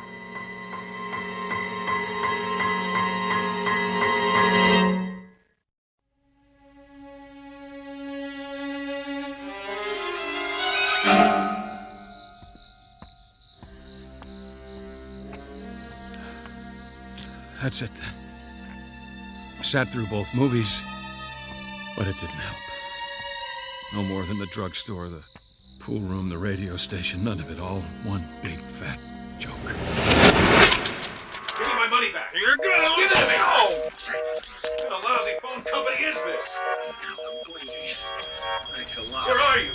Who's watching? I'm in the middle of a nightmare that I can't wake up from. No! It's too much! Make it stop! Please! I need a gun. And one bullet. If nobody will help me, I'll have to do it. Where can I get a gun? The police station, that's it.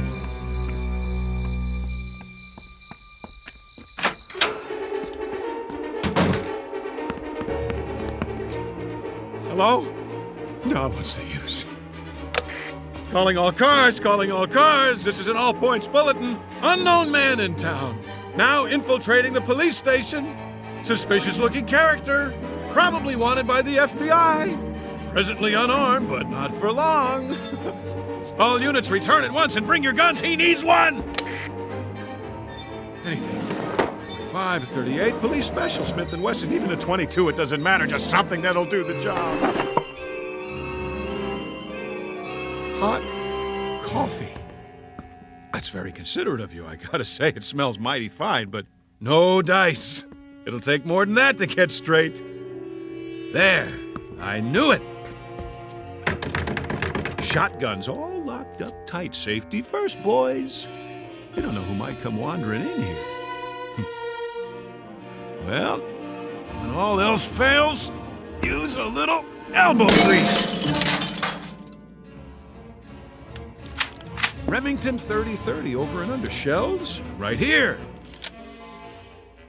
Now, where am I going to do it? Wouldn't want to splatter my brains all over the front desk. Hey, what's back there? Jail cells. Perfect!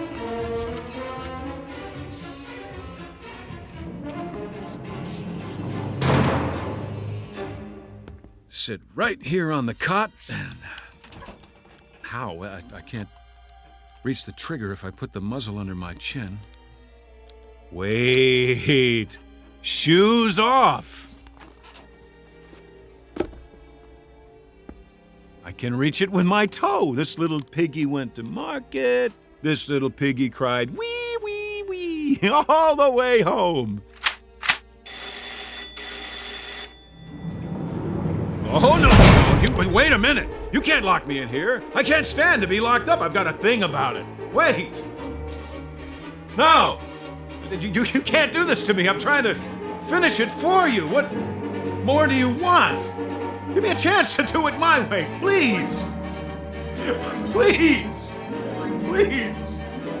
It's time to wake up. It's time to wake up. That's it. Are you sure? Help him. He's had it. All right, clock him and mark the time. Now get him out of there. Come on, release the subject. On the double. Yes, sir. Careful with the electrodes. Remove the tape from his forehead and chest. It's all right, Major. You're right. Get a stretcher. Medics, over here. Now watch his hand. He cut it on one of the dials inside. What?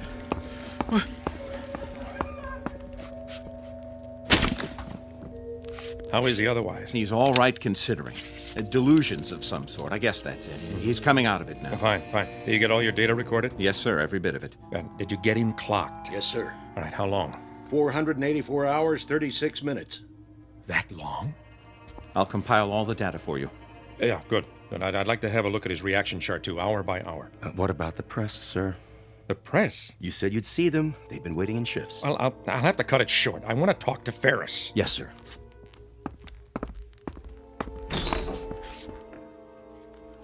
The General will now give you a statement.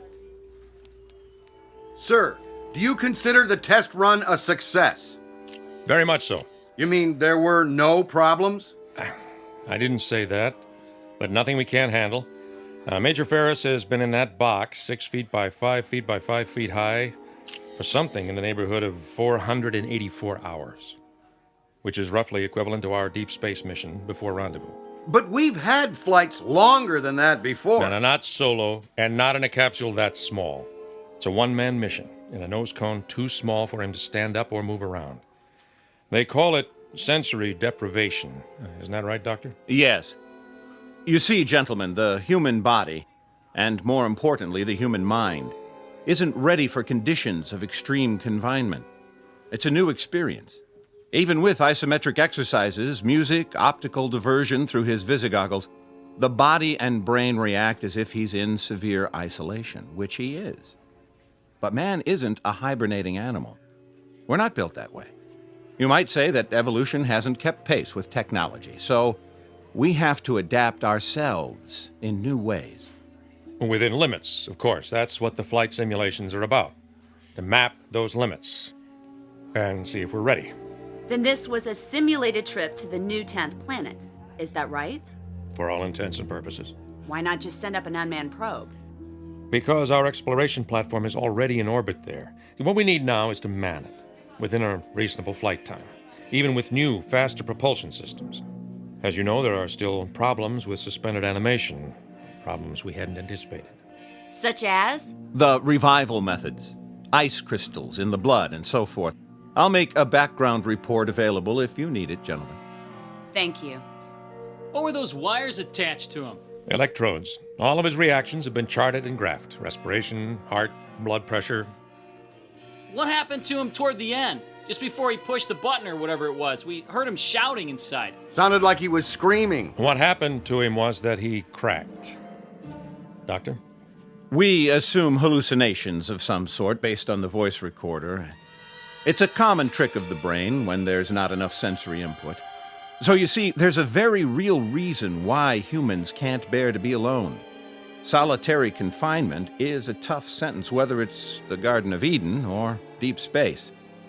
There may be a practical reason for human contact, even for love. A kind of survival mechanism to remain sane. How bad did he crack? I'll tell you something, gentlemen. You spend 2.5 weeks all by your lonesome on your back in a 5-foot square box without ever hearing a human voice other than your own, and I'll give you especially good odds that your imagination would run away with you too. Just as his obviously did. General, I'd like to know, if I could ask you, our readers are wondering... Yeah, that's enough for now. Thank you. Captain Grant will have a press release drawn up. Should be ready in about an hour. Thank you all for waiting so patiently. Last question, General. How did you know when he was ready to come out? He asked. There are several buttons and switches inside. Each one controls a simulated function for flight. Oxygen, fuel, temperature, and so forth. And the last button. Which was? Abort. When he had all he could take, when he had to get out, that's what he pushed. Or pounded with his fist. And now, gentlemen, good day.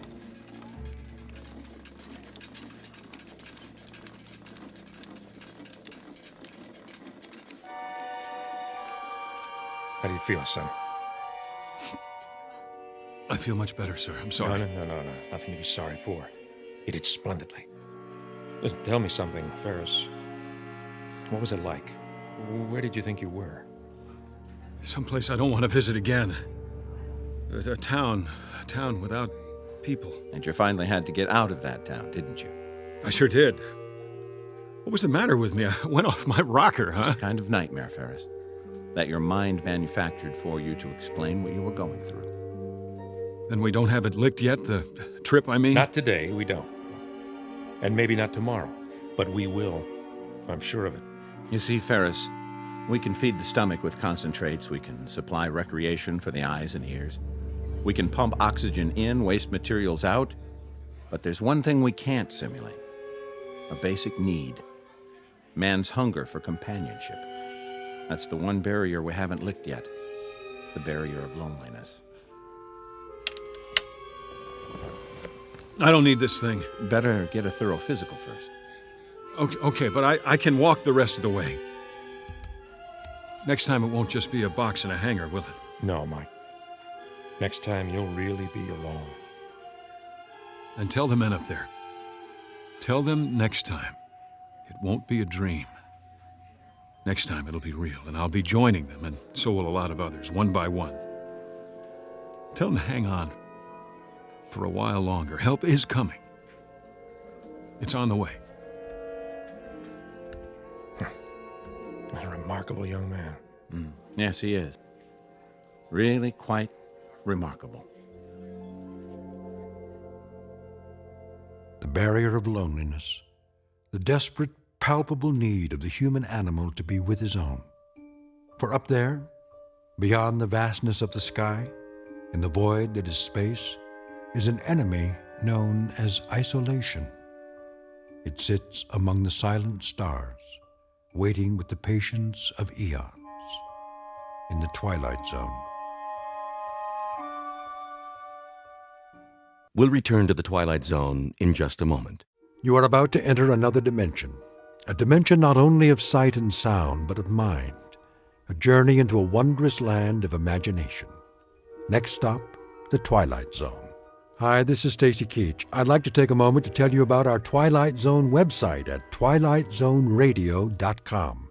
At twilightzoneradio.com, you'll find the latest information on these Twilight Zone radio dramas, including behind-the-scenes photographs, plus the newest product releases, trivia contests, ways to contact us, other Twilight Zone-related info and merchandise, plus links to other fascinating websites. So make your next stop twilightzoneradio.com. Visit twilightzoneradio.com to purchase these Twilight Zone radio dramas on cassette and CD, or call toll-free 1-866-989-ZONE. That's 1-866-989-9663.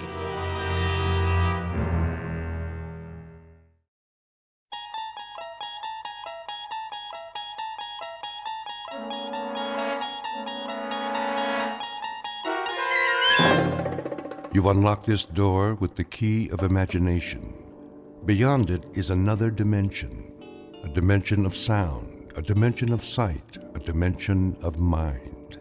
You're moving into a land of both shadow and substance, of things and ideas. You've just crossed over into the Twilight Zone.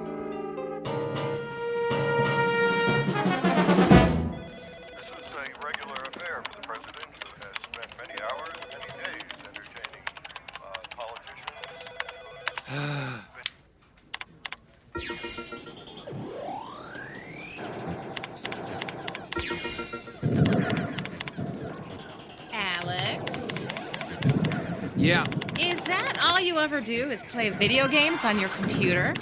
Hey, I'm in between assignments. When I got something to do, I'll do it. Yeah, well, your next assignment is probably going to somebody else. If you spent more time looking at your calendar than that stupid game, you know you're missing the editor's briefing. Fine. Thank you. I guess.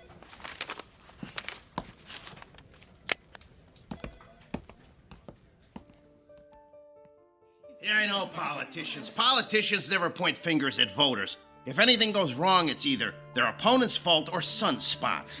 Do me a favor. Find another source to support it. Sorry I'm late, Tom.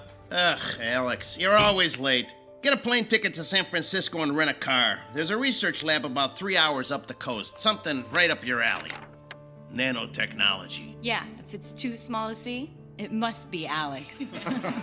Very funny. Maybe folks can find some new nano humor before I get back. Speaking of which, why am I going to Northern California? There's a guy named Thompson, a researcher, has a PhD in inorganic chemistry. Rumor has it he's found a way to use microscopic robots to clean up oil spills. If it's true, any company with the technology will make billions. Never heard of him. No one has. That's our job. You do know that. That's not my point. I mean, joke all you want about nanotech, but I know more about it than anyone in this building. This guy's off the radar. Yeah, and it gets better. It's starting to look like his venture capital is coming from a consortium of Middle Eastern banks. That means there's big oil money behind this guy, and it's possible he may have really pulled this off. That explains the secrecy. Big oil doesn't like publicity. I didn't say this would be easy. He works out of a private lab off Highway 1. He's right on the ocean. Oh, sweet deal. Look, I don't care what you do in your spare time, but find out something about this guy and what he's up to. I don't suppose knocking on the door and saying, "Hi, I'm a reporter, what are you up to," is gonna work? No. Your usual investigative reporting approach is probably not gonna work. That's why we got you hired to work as a graduate assistant on his project. I'm doing what? His lab is crawling with graduate students. We created a fake resume for you and got you hired. You start in 3 days, so you better get packed. How long am I supposed to work there? Till you have the story. Now, get out of here. What if he asked me to do something scientific? How do I fake that? He won't. He treats his assistants like dirt. I should feel right at home. He won't ask you anything, and he sure won't tell you anything. You're gonna have to do this the old-fashioned way. Now, go catch a plane. Why didn't I stick with restaurant reviews?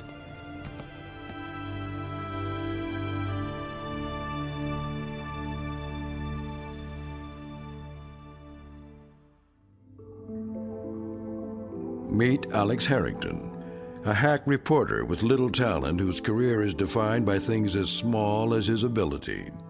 He's a man in search of the big story, and he's about to find it under the microscope that always shows the truth. A truth that can only be found between a shoreline of dreams and that deep blue ocean of fate known as the Twilight Zone. And now, The Twilight Zone, and our story, The Nanobots, starring David Pasquesi, with Stacy Keach as your narrator.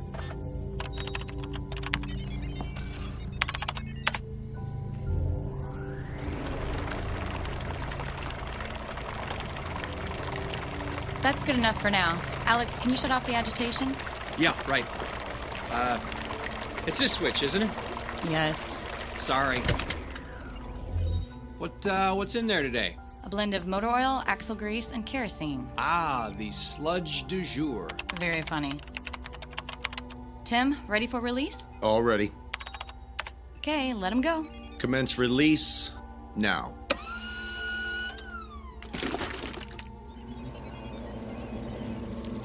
Why do they make that sound? We don't know. They just do. It usually starts after they start eating. And what exactly are they eating? We're not real sure, but if it's got petroleum in it, they eat it. No one seems to know much about anything around here. You're right, Alex. And for the record, you seem to be the most clueless man in the building. Okay, I'm gonna take a little break.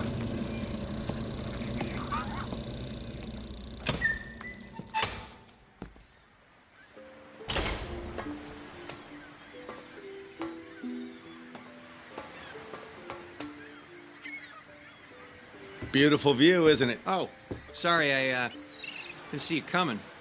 Yeah, I could stare at the ocean for hours. Excuse me, can I bum a smoke off of you? You smoke? I wouldn't have expected that. I thought all of you environmentalists were against things like cigarettes. Yeah, well, don't tell anybody.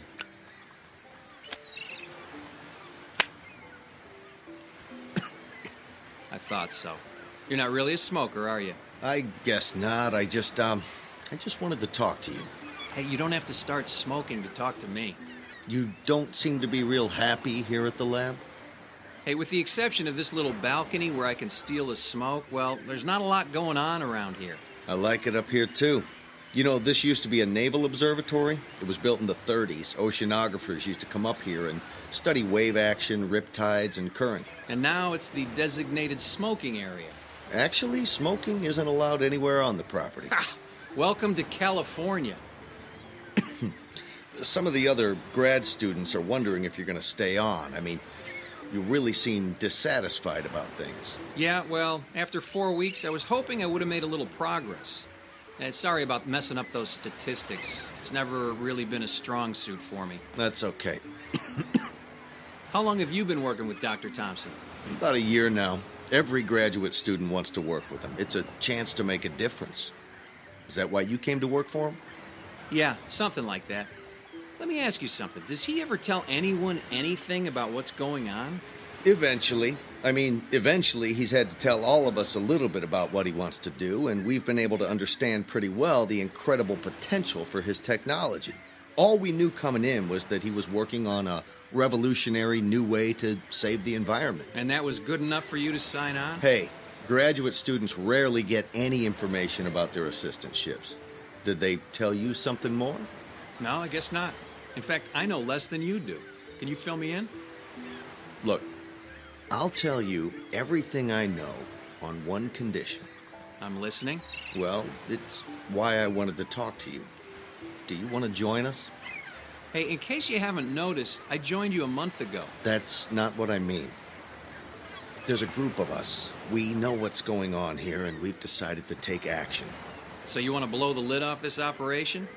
What are you talking about? All right, maybe I should slow down. What kind of action are you looking for? Okay. Maybe you should lose the cigarette. Right. I'll just hold it. Look, Dr. Thompson's a specialist in something called nanotechnology. It's small, microscopic robots that perform certain functions on a molecular level. Believe me, I'm familiar with it. Sorry, of course. That's why we're all here. Anyway, he's successfully developed microscopic robots that will consume oil in the ocean from oil spills. That much I figured out. You got any idea how they work? Yeah, I've seen them in action. They look like tiny metal spiders with a tube that extends from the center of their body. Creepy in an elegant sort of way.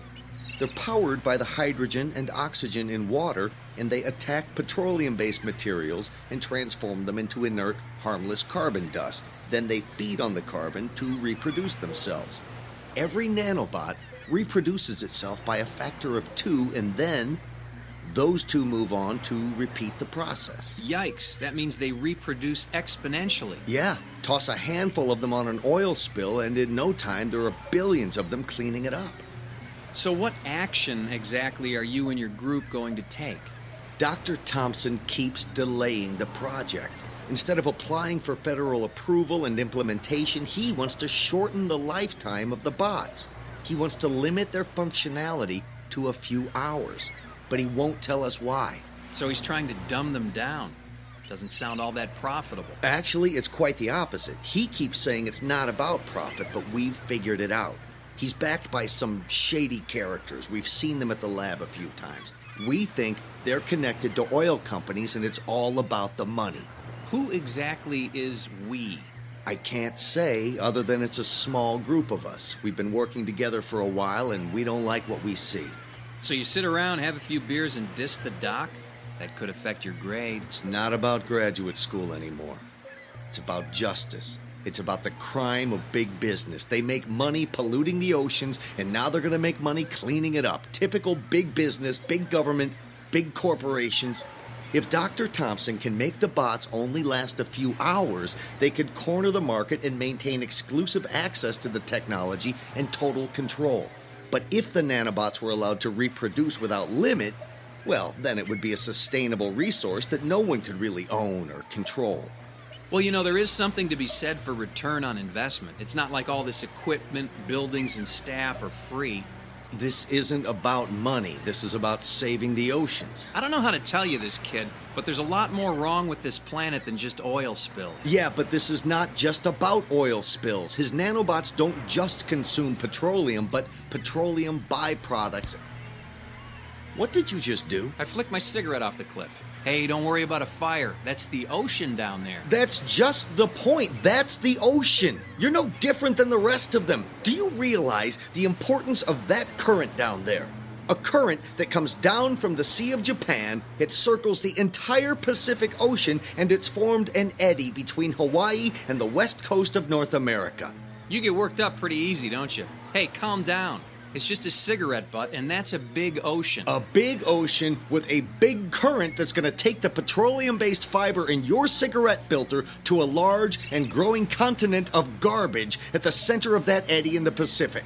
You know, I heard about that. A magazine did a piece on it. Miles and miles wide and 300 meters deep, an island of garbage. A floating raft of plastic bottles, old fishing nets, thick slicks of oil, and probably more than a few of your cigarette butts. So one more is not going to hurt, right? No.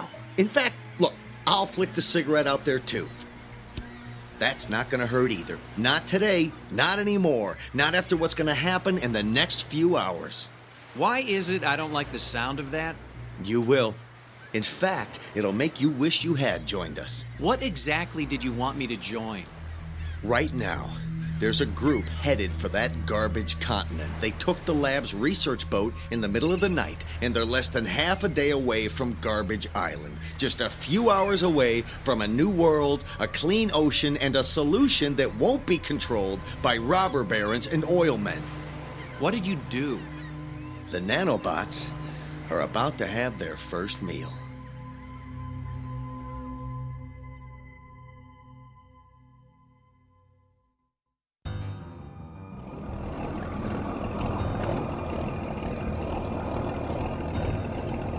Don't get too close. If we get tangled up in some of those old fishing nets, we'll never get out of here. Sure we will. Once the bots get to work, this raft of plastic trash will be gone. Look at the size of this thing. You can't even see the other side of it. How should we do this? Well, we've got the nanobots in these 3 test tubes, and if we throw them out on the plastic, the tubes will break and the bots will get to work. But what if the test tubes don't break? I mean, that's a big raft of plastic out there. It's not like we're throwing these things on rocks. Yeah, I didn't think of that. All right, you know what? Open the tubes, and they'll spill out when they land. Let's do this. Okay, you ready? Yeah. All right, on 3. 1, 2, 3! Oh, one of them broke for sure. It doesn't even matter. All you need is one of those things to hit the water and find some plastic, and it'll start duplicating. Is anything happening? I don't think it's working. Wait. Do you hear what I hear? Yeah! Go, bugs, go! Look! There's a hole starting to grow right where I threw my test tube. And there's another one over there. The plastic's just dissolving away. Hey, guys, let's crank up the engines and get out of here. Mission accomplished. Yeah!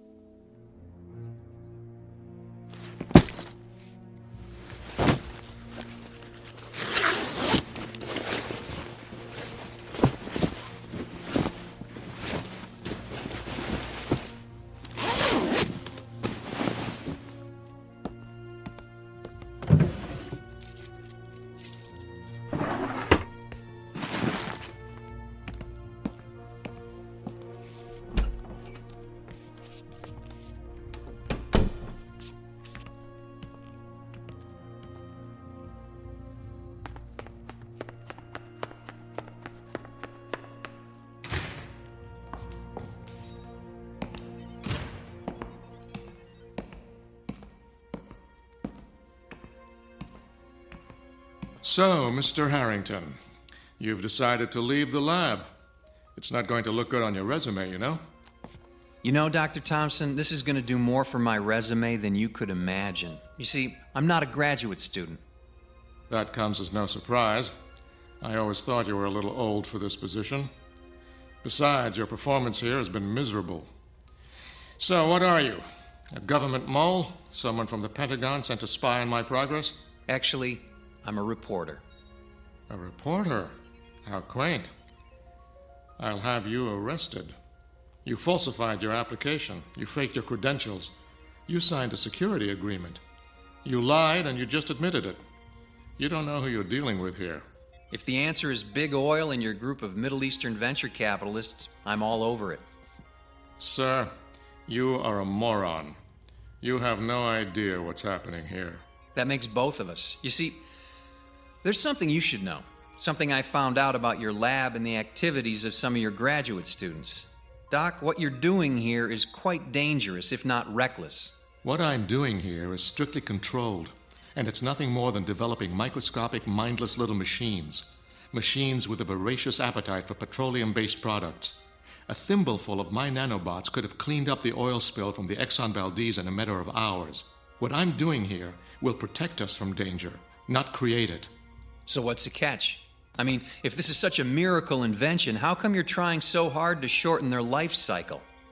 Would that level of control make them more profitable for you and your investors, Herr Doctor? Mr. Harrington, before I have you arrested, I'll let you in on a little secret. Control of these nanobots is not about financial gain. It's about responsibility and the danger this kind of technology could represent. It's the indiscriminate nature of the little beasts. They'll do a great job on an oil slick, but once that's gone, they could turn their attention elsewhere, such as the fuel tanks of a ship. Wait a minute, they can't tell the difference? How could they? They're microscopic oil-eating insect machines. You want them to have a brain as well? Maybe in 30 to 50 years, but we're just beginning here. I think you got a problem, Doc. Oh, I know. But in a few years, I think we'll be able to shorten the life of the bots so they only live for a few hours. That way, we clear the area and cut them loose. When they finish the job, they die. The control will be built in. Control that everyone can manage. That's what this is all about. The nanobots you developed and are testing right now, how long does this current batch live? Potentially forever. That's my biggest problem right now. I wouldn't be so sure. Do your graduate students know about this? Some do, some don't. I only tell them what they need to know. You see, Mr. Harrington, this is a Pentagon project. This is about national security, not big oil. My assistants only know what they need to know. Anything beyond that is top secret. And you are about to be placed under arrest. Well, secret or no, I want some answers. Of which you will get none. Now, if you'll excuse me, Mr. Harrington, I'm going to call security. Okay, you do that. But there's one question you're going to have to answer whether you like it or not. And the question is? If I told you some of your graduate students are on a boat and about to release your oil-eating nanobots into the Pacific Ocean, what would your response be?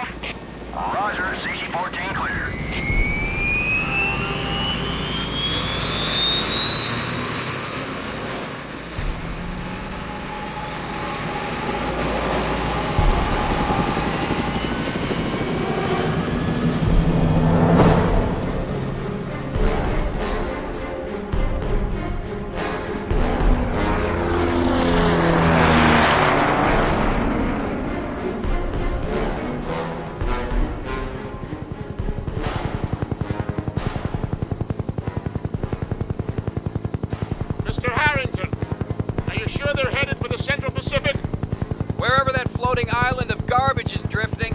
That's where Tim said they were going. The Navy has dispatched a destroyer. I'm afraid they may blow the boat out of the water unless we reach them first. What exactly do you plan to do? Tell them the truth. Tell them what they don't understand or appreciate. And if they don't listen to you? It's our only hope. If the boat is blown up, the nanobots will not be affected. The Navy won't listen. This is our only chance to stop them.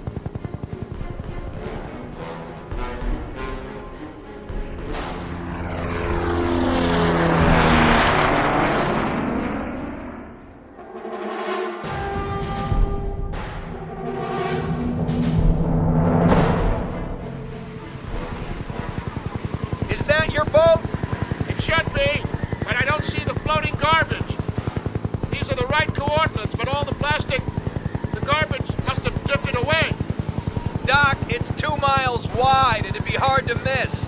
Maybe they ran out of fuel. Or worse, maybe your little spiders got into the fuel tank. It's possible. They seem to be drifting without power. Wait a minute. Look at the ocean. Is that the sea bottom we're looking at? Good God! The water is more than 1,000 feet deep in this location. And you can see the bottom. It looks like your little inventions worked. Something's not right. The clarity of the water. I don't understand it. CG Mace, we have a ship in distress. Pilot, what did you say? Look below. Your research vessel's taking on water. We're gonna have to go in for a rescue. How many did you say were on board? Three young men. It's going down fast. It looks like they scuttled the boat. I don't think they like you, Doc. It's not about me, and they didn't scuttle the boat. It's about the nanobots. Look, the hull of the boat is disintegrating. What's going on? This is exactly what I feared. The hull of the boat is fiberglass, a petroleum derivative. The nanobots don't know the difference. They consumed the plastic garbage until the island was gone, and now they've turned their attention to the fiberglass hull of the boat. That's gonna put a real dent in the boating industry. Mace, this is CG-14. The ship has sunk, and the 3 people on board are in the water. CG-14, initiate rescue. Roger that. Oh my God, what's happening down there? Oh, wait. Mace, CG-14. The boat sank, and the 3 survivors, they just disappeared. We can see no survivors. The boat went down fast. It must have sucked them down with it. The water's so clear. Oh my God. This can't be happening.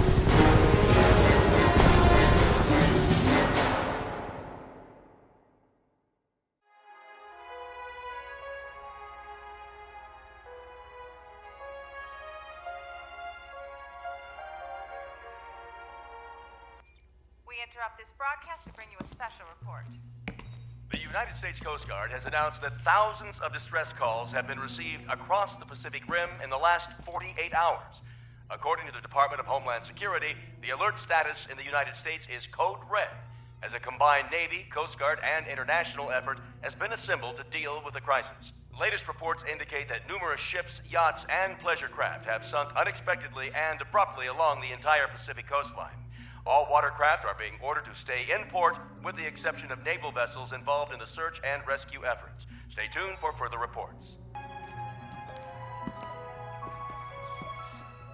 So that's the official story? No explanation, no information, just don't go in the water?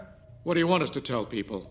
Isn't there enough panic for you media types to roll around in? Media types? We're the bad guys? I think you're the one who's got some explaining to do, sir. I have nothing to explain to you. Well, maybe not me, but it looks like you got a small army of graduate students looking for some answers. Is it true? What Tim told us? Is it true? Tim, is he here? Where is he? He's gone. He stole a boat from the marina. He's going out to find his friends. Before he left, he told us what they did. Is that what the news reports are all about?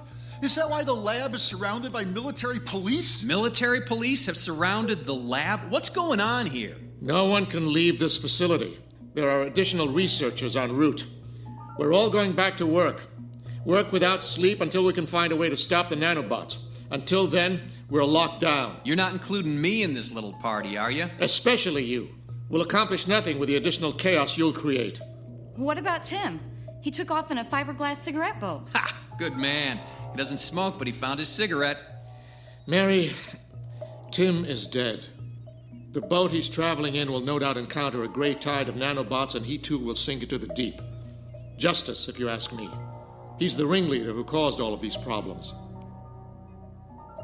So, on that happy note, I'm going up to your observation deck to have a smoke. Unless you have a problem with that, Dr. Thompson? Smoke yourself to death. The sooner the better. Will do. And as for all of you, Godspeed and good luck. We'll divide into teams. No one works alone. Progress will be reported on an hourly basis.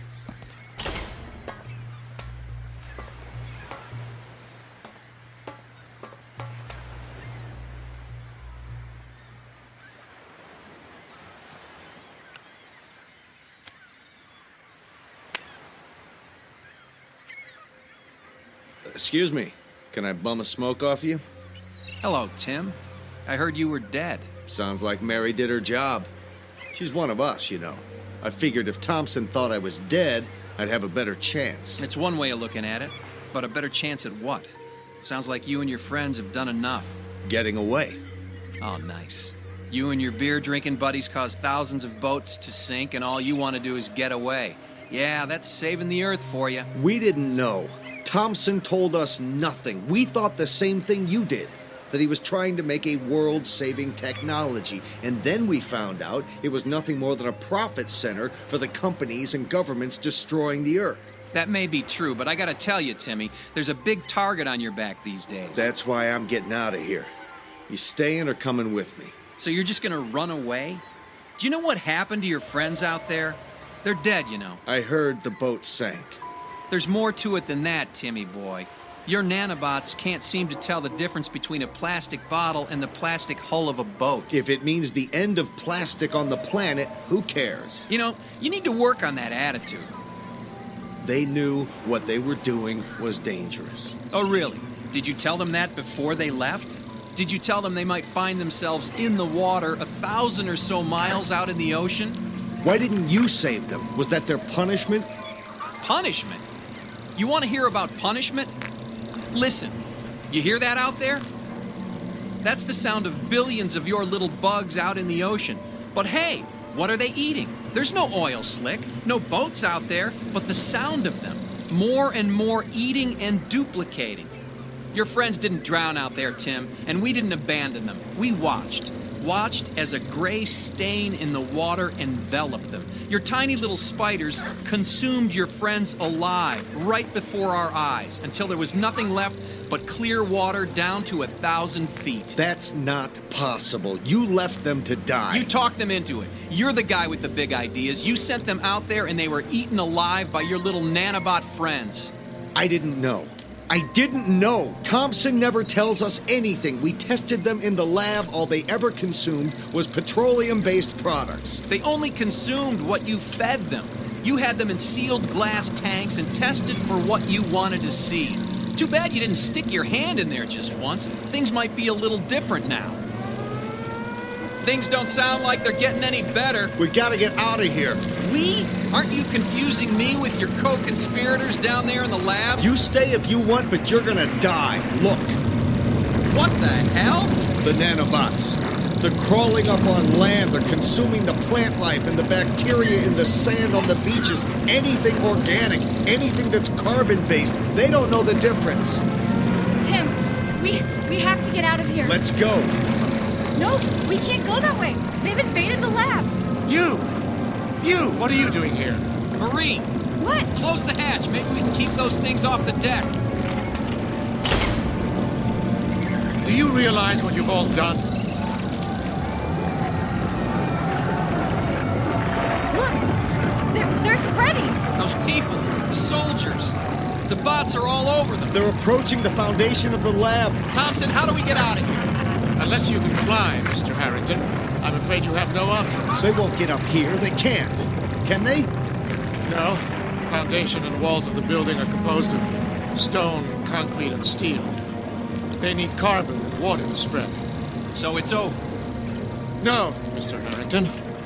I'm afraid it's just beginning. Do you see that creek over there? They're moving upstream. Like the veins and arteries in an organism. Consuming every carbon-based life form in their path across every continent, no doubt.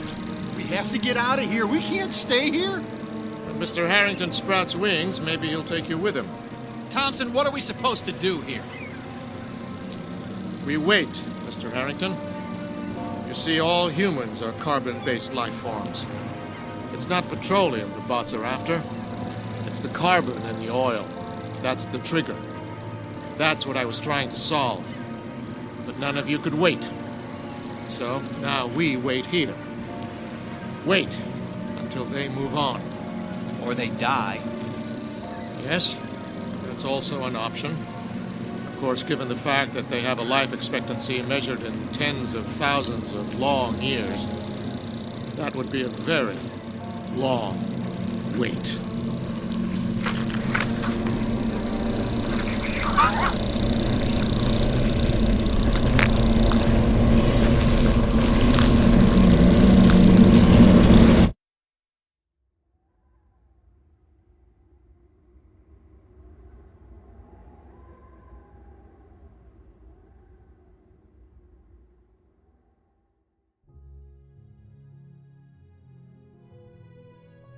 The planet must be saved, and a small group has found the answer. An answer that has left them all with one simple question to ponder. Will we find solutions to our problems, or create greater problems with our solutions? No one can tell except for a desperate collection of people standing alone in that land of unintended consequences known as the Twilight Zone.